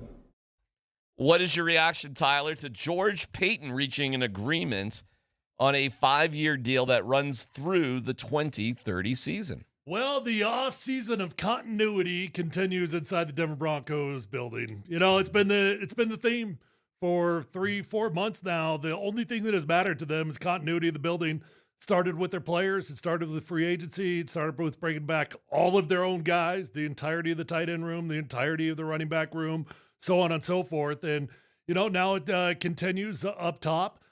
George Paton deserves a new contract. I'm glad he's back. I'd like anybody else that does the job long enough. He's had his moments where he swung and missed, and we criticized him for it. But if I could compliment George Paton on anything as a GM, my biggest compliment has been his recovery ability from his misses. Scott? You make a mistake, not be afraid to correct it. Well, you want me to tell you the first thing? And I'm watching the presser back right now, and you saw that, read that this morning on George. I said, dang, PhD is listened to by some seriously powerful people. How so? And I've got 2 examples. All right. It was just Thursday or Wednesday. We were talking about, listen, fellas, we're at the point now that they've got to think about extending George Paton. Do you extend him? And we kind of brought that up when no one else was really talking about it. Lo and behold, less than 48 hours later. There you go. Got it done. 5-year deal. Boom. Right. George Paton ought to buy us ice cream. You're welcome. Second one. Yeah. That proves my PowerPoint. You guys missed it. I guarantee you guys missed it. Okay. We were talking yesterday. Oh, they got a presser, and they got this one starting with Josh and the GM, the front office, and then they're just going to go roll out Adelman by himself. What are they going to do? Poor David's going to be rolled out by themselves? Less than 24 hours. Let's put them all on the dais, because powerful people listen to good advice. Got George Paton signed, got David Adelman up on the big table instead of having to sit there by himself. Just doing the Lord's work here, Scott. That's PhD, right? Did you recognize that? I think the first one might be a stretch, but the second one? Hey, take credit. Just take credit. Pat ourselves on the back. It's cool. Don't worry about it. Had you heard anybody else talking about the extension of George Paton before we did on Wednesday or Thursday? Oh yeah, people. Oh, not. George was asked about it at his press conference to wrap up the season. But you know what? He talked about it. Ain't nobody advocating like us. All right, so I'm sorry. Let me answer that. No, nobody. No, Thank you. I did not see anyone on Twitter talking about it. My bad. Nobody. I didn't see any articles written about it. There was nothing, and I agree. I will say the Adelman thing, though, the timing of that was interesting. I'll say that. See, power. I guarantee you something. That one. Why are we sitting David off by himself? That one, that one. Maybe. So maybe you on that take one. credit on that. Well, it was one thing while we were pretty. I'll tell you this. Pretty good. I'll tell you this, Scott. It was one thing while we were on the air, and when we were off the air, it was something else. I know that for a fact. So, right? Yeah. Okay. No, good for George, and I listen. And it's funny because we go from one presser where everybody seems to be depressed and sad, and then glorious news, at least for the Paton family, right? They 5 more years of employment, and kids can go to college now and stuff. But both, and Tyler said the words continuity. It's only one. And I think that's what both organizations are trying to strive. We got to figure some sort of continuity that works and is sustainable for not just a year, but in the same thing with the Broncos. That's why you need the milky white bone ankle thighs of Bo Nix to be right, because you want continuity for another 10 years with your quarterback. You know what? And I'll tie that back to the Nuggets here real quickly. And I think that's the biggest challenge that they've got, for Josh Kroenke and, and for Stan, maybe just those two. But that building was the culture, the championship, The DNA was built on continuity. It was built on a plan that they saw through when it took time and everybody wanted them to go out and buy pieces in free agency and they didn't do it. Continuity worked for them. So when you've got a season like this, that's got to be really challenging for them to make a decision between continuity and blowing something up. Let me just say, let's get to it deeper in just a second, and we will. We'll dig into all of it with the Nuggets here in a second. Just one last thought on George Paton. Anybody who could survive what he did in his first couple years and thrive after that has all my respect, because I don't know if he could have got off to a worse start in his first couple of years here, when he had to deal with Vic Fangio firing him, hiring Nathaniel Hackett. That was a disaster. Saddling the organization with the Russ contract that he pushed through because they couldn't get Aaron Rodgers, and firing a coach with games left to go because the culture of the team was so bad. And the fact that George Paton survived that, and you turn around a couple years later and you're an ankle break away with those chalky, milky bone ankles from going to the Super Bowl. And what did everybody say when Sean Payton was hired? Oh, he'll get his own guy. George Paton will be gone. Remember all that? Yeah, I definitely thought he was going to get his own guy. I did. And he survived that too. But you know why you know how he survived that? Because of Greg Penner, and Greg Penner's a great owner. I mean, let's be honest. He didn't let Sean just get his way. Because I think Sean that first year was trying to run roughshod, and Greg Penner said, well, "Hold on, Buckaroo." I also think he survived. Not only because of ownership, but because he's smart enough to understand what his role needs to be with Sean Payton. Yes. And so he's smart enough to understand that he's no longer the czar. He's no longer in command. And so let's work nicely with the people that I need to work nicely with for me to be employed. The key for the Broncos, they figured out a process. Will the Nuggets be able to do the same thing? We'll talk about it coming up next.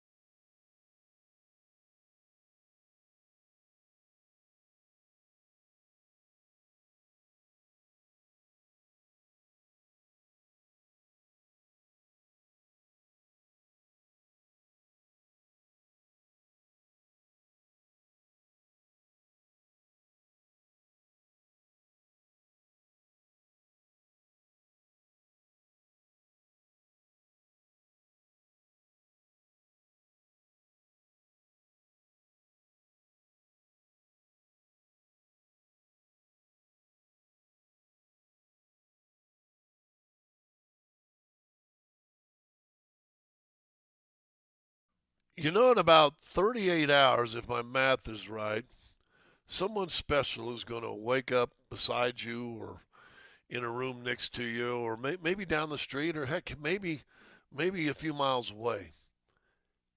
And they're going to realize it's Mother's Day. Well, what did you do? Did you do the same thing? Hey, Mom, I got us a brunch over at Tic Tac Toes, and here's some flowers. Thanks, Mom. Thanks for burying me and raising me and doing all this stuff. Yeah, here's a kiss, some flowers, which is fine. Some moms love that. But if you want to do something special, if you want to do something that goes an extra mile, and they're going to wake up on Sunday morning, 38 hours away from now, and all of a sudden you say, hey, by the way, thank you for this past year, Mom. Thank you for what you've done in our lives, for raising us and doing what you did. We got you this luxurious treatment. We got you a massage. We got a European facial. We got a half day of beauty, all these different packages. And we got it from Bow Visage Skincare and Spa. They've got so many different packages. It's really easy. Go online, bvspa.com. That stands for Bow Visage Skincare and Spa, bvspa.com. And look at all the choices. Doesn't matter the money situation. They've got different packages they can fit in there. It could be this simple. It could be this extravagant. They go the whole gamut of what you could possibly do for that special person in your life this Sunday. And the cool thing, by the way, you can wake up at midnight on Saturday, Sunday, and go, I forgot to do it. Boom, grab the phone, bvspa.com, and you can do it right now. Or if you want to talk to somebody live here in the next 24 hours or so, you can pick up the phone as well. They'll treat you and treat your special someone like a queen. 303-779-5002, 303-779-5002, or bvspa.com. It's Bow Visage Skincare and Spa. Treat that someone special the right way this Mother's Day.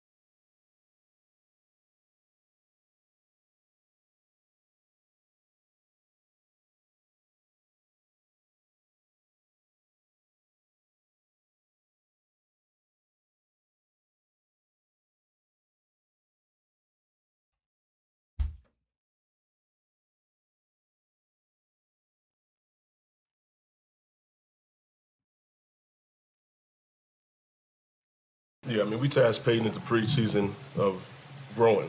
You know, we went to visit him. We walked him through kind of what the expectations were without the actual expectation of getting the minutes that he got in that stretch of January. So, you know, you have to congratulate him and kudos to him for staying the course. And what he showed us is what we knew he could do. You know, so he did his part. So like Ben said, you know, we hope he's a Nugget for a long time. You got to continue to hit on these homegrown talents, and he's been the focal point of that. When you look at the press conference from earlier today, what would you say are the highest priorities for the Nuggets? That's so hard. Go ahead. Downhill players, perimeter long wing defenders. Okay. That was very specific for sure. I didn't necessarily hear any of that in the press conference, but I mean, yeah, that's probably a need that they've got. Like when I heard the press conference, DMac, I don't know that I walked away with anything other than confirmation of, man, this is a cloudy situation that they don't know quite how to resolve, because they admitted that everything needs to be on the table. So when you ask me the top 3 priorities, I don't know. Like, I think the only priority they've got is figuring out, can they get rid of some guys and get anything in return? Because if they can't, they have to go with the run it back philosophy. And they acknowledge that both worlds live within reality. By the way, that was my big takeaway too, specifically about Jamal. So I'm agreeing with you, and I'll even dial it in. Can we get value back for Jamal Murray that will keep us in a championship window? And if we can we pull it off? And if we can't, how do we run it back with this team, Scott, to make it more effective? Successful. And I think Adelman laid it out. Better ball handling, better defense, no more blow-bys or less blow-bys, and way more aggressive taking three-pointers. Well, yeah. But that's with Jamal. That's with Jamal. If you trade Jamal, you'll answer a lot of those questions with what you get back from Jamal. One way or the other, we got to figure this out. And the question is, Aaron Gordon, they want to keep, okay? Let's keep it real.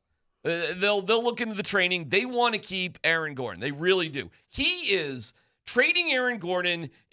Dude, that is like the last thing they want to do. If they have to do it, I think they will. But that is the last thing they want to do. By the way, I think they like Cam Johnson and what he can bring to the team and how much better he got.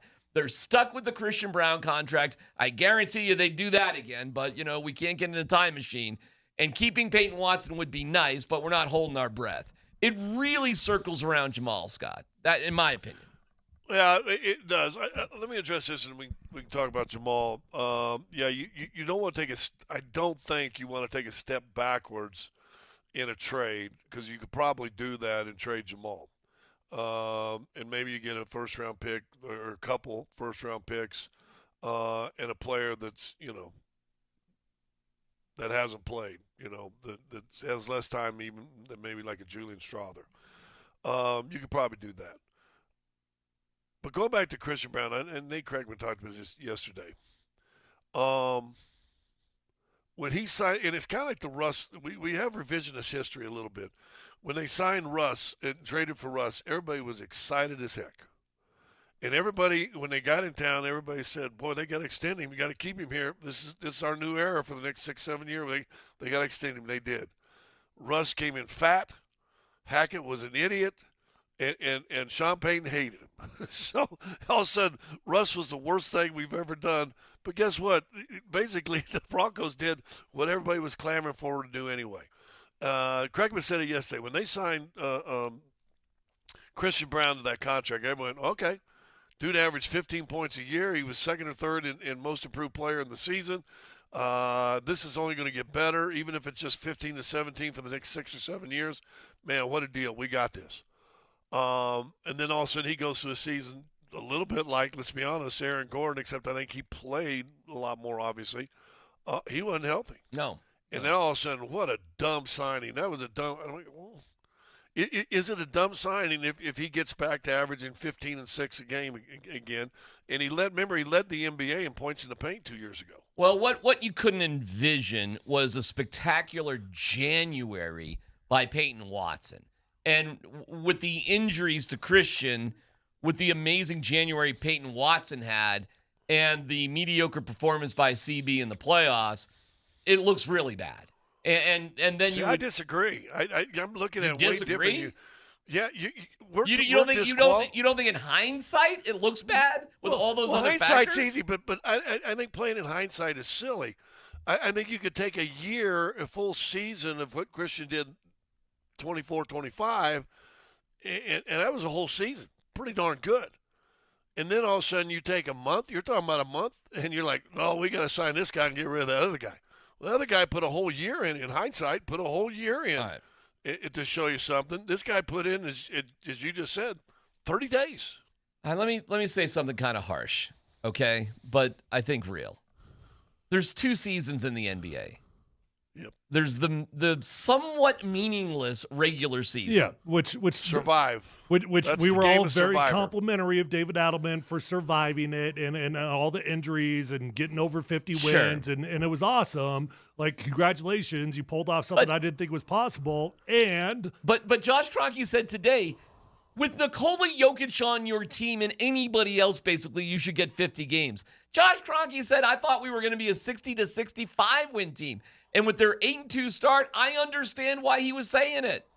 Okay, so that's one thing. So, yes, we can evaluate things on the regular season. But there's a whole nother season in the NBA, the playoffs. And frankly, you have 82 games or whatever you play in to do one thing, and then you're evaluated on, guess what? 6 games. Mm-hmm. And that counts more than the regular season part of the season. So Of course it does. You can do one thing in that 82 games, Christian Brown, but if you can't be better in those 6 or whatever games you get in the postseason, I'm sorry, that counts more than the regular season. Well, his rookie year, those 20 games he played in the postseason, pretty good, weren't they? They were good enough to get him 20 per. I mean, as it turns out. And we don't know about Peyton Watson because Peyton Watson didn't play in the postseason. Yeah. I'll say this because I agree with you, and I've been trying to say this forever. And how many times when I came in, I said, man, they just got to survive this. They got to survive the regular season. Right. But you're exactly right. And I don't know if it's the same way in football or not. It probably is, Tyler. But the postseason becomes different. The John Elway quote, you own your fortune during the regular season, you earn your fame during the postseason. What happens in the postseason, in the NBA especially, your weaknesses get exposed. And boy, did they. And when you don't have boy, did we look back-to-back. Yeah, when you're playing back-to-back games and you're playing every other day and teams are doing cursory scouting reports on you, as opposed to I've got 12 days to play 6 games and there ain't no secrets. And we're going to exploit every one of your weaknesses, including ball handling, including pressure, including everything else they did. Wing defenders to keep people in front of them. Minnesota, I give them credit. They were the better team, and they exposed Denver's weaknesses. Where are dogs at? As Deion Sanders famously said, are you a cat or a dog? And I do love cats, and so do you, Scott. You know, that's the danger when we're talking about complacency, when you've got older veterans. Yeah. And I'm not accusing any of these guys of having this problem, but you got older veterans. They've been paid. But maybe for our crew, it's probably not the paid part. It's the we've won part and we're hurt part. And it's not quite as fun to feel as motivated when we've already experienced it once before. I do wonder, and I'll just throw it out there and I'll ask you, Scott, is complacency too, I have to show you film because you won't watch it on your own? Wait, is that a problem? Well, it was for Michael Malone, and David Adelman talked about it too. I mean, I'm talking about preparation for games too. Like, we're just going to cruise through this. And when I say it, I mean it literally and maybe metaphorically. Like, we're not going to do everything. We are complacent. We do have our heads buried in our phones in the wrong way. Is complacency is another simple way of saying complacency is taking things for granted? Is it? Is it? I mean, it sounds like it, doesn't it? Yeah, I know what this when team Josh, does. When Josh, yeah, I know what's happening. Yeah, when Josh Kroenke said complacency, he noticed complacency during the season. I mean, that's set up huge, alerts to me. Like, what are you talking? Like, what specifically are we talking about? Well, there could be a complacency on getting back on the court. There could be, there you go. It could be injuries. It could be the sense of urgency of when you need to contribute. You know what's ironic? You know when they weren't complacent? And I tell you when this team was not complacent? When Nikola Jokic was injured. How about that? You know when they weren't complacent? When they beat Philadelphia with no starters. Yep. They survived that 15-game stretch in a manner in which I didn't even think was possible for them to survive. And then Nikola comes back, and guess what? Well, Nikola, you do it all. Thank you. Yeah, you do it all. And I don't know if that's complacency or comfortability or whatever. Yeah. You know, I don't have to work this hard as like I was working. There was a spirit when Nikola was out that did not exist the rest of the year. Why? Yeah. Why?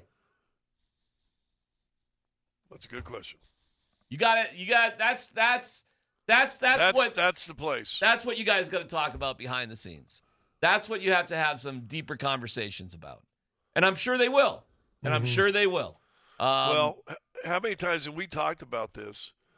When you look on the court and you're looking at guys and it's exactly what you said. Here, Nikola belts out. Here, do this. Oh, Nikola hit. Instead of taking it upon yourselves. I told you when I was in Detroit, we had 13 guys on the roster, one on the injured list. We had probably 11 of the 12 active players were alpha dudes, but we answered to one guy. I don't know who that one guy is that they answer to with this team. Maybe they got to find a guy that is that guy also. But all the teams I've ever been on, great teams, Isaiah Thomas, you can talk about Magic Johnson. We've seen the Bird stuff. We've seen the Kobe Bryant stuff. We've seen all these great players. They demanded excellence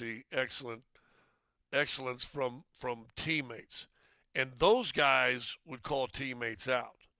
I think Joker demands excellence, but he's not a vocal guy that will call guys out. I agree with you, Scott. And maybe they need that. And my impression, my opinion is that Joker will do that to a point, and if he doesn't get the feedback that he's expecting or wants to get, he'll check out because I tried. Because that's not my job. He said that before. We got a coach to do that. And I think he sees it like that. Also, he said if we were all in Serbia, we'd all be fired. Because for whatever reason on that national team, they do all hold each other accountable. Have you ever seen that team play? Well, they go after each other. And they've got the same coach for 10,000 years there in Serbia. And there's just a different mindset there. I do think Nikola is a good leader to the degree that he can stand it. And then after a while, it just gets, and we all know this in life. If you bang your head against the door trying to do anything, after a while, if you don't get the positive feedback back from it, what are you doing? Why am I bothering, right? And that's what this year kind of felt like. When I heard Adelman compliment Jokic, and he was right, like, we're not in the meetings. We're not on the road. You are, Scott, to a degree, but you're not like those guys. Like, because they restricted your access to the guys the way it used to be. So you don't quite know. But when I hear I don't think Adelman's lying when he's saying what he's saying about Nikola being a good leader and being vocal and that sort of thing. I don't think he's lying either, but it's also a little bit confusing when we involve three guys into the conversation like he did. You know, he started talking about Nikola being a leader. He talked about him being demonstrative at times. And, you know, at other times it's in the classroom or whatever it might be. But then he goes to Jamal being a leader and then Christian being a leader. And it's like, we want everybody to have leadership abilities. Of course, everybody wants to have leadership abilities, but Nikola should just be the guy. Hey, plain and simple, Nikola is our leader. You want 11 dogs or alphas, but they all answer to the one guy. Yeah. Right? I mean, you got a leader of a wolf pack, but do you want to go wrestle number 8 wolf by yourself? I'll tell you this: if that lead wolf doesn't find what he's looking for, get it back, he's just going to go out on his own or whatever. He's not going to care. And care, I don't mean that. He's going to stop doing things that aren't working. If I'm doing this and it doesn't work, why would I keep doing it? So let me look what's going on with my horses. The Wolfpack leader, where he leads his pack when they're traveling, you know where he's at when he leads them? I actually don't. I feel like I'm about to learn something. He's in the back, and he puts the lesser of crew. He puts the lesser of the crew up front, so they make sure and follow at their pace, so no one gets left behind. Because if he just led, you've got people leaving behind. I think American sports is just the opposite. We want our leader out front, and if you're going to be left behind, the Grizzlies going to eat you. Are you Googling that, Tyler, real quick? Are you Are you Jeremy? No. No. That's an awesome story, Scott. I really want that to be true. You know what? That's an awesome story. It's true. Forget it. It's too good. The leader I would can never fact check somebody. No, of course not, Tyler. No. This is your fingers blaze across the keyboard. But no, I love that, Scott. I love it. A leader can lead from the back because you can only go as far as your weakest member. That's what you're saying, correct? Like that. Basically, yeah. Woo! That's a good one right there. But and again, I That's say a good one American right sports there. are just the opposite, where that wolf leader is out front, and if you ain't keeping up, you're devoured. Okay. Well, I'll tell you this. As on a day that Nathan McKinnon was nominated for the Hart Trophy, which is for the MVP, along with McDavid and Kucherov. And let me tell you, if he doesn't win this, and I know it's a regular season award, but look what Nate McKinnon did for his team compared to these two dudes who are playing golf or vacationing in Cancun that are his competition. President's Trophy, demolishing teams. Do you realize if Scott Wedgwood wins tomorrow night, it will set a record for consecutive playoff wins by any Avs goalie ever? Really? How about that one? Well, it is a hell of a streak. I mean, I guess that makes sense. But Patrick Waugh never won 7 games in a row in the playoffs. Wow. Okay. Didn't know that. I thought that was kind of an interesting piece of information. But that's Nathan McKinnon, who's more of a quiet sort of guy too, but he gets help because Gabriel. So you have a great player, but you also have Gabriel Landeskog. I suppose Gabriel Landeskog could be at the back of the pack, making sure everybody's okay. Hockey's a unicorn sport, man. It's a unicorn sport that the best player doesn't have to be the default leader. Every other sport, it's got to be the best player. I don't know what else to say, man. I think Joker's Joker. I think Joker's Joker. He's the one thing that they are not going to change, and they were clear about that today, which is fine by me. And they're going with David Adelman for all the criticisms. And be careful using nicknames in press conferences when asking questions. Just say somebody's name. And I love my guy, but like Mr. Nugget this and David Adelman booed that. Just ask the question. In my 2 cents. You want to ask about David Adelman being booed? Sure, go. Just ask it. You don't have to be clever about it. Just say it. Wait, I don't remember what happened. I don't even want to go through it. Well, you just referred to the whole thing. So what are you referring to? A question was asked if in light of Mr. Nugget. Not being able to play, what's the reaction to David Adelman being booed at home? Do you think that's whatever? And Josh was like, are you talking about Aaron Gordon? I don't do nicknames. Sorry. That happened during the press conference today. It's like we're trying to be a little too clever just asking our questions about David Adelman being booed. But does that also say a little bit of something about the people and the blogger boys in the room? It's that little stuff annoys me. Just be direct with the question. That's all. You don't need to be clever. Just be direct. It's a good question. And it's awkward because David Adelman is sitting next to Josh Kroenke.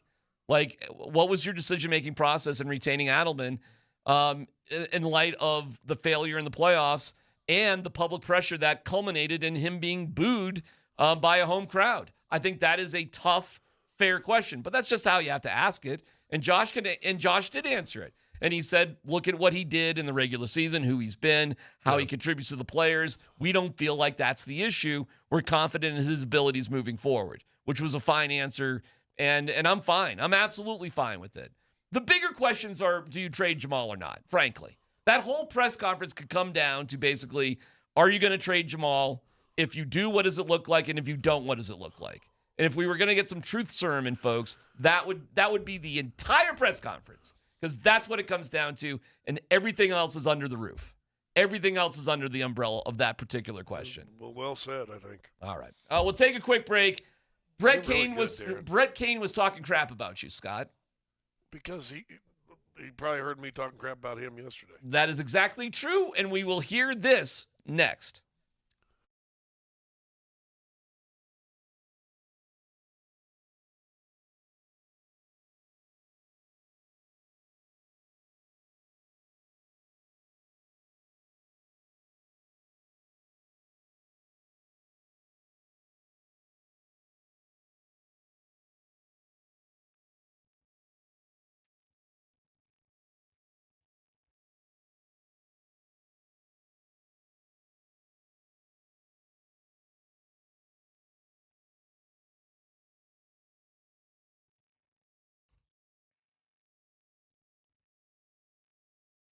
Hey, it's DMac for Fanatics Sportsbook. They're turning up the heat, introducing a new way to parlay. It's called Squad Bets, and it's available across the NBA, MLB, and NHL. Here's how it works. Tap into the Fanatics Sportsbook app, build your squad from the sport you want, then pick your market points, rebounds, assists, strikeouts, goals. Finally, set your target. If you like hoops, you could pick 4 players combined for 100 points. Or in baseball, 3 pitchers to strike out 18 batters, or perhaps pick Jake McCarthy to hit a grand slam in the 8th inning to beat the Mets. Then sit back like a GM and watch your squad go to work with live tracking every step of the way. And here's the difference. If one player doesn't perform, the rest of your squad can pick up the slack, so your bet stays alive all the way to the end. Track it live, cash out whenever you want. It's Squad Bets, only on Fanatics Sportsbook. Parlays hit different here. Must be 21 plus. Gambling problem? Call or text 1-800-GAMBLER. Offer not available in all states. Terms apply. See Fanatics Sportsbook app.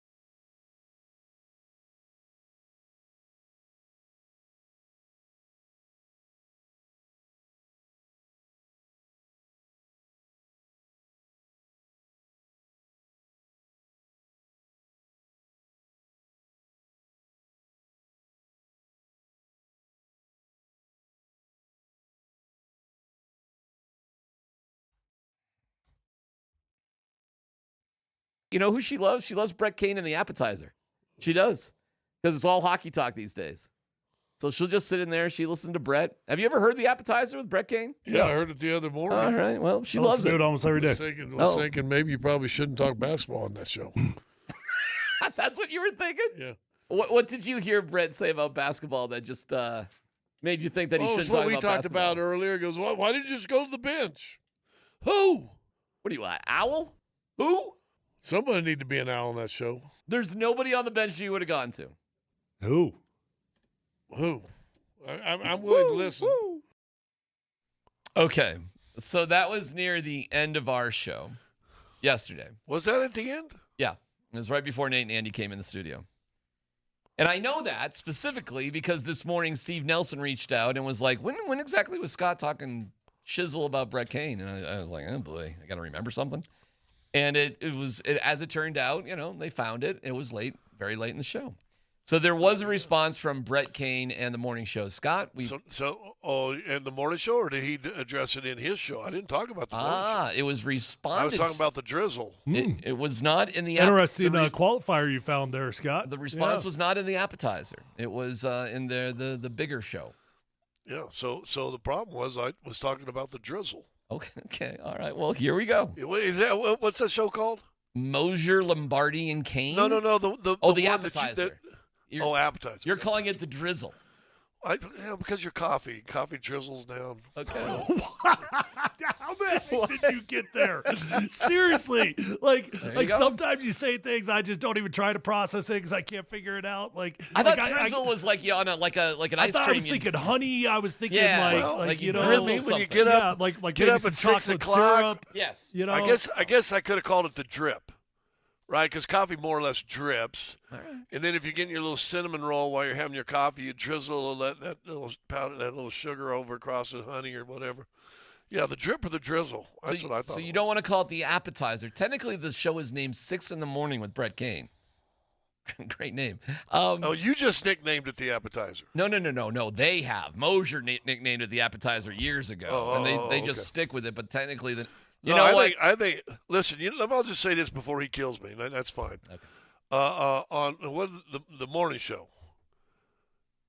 the drizzle. Brett Kane. If you had no Brett Kane on that show, oh boy, that Moser and Lombardi would be like rough. Throwing water on a hot skillet. It'd be rough. and Brett Kane is the burner. He controls the temperature of that skillet really, really well. All he right. does a great job on the morning show. Look Drizzle, at Scott. Probably shouldn't talk about basketball. Okay. So he's fine with Moser, Lombardi, and Kane, but when he's by himself, that's a bigger issue. Because what did I say? Who's on that show to say who? And with that, we present the rebuttal. There's one case specifically in which I would have went to the bench. When Christian Brown was so hurt that I thought he looked unplayable, you could have put Julian Strother in to try and infuse some sort of offense because you couldn't score. And say what you want about Strother, I know his whole game isn't something that you totally trust. Maybe he's not great defensively. I know that guy would shoot. I know he'd hit a floater. And I know that Christian Brown, with whatever percentage he was playing at the last 4 games of that series, was terrible. And it would have been better than whatever that was. I'm going to give you some props here because I disagree with Scott on this. I think just playing it straight up was the worst thing you could do. You were lacking offense. You were lacking not defense, offense. So what's wrong with injecting more offense? You can't say, well, this kid in Game 6 against OKC came off the bench, scored 15 points, helped you win that game to extend that series. Remember that? Mm-hmm. Do we remember that? And then suddenly say, he can't play. You can't have it both ways. I saw him play against San Antonio in the last game of the season, and he played pretty damn well. All right, Scott, would you like to respond? No, I think I said it in our whole quip with that. Listen, Strother he can be that guy that goes in there and be a lineup guy. I also said that I thought before the season he could be that guy that averages 15, 17 off the bench and gives you a complete spark. And for some reason, again, he didn't do it. Game 5, I think it was Game 5. Let me see. Game 5, he got minutes and came in and was 0. He was tentative, he was passive, and whatever. I don't disagree with that premise at all. You maybe could have. Hey, we need some punch. We need a scoring. Here we go. But I'm just telling you from a coach's philosophy, when I give you 3 or 4 or 5 minutes in games and you've come in and you've been passive and I need you to be aggressive and you give up, 6 points on defense and you contribute on the offense, coaches lose confidence in you fast. And Tyler, I don't know if it's the same way in football. But in basketball, the hardest thing to do is to come off the bench and not have any guaranteed time of remission, right? Yeah, you don't have any guaranteed time how much you're going to play. I always tell the story. We were getting ready to play the Utah Jazz, and we had 2 days of practice, and I got to play, I think, the Karl Malone spot, right? And so we're going over what Utah does. And I literally, for 2 days in practice, absolutely killed everybody because I'm running his plays. Every play's run for me, and man, I'm boom, bam, bam. I'm driving by guys. I'm laying up. I'm off. I'm killing them. Getting the game puts me in. I got Mark Eaton, the late great Mark Eaton on me. I do a reverse pivot, go right by him, lay it up left hand, lay it. Boom. First 45 seconds, 30 seconds, I'm in the game. Whistle blows, traveling. It's like they've never seen a reverse pivot. It was not traveling. Bing, bing, bing, go back down. Same thing. Reverse pivot, head fake, drive baseline, lay it up. Boom. I've scored 4 points in my head in about a minute and a half. Boop, travel. It's not traveling. It's a reverse pivot. 10 seconds later, I come out of the game. Get yelled at by the coach. You just destroy us for 2 days of practice and then boop, travel. Are you kidding me? And I go, you know what? In practice, I got more than a minute and 30 seconds. But that's still the expectation of the coaches. When you're coming off the bench, you don't have the luxury of getting into the game. You don't have the luxury of making a couple mistakes. You got to go right then. And Game 5, they put him in the first half, and he just was kind of a passenger. I underside because, and Tyler, you played this way too at times, I guarantee you. Just don't make a mistake. Just don't make a mistake. And usually when you're playing not to make a mistake, you know what you do? You do nothing. And that was Game 5's, and it's a short window, 3.5 minutes I think he played in that game. Not a lot of time. But that's what coaches think. Toughest mindset to play for a player, when you've got limited opportunities and you're terrified of making a mistake. How do you, it takes it takes a very unique soul to be able to go out there in limited opportunities and truly play with freedom. And I envy the guys that knew how to do that when they were young. Tim Hardaway, right? Tim Hardaway was able to do that. But he's also a 13-year vet. Yeah, right? that's what I was just going to say. vet. But yeah, not young. Yeah. All right. Is that all you have to say to Brett? Is that it? I was kind of hoping. Yeah, I don't even feel like I was talking about the drip. Okay. Yeah, I thought there was going to be a little bit more there, didn't you? But he didn't really kill me, and of course, like Vic's listening to the drip. Well, Vic does have that mighty commute from his bedroom into his office. That's what I'm saying. It's probably a good 20, 30 feet to go from there. So alarm's got to go off at least 45 seconds early for the show. Something like that, Yeah. You know what? The alarm goes off just in time to make sure the tubes get heated up. We will have. Will we have Katie? Is she joining us, Dan? Yes, no, maybe. Efforting. Okay. But we'll react. How about Wallace and those guys? Any word on that? We're reacting to everything going on. Ben. Yeah, all of that after 2:00. I have, and no dumb questions, the human element in sports, which we have talked about a million times. Do you like it or do you not like it? It popped up in something, and it's pretty funny. Details about that coming up next.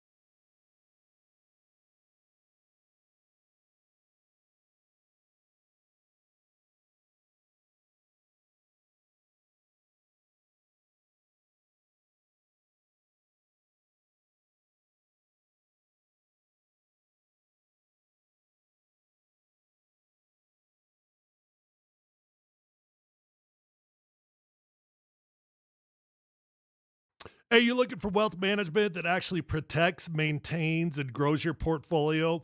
Trajan Wealth understands tactical investing and personalized strategies that match your comfort level and your goals. So visit TrajanWealth.com and see how they can help you move forward with confidence, or call 1-855-TRAJAN-1. No two retirements look the same, and Trajan Wealth gets that. Their fiduciary advisors help you plan around your life with smart strategies for growth, taxes, and income that you can count on. Let Trajan Wealth guide the way. Call 1-855-TRAJAN-1. When you picture your retirement, what do you see? Because everyone's goals are going to look a little bit different, and they're going to require a unique plan for your family, for your needs, for your finances. And the fiduciary advisors at Trajan Wealth take the time to understand what matters to your family. So again, call 1-855-TRAJAN-1. Advisory services through Trajan Wealth LLC, SEC registered investment advisor. Additional services through Trajan Estate and Trajan Tax. Actual client paid advertisement. Additional disclosures at TrajanWealth.com.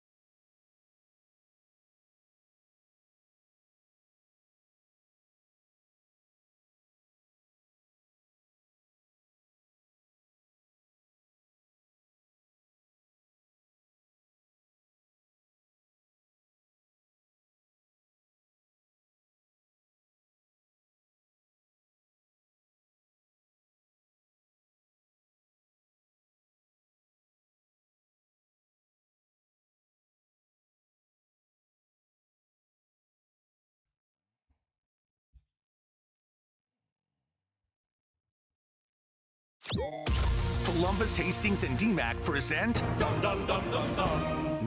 Dumb Questions. This is your safe space. Safe place. I'm leaning into the segment. You're a smart guy. Send us your not dumb question now. Tweet it, text it, or Twitch it. It's No Dumb Questions on Altitude Sports Radio 92.5. When it comes to your retirement, there are no dumb questions. Call Trajan Wealth today at 303-900-1189. That's 303-900-1189. By the way, guys, an update. Cat Cave has now told me she does want to come to the viewing party at Stoney's. Oh, good. So I wondered about that. She is flip-flopped. And your son? Well, I don't know. I'm trying to herd cats here, it seems, at this time. But, like, she has flip-flopped her decision on going, like, 8 different times. But the latest I hear that she's coming. So if you want to see Cat Cave in person, cheering on the Avs, well, join us at, Stoney's for the playoff viewing party powered by Michelob Ultra. Great Michelob Ultra deals and a chance to win an autographed Gabe Landeskog jersey. We'll have pregame Between the Pipes at 5. That's with Raj and Spring. I'll be hosting the party, getting everyone fired up. So we'll see you at Stoney's on Lincoln tomorrow for Game 3. Fellas, yes? What will she be wearing? Will she deck out in Avs gear? She'll have her Makar. She wears the same outfit. She'll have her Makar jersey. She'll have her Avs earrings that are kind of like guitar picks. She may have her hat that she got customized at Avs Alley on, which looks super cute on her, I'll just say. And then she has slip-on Avalanche slippers that she wears, even though they're shoes that you probably shouldn't be wearing out and about. And that will probably be her outfit. Why? Because she wears that every single time she watches the Avalanche. She'll change into Avs gear even at home. She doesn't change it up if there's a bad streak or anything? There's no changing it up. Okay. I've asked her, does she want different sweaters besides the Makar? And I did buy her. I did get her, which was probably a waste of money, a Taylor Makar Eagles shirt from when Gabe Landeskog was doing his rehab, and I saw a Makar Eagles shirt that I thought was fine, but she will not wear it because it's not Kale's. It's his brother's. And it's the Eagles, not the Avs. I thought it was cute. I thought it would make sense. I think I wasted $150. Was there no dumb question in here? Yes. I'm going to play you a highlight of a Rockies game, and this is going to test whether you like the human element of sports or not. Jake drives it high and deep right field. Stay fair. Fair. What? Grand slam. Yeah. What a time to throw that card out.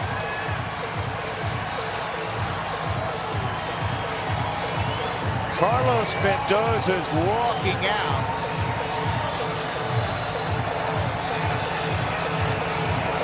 So we'll see what happens with the jacket, just because it looks like they're going to do a review. And you're going to have to get your mind right if this gets called back. All 10 of the fans. Review of the home run. I mean, from my seat, it looked foul. Okay. Hello, New York. I wanted to hear Sully say that, Corey Sullivan. From his seat, it looked foul. The guy who caught the ball had to be 50 feet to the wrong side of the foul pole. Jake McCarthy hit the ball 448 feet. I mean, he destroyed it. To the degree it might have gone over the foul pole. Guys, they reviewed it. It was inconclusive. Why? Remarkably, in a baseball stadium that has every technology you can think of, they do not have some sort of like laser that goes above the foul pole to measure and detect where the ball actually is. With a call like that, there's no way to replay it to see definitively. You have to trust the human eye. Is sports better? Even if they got this wrong, which determined the game, and of course it went in the Rockies' way, so yay.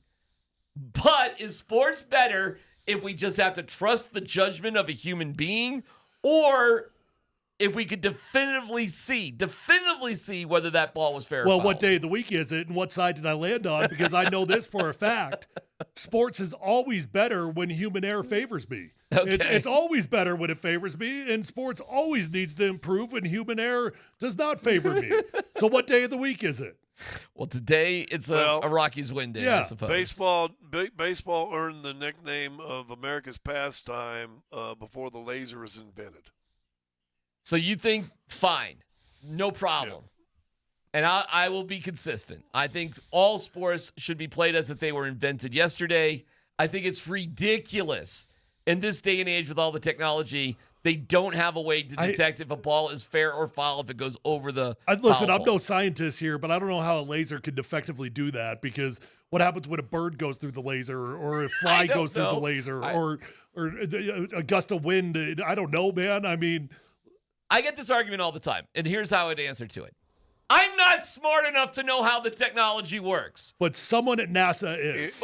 It would be like an electric eye type thing. Whatever it is. Someone get Elon on this. If there's a way to judge the velocity, the launch angle, the strikes and balls, you know what I'm saying here, Tyler? If there's a way to technically do that, I don't have to be the smartest one to figure that out. All I have to do is question why it doesn't exist when it clearly could, and I'm blown away that it does not exist in baseball. Blown away that this doesn't exist. Because it actually involves like an unbelievably critical element of the game where you have replay on everything, but you can't really accurately replay this. Yep. No, they do have the technology, I think, to accurately do that. The problem is they probably went, oh, we forgot something. Oh, well, I don't know. I don't think it exists. Hey, by the way, I guarantee you the technology But anyways, exists. it's a home run, even though a guy caught the ball. I swear to God, he was 50 feet to the wrong side of the foul pole when he caught it. Well, maybe the ball had a nice little slice where it on crosses. Yeah, it's Yeah, where whatever. it crosses. Sure. I mean, you never hit a golf ball that sliced? The reaction was so funny because Jake No McCarthy. way that ball's going to land in that lake. That sucker looks good right now. Nobody moved after he hit the ball. Nobody moved because everybody thought it was foul. Oh, that's funny. And even Sully on the Hold broadcast on, are you said, serious? So nobody moved. That's freaking funny. He stood like. So they had to be told to advance? Yes, basically. Yes. Wow. Yeah, he didn't move. Watch the replay. He kind of didn't move. Then the umpire gives the whole, twirly bird, home run signal. He's like, all right, I guess I'll run around the bases. Well, he wasn't trying to pimp his home run. He thought it was foul. The umps had a flight to catch. They need to get out of there as well. I will say this: if you remember yesterday, I said the Rockies will win on a walk-off double in the ninth. I got the walk-off right. Good It for just you. was a grand slam. It was close, bottom of the 8th grand slam, but we'll take it. Nice moment, by the way, for the Rockies to snap a 6-game losing streak, and it was just like, okay, I can take a breath. And I was melting down mentally about how they were playing, so it was like, okay, you were killing me there, Rocks. And it took one of DMac's anti-likes in sports, a human error, possibly to get you out of your angst. Especially it took a in human baseball. being, took you a human being to get off your angst. The one sport that we're not convinced requires an ounce of human intervention. All right, here we're putting it up on the big screen behind us. You can see he hit. Oh, that's not it, dude. Oh, wait, that is it. That is it. Where's the ball? Watch the guy who catches it. Look how far he's to the other side of the foul pole. Well, that ain't 50 feet. That is 250 feet. What are you talking about? Wait, play it again, Dan. Play it again, Dan, and we can see where McCarthy is by the time he starts trotting around the bases. You got to see it. It's comical. He knew he hit it, though. Yeah, he hit it, but look at everybody just stopped. Look where the guy catches it. That's not 50 feet on the other side of the foul pole? That's not? No. How many feet side. is it? It was on the left side of that bomb That's right probably there, over wasn't it? 50 feet, honestly. I mean, we're so far zoomed out on that sucker. Oh, all right. You're saying it's an optical sort of illusion right there. I'm saying in your favor, actually. I think the optical illusion is probably making it look closer than it is. No way, because the camera's off to the right. It's not on the base path. If you slide it over. It's not saying the pole goes this, like this, but still, he's on the other side of it. He's definitely on the other side of it. And Dan, hit play on the video. You can see McCarthy finally is like, he's walking like, oh, all right. I guess it's a home run. No. Well, he was looking at the I dugout, thought he just was looking at his boys. the clubhouse talking some trash to Yeah, the me boys. too. D-Mac's whole story just fell apart. I know. Every single part of the story fell apart. It looked to me like he was waiting to find out if it was a home run. No, Holy cow. No. Hey, guys. He wasn't waiting on anything. He was looking at was his staring dugout down and the talking bench. to his boys. Hey, He Dan, never even looked back at the umps. Hey, Dan, a priest and a rabbi walk into a bar. What color's the wallpaper? Okay, thanks, Scott. It is Tyler. not purple. Okay. We'll take a break, and we'll come back and get over to the Nuggets presser. Katie Wingy was there. She'll join us coming up next.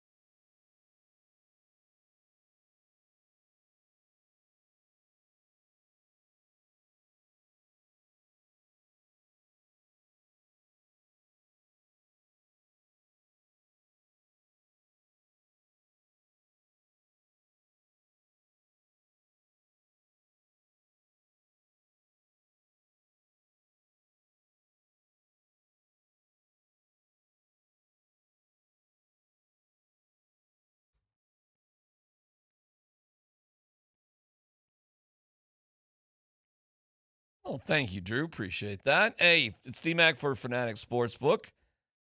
Fanatic Sportsbook is turning up the heat. They've introduced a new way to parlay. It's called Squad Bets, and it's available across the NBA, MLB, and NHL. Here's the deal. You tap into the Fanatic Sportsbook app, build your squad from the spot you want, and pick your market points, rebounds, assists, strikeouts, whatever it is, and you set your target. If you like hoops, for example, you like basketball, you can pick 4 players combined for 100 points in baseball, 3 pitchers strike out 18 batters, whatever you need to do. Then you sit back and you just watch your squad go to work like the savviest GM of all time. With live tracking every step of the way, that makes it more fun. And here's the difference. If one player doesn't perform, well, the rest of your squad can pick up the slack. So your bet stays alive all the way to the end. Track it live, have fun, cash out whenever you want. Squad bets. Only on Fanatic Sportsbook. Parlays hit different here. Must be 21 plus. Gambling problem. Call or text 1-800-GAMBLER. Offer not available in all states. Terms apply. See Fanatic Sportsbook app.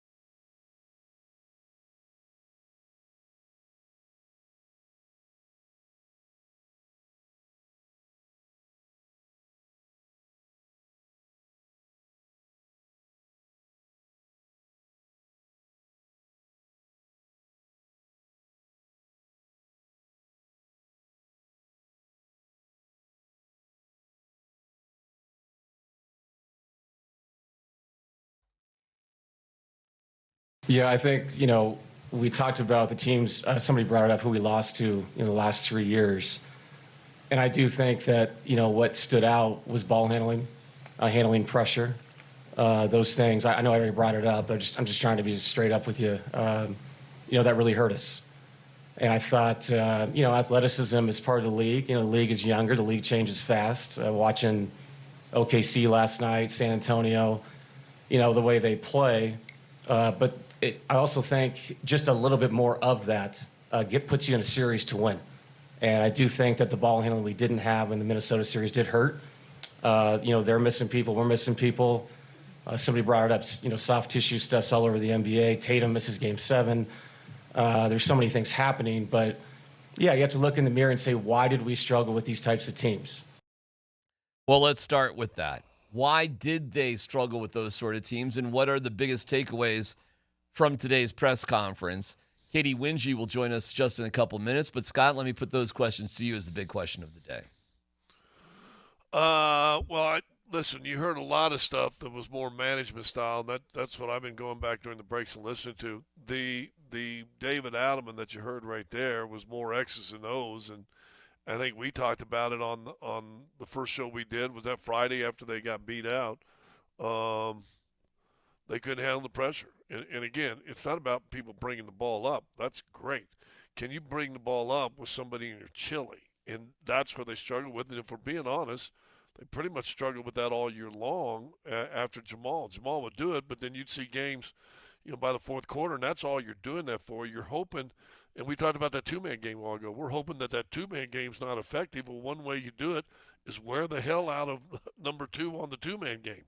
Get him tired, get him fatigued, make his legs not work the way they were working. So I agree with that. And then, listen, and again, it goes back to anybody who says this. You got to get somebody who'll stay in front of somebody. And I'll go back to my reply that I had with Brett Kane. Who? I mean, who do they got on this team right now? An injured Aaron Gordon couldn't do it. An injured Christian Brown couldn't do it. Bruce Brown could get you in there and do that. Spencer Jones could get in there and do that for the most part. Who else? We go to the Ramos Law Hotline. Car accident, you need Ramos Law. Medical doctor and attorney, ramoslaw.com. Let's bring Katie Winge into the conversation from Altitude TV. Katie was out there. Katie, I'll just ask you Scott's question right there. In those situations, who else were you going to go to off the bench? And overall, what were your takeaways from today? Well, first of all, hello, fellas. It's great to hear your voices. Second of all, Hastings, hi, I miss you. I've gone from seeing you every single day to not seeing you at all. It hurts my heart a little bit. I didn't hear the beginning part of that question, so can one of you give me the gist of what you're asking for off the bench? Scott? The first question, who other than like maybe a unhealthy Aaron, unhealthy Christian Brown, other than maybe Bruce Brown and Jones, who are those perimeter guys who are going to get in your chili and keep you from getting to the basket? Yeah, that is a good question. I'm thinking through. Just say nobody.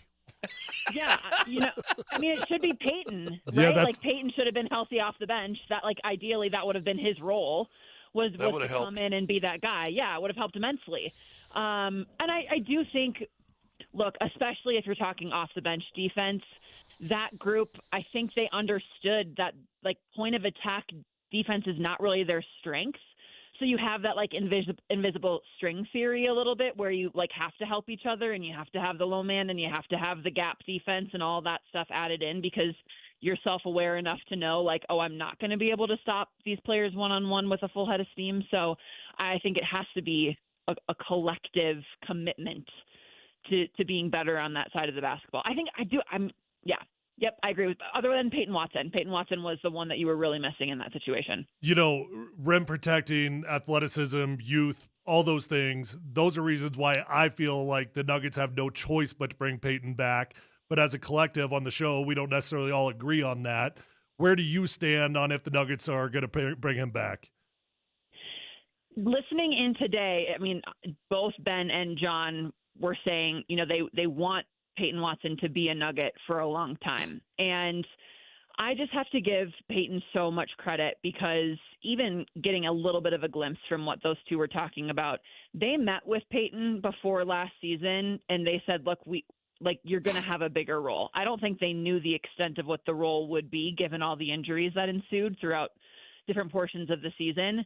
But he got better in the off season. He committed to his game. He committed to getting better. You could tell there were a lot of specific areas, like the ball handling, for example, he improved. The shooting was better, and that paid off immensely for him. So he's earned the attention of other teams. He's earned a good offer from the Denver Nuggets. I think it's more just a matter of if a team offers him, something that the Nuggets can't match, then the ball's in Peyton's court to make a decision of, hey, do I want to take the payday, take the money, go elsewhere? Or do I want to stay with this group and see what it's capable of? Katie, after today and everything that you heard and saw and talked to people about, the biggest question the Nuggets have to answer in the offseason is what?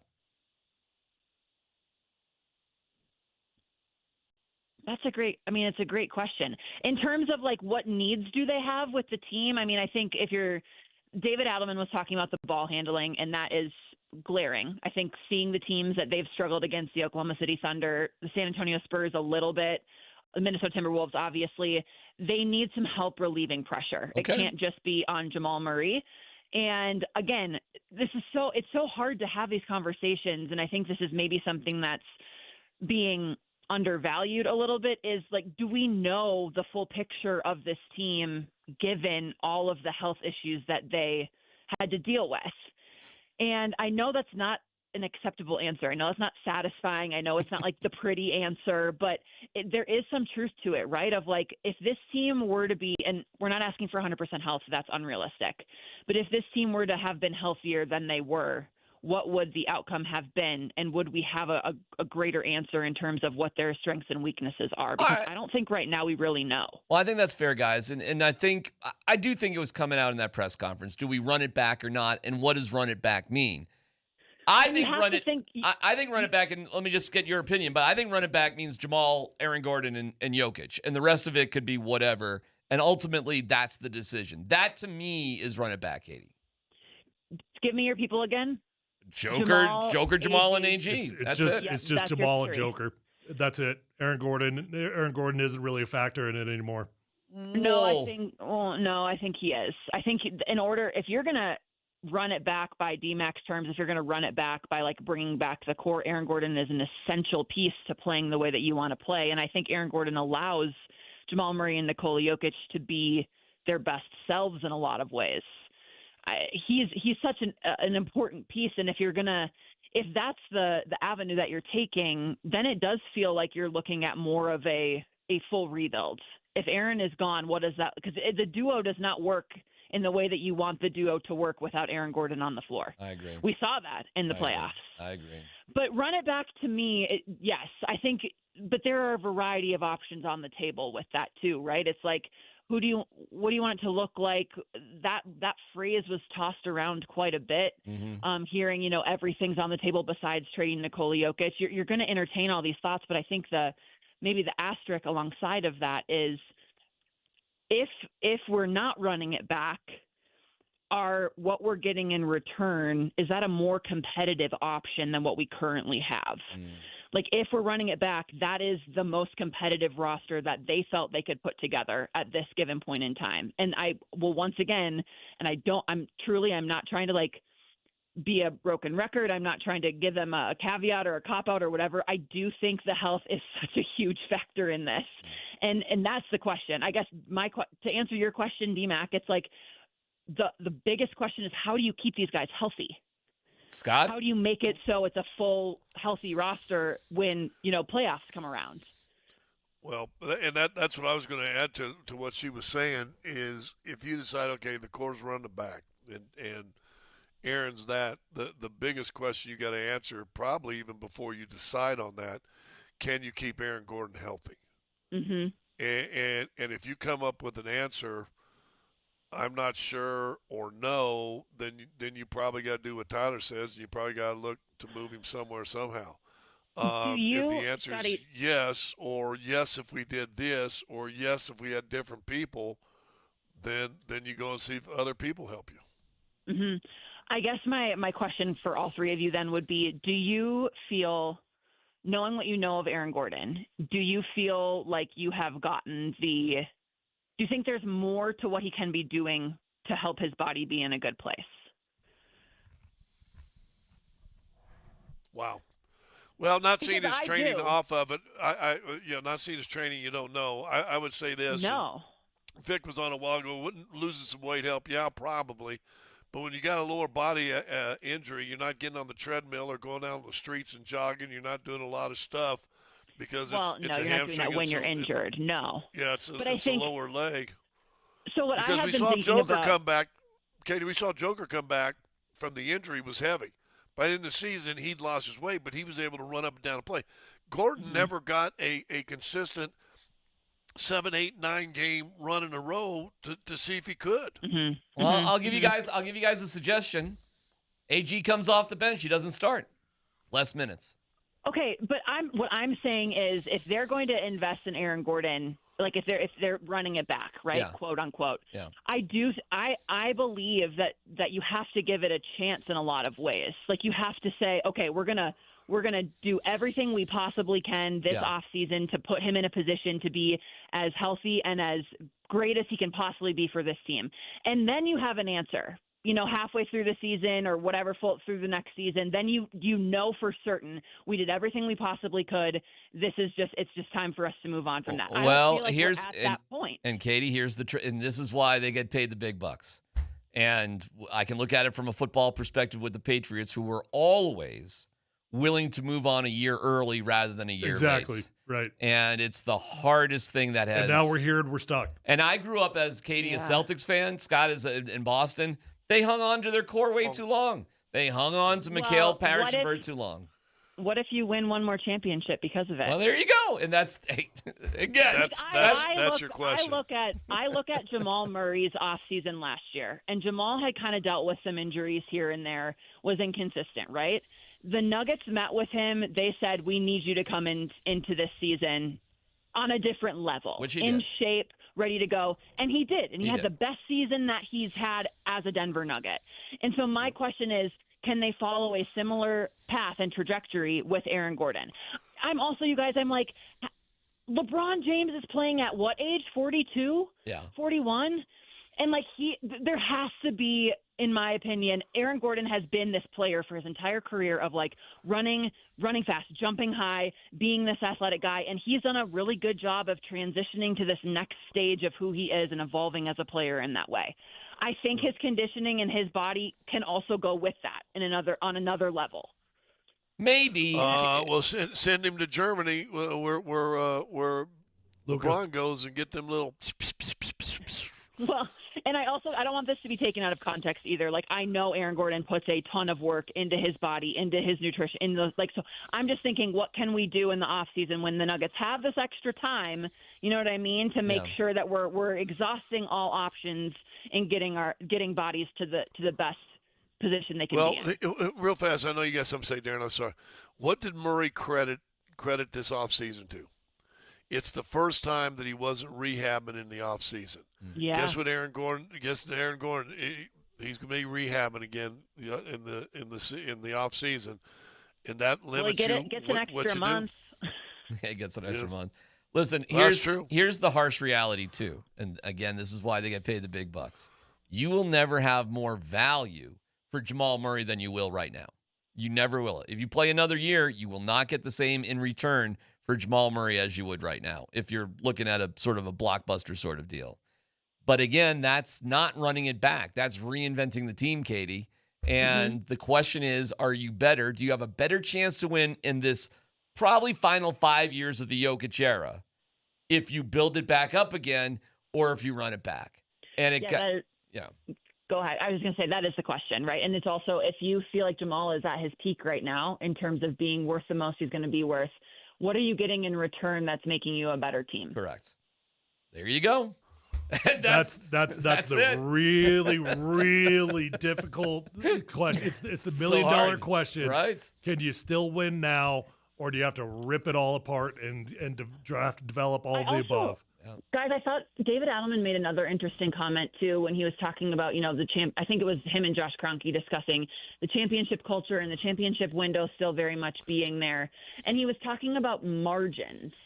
And that's kind of what you have to look at. It's like the Nuggets last offseason, they needed better shooting. So they went and got, Tim Hardaway Jr. off the bench. And I think even Cam Johnson was phenomenal from 3 this season and building around that sort of thing. So now it's like, what are some of if you're going to run it back and you're going to keep your core, those little margins can make all of the difference. Yeah. Those little tweaks, those little changes that you want to make to adapt to what the NBA is now, because John Wallace said this, because the league has adapted to the Nuggets, right? We've seen that the last 2 or 3 years. Teams have been created to beat Denver after they won a championship. That's the way that these leagues work.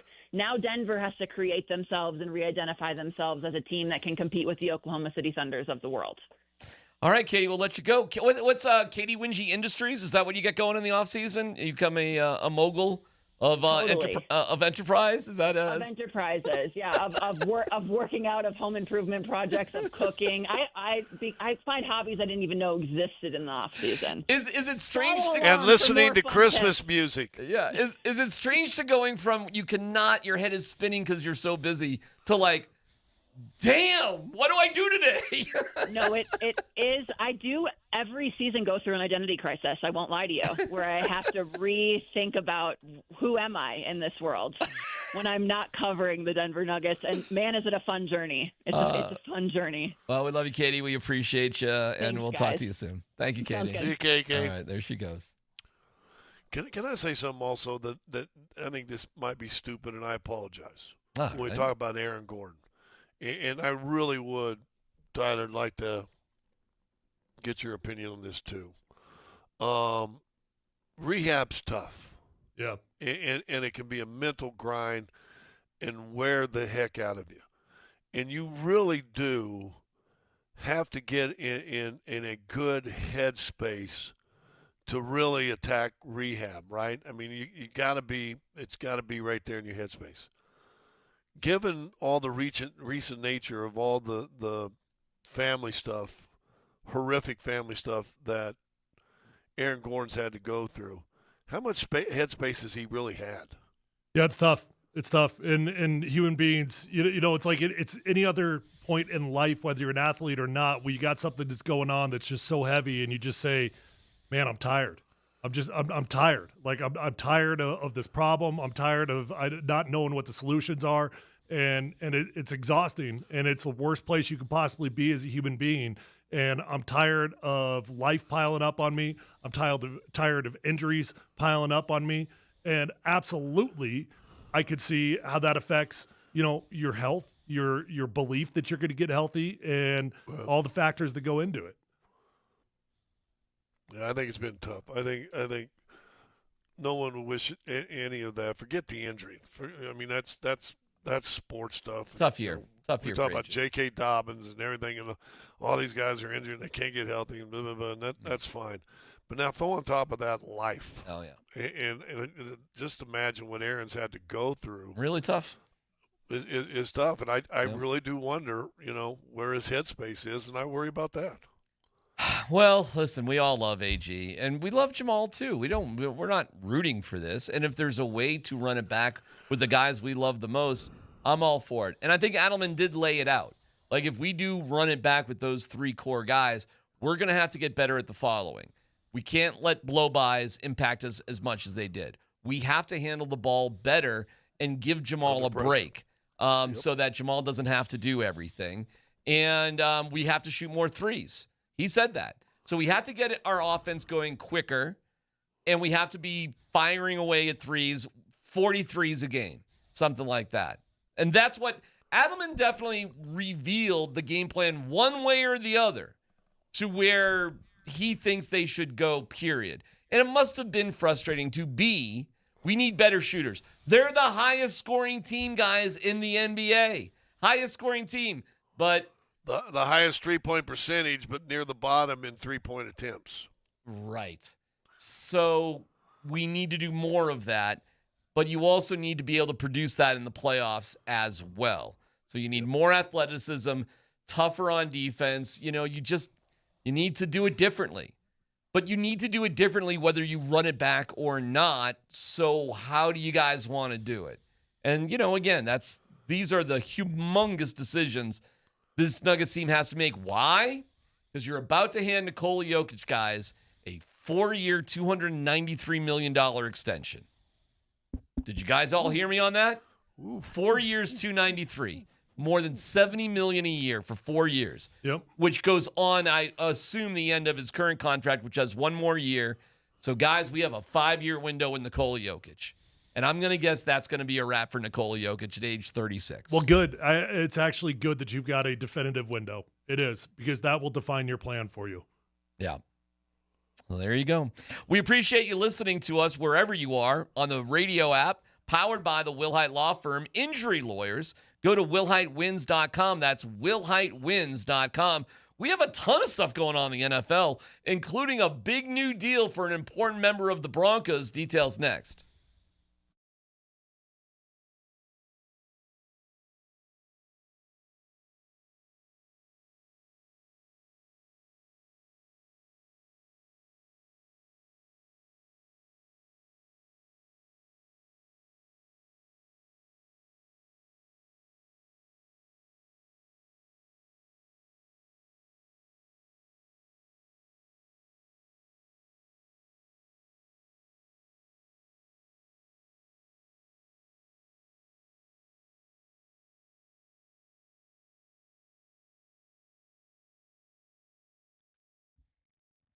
It's DMac for the Rocky Mountain Men's Clinic. Just because you're getting older, that does not mean you have to feel like it. If your energy is low, sleep is off, weight won't budge, your sex drive what is happening? It's time to switch things up. And the Rocky Mountain Men's Clinic can help you with the low T issues. Happens to men sometimes mid-30s or so, and you lose 2 to 3% a year. And you just don't feel the same after a while. It happens slowly. But at the Rocky Mountain Men's Clinic, they've helped thousands of men, and they can help you too. With their advanced medical strategies featuring TRT, GH peptides, NAD+, GLP-1, PDA, and more. You can treat low T and other hormonal issues to help you shed pounds, have more energy, enhance your body composition, improve sleep, and increase your sex drive. It's the Rocky Mountain Men's Clinic.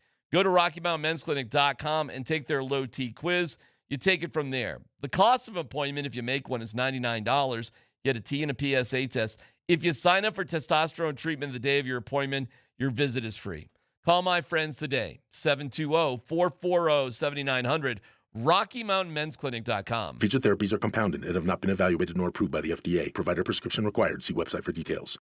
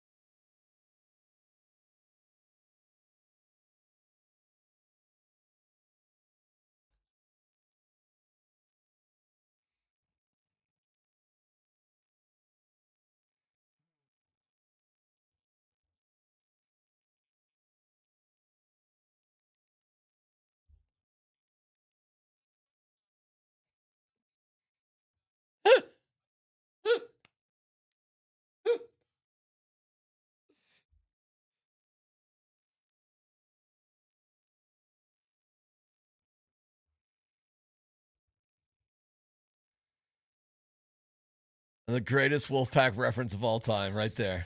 Fantastic. We are live in the Backus and Shanker studios. Their passion is justice. And Let's Football Go is brought to you by Mountain High Appliance. Brad, that's amazing what you're doing over there.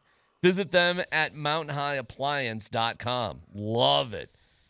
Let's Football Go. Dan, there's tons of stuff going on today. Come on now. Yeah, and we'll start with our Denver Broncos. The Broncos have agreed to a 5-year contract extension with GM George Paton, keeping him with the club through the 2030 season, fellas. According to league sources, Paton joined the Broncos in 2021, replacing John Elway, and was set to enter the final year of his original 6-year deal before finalizing the extension today. Let me ask you guys this question about George Paton. Yes.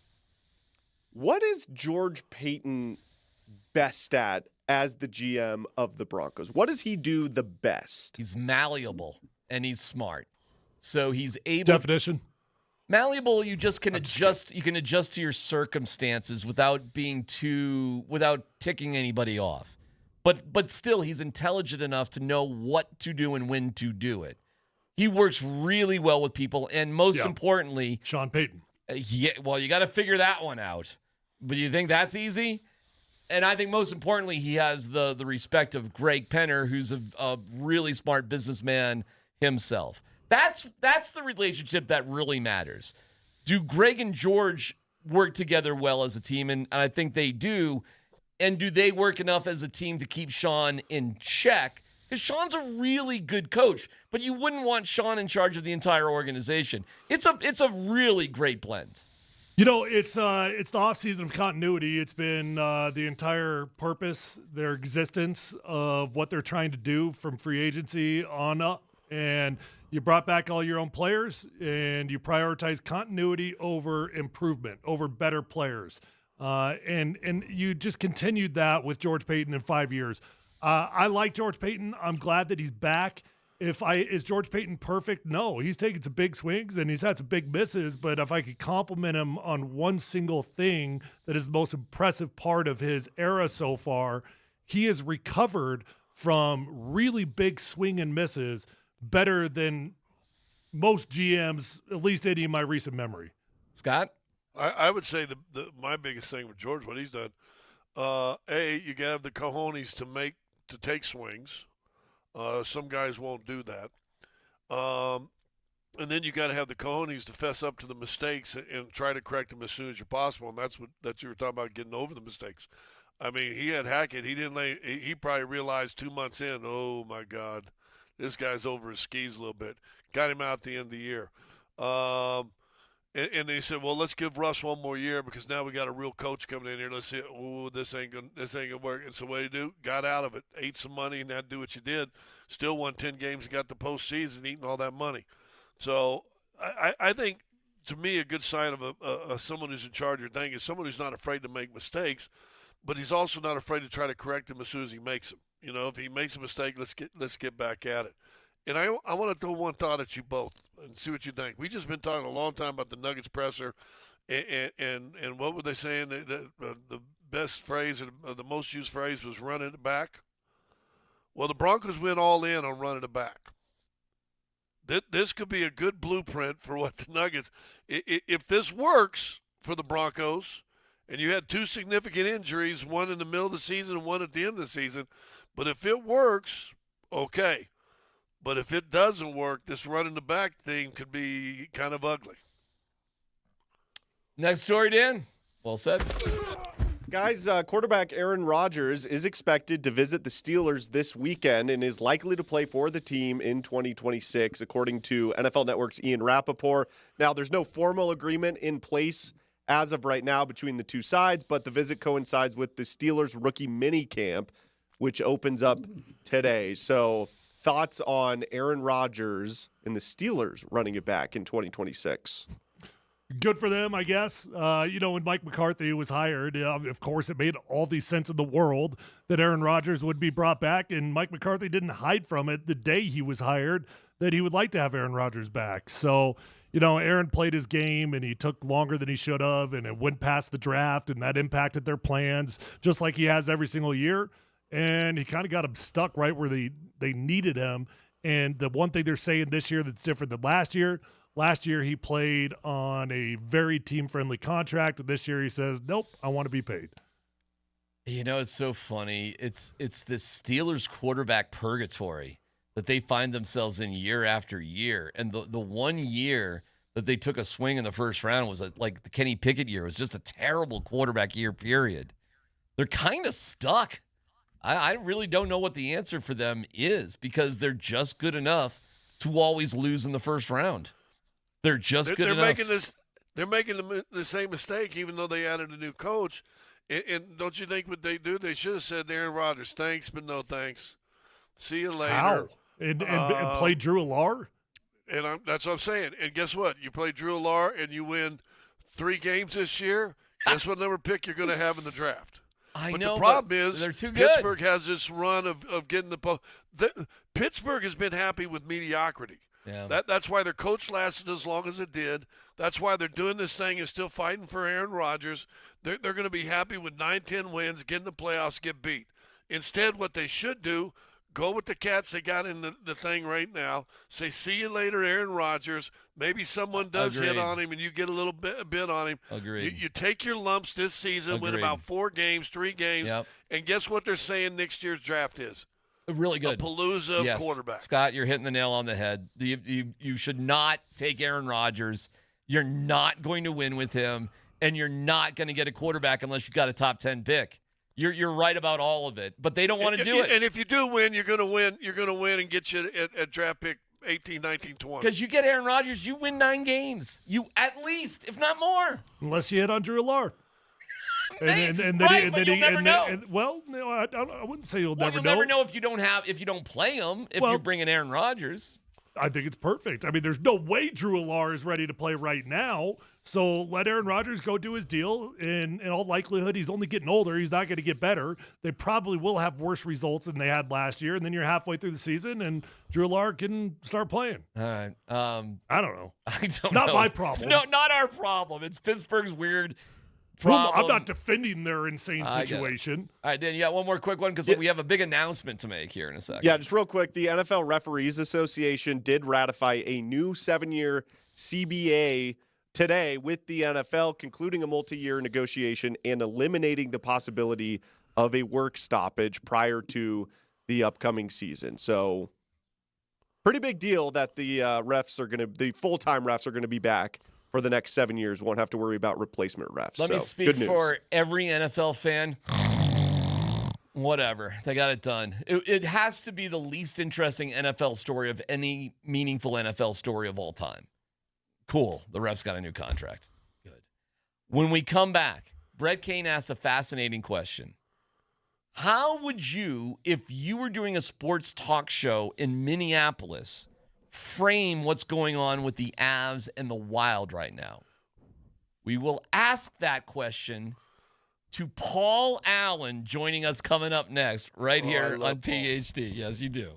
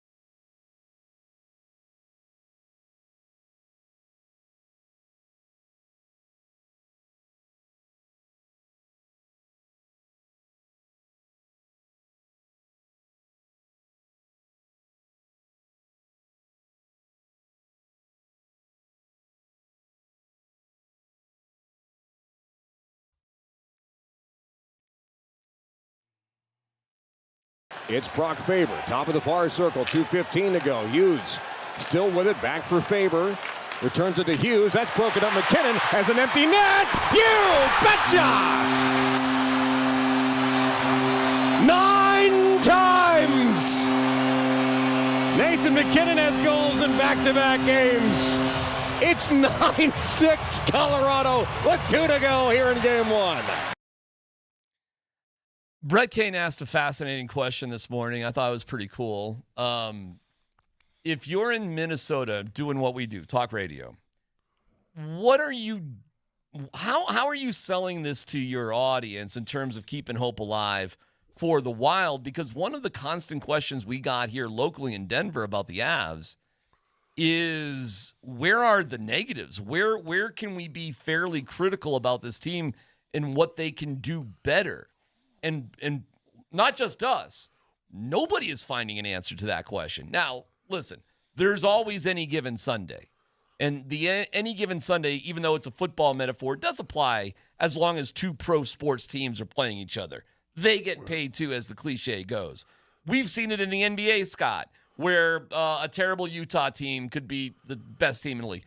That's the any given scenario. But besides that, how else would you sell it to your audience? Paul Allen is scheduled to join us. We're trying to get a hold of him right now.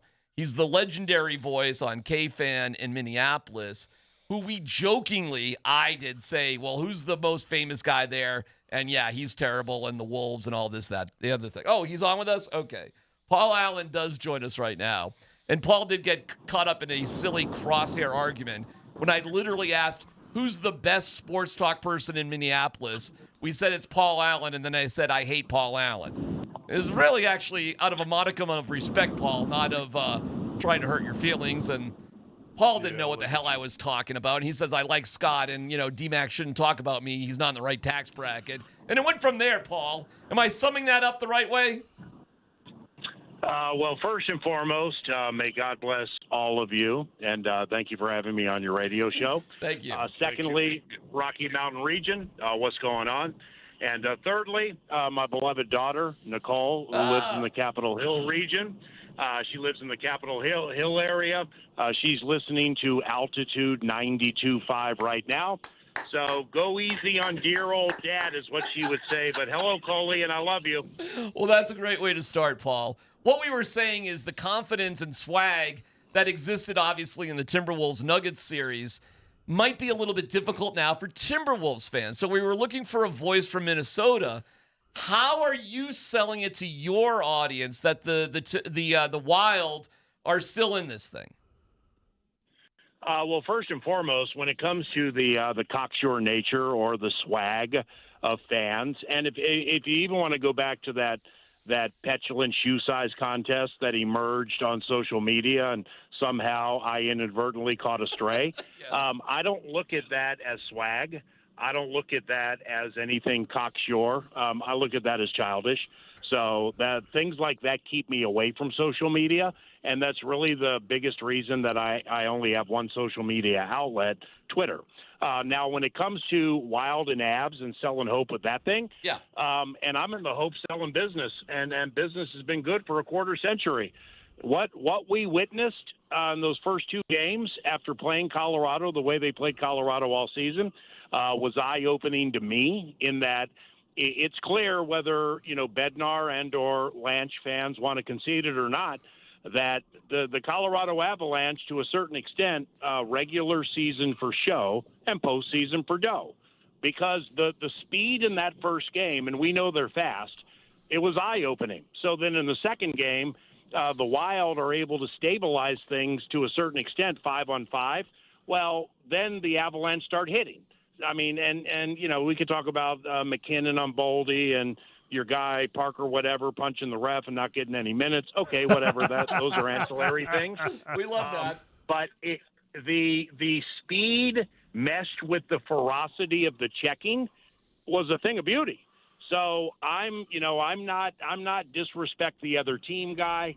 I know the Wild can play dramatically better against the Avalanche. I fully expect that to take place tomorrow night. But to say the Wild are going to win would be grandstanding. Hey, Paul, I said, and first of all, thanks for coming on. I'm sorry What up, that you. brother? How you doing, buddy? Man, it's good All to right, throw talk me to under you. the bus, Scott. Go ahead, throw me Hey, under the Coley. bus. You Here know, we go. DMac, My DMac daughter was Coley, trying to. listening at 92.5, altitude Hey, Coley. 92.5. This is Scott Hastings. This is the guy whose poster I have in our garage. Oh, well, there you go. Wow. There you go. Wow. Well, there you go. Hi, Coley. How you doing? Hope you're well. Your father's a great guy. I said this the other day, Paul. Game 3, and listen, I was at the games with the Wolves, and the crowds were just unbelievable, and they were fervor and got into it, and they were just amazing. I think the Avalanche will get a sense of that same thing when they come in Saturday for Game 3.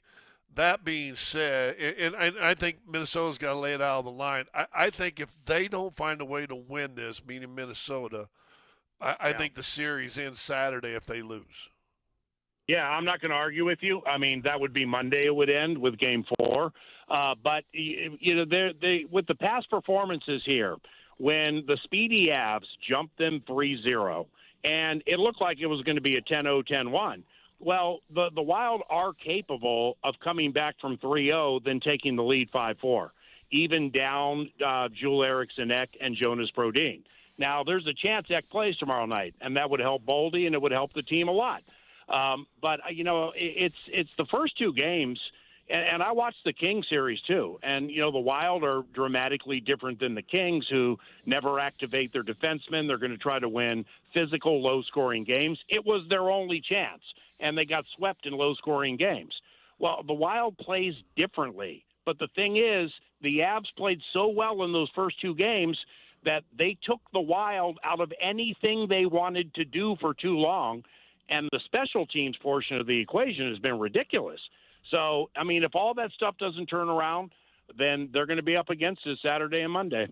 Do you guys look at the amount of goals that the Wild have scored as like, wow, yeah, we can do this? Like, that's a really encouraging sign. Or is it like, oh, my gosh, no matter how many goals we scored, it doesn't matter? Well, it can be. I mean, the goalie situation here got weird, where into the Dallas series, Gustafsson he's the veteran. They gave him a deal with a no trade that I think kicks in next year. And Gus has had some really good moments, including right after the Olympics when the first game was at Ball Arena. And you weren't hearing Alan Roach too often say, scoring for Colorado. The Wild played an unbelievably good game. Gus was the goalie. Well, Wally outplayed him at the end of the year and, you know, really kind of carried the team. And it, like Jaden McDaniels, this is, okay, so no strays, please. Kind of like Jaden McDaniels in the Nuggets series. Yeah. You know, into the Spurs series with Anthony coming back, I was like, all right, that's cool, Anthony's coming back. But if they forget Jaden, I mean, that's gonna work on my last nerve, because he was the one who carried them through the previous series. Well, they didn't, and that series is 1-1. But that's kind of the same thing in this series, where the Avalanche did so many things well so many times, and Volstad did so many things well in the Dallas series. He absolutely earned the right to start that first game. Now, when they sat him the second game, I was in the minority, and I don't have to be contrarian guy to win, but I was like, well, I'm in favor of this, because that was a freaking meat grinder in that first game. Are you kidding me? It's 8 goals against him, and you give up 9. And some of them were bad. Like the Nicholas Waugh goal, he has to stop, and he knows that. Right. So to give him a mental break, what's wrong with that? Big deal. So Gustafsson hadn't played in 3 weeks, and it wasn't great. I mean, gives up goals in his first 2 shots, and, you know, the third against him wasn't great. So I think they'll go with Volstad tomorrow night. I think it gives them the best chance to win. But I just, you know, I envision tomorrow night kind of being like game 1. I'm not going to say the Wild are going to jump them 3-0, but I'm not saying Colorado's going to come in here like the greatest show on earth, or the 98 or whatever Rams greatest show on turf, and just skate circles around these guys like they just did a fair amount the last 2 times. But Colorado is so crafty and has the best player in the world, and the blue line is deeper than guys like me knew. And they're going to try to ebb the tide and then unleash the beast and just beat them with what they have. So I'm going to be in the stands. I'm looking forward to it tomorrow night. Hey, I got to ask you this question. I brought this up. So you mentioned about McKinnon kind of roughing up Hughes and Baldy just a little bit. My question with this, great American heroes, gold medal players there for the Wild. Do you think there was any chance McKinnon, especially after he hit Hughes, bent down there and handed him one of those Olympic stuffies back? That's brilliant. Well, McCarr couldn't be happy that Boldy walked on him in Milan. So when it comes to Norris Trophy, what do we hear? We hear your guy for Dallas, Heiskanen. We hear Radius for Tampa Bay. But McCarr and Hughes are 1-2 either way. So they're dead set to try to show the other who's better and why. McCarr, I didn't, because I don't watch a lot of Avs games unless I'm out there with Coley and we go to Ball Arena, which I've done 5 times. I guess I had forgotten how lethal McCarr is on the point of the power play and just how big his slapper is. It's a problem. I mean, he's phenomenal. But and with McKinnon, the boarding of Hughes I didn't like, but I'm not like overly mad. I'm a Nathan McKinnon fan from afar. He's so good. But what he did to Hughes, I mean, that right there is A, it's within the rules, but B, players get sick of Quinn with the dipsy doodle and the spin and the stop and go and the no look pass, and Quinn's incredibly good at what he does. McKinnon's like, I'm not going to go for the puck. When you stop and try that dipsy doodle, I'm just going to crush you. And that's the right way to play this time of the year. All right, Paul, we gotta let you run. It's awesome to have you on. We really appreciate it. Is Troy there? Troy is not here. Troy Polumbus, right? Oh, Tyler. Yeah, no problem. Tyler. Yeah, that's me. I've been chatting with you. Tyler, are you there, Tyler? Yeah, I'm here. No worries. Yeah. Tyler, I got all your albums. I downloaded all of your counter trays, and all of your pulley maneuvers in the zone game. There you go. Yeah. Wonderful work in the NFL, Scott. Wonderful work in the NBA. To your producer, thank you very much for including me. And Coley, I love you. Love you, Coley. Nothing for DMac. All right. That's not the first time I've been. You were the turd. Gotcha. That's not the first time I've been. You tried to be Mr. Clickbait guy, and you became a turd in his eyes. I guess so. What's that, Tyler? That's not the first time I've been referred to as Troy Polumbus. No, I bet it's not. That's now the second time. Pete Carroll was the first. Yeah. The first day I got to the Seahawks, referred to me as Troy Polumbus. Yeah. Scott's called you Taylor. Yeah. How long did you play in Seattle? 2 years. The difference, you got paid in Seattle, so he may have got your name right, but it was right on the check. Yeah, that's right. Well, at some point, I'll make enough money for Paul to actually know who I am. Is Troy the most common Tyler misnomer? I guess. There's two of them now. Yeah. So, sure. Taylor. Oh, you get Taylor. Yeah, that makes sense. We got to get you two together. Yeah. Nick Kreckman and Troy Polumbus. Yeah, exactly. See how that thing goes. Yeah. Is that the Nate Miss? People call him Nick. I don't know why. How many times have I been nicked on our show? Who nicked you from Miami or something? Wasn't Nick, there a guy in by the Miami way, that? Nick Kreckman, but he did it twice after you corrected him. Yep. Like you politely, you didn't correct him, but you go, Nate Kreckman here with Nate so and so, and he still nicked you later. Yeah. Yeah, but you can't hate on Nick Kreckman. That's kind of a cool name. It's like a detective from the 50s or something that's solving cases. Nick Kreckman? I can see Yes, he's saying it's better than Nate.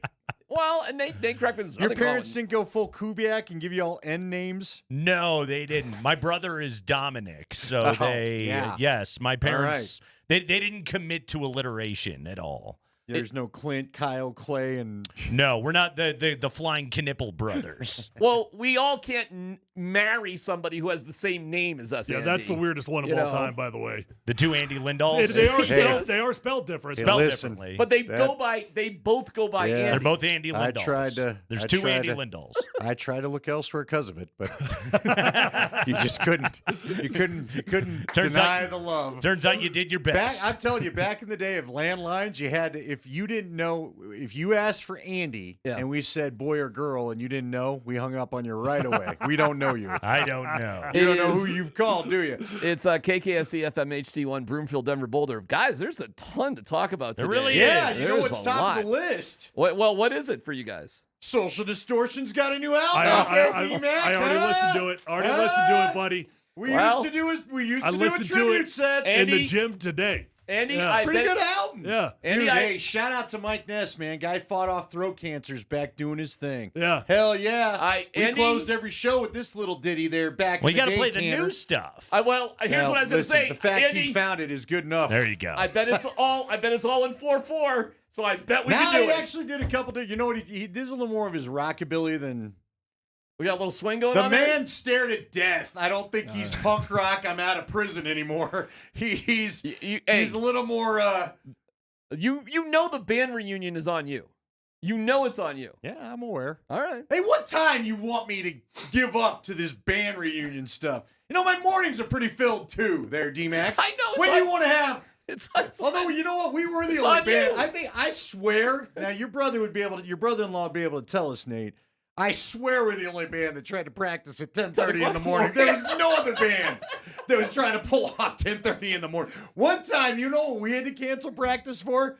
Peyton Manning watch. Me and DMac were like, well, we had to put everything down, and off to Dove Valley we went. No practice today. We've got to go stalk Peyton Manning. So you rehearsed at 10:30? Yeah, who else had time? I was doing a show 7 to 10 at night. He was afternoons with Al. So what else are we supposed to do? You finished a cup of coffee at a granola bar and went to band practice? So there was this guy from Synthetic Elements. I met this bass player from Synthetic Elements that we tried to get to 3 different practices that I thought was going to be bad A.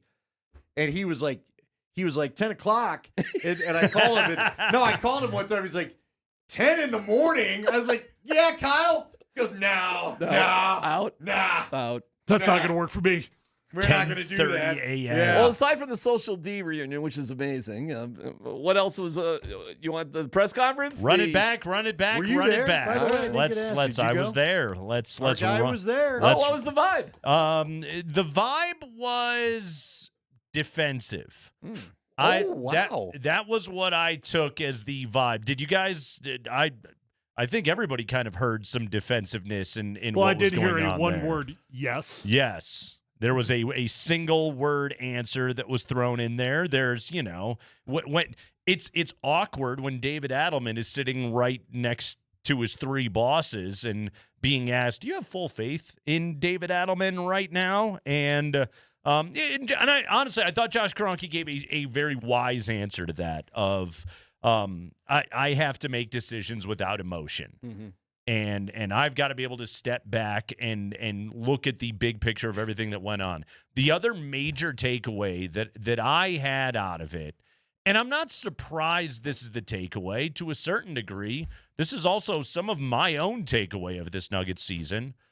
They really think if they had been healthy, it would have been different. That they really had a difficult, challenging season with no continuity. And the fact that the injury luck plagued them the way that it did all year was why it turned out to be what it was. And it's not wrong.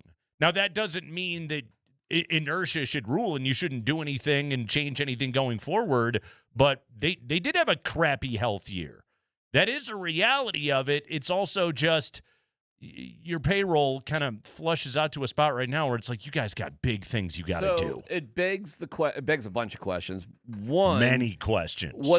Does your training have to be changed because that was the reason? 2, interesting answer to that too. Wallace said yes and no. Yeah, are the injuries to Aaron Gordon such that this is the norm, not the exception? Right. 3, run it back really just talks about 3 guys. Nikola, who you definitively said would be back. Yes. Which was good. Then Jamal and Aaron. Yeah. That's run it back. And Christian's not going anywhere. Yeah, Christian's run it back adjacent. Yeah.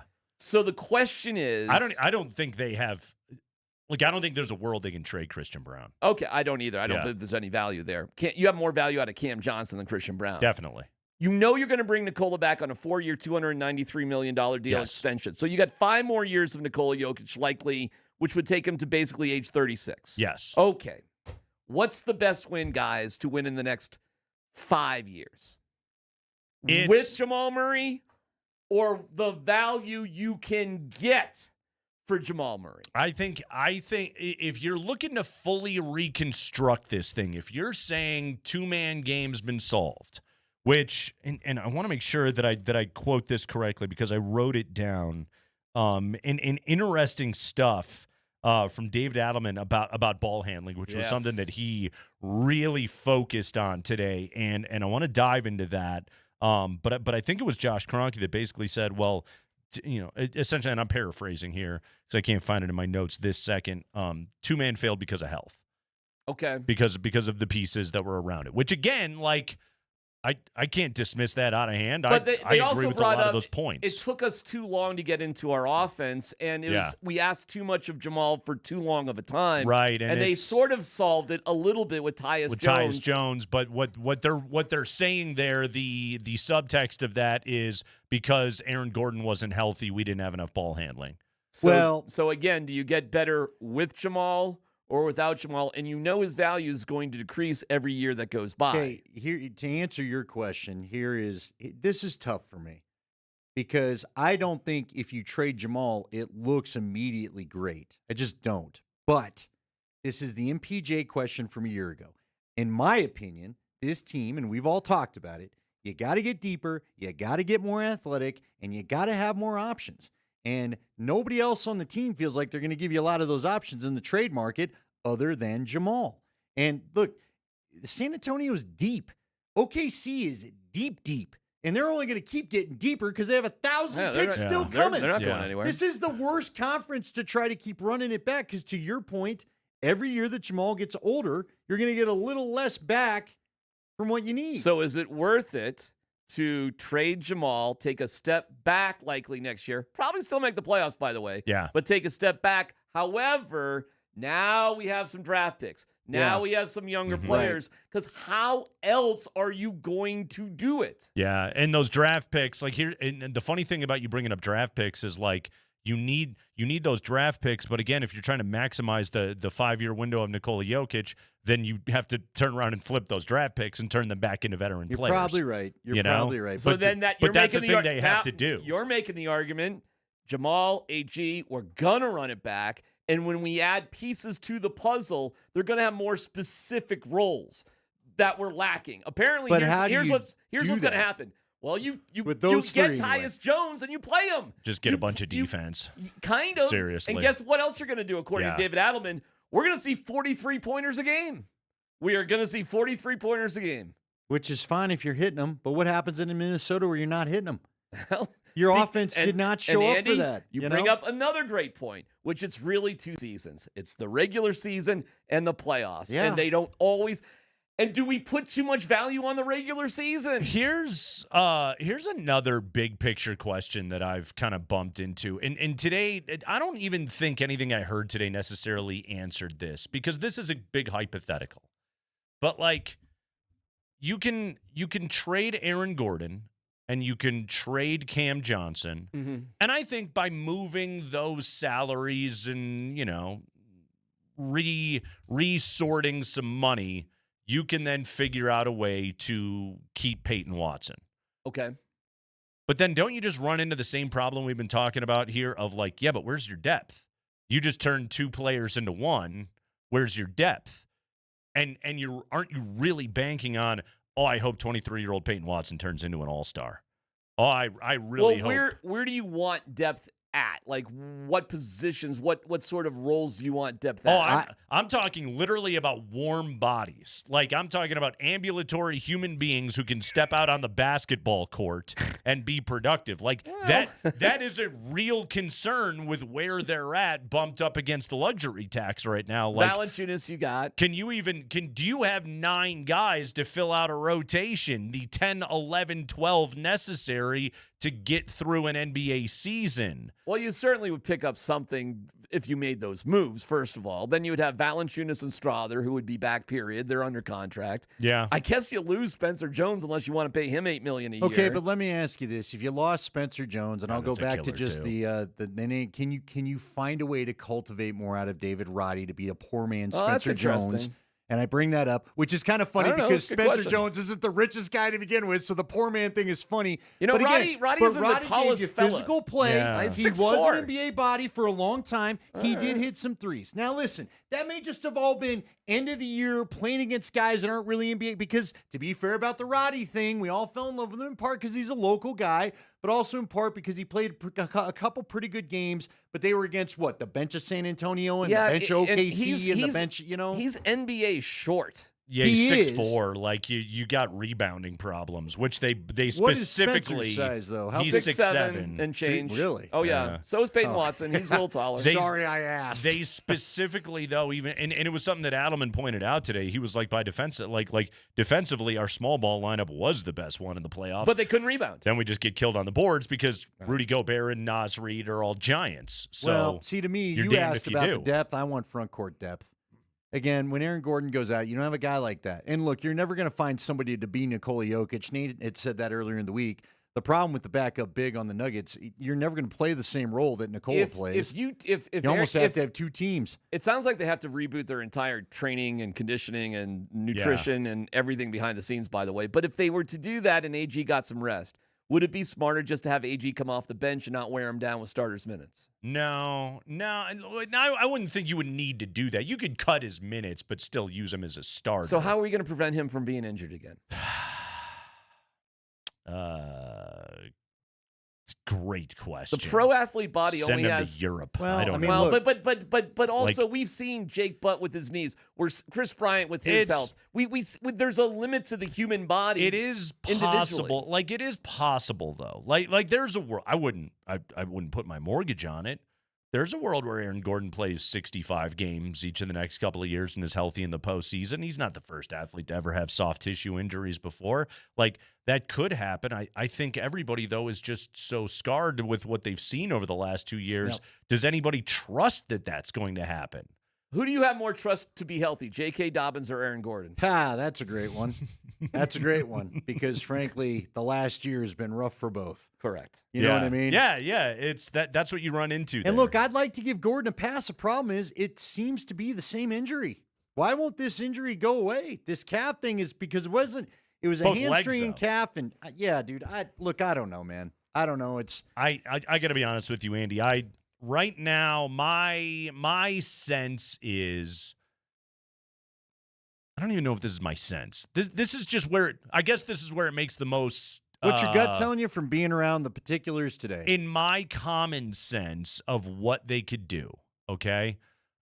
I don't see them moving an all-NBA player in Jamal Murray unless they just get an offer that knocks their socks off. Unless Boston calls up and says, we'll give you Jaylen Brown. Well, and again, I would be open to the Jaylen Brown discussion. I'm very open to it because Jaylen Brown solves your defense issue in a big, big way. It does. Okay, so I am very open to that conversation. And if there's weirdness with Tatum and Brown or Brown in the organization, then maybe you do need to get him out of there. Okay, I'm very open to that. Jaylen Brown looked like an MVP candidate most of this season. I love that dude.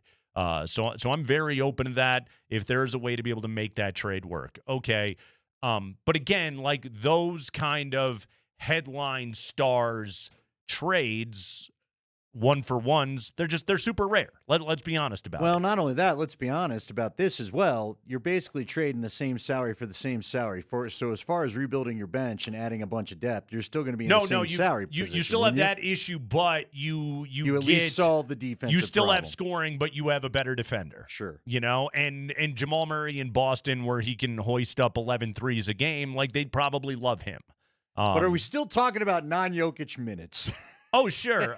I don't think that that conversation ever goes away. Fair enough. Yeah, All right. as long as we live, as long as Nikola Jokic, As long as you and I do a show, is in a Nuggets uniform, I don't think that conversation goes away. My guess is the trades are Aaron Gordon goes away for pieces. Cam Johnson goes away, and they do everything they can to pay Peyton Watson, unless the Lakers just decide Peyton Watson's a $35 million a year player, and the Nuggets just have to go, well, we don't think you're that. Which, by the way, he is not that. Okay, so I don't want them to do that, okay? And I know that criticism is kind of rich coming from me because they overpaid Christian Braun last year. And I wish they hadn't paid Christian Braun $25 million per year, but hey, good on CB for getting it. Also, Christian Braun has to turn into a 40% three-point shooter that can also be a perimeter stopper the way that you need him to be. Anyway, as we have already discussed our way into dizzying circles here on the first segment of the show when it comes to the Nuggets issues, again, it should illustrate the point that this is a tough situation for them to be in. Let's take a break. Let's come back. Let's hear from Josh Kroenke. Let's hear from David Adelman. Let's hear from Tenzer and Wallace. Let's start diving into some of what we heard today down at Ball Arena from the Nuggets Brain Trust about how to get it all fixed up. That's Andy Lindahl. I am Nate Kreckman. Mark Springer on the other side of the glass. Great to have you with us. Scott Friday, Altitude Sports Radio 92.5.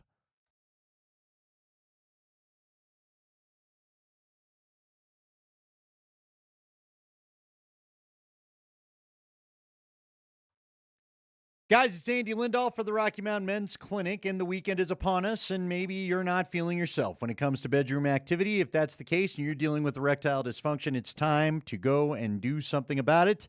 We keep telling you about this because some guys just put it off forever and ever. Don't do that anymore. Call the Rocky Mountain Men's Clinic. Let them help you. Let them help you so next weekend is the weekend that you actually want to go out and maybe have a date, or maybe you haven't had a date in a while in a current relationship. You want to get that going as well. Just get on over to the Rocky Mountain Men's Clinic. Look, they have options for you. Options that work when the pills and the herbals fail. Treatments with success rates well over 90%. And some treatments that'll have you lasting an hour or more. At the Rocky Mountain Men's Clinic, they've served the Front Range of Colorado for nearly a decade and have successfully treated tens of thousands of men. If ED is affecting you, it's time to get back to feeling your old self. Schedule that consult with the Rocky Mountain Men's Clinic today. First visit, $99, includes a medical consult with a Colorado licensed medical provider, a T and a PSA test, and if you're advised, a test dose. And if the test dose doesn't work in the office, the visit's free. And if you're like a lot of men, they could have you back to feeling yourself and ready for action the next day after your appointment. They have 5 locations to serve you in Colorado, including Fort Collins and the Springs. Also a great revamped location in Castle Rock, 720-440-7900 at RockyMountainMen'sClinic.com.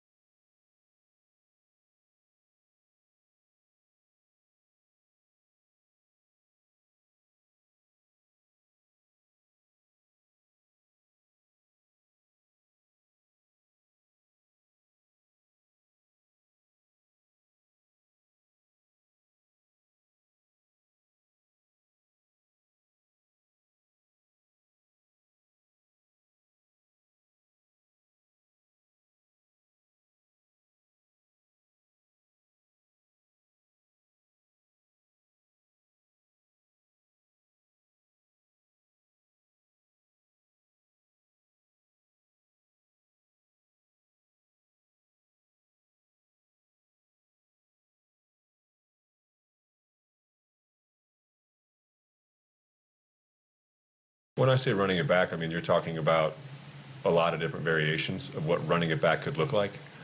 Is it going to be the exact same team? I don't think there's ever the exact same team of the same 13 to 16 guys in there, but are you talking about the same core group of players? Potentially. And that could mean re-signing and bringing back certain guys as well.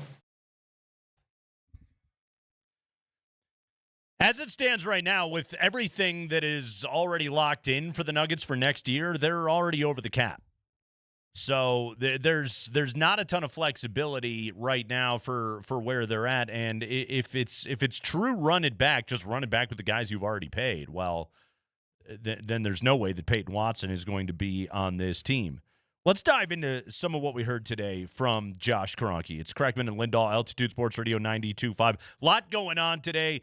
George Paton extended. Nathan McKinnon is a Hart finalist. Avs Wild Game 3 tomorrow night right here on Altitude Sports Radio 92.5. And, of course, all of the reaction from the Nuggets end-of-season press conference. Josh Kroenke asked today about the Jokic window and how he approaches the challenge of going for it versus dealing with the luxury tax situation. When discussing the tax, you're also talking about flexibility. And so when you sit here and you talk about our team salary, what we did last summer, and I give a lot of credit to our front office, was we finally broke up the core, you could say, of players that provided the first championship in Denver Nuggets history.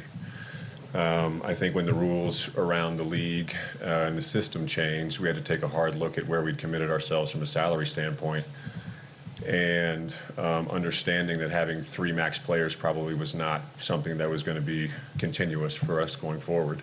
Love Michael as a person, love Michael as a player, but that was something we felt the organization needed to do to maintain a roster going forward to establish more depth.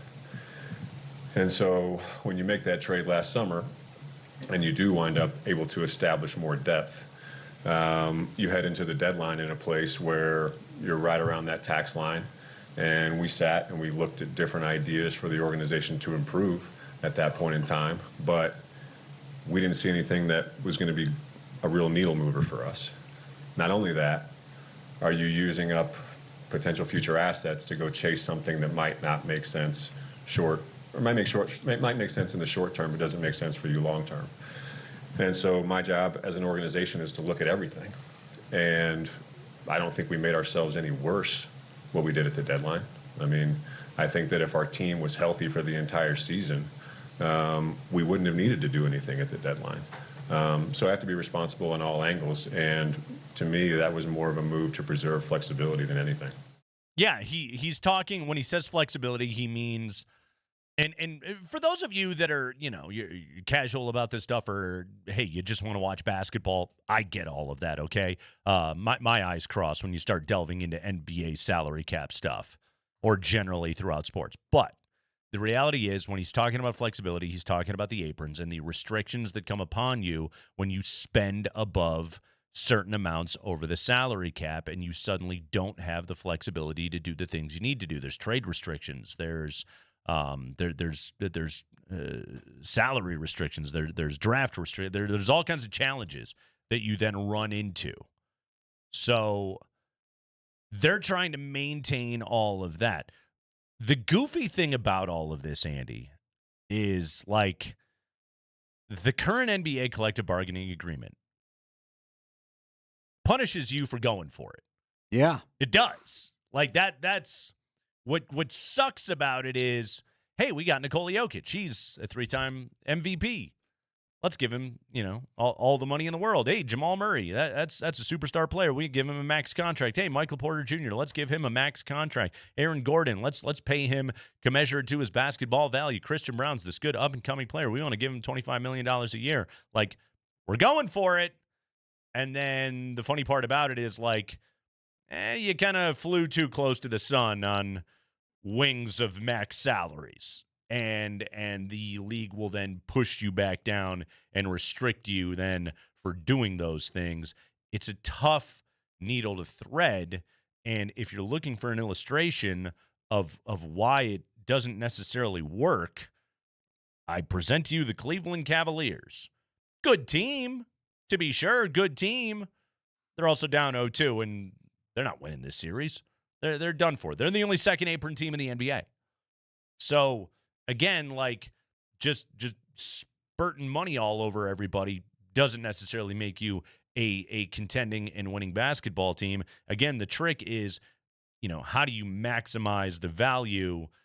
And yet players are also like, yeah, but I'm really good, and I like playing in Denver, and I like the culture, and I want to be rewarded for being able to play here. And it's like, nope, the league is going to push you back down for trying to do that. No, you're right, and it sucks because you decided to change it midstream when the Nuggets were already, they were trying to do it the rest of the league, because once upon a time you could do all this. The Warriors got to build their dynasty at the perfect time. Right, and matching even up Durant. with cap rules. Right. Yeah. You know what? You just said an interesting word there, and I know Josh talked a lot about it. So why don't we get to that part too? You talked about Denver players like to be here and be part of the culture. Josh talked a lot today about the winning culture, and I want to get your impressions of what you thought he was saying, because it was interesting. Yeah. Josh, I didn't feel like minced a lot of words when it came to his feelings on what the culture is right now. So, do you agree with him? Has the culture changed? You and I talked about this. Is culture, was that his term for championship DNA, which you and I talked about yesterday, saying that it's not there anymore? Would you say they mean the same thing? I mean, Andy, so the last 4 years of Nuggets basketball, which include an NBA championship, 53, 57, 50, and 54 wins. 2 of those years were you getting bounced in the second round of the postseason. One of those years was you getting bounced in the first year. Another one of those years was you winning a championship. That was in 22-23.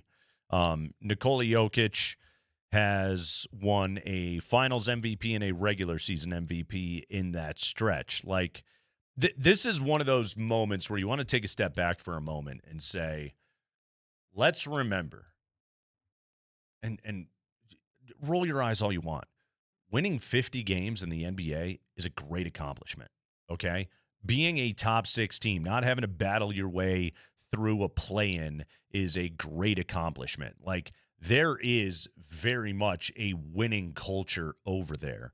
And this team did go 54-28 this season and earn the number 3 seed in a very tough Western Conference. It doesn't change the fact that they crapped the bed against the Timberwolves. But I would absolutely say there is a winning culture over there on the heels of a very painful and emotional defeat at the hands of the Minnesota Timberwolves. It's down right now, but the Nuggets, as long as Nikola Jokic is here, they are a team that can win 50 games and get a top 4 seed in the West and be a real threat every single year. All right, we may really be getting deep in the weeds here. Okay. I don't disagree there's a winning culture. They're pretty much guaranteed a playoff spot, you feel like, every year. They've yet to have to deal with the play-in. But is there a championship culture still? And that I'm not so sure about anymore.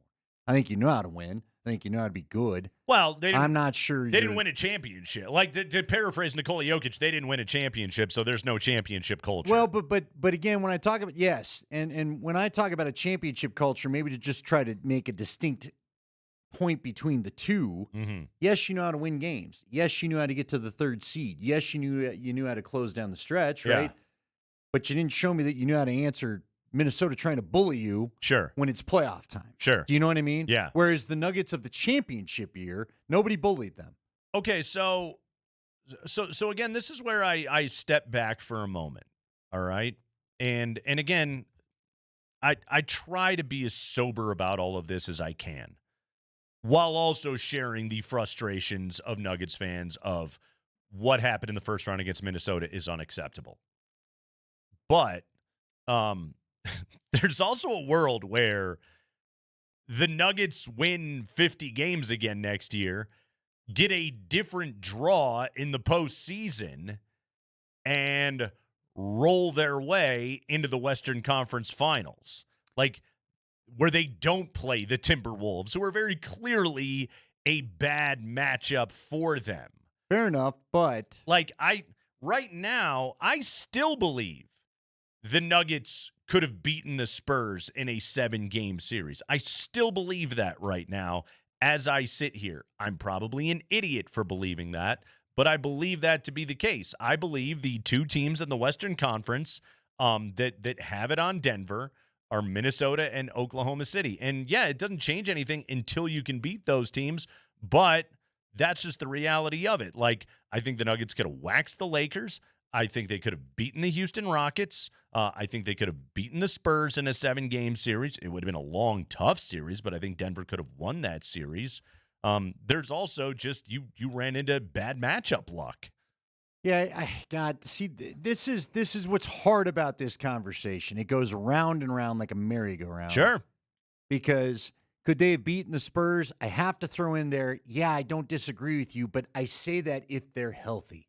Sure. I don't think this year they would have been healthy. Mm-hmm. You know what I mean? I don't think Aaron Gordon would have participated, at least not to his fullest, in a Spurs series right Maybe now. Peyton Watson was about to come back and drop 19 again. Maybe he was. I don't know. I say hopefully. I know. Yeah. But so again, on the surface of your point, yes, I don't disagree. That yes, I think a healthy Nuggets team with the proper spacing on the floor because all their guys are there could have. Hell, they could have given Oklahoma City fits again too, and better defense, et cetera, et cetera. Sure, but there is it's not a fake thing where the Thunder really wanted to dodge Denver as much as they could in the postseason. That's not fake, right? I'm with you, but look, the reality of the situation is and I got to tell you, it's not so much that they lost to Minnesota. We know how Minnesota is constructed. It's the way you lost. It's the way, like, again, Nate, fair or not, what's not leaving my mind anytime soon is outside of Nikola Jokic and Cam Johnson, everybody else looked kind of intimidated in Game 6 when you had your season on the line and they were a beat-up, battered crew. Yep. And the guards in particular, where they'd lost most of their depth, had you looking intimidated and not up to the moment. Mm-hmm. And that, to me, says you don't have that championship culture that you had 2 years ago, 3 years ago. Mm-hmm. Jamal Murray was not getting intimidated by anybody a couple years ago. And now, he wasn't. He did not. Look, no matter how we want to splice it, Jaden McDaniels took him down. Yep. You brought it up yesterday. He never had the answers. Nope. So that is where, when Josh talks about taking a look at the culture and being the president of the culture, man, you got to do some work on that front. And I don't know, I don't know the answers to that either. Yeah, I guess. Like, what do you do about that? What do you do to go find some toughness? Now, listen, maybe Christian Brown, again, here comes the health thing. A healthy Christian Brown maybe leaves us with a different taste in our mouths. I guess, and Andy, I mean, there's this, I'm a little uncomfortable with some of these topics only because there's like, when I talk about sports, I generally try to talk about like what I can see. And when you start talking about championship culture, I don't know what that is. I don't know how to measure it. I don't know how to define it. Like I know if you win a championship, you have a championship culture. I guess where I get lost in this conversation is just like, I think you have the toughness, and I think you have the championship culture, and I think you have whatever the mental bite or attitude you have to have if you just play better basketball. If you have better basketball players playing better basketball, like that's how you achieve those things. Like that's not getting beaten by 18 on the boards, That's not, to David Adelman's point from today, letting every opposing ball handler just waltz their way into the key and do whatever they want to do to draw bodies and find open shooters, or simply just pull up and score whenever they want to. Like, I believe that all of that kind of just the whatever aura, to use a Gen Z term, you're trying to find, just comes from having better basketball players on your team. Fair enough, but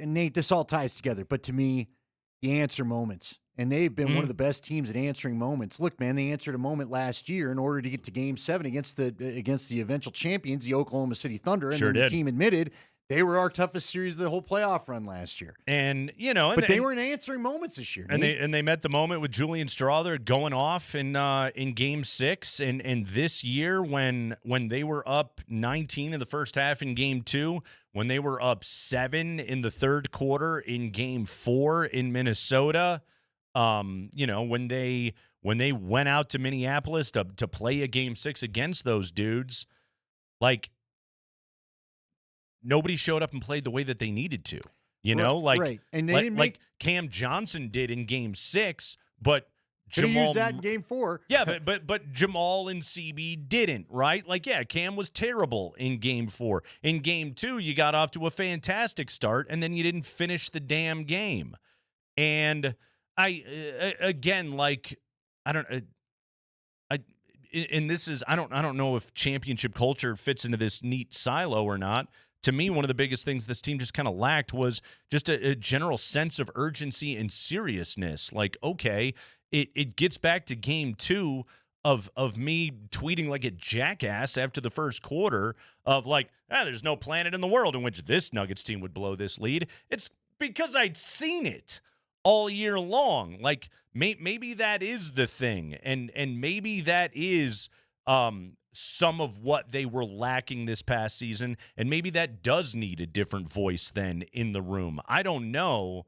I just know when that series was all said and done, the Nuggets lost because Rudy Gobert outplayed Nikola Jokic, because Jaden McDaniels outplayed Jamal Murray, because Naz Reid and Ayo Dosunmu and Terrence Shannon and these guys showed up and played big for Minnesota, and nobody did for Denver. Yeah, but there was, again, and this is why this show is how it is. We just look at things differently. While you're right. Minnesota got better basketball at the end of the day, period. But there also was a we're playing for each other that didn't seem, when Nikola Jokic is getting shoved by 3 people and it takes a minute for anybody to get over there and join the fray. Yeah. It just makes me question aloud, are you really? Because, again, there was a time where, DeAndre Jordan wouldn't be into that.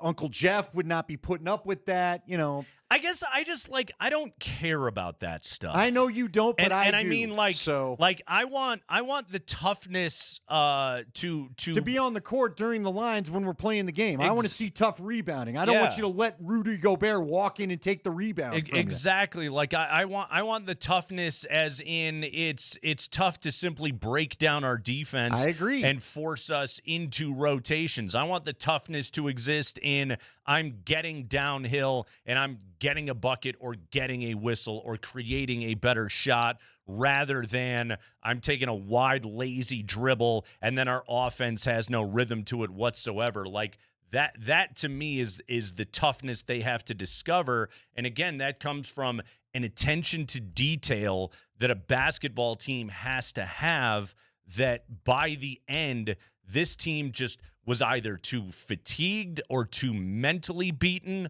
or, again, to use this word, not serious enough to be able to dig deep and find. Yeah, but again, it was the George Karl term, the teamness, the togetherness. I think some of that was lacking this year. I just do.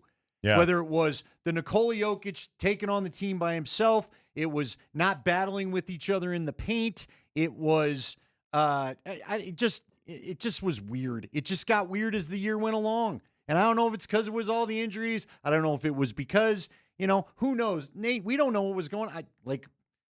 Val didn't get, I'm positive Valanciunas did not play as much as he thought he was going to. What did that lead to? Was there, grumpiness? Maybe there wasn't. Maybe nobody cared, but maybe that was a problem too. Mm-hmm. Nobody cared. Mm-hmm. I don't know, man. They just did not feel the way they did. Even last year, this team felt a little more together. So either way, you know what does? And yet that togetherness and teamness never showed up until you fired Michael Malone, which was a weird thing from a year ago. But again, so is that worn off? Right. Well, yeah, I would. You know what I mean? I would say the dead cat bounce of firing Michael Malone, that's expired. But you know how it is. Yeah. Again, you got your coach, right? did you get complacent because the hard ass wasn't in the room anymore? Don't miss Avalanche Game 3 tomorrow night. Watch the game at Stoney's on Lincoln with the Altitude Sports Radio viewing party tour powered by Michelob Ultra. There will be great Michelob Ultra deals and a chance to win an autographed Gabe Landeskog jersey. A special Between the Pipes pregame show starts at 5, and DMac going to be hosting the party, getting everyone fired up. Alex Ryanemi is going to be there. Ladies, Mark Springer going to be in the house out at Stoney's on Lincoln. Whoa. I hit the wrong button. Freudian slip, huh? It's right above whoa. My gosh. It's right above whoa. What all is going to be going on? I don't know, man. Stoney's got I'm some gonna great be at food. Stoney's. Sometimes I hit the wrong button. That happens. Human error. You just stone cold. Like Nate doesn't even know. You know what just happened? You know what just happened? Okay. Nikola Jokic just threw a lob to Aaron Gordon, and Aaron Gordon looked up at it and just said, nah, I'm okay. I'm not going up there. The calf, bro. Anyway, Spring's going to be in the John at Stoney's on Lincoln tomorrow. Whoa. Enjoy it, everybody.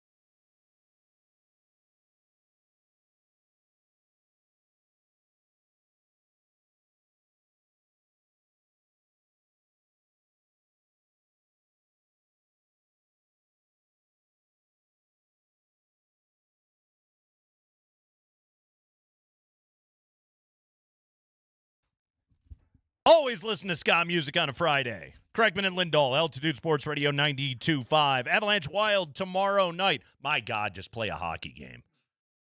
Seriously. What? The 3-day break is too long, and I'm glad the players get to relax and everything and rest up. I know, like, there's the logical part of my brain that is just like, this is good for the Avalanche. They're 6-0 in the postseason, and they continue to not have to stress themselves too much physically. I just want to watch a hockey game. We're still waiting until tomorrow night. Could have watched some stuff last night. That could have been good. I tried to watch the Lakers and OKC. That series is giving nothing. It's just not there. You can watch Austin Reeves have a really bad time. Boy, and if you wanna watch, you think that Joker gets all up in his feels at the refs. How about LeBron last night? Yeah. Holy cow. Yeah, he's frustrated. Yeah, and that's what the Thunder do to you. That's what they do to teams. They have beaten the Lakers 6 times now this year, all of them by double figures. Did you catch the trash talk from I sure did. Yeah. To LeBron? Uh-huh. Yeah. Bold. Good series. If you like watching the Lakers get their asses absolutely handed to them. Because that's what you're getting in that series. Let's go back to some Josh Kroenke audio from today. Okay, Josh Kroenke was asked about you got your luxury tax issues, you got your apron issues. What is possible in this offseason? Here was the president of the Denver Nuggets. I think that everything's on the table right now, including running it back. I think that, from my perspective, when I sit here and think about where we were 12 months ago, I think we've made really strong strides in certain areas. I think there's other areas where I think we've either been complacent, and I don't want to say that we've regressed, but complacency would be a key word that I think I saw in some areas, in some people this year. So there's going to be some challenges, absolutely. I think that, I don't want to be masked in my frustration for how the season ended. I think that, anybody that was a fan of the Denver Nuggets should be frustrated. And anything that a fan feels, I probably feel at 1,000x. So I think that, everything's going to be on the table. Outside of trading Nikola, I should be clear because my words got twisted in an interesting way last summer. But yeah, I think everything's on the table outside of trading Nikola. I think we need to have running it back as a possibility. I think this season was, in a lot of ways, the season that never was, because this group never fully got a chance to show any kind of rhythm. When you're going to have the amount of turnover and change that we did last year, I think these 3 guys did a hell of a job. But to establish any kind of a rhythm, and basketball is a rhythm game, I think, the group as a whole never had a chance to fully do that. And I think that a microcosm of our season is almost Nikola before and after the injury. He was one player before, and when you come back, he was still incredible in so many facets, but for some reason his 3-point shot left him. And that's whether or not you believe me, I do believe that basketball is a rhythm game, and as a team as a whole never had a chance to fully establish a rhythm, and that truly showed up when the games mattered in April. Some interesting stuff in there. The season that never was. Andy, we talked about this team every single day, this entire season, and in many ways, in the big picture, when you look back on it, I would say that's kind of an accurate statement. This was the season that never was. This team was 9-2 to begin the year with their starting 5 healthy, and then we would talk to Dan Hyatt about it every single week. Man games lost to injuries, the amount of different starting lineups that were used by this team. And look, the rest of the league is not immune to it, but this was a particularly challenging year for the Denver Nuggets, magnified by more than anything else the fact that you lost Nikola Jokic for 16 games, the first substantial stretch of games that he has missed in his NBA career. Yeah, what's wild about it, and I didn't really think about it until I heard Josh say it there. If you remember, because I point to the Philly game, I point to the Boston game, I point to some of the fun games that the Nuggets played even without him. The season was fun all the way up until, sadly and weirdly, he came back. and then he didn't quite look like himself. Yeah. And then nothing really gelled, and then Cam took longer to come back than we thought, and then Aaron Gordon bounces out In for and another, out, yeah. and then Peyton Watson all of a sudden is gone, and then Nicola finds Valanciunas his was game, hurt. but where the hell's everybody else? Right. And you know what I mean? And then we had to start talking about crunch time and crunch games and or what was it, clutch games and all that other stuff, and it just was like ever since he came back, it signaled nothing being stable from that point forward, really. They said the phrase "run it back" a lot today. Okay, what do you make of that? Well, Andy, like we talked about it this week. We talked like this is a possibility, and like you can stand there as the architect of this Denver Nuggets basketball team, that being the 4 guys that were up there on the dais today, and you could say, we put together a good basketball team. It didn't work out because of an injury-plagued and unfortunate season, but we put together a good basketball team.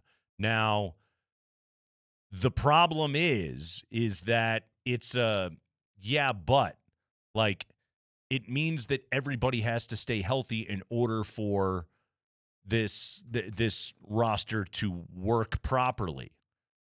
There was no Terrence Shannon or Ayo Dosunmu coming in to save the starting 5 or anything else like that. Maybe Peyton Watson was that for a little while, actually, to be totally fair to it, but then you lost him, okay? And then it exposed the flaws in what the Nuggets had built, but they'd built it in a specific way. They built it to put pieces around a 3-man core of Jokic, Murray, and Gordon. That was what they had built, and then when you subtract Aaron Gordon out of it, and you add in a compromised Nikola Jokic coming back from injury, well, then all those flaws just rear their ugly head, and it turns out, there were big-time problems with the roster construction. Yeah, and so here's the thing that concerns me about running it back, and we've gone over plenty of them, but another thing I would ask, the ultimate big question, if you're going to do a big move, if you're going to shake it up and move Jamal Murray, for example, that's at least a move that says we're trying to recreate, in my mind, the second cast around Nikola Jokic. And I keep going back to what Peyton Manning had in 2013 and ultimately what he won again in 2015, right? The Dirk thing. Dirk. With Dallas. So for me, what I think, look, if you try to team run it back, that's fine. But if you're lucky, I think at its peak, you get 2 more years out of this thing anyway. And then you're going to be forced with hard decisions, and everybody will be of less value at that point as well. The other challenge. So then what? The other challenge you run into if you simply run, like, let's say the Denver Nuggets had the exact same starting 5 next year that they had this year. I mean the fully healthy one with Cam and CB around AG, Jamal, and Jokic. If it doesn't work, Josh Kroenke will be the only one still employed up on that dais next year. Yeah. So that's another huge risk that you run if you're one of those guys in the room. Otherwise, everybody is out if that gamble doesn't work properly. It's the Kreckman and Lindahl show. We'll take a quick break. When we come back, there was big Broncos news today. Andy, we're real big. A lot of general manager talk. That's right. We've got big Broncos news. When we come back, George Paton sticking around. Is Denver making the right call? We'll kick that around when we return.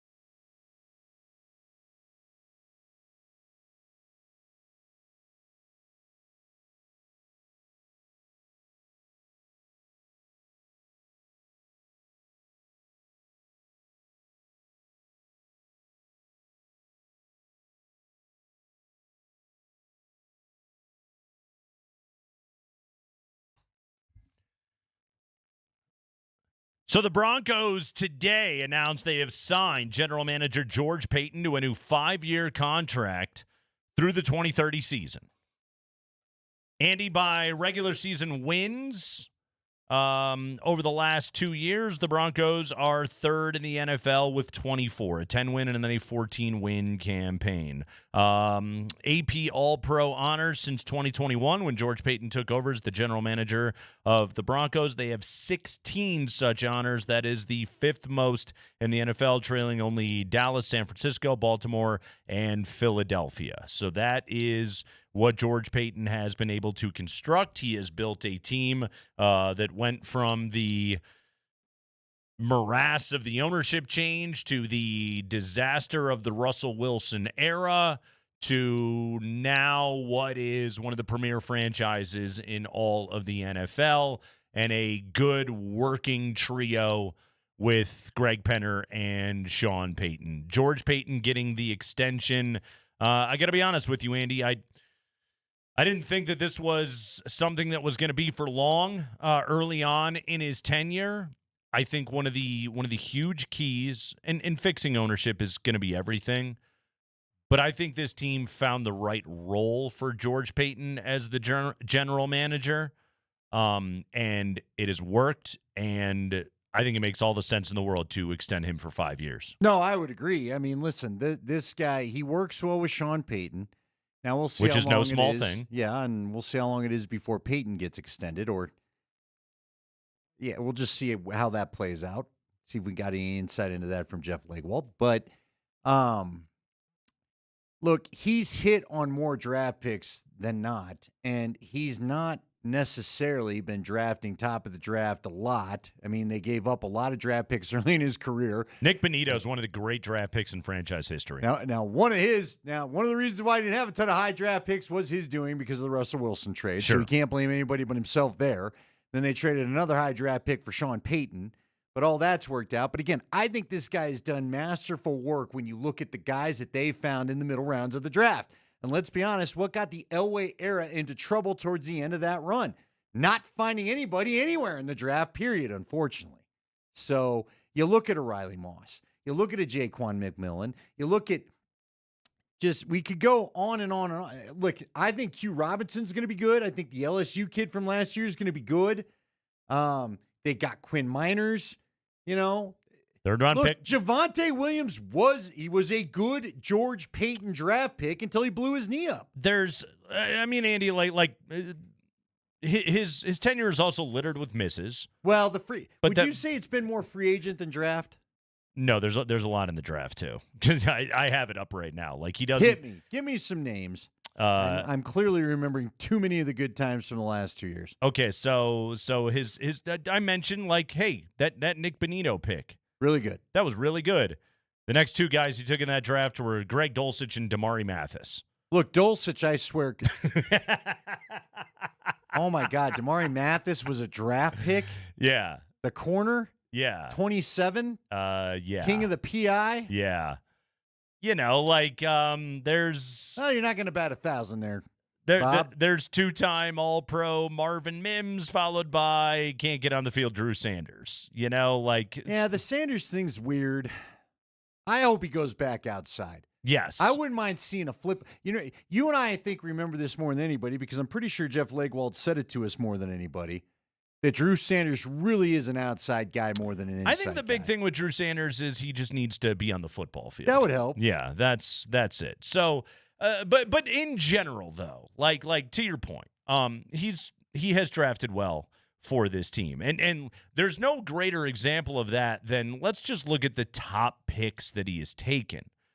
He took Patrick Surtain at number 9 overall when the team had a quarterback need. He didn't go that way. Now, he could have taken Micah Parsons, and I think that's 6 to 1, half dozen the other. But Patrick Surtain is couple All-Pros. Yes. You picked one of them at least. Yes. Nonetheless, you've got arguably the best corner in the league and a guy that won a Defensive Player of the Year. You can't really critique that with the number 9 overall pick. Bonito was his top pick in 2022. Fantastic. Marvin Mims was his top pick in 2023. That's a 2-time All-Pro.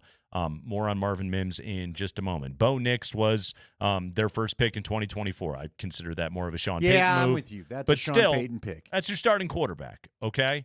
And that was the 6th quarterback taken in that draft, and he has become your starting quarterback.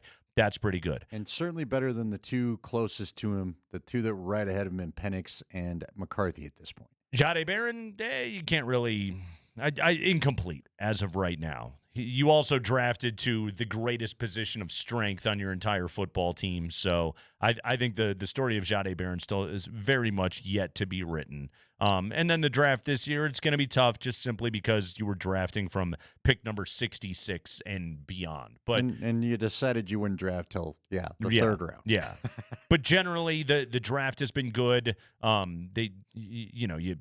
You pay Nick Bonito, you pay Zach Allen, you pay DJ Jones, you pay Malcolm Roach, and your defensive line is one of the best strengths on your team. You make a savvy acquisition to bring in Brandon Jones, to bring in Hufanga. Like, you got good safeties. Your defense is littered with studs all over the place, and you swung the Jalen Waddle trade, okay? Well, and you got Wattenberg. Remember, Luke Wattenberg was Sure his did. as well. That's your 5th round starting pick. center. That's well done. So he's like Frank Crum. He's his done glorious hair. very well for himself. But I also think the biggest thing that the Broncos found was George Paton as organizational face, mouthpiece, whatever you want to call it. It didn't go well.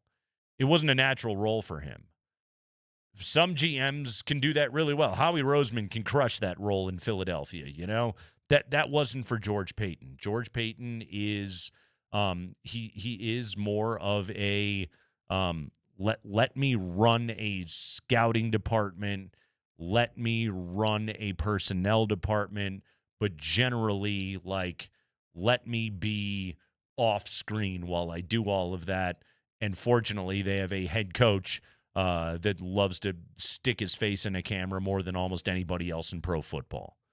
And then have the quarterback call us anyway. So really, I think the greatest strength of the Broncos front office is finding exactly the role for everybody to work well in, and that's why it's gone so well. Yeah, listen, George Paton and Sean Payton have been a great partnership, I think. Mm-hmm. You know what? George has got a good eye for the talent that Sean wants. And I think Sean wants a certain kind of player. George knows who that is. It is working. Their draft picks play now. They stick around. Yeah. Again, did it go so well with Hackett? Not necessarily. No, right? that was not really. That was all-time terrible. Yeah. What was good? Anything good? No. No. Can we say there's one? Because there's usually some residual that you could pick up. Was there one player under the hack? Who was the Hackett draft class? Can you go back to 22? Lay it on me there, dog. Lay it on me, Nate, dog. They didn't have a first-round pick because of the Russell Wilson trade.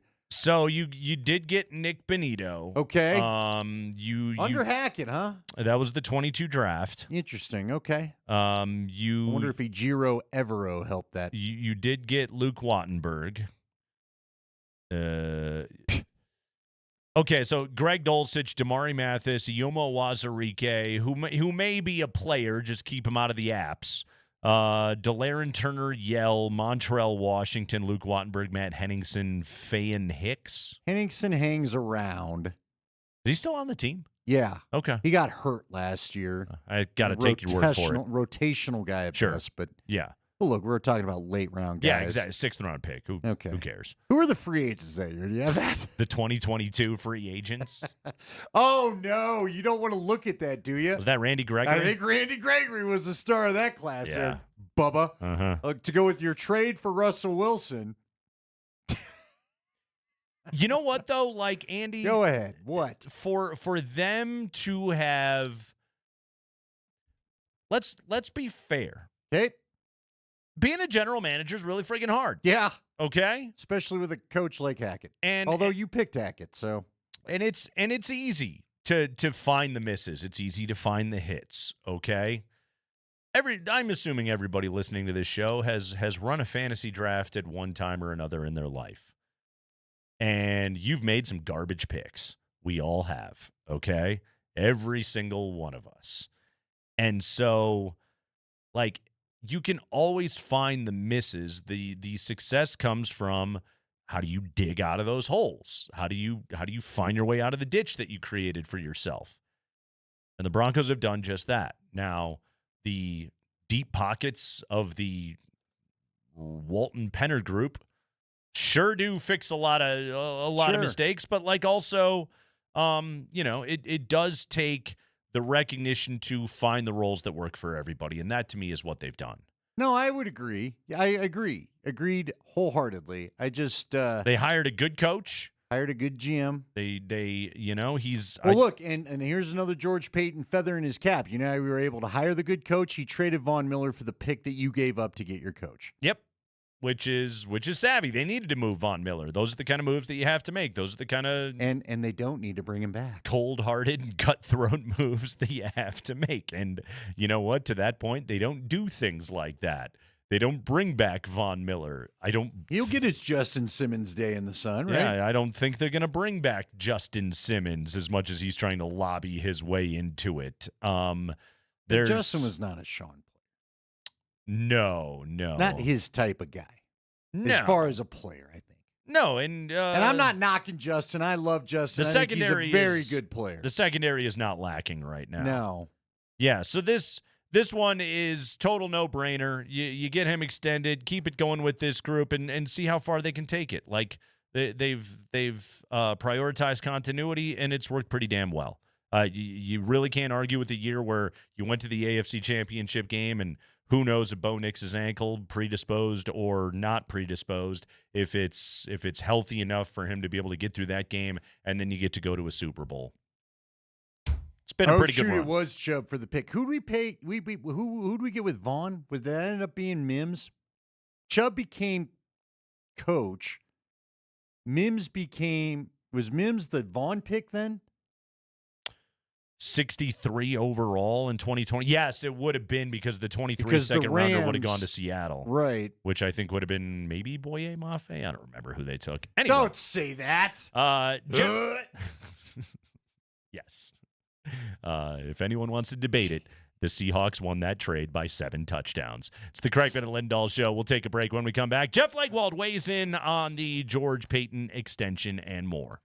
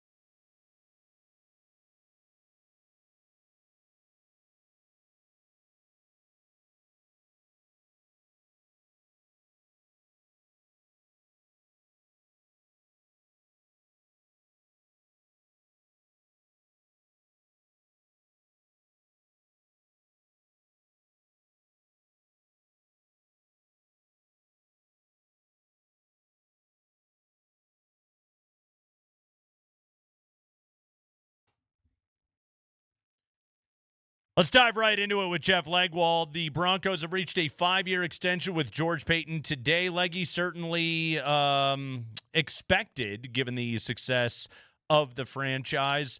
As you look back on the tenure of George Paton since 2021, bumpy start to be sure. It was also one of the most disheveled times in Denver Broncos history as they were going through the ownership change and everything else. In the big picture, and George Paton's role in this is certainly massive. How did the Broncos find their footing after having really lost their way so badly in the early part of this decade? Well, I think George is like any or most people I've seen in the league. When there are no guardrails, it's tough to succeed. Like if there's no pushback on decisions or no discussion, you know what I mean? Yeah. If there's no, like, when they hired Nathaniel Hackett, when you trade for Russell Wilson and all of those things, you sign Randy Gregory, there just weren't a lot of guardrails in place at that point. A lot of the scouting staff that had been so successful had moved on. And, there's like 6 GMs in the league right now who are on that Broncos scouting staff. So you had that turnover with no real ownership presence and, just one head coach after another who wanted different kinds of players on the roster. I don't think a lot of people are going to succeed with that. But I will say, even during that time, if you talk to people in the league, just in a general scouting sense, I think George has always been respected as a guy. If you want to find football players, you need them in your building. And I think the one thing I look at is he's been GM for 5 years. They have selected 4 players in the draft on their own, 4 who've been named all pros. Yeah. First team or second team. That's almost 1 a year. That's a high quotient, really, when you start talking Miners, about drafted players. Benito, and Mims. There we go. Benito, Yeah. Minerts, And Surtain. And Surtain. Yeah. And only Surtain is in the first round of that group. So to me, that's real scouting.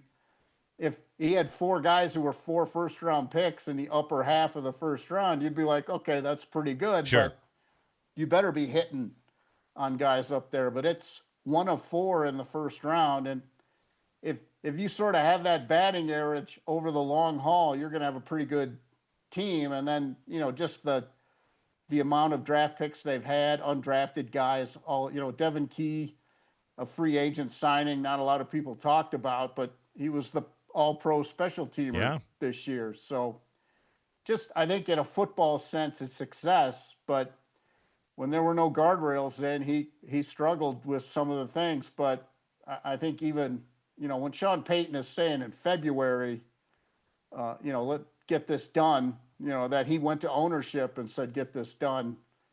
And I think it does show how much Greg Penner, the owner, values collaboration. I think that's an important piece of this too, because I think one of other coaches have told me George's strength is you tell him what kind of players you want, and he will bring you those scouting profiles, and you won't waste your time with a lot of people you're not going to have a place for. All right. Should we expect a Sean Payton contract extension to follow? Yeah, I mean, I think at some point, that's gonna roll along. But that's big money, and I think I've heard nothing to indicate that wouldn't be in the cards. I would think that would happen, but again, that's a big, huge financial commitment, and that would be handled, at the highest levels of the organization. When Greg Penner says it's time for that, it will be time for that. It would probably be at the end of this season, right? You would think at the end of this year is when no coach likes to be in the lame duck year. They think that's bad in the locker room. They think it's bad in the meeting room. They think it's bad all around. So, if if they go to the playoffs again and all of that, I don't think, I don't think there's any reason to think that, it won't happen. Sean's in his early 60s, much like me. So I think he feels like he wants to coach for a while yet. Jeff Legwold, nothing but good decades left. He is with us here on a Friday afternoon. Jeff Legwold brought to you by the International Brotherhood of Electrical Workers. IBEW Local 68. You start with a job and you end with a career. You mentioned before Paton's gift for finding the archetype of player that fit with a head coach, specifically both personality-wise and football-wise. Expand on that, Jeff. Why have Sean and George Paton – it's weird to say it that way because they're not related or spelled the same. But either way, why do the Patons work so well together? That's right. I just think, there's an awful lot of people in the world who believe there is a balance to the universe, that one thing must work off the other. And there may need, the two extremes. Sean is less mercurial in those personnel meeting situations than he is on the sideline on game day. That's not him in a meeting when they're going over 300 draft prospects. That's just not the deal. But not picking fights with everybody in the room. Yeah, their personalities are different. And I think, Sean Paton can light the fuse when everybody needs it. And I think George is the good, okay, let's just step back for a second here. Let's take another look at it. Let's walk through the grades. Let's do the whole process. Let's not cut any corners. Let's not jump to conclusion. I think they're just good at that aspect of balancing each other. And I can't underestimate to you how much successful coaches really like a GM that they can just give the framework of the players to. Like, at defensive end, I want this. And those are the prospects you get. Occasionally, the GM's going to bring in an outlier and say, this guy's worth a chance. Yeah. And, Benito, a little bit of that along the way. But, in terms of I think there's a reason they've had good development. Look at how many players they've had that are better in year 2, year 3, and even year 4, because they're getting people who fit what they want to do at every positions. And I think that's an enormous part of why it's worked so far, is because they don't waste a lot of time with prospects who aren't going to make it here. And that improves your batting average overall. And the teams with the good batting average are the ones playing through January every year. Oh, and that's the continuity thing that Andy and I talked about before of, they have found the method that has worked for them. I think last year they had the least roster turnover in the entire NFL. They probably will again this year, right? I mean, Jeff, I'm sure you could probably believe they won't. Right. You could probably put a number on it, but yeah, and it makes all the sense in the world to keep George around. It does, and I'm glad they did it. I do have a question for you as far as the mini camp goes this weekend. Now, of course, Kurt Warner's kid's going to get a tryout, which I think they always bring in a rookie to get a look at, right? E.J. Warner. E.J. Warner. But Nathan Peterman is being brought in. So my question to you, look, we all know if Bo can't do anything during the spring, which obviously it doesn't sound like he can, they need an extra arm possibly to just be out there to throw some balls, so maybe Peterman sticks around for that. But in your mind, is there any opening in the Bronco quarterback room? We just got done talking about how there's probably not going to be a lot of turnover. Is there any residual weirdness because of the AFC Championship with Sean and Stiddy? Is there any opening to be had anywhere, or is that not a thing? I don't think it's a real opening, Andy, but the practice squad rules allow you to keep veteran players now. So, and I'll tell you, if you're a veteran quarterback or an agent of a veteran quarterback who's had some downs with the ups, as it were, you want to go two places. You want to go to a Shanahan offense place, Shanahan Kubiak offense type of place. You want to go there, or you want to come here, because people have seen that developmentally, the veteran quarterback has done okay here in terms of how they've grown. Zach Wilson turned that into a pretty good deal for a backup guy. And I don't think anybody, the AFC Championship game notwithstanding, I think a lot of people feel like Stidham is a better football player here than he was previously in his career. So I think veteran guys are always going to be looking for a shot to come in here and recalibrate themselves, because Davis Webb is very respected.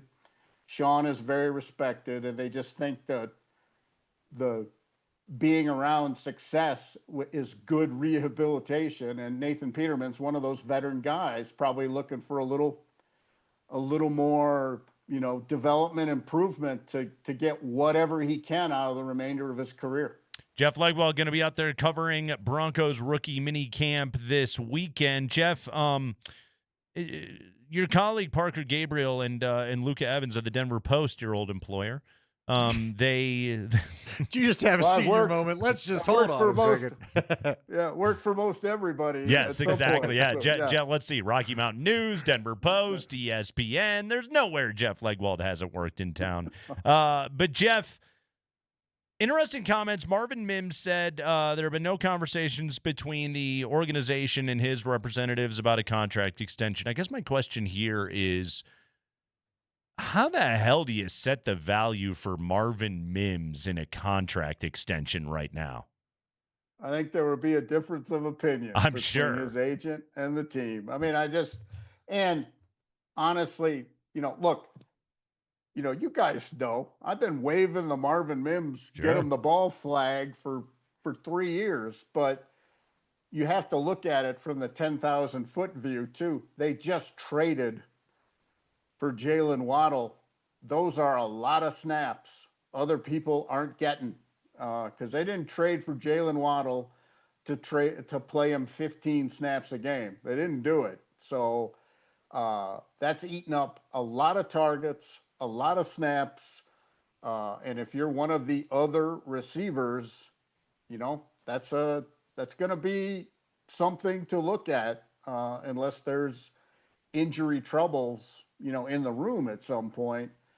But they just traded for a guy that's going to take an awful lot of the work from everybody else by design. So if it's not shocking to me that they would not have already teed up something to get started on Marvin, I think that's going to be one of those, have a good contract year and they either pay you here or pay you elsewhere. But his value as a returner certainly gives him leverage in the open market. That's a valued position. He's one of the best at it. So he will not go without, some attraction from people if he does hit the open market. But I think here they're probably going to wait and see, where they're at and how it looks. All right, we got 2 minutes. You've regaled me, entertained me over the years with stories about your mom, and it is Mother's Day weekend. Give me your favorite one of the Chicago Bear loving Mrs. Legwald. Well, I mean, if you're talking just football, there was a person who lived at the end of her block. My mom worked full time until she was 85. So wow. She worked nights, and she would come home and take the same route home every night until the person at the end of the block put in a Green Bay Packers mailbox. And she would no longer take that way home because she was not going to drive by the Green Bay Packers mailbox. So she honestly would go another 10 minutes to get home the other way. So there you have it. She would not even drive by a Green Bay Packers mailbox. And when I asked her about it, like, why are we going this way? One time I was home and rode home from work went to get her, and she's directing me to go some other way. And I'm like, what are we doing? And she's like, I'm not driving by that damn thing. So she also one time made Thanksgiving dinner, he told us, super early because the Bears were on. And she's like, just eat. Here's the pie. I am done. I'm watching the Bears. Yeah. We ate Thanksgiving dinner at 10:30 a.m. because the dishes had to be done by kickoff. There could be no residual of any work to do. And I once, my brother raced cars, and we all worked as mechanics at some point in our lives at our house, but he was a gearhead, and we often had a muscle car in progress at some point at our house. And I once saw my mom drive one through the streets of Chicago. You could hear her going down the other street, going through the gears. And she did a full 360 to park that baby at the curb and then threw my brother the keys. And that's it. Just walked in the house. Starsky and Hutched it. That is sick. Awesome, Mrs. Legwald. Love the tales of Mrs. Legwald. Jeff, excellent work as always, man. We appreciate it. Have yourself a great weekend. Yep, best to all the moms out there. All right. Well said right there by Jeff Legwald. His appearances are brought to you by the International Brotherhood of Electrical Workers, IBEW Local 68. You start with a job and you end with a career. Rockies and Phillies just about to get underway. First of a 3-game set over the weekend. Chase Dolander will toe the slab tonight. Wait, you cannot help but say it in the Jack Corrigan. I have to Corrigan that name. It's such a Corrigan name.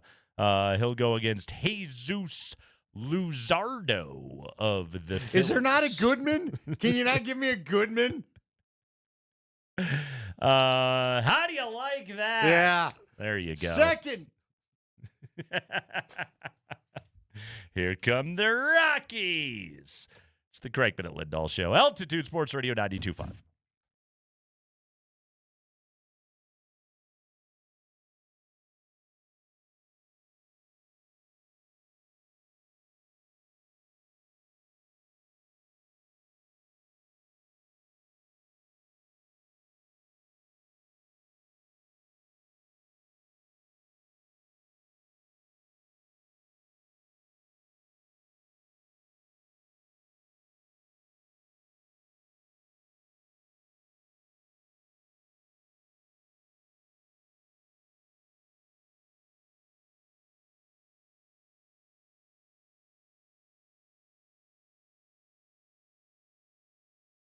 Nate Kreckman for Roller Auction. Go to roller.bid. That's their website. It's roller.bid. But go to their website, check out all of the great auctions that they have got available for you to be able to bid. They have got another government fleet vehicles and equipment auction coming up in June. Best place to get a used car, to get your daily ride, no dealership hassles. You're just doing all the buying process online, and you're purchasing well-maintained vehicles directly from government service. They also have a Planet Open Box auction going on right now. Electronics, home goods, so much more good stuff. I'm looking through this right now. They have a fantastic selection of Blue Pure Mini Max air purifiers. They've got a ton of these things, and right now, I mean, $6, $5, $5, $6.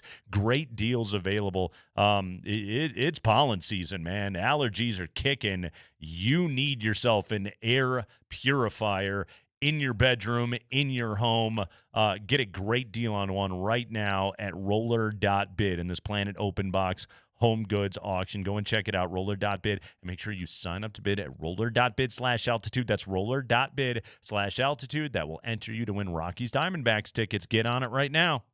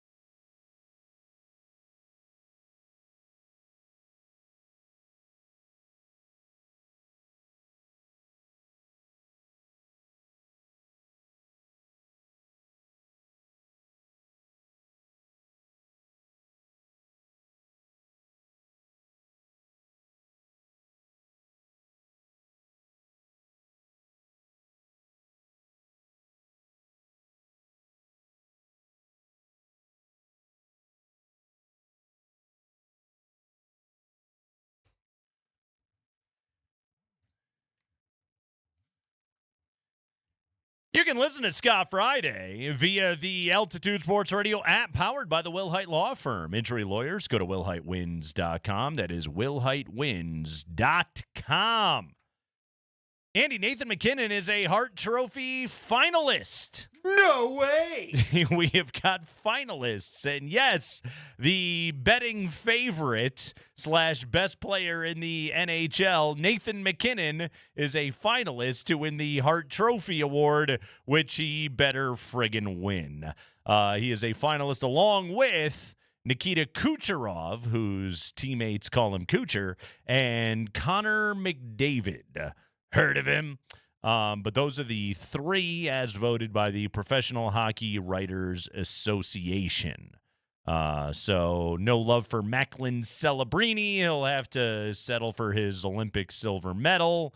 But yes, Nathan McKinnon is the betting favorite to win the award, won the Hart Trophy in 2023. He has now been a finalist how many times in his career for McKinnon? I don't know. Okay, thank you. Sorry. Cannot help you there. He was last year, wasn't he, Spring? He was, yes. I feel like he's at least on a 3-year run. Fifth time being a finalist. I landed the plane eventually. Don't worry, I got there. So this will be 2 of 5? Yes. Remember, he lost out on the award to Taylor Hall of the New Jersey Devils. What was that, 2019, whatever year that was? Brutal. That was stupid. Yeah, he absolutely should be a 3-time Hart Trophy winner. He will hopefully be a 2-time Hart Trophy winner by the time it is all said and done. He also won his first Rocket Richard Trophy this year for leading the NHL with 53 goals scored in 80 games. He also led the NHL in plus-minus. He was a plus 57, scored 42 even strength goals this season, and had 350 shots on goal. Third in total points, trailing McDavid and Kucherov. Just give the man the Hart Trophy. He was the best player on the best team in hockey. I am at the mic yet again asking, though, does he get a Messier? I will not sleep. I will not rest until one of the Avs wins a Messier. Mark shows up to give them the Messier. He has to start considering what this franchise has done, right? You would think. You would. Listen, Gabe Landeskog or Nathan McKinnon, it's a joke. Our joke is the Messier. Yeah. But yeah, I think they'd be good candidates for your little award, Mark. Do you remember when we did the Justin Simmons topic? When Simmons retired and we were looking for kind of like longest like playoff droughts in all the teams in town in their history. And with the Avalanche, I think like their longest playoff drought is like 3 years. Yeah. Like since they've been in existence here. Like they haven't always been great. They haven't always been dominant, but like they've always been good. They never, they never turned into the Buffalo Sabres missing the playoffs 14 years in a row or whatever that was. Like that just hasn't happened. By the way, Carolina is up 3-0 now on Philadelphia. That's the collision course, Andy. We're getting ready for an Avalanche Hurricanes Stanley Cup final, which is going to be huge, man. I mean, massive weather events going head to head. I didn't really think about that. You're talking about tragic events. Yeah. As logos. Yes. Isn't what does Connor say now? Force of nature versus adjective? Right now for the Wild, yeah. Yes. I don't know what it is when they play the Hurricanes. I've not heard it. Force of nature versus other force of nature. Mm-hmm. You don't want to be in either. Is this like Godzilla vs. Kong? Is that what we're doing here? But weather events. Some movies got to take advantage of this thing. All right, Andy. Does Avalanche Sharks try to put out a third edition of its thing? I don't think so. Huh? I'm the only one lobbying for it because I'm the only one that watched that movie. But I did enjoy it. Well, you only did it for the good of the show. I did. Let's be honest. Well, Nate wasn't like, let me take in some Avalanche Sharks. No, I wasn't seeking it out, but also like once I was halfway through, I was like, I got to see how dumb this can really get. Remind everybody how you even came across this. You were simply trying to prep for a show when Avalanche Sharks, the movie on YouTube, came into your life. the Avs were playing the San Jose Sharks. I think I was like, I was just looking for like a quick game preview. Like, there's a lot of sites that will give you just a quick preview of like, okay, this is who's out, this is who's expected to start in goal, blah blah blah. I was just looking for a couple of notes, and I merely Googled Avalanche Sharks and hit enter, only to find out that there was a movie called Avalanche Sharks. Oh crap! By the way, great job here by Brick Houlihan. Rick Tamlin? Force of Nature versus overpriced rum drink. There's a good one. There it is. Patty O'Brien says that. Well done. Hey, I don't think it deserved the Kelsey. I think you're a little aggressive with that button there. Why don't you just be careful, diarrhea guy? Andy, I got a... you don't want to be stuck with that nickname, do you? Whoa. Hey, easy, pal. Yeah, you're about to say, Come on now. Hey, you're about to go, hey, pot kettle. You know what? That was game recognizing game right there. That's all that was. Andy, I want to shoehorn in. Hey, can I ask you one more question before you do that? You may. And maybe I shouldn't, but I'm gonna. Yeah. Buckle up. It's about to be a Friday. Okay. Or offensive name: Hurricane or Whaler. Because they got them both in their history. Oh, it's Whaler. The Whaler kills the whales. Yeah, hurricanes you can't do anything about. Like whalers. Yeah, you just gotta move. Yeah, whalers. But the whalers. Yeah. That's like the seal clubbers. That's, the ivory people. Have you read about chonkers at all? Speaking of seals, no. Chonkers. Is this a seal? Chonkers is a sea lion. Oh. He's a particular. Is he adept at hunting seals? Chonkers is a. I want to make sure he is a stellar sea lion. Okay. And Chonkers hangs out down at like Fisherman's Wharf in San Francisco, but he's like 5 times the size of every single sea lion because he is what you call a stellar sea lion. Like his species weighs like 1,500 to 2,000 pounds. All the other sea lions that show up are like normal size sea lions. Apparently, stellar sea lions live much further out to sea. So, like, because they're stellar, right? Well, the scientists are a little confused as to like, what the hell is he doing here, like in the bay? He should be, in the midst of the ocean. And you've been down there to like Fisherman's Wharf before, and you see like they put the little, they have like platforms built for the sea lions to hang out on, for them to be able to rest, and then tourists go down there and take pictures of them, and it's a whole fun thing. It's good for the animals. Don't it's good bring for your the people. lunch down there. The odor's not what you're looking for. Yeah, it smells. It definitely smells of sea lion. But yeah, Chonkers is just like out there, like taking up way too much space because he weighs 2,000 pounds. And apparently it's the sea lions hang out in the wharf because it's really easy to find food in there, the shrimp and the whatnot that they need to find. But they're like really confused as to why Chonkers is there because his species doesn't hang out there very often. And instead, he's just there like taking up too much space and being like way fatter than everybody else. Now I got to Google this. Oh, you got to see Chonkers. He's pretty big, but he's drawing massive crowds out to San Francisco's Pier 39. Oh, boy. Yeah, big boy. Yeah, he's solid out there. He's on famous Pier 39. Boy, he really is proud of himself too. This picture. Oh, he's got his head high. He knows. He knows he's running the show. The roost. Yeah. Without a doubt. And his name is Chonkers. Because he's super fat. I've now seen 3 pictures of Chonkers. He's got the same look on his face every time. Pretty corpulent. He's kind of aloof. Just looks like the Jeeves face on Ask Jeeves, which I told you, thanks to Eric Rabbers, our Chonkers, by the way, faithful listeners, no longer exists. Listen to this. Chonkers has his own Wikipedia page already. Really? Just for being a fat sea lion, Chonkers has his own Wikipedia page. Congratulations to Chonkers. I don't think Kreckman and Lindahl has its own Wikipedia page. Are you asking for one? Somebody make it, and somebody make up the biggest lies about us you can imagine. Before the end of the month, it could get changed. You never know. It's radio. Chonkers is about 3 times the size of the California sea lions that typically inhabit the San Francisco Bay. When he crashes his mighty frame down on the dock he's chosen to sleep on, it sounds like an oak tree falling down. So he does go in the water still? He does. Chonkers looks like he's letting everybody else do the work for him. So if you're to drop your watch and Chonkers were to eat it, would it be lost in Chonkers? I believe so. Wasn't that a play? Lost in Chonkers? Lost in Yonkers, sorry. I thought you were the more cultured one. I was going to say I believe it's Lost in Yonkers. Yeah, that's what I was trying to go for here.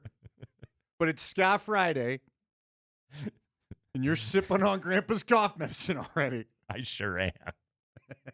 Unfortunately for you, it's actual cough medicine. It's actual cough syrup. I did tell you that I'm getting all rocked on Harlan purple Williams drink came today. in and told me that he just made that up. That was his line because his grandpa was always asking his grandma to go get his cough medicine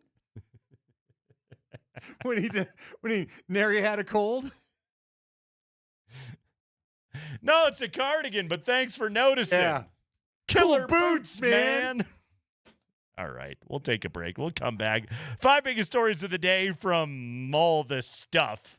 Josh Kroenke, Ben Tenzer, Jared Bednar, John Hines, and George Paton will all speak when we return.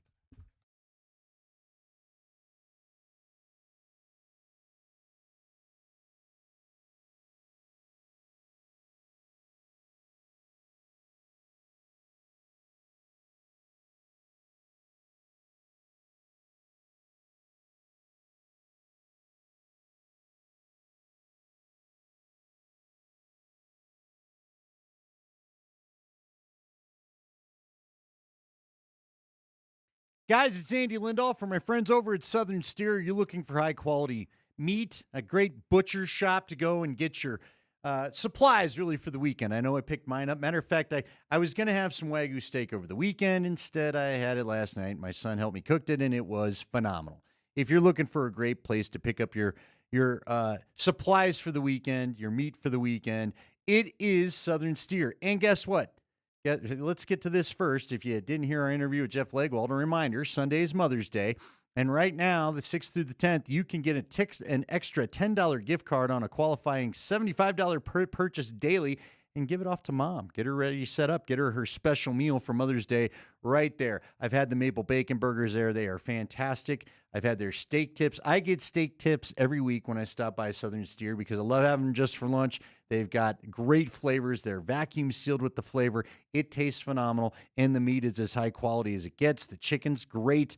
I've had everything there. Get by Southern Steer. They're on the corner of Arapahoe and Dayton. That's Arapahoe and 25, just a little bit east of Arapahoe and 25 on Arapahoe and Dayton. Stop by, see them, and get your Mother's Day shopping done there as well.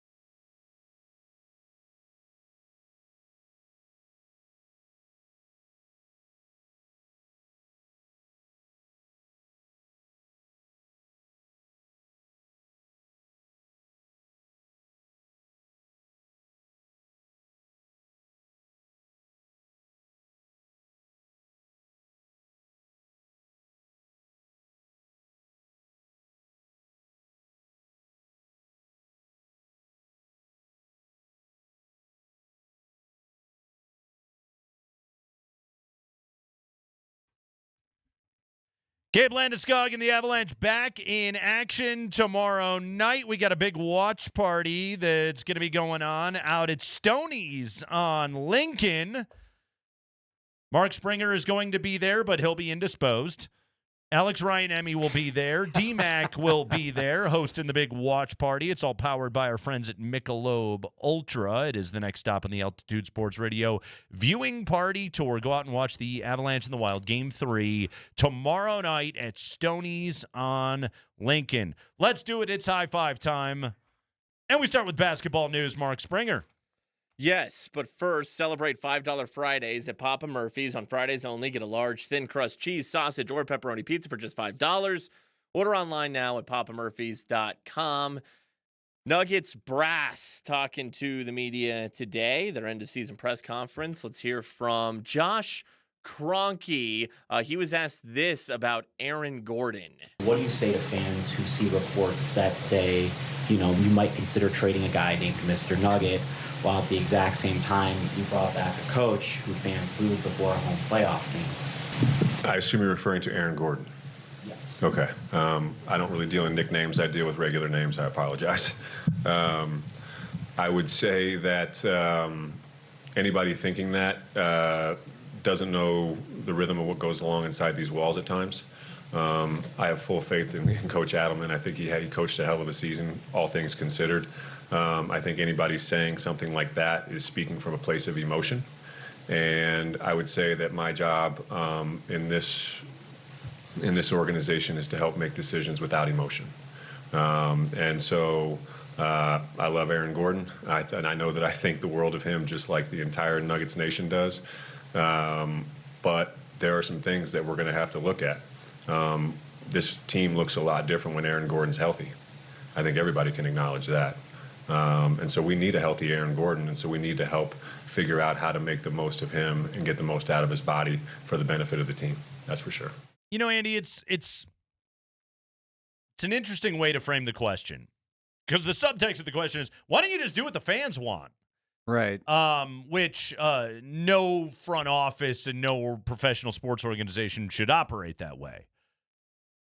But to be fair to the question, and this is asking the question of the ticket buying public, the people that support the team, the people that are the fans of the team, is the question of, is run it back better because, well, then you still get to cheer for Aaron Gordon. Then you still get to cheer for Jamal Murray. The three key pieces to having won a championship in your favorite sports fan memory that you have ever had as a Nuggets fan. Are you as a Nuggets fan, is that enough for you? Because Andy, there is a power in liking your team, and Jamal Murray and Aaron Gordon specifically in the context of this question, Aaron Gordon is Mr. Nugget. He is your guy. Aren't you going to miss that? Doesn't the team lose some of its soul if you don't have Aaron Gordon on the team anymore? It's an interesting question. First off, I don't know what the fans want, okay? Quite honestly. Because there are a number of them. Every Nuggets fan wants something else. I'm having a little fun with you. Because they all wanted to trade Nikola Jokic last week after Game 6. Just blow it all up and just trade everybody. Nuggets Nation, like some other nations, a little divided these days. I guess to answer the way that you just phrased that one, yes, there is something to loving the guys on your team and watching them till the end. But how'd that go for Todd Helton? Right. Okay. And what happened? And we all know there was a time where you could have got some for Todd Helton, and instead you didn't. Okay? Yeah. I don't want to be mean to Todd Helton. I enjoyed watching his run. No, but Andy, you know what I'm saying? It's Todd Helton, Charlie Blackmon, right. You talk about the value in keeping a guy to the very bitter end of their run, and while that's great, what Josh Kroenke said there is, I do have to take emotion out of it, and this is a cutthroat business, and I have to do whatever is best for the. And he's got, a lot of constituencies, so to speak. There's the win-loss column. There is the balance sheet. There is the luxury tax and the NBA salary cap and everything that he's got to confront right there. And there is the ticket-buying public that you want to like your basketball team. That's part of the challenge about running a pro sports franchise is like it's almost impossible to satisfy all of those things outside of just, I don't know, having a team that can win a championship. What's funny about it, though, is like think back to this now, and we're talking about how much it would hurt the fan base to trade Aaron Gordon. But who did they trade to get Aaron Gordon? A guy that if there was a Mr. Nugget before, it was Gary Harris. Exactly. He was beloved in this town, and he won a lot of huge games, and he hit big shots. Like Gary Harris, he was the soul of the Denver Nuggets, and you traded him for Aaron Gordon, who is now Mr. Nugget. Yeah, look, I would also answer it this way. The only guy I'm willing to watch till the wheels fall off right now, currently, is probably Nikola Jokic. Yeah. You want to know why? I think his game does not require the athleticism that Aaron Gordon has in his game, that he kind of features his game with, okay? Nikola's not the high flyer. Nikola's not the one that's necessarily going to be asked to play the most physical defensive matchup on the floor at all times. Sometimes he doesn't play any defense. Well, and you and I talked about it. Look, Nikola Jokic could be like an Andre Miller, where even when he's lost a step or whatever, ages gracefully. Assuming the knee doesn't bug him, like Josh said earlier, with the 3-point shot going away. Look, I think his shot will be there well into his older age if he even chooses to play that long. By the way, speaking of Jokic, great question today from Bennett Durando of the Denver Post about Joker's wrist. Okay. And the question was posed to him of like, you know, would you consider like an off-season surgery? And the front office talked about it like this is a maintenance issue, okay? And this is just something that he has dealt with in week to week. There's good weeks, there's bad weeks with it. But it's just the way that they put it was they didn't say the word surgery, and they basically made a point of like this is something that we deal with every single day. I also like I don't know if surgery like it's also possible, Andy, like surgery may not be the best thing to do for it. I have no idea. Well, part of the problem that he's going to deal with for his career, he gets the hell fouled out of him. He's always getting fouled. He's always getting hacked. Yeah. Hacked was the word I was going for, but he's always getting just the hammer dropped on him. Yeah. That's why we see his arms cut up. You could get surgery. Again, may fix it for the time being. What happens the next time that the Valanciunas or pick your big guy that's just going to drop the hammer on that wrist again? Is that going to keep it fixed? I don't know. Yeah. I don't know. I don't know either, but they're very aware of it. It is front and center of mind. Go ahead, Spring. High five. Let's hear from the co-GMs, Ben Tenzer and John Wallace, talking about Peyton Watson, who is a restricted free agent. Here, we'll start with Ben Tenzer first on trying to keep Peyton Watson. Peyton had a great year. He obviously grew a lot. We hope Peyton's a nugget. I said it at the beginning of the season. We hope Peyton's a Nugget for a very long time. He's been great for us. All right, and here is John Wallace. Yeah, I mean, we tasked Peyton at the preseason of growing. You know, we went to visit him. We walked him through kind of what the expectations were without the actual expectation of getting the minutes that he got in that stretch of January. So, you know, you have to congratulate him and kudos to him for staying the course. And what he showed us is what we knew he could do. You know, so he did his part. So like Ben said, you know, we hope he's a Nugget for a long time. You got to continue to hit on these homegrown talents, and he's been the focal point of that. It's again, you ask that question of like, okay, is it worth it to subtract two starters, and Aaron Gordon and Cameron Johnson, to extend out Peyton Watson and keep him here? Is that the right move for the Nuggets? Is the ceiling of Peyton Watson so beyond what you would still expect to get in the careers of Cam Johnson and Aaron Gordon? I don't know the answer to that. I don't either. It's tricky because you know what, Nate? It was looking, I would say, if you were to ask that question at the time of the injury, we all would have said yes. It appears to be that. It's worth it. I didn't get to see him in the playoffs. We didn't get to see, you know, we're not going to know what kind of difference would the new Peyton Watson have made against Minnesota in the playoff series. And now we don't get to find that out. And that's terribly disappointing. Had they had Peyton Watson, could they have found a way to overtake the Spurs? That's tall cotton. But could they have found a way to overtake the Spurs because of his contributions down the stretch? And again, that helps answer the question. And look, as far as I just want to make one quick side point, as far as the development thing, yeah, you need to grow Julian Strawther to this level next year. Yeah, is P-Watt right now, or P-Watt in a year, or P-Watt in 2 years? so beyond what you would get out of those other two guys. Like Cam Johnson, first off, like Cam Johnson answered the bell at the end of that series. He showed up when a lot of other guys didn't. Cam Johnson, really second half of the season, once he came back from the injury and got comfortable, he was shooting like what 44% from three. He was one of your most dynamic playmakers. He's another guy that like I really wonder about. Like, okay, with a full year under his belt of playing with Nikola Jokic, what does he look like then in year number 2 with Joker? I have no idea. And like, is Peyton Watson, is it guaranteed that P. Watt's ready to ascend right past that? Obviously, like, youth is in Peyton Watson's favor. There's no doubt about that, but we don't know exactly what that ceiling looks like. Again, I really like Peyton Watson. I think best case scenario, he could be like a fringe all-star NBA type of player. I think he could be that, but also the Cam Johnson that I watched the last couple of months of the year is pretty damn good. Yeah. I don't just want that to walk out the door either. Yeah, man, there's no easy answers with this, and one thing leads to another, and just even one move is not as simple as it may seem. The rumors of trading Aaron Gordon. Okay, you can have all the rumors that you want. What do those offers look like? Right.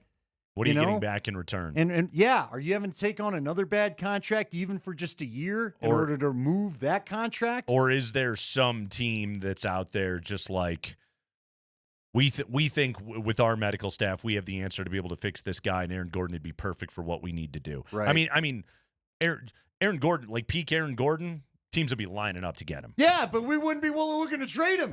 That's just the whole thing. There's that part too. Go ahead, Spring. High five. All right, Game 3, Avs Wild tomorrow night. Jared Bednar talking to the media today, and he was asked, are they bringing depth defenseman Jack Ashawn to Minnesota? Is Josh Manson going to play? Bedsy was asked this today. I know yesterday you said you were still figuring it out, but did you decide to bring Jack Ashawn on this trip?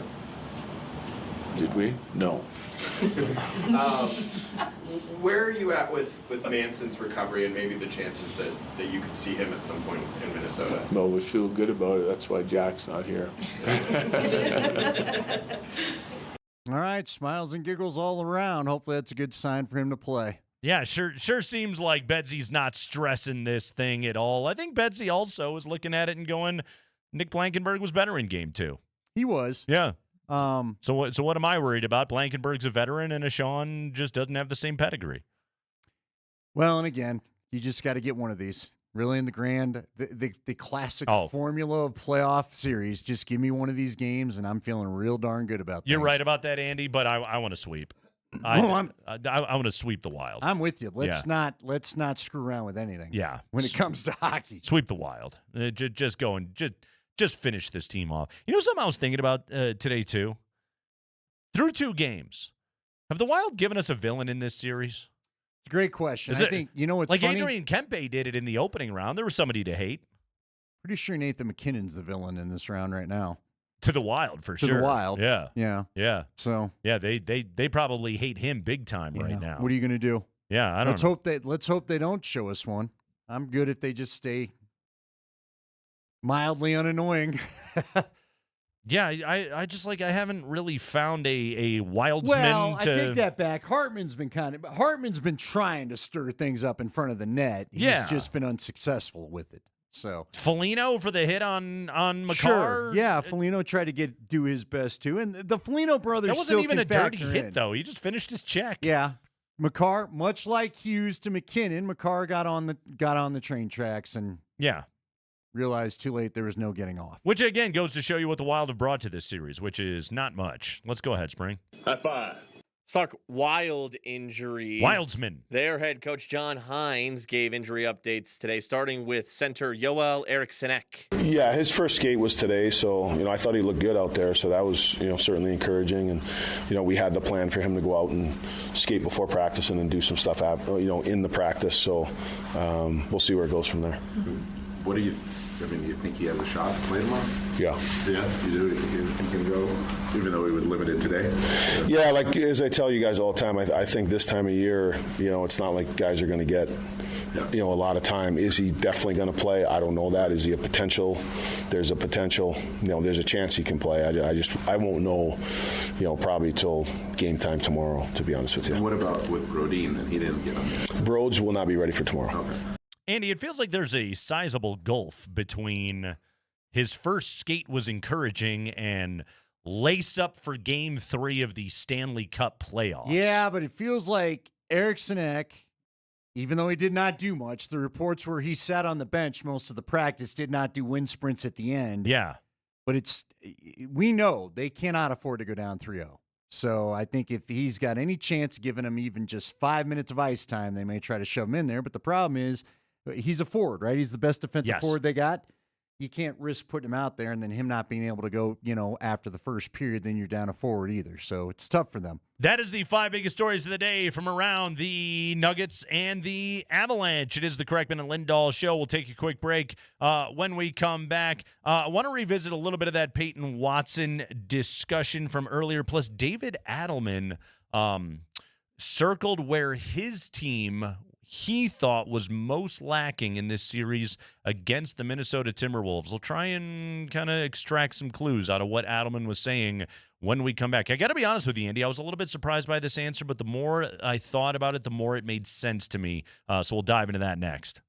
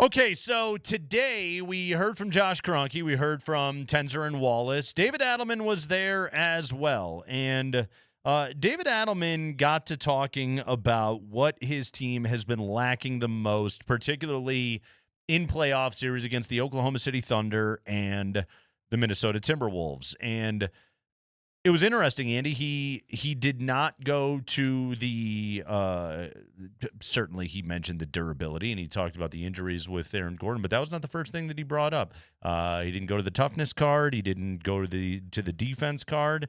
No, he pointed out something else that this team has been lacking, which was on our list, but I thought this was interesting that this was the first thing that David Adelman talked about. Here he is today on what his team lacked against the Thunder last year, against the Timberwolves this year. Yeah, I think, we talked about the teams, somebody brought it up, who we lost to in the last 3 years. And I do think that, what stood out was ball handling, handling pressure, those things. I know I already brought it up, but I'm just trying to be straight up with you. That really hurt us. And I thought, athleticism is part of the league. The league is younger. The league changes fast. Watching OKC last night, San Antonio, the way they play.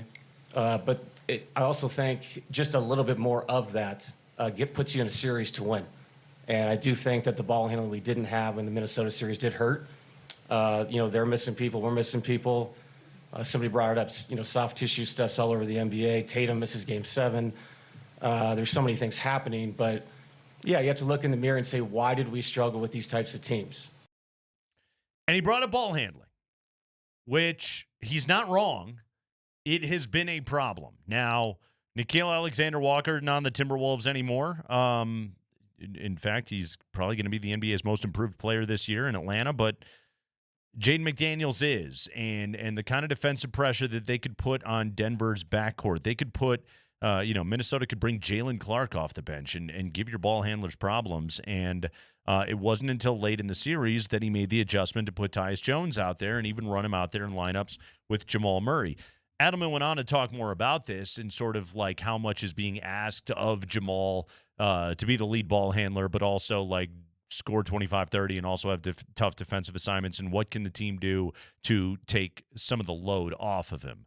My counterpoint to that is Jamal Murray gets paid $50 million a year. Like he's compensated very well to do all of those things. But it is something that where Minnesota knew, and particularly with McDaniels, that was something where they could give Denver problems. They could force the Nuggets into having to start their offense out closer to half court than down near the three-point line, which I think led to too much of Jokic being on the perimeter.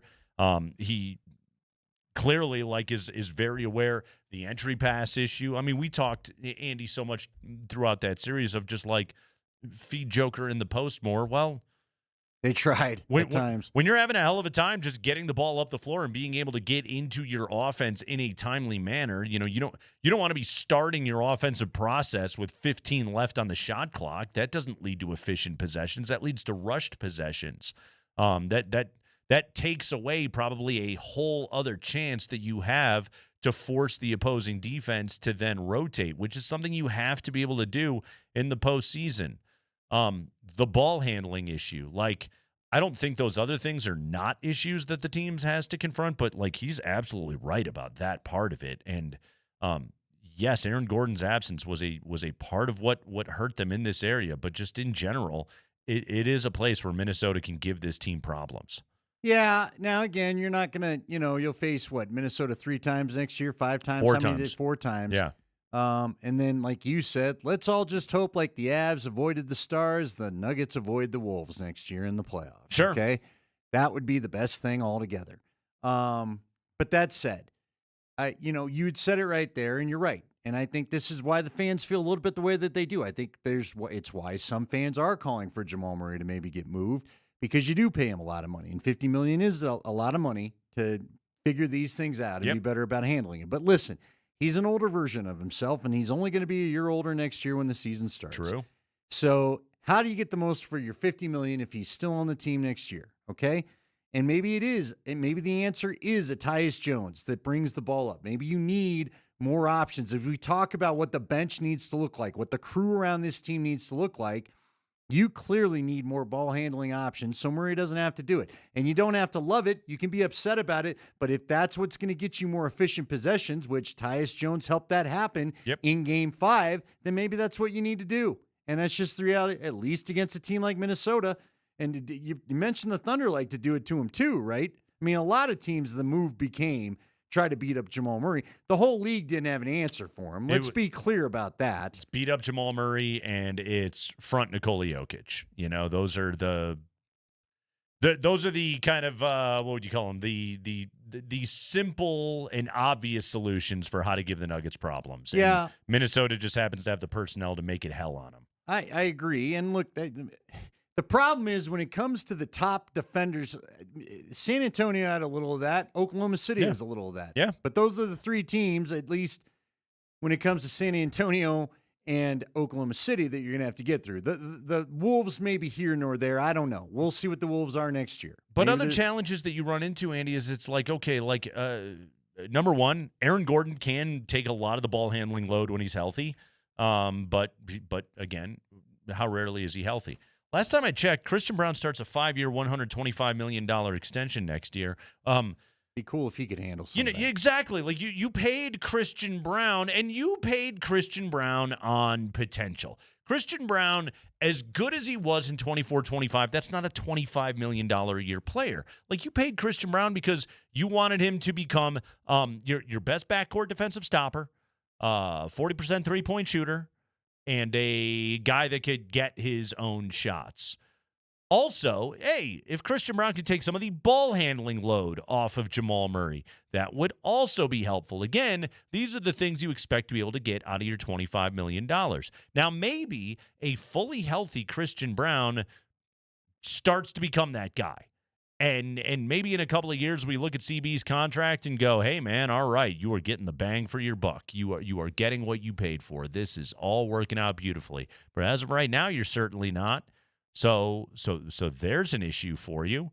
Can Peyton Watson handle some of your ball handling duties? Should you choose to bring him back? Does Jalen Pickett ever grow into an actual legitimate NBA rotational role? I like a lot of what Jalen Pickett can do. He can handle the rock. I don't worry about that part of his game. Maybe he is an answer to be able to get you to that place. But like what's becoming more and more obvious is there's going to have to be internal solutions to what the Nuggets are doing, and it's going to require some basketball players to get friggin' better at what they do. Yeah, you're right. What worries, here's the thing, somehow they do have to get younger. Adelman said that in the answer. You got to find a way to get younger. The league is going younger.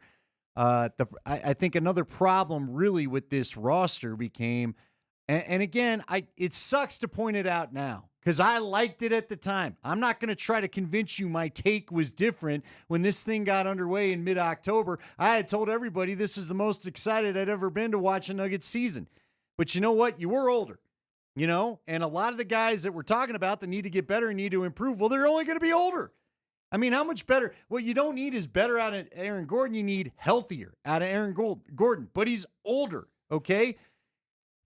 Guys that are younger that could get better. If you kept Peyton Watson, let's hope he continues to get better. If Julian Strawther absolutely has to continue to get better. I don't know what the plan is with Deron Holmes anymore. You know, It's interesting because when we talked to everybody beginning of the year, and Katie Wingy and Scott Hastings and Vic Lombardi and everybody, they kept telling us, hey, temper expectations. Chris Dempsey. Yeah, this guy, we don't know. We don't know what the plan is. We don't, Another guy that you're hoping, okay, coming off of a major Achilles. Right. Maybe he need to find himself a bit. You know, that there's a recovery and a next step right there. Adelman, there's also the defense, okay? Kind of an issue with this team last time I checked. Adelman asked today about his team, how they can find their way to be an above-average defensive team. Yeah, and it's funny. All the small ball lineups were our best defensive lineups. Obviously not a good defensive rebounding group. And I do think it came down to when we could contain the ball. I think schematics sometimes in the NBA are overblown because everybody guards everybody's best actions in the playoffs. A quick example, Nasri throughout the season, flare screens off post-ups. He got it all year. Did a great job taking that away. But then the last 8 seconds is where you have to be able to contain the ball. And I thought that's where we really struggled. And, you know, Yoke has incredible hands, but you can't get blown by and right to the rim with any center in our league. And I think we didn't do a good enough job of that. And then I think, you know, shrinking behind it for guys that had matchups. You're asking Jamal Murray to play 40-plus minutes, bring the ball up the majority of the time, score 25 to 30 points, and then sometimes he's going to have a tough matchup he has to guard. So, you know, I thought the team defense was good, but I thought the one-on-one defense, not just Jamal, our team as a whole throughout the 6 games was not good enough. Seconded. Yeah, no one's going to argue that. No lies told there, DA, and that again, it's too easy to break them down. It is just flat out too easy to break them down. Which, and I'll be honest with you, Andy, like even when KCP was here, even when a younger Bruce Brown was a part of this team, the Nuggets have never been a great perimeter defensive team.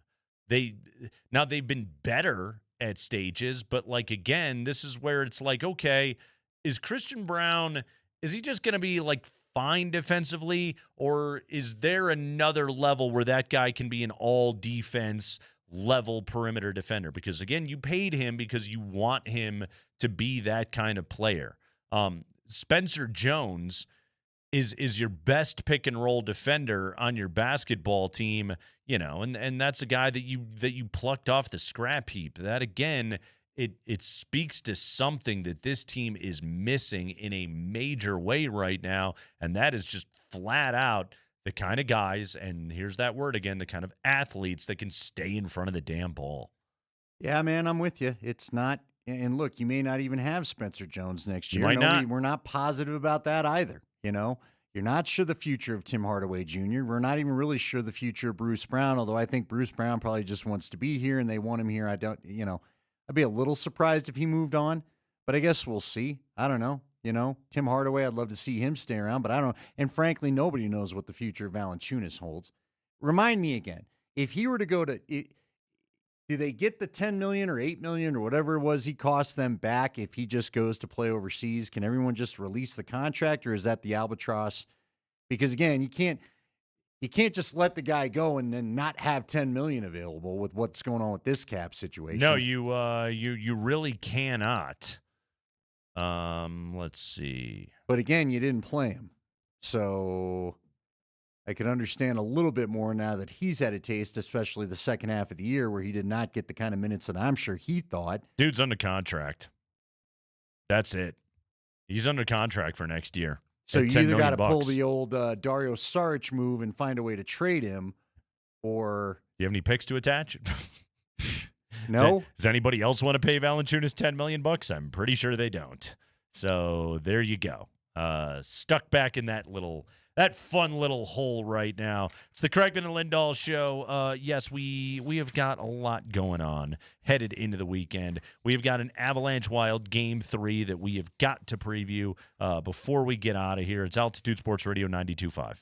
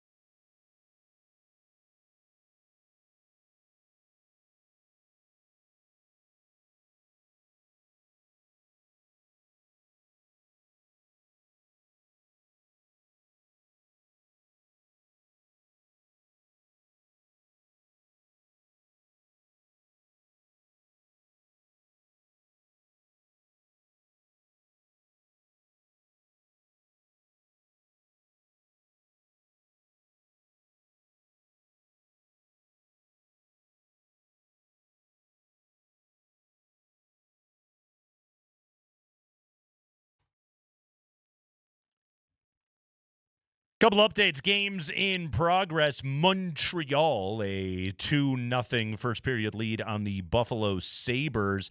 Andy, the Rockies have jumped the Phillies. They lead this game 6-0, still in the top half of the fourth. How bad has Jesus Luzardo been today for the Phillies?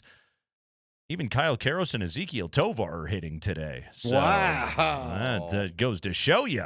6-0 Rocks. By the way, Chase Dolander, no-hitter through 3. So, Boom. Rocks are absolutely rolling. By the way, Andy, I wanted to point this out to you today. I wanted to shoehorn this in. So the Cubs are in Texas to play the Rangers tonight. If they win, it'll be their 10th win in a row. It'll be their second 10-game winning streak already of the season. Listen to this. Cubs over their last 20 games. 17 wins, 10 comeback wins, 9 wins after allowing the first run, 6 one-run wins, 4 walk-off wins, 4 wins after trailing in the 8th or later, and 3 extra inning wins. No team in the modern era has done all of that over any 20-game span. Really? Cubs are entertaining right now. Bob Nightingale adds, Cubs have now won 15 consecutive games at Wrigley Field, their longest streak since 1935. They have also won 9 consecutive games overall after already having a 10-game win streak earlier in the year. Their last season with the 2 10-game win streaks was also 1935. Now, again, I know people are wondering, why are they bringing up the Chicago Cubs on the Kreckman and Lindahl show? Well, Andy, something that I saw going around Cubs Twitter. Oh, you're on the dark web. All right. Yes. Oh, you know it when it comes to the Cubbies. Yes. So somebody pointed out that the Cubs are 22-6 since April 7th. Okay. 22-6 since April 7th. So what happened on April 7th? Well, the Cubs were 4-6 that day. Yeah. And they were playing the Rays down in Tampa. Yep. Do you recall what happened? I do. Tuesday. It's tough to forget. Yep. I think Michelle Branch remembers too. Sure does. Butt guy happened. I'm still not sure. Or you're gendering this person right, but okay. Ass person happened. Yes. Yes. Back on April the 7th, if you do not recall, a foul ball was hit into the stands at Tropicana Field down in Tampa Bay, and a individual, portlier shaped. Sure. Hopped up to grab the ball. Tried to catch a foul ball. Yep. Fell down between the row. Yep. And that's not all that fell. Their pants went down. Sure. And the whole butt stuck out. Full moon. Uh-huh. Regardless of any astrological charts. And so now, like, it's starting to go around of, like, is sort of, rally monkey, rally squirrel, rally moon, rally sausage. Every now and then there's oftentimes in a successful season there's avatars for why did it all turn around. In the case of the 2026 Chicago Cubs, it could be butt person. If you don't recall, we had a lot of fun with the audio here on our show. This was Boog Shambi and Jim Deshaies calling the game for Marquee Sports Network. And as you will hear, Deshaies asks the question, and then Boog Shambi it disappears for the next, 25 seconds, whatever it was? Took a minute to get that thing back right. Yeah, roll it, Spring. Fly ball down the right side, and it'll twist off foul. Ooh. Everybody okay down there?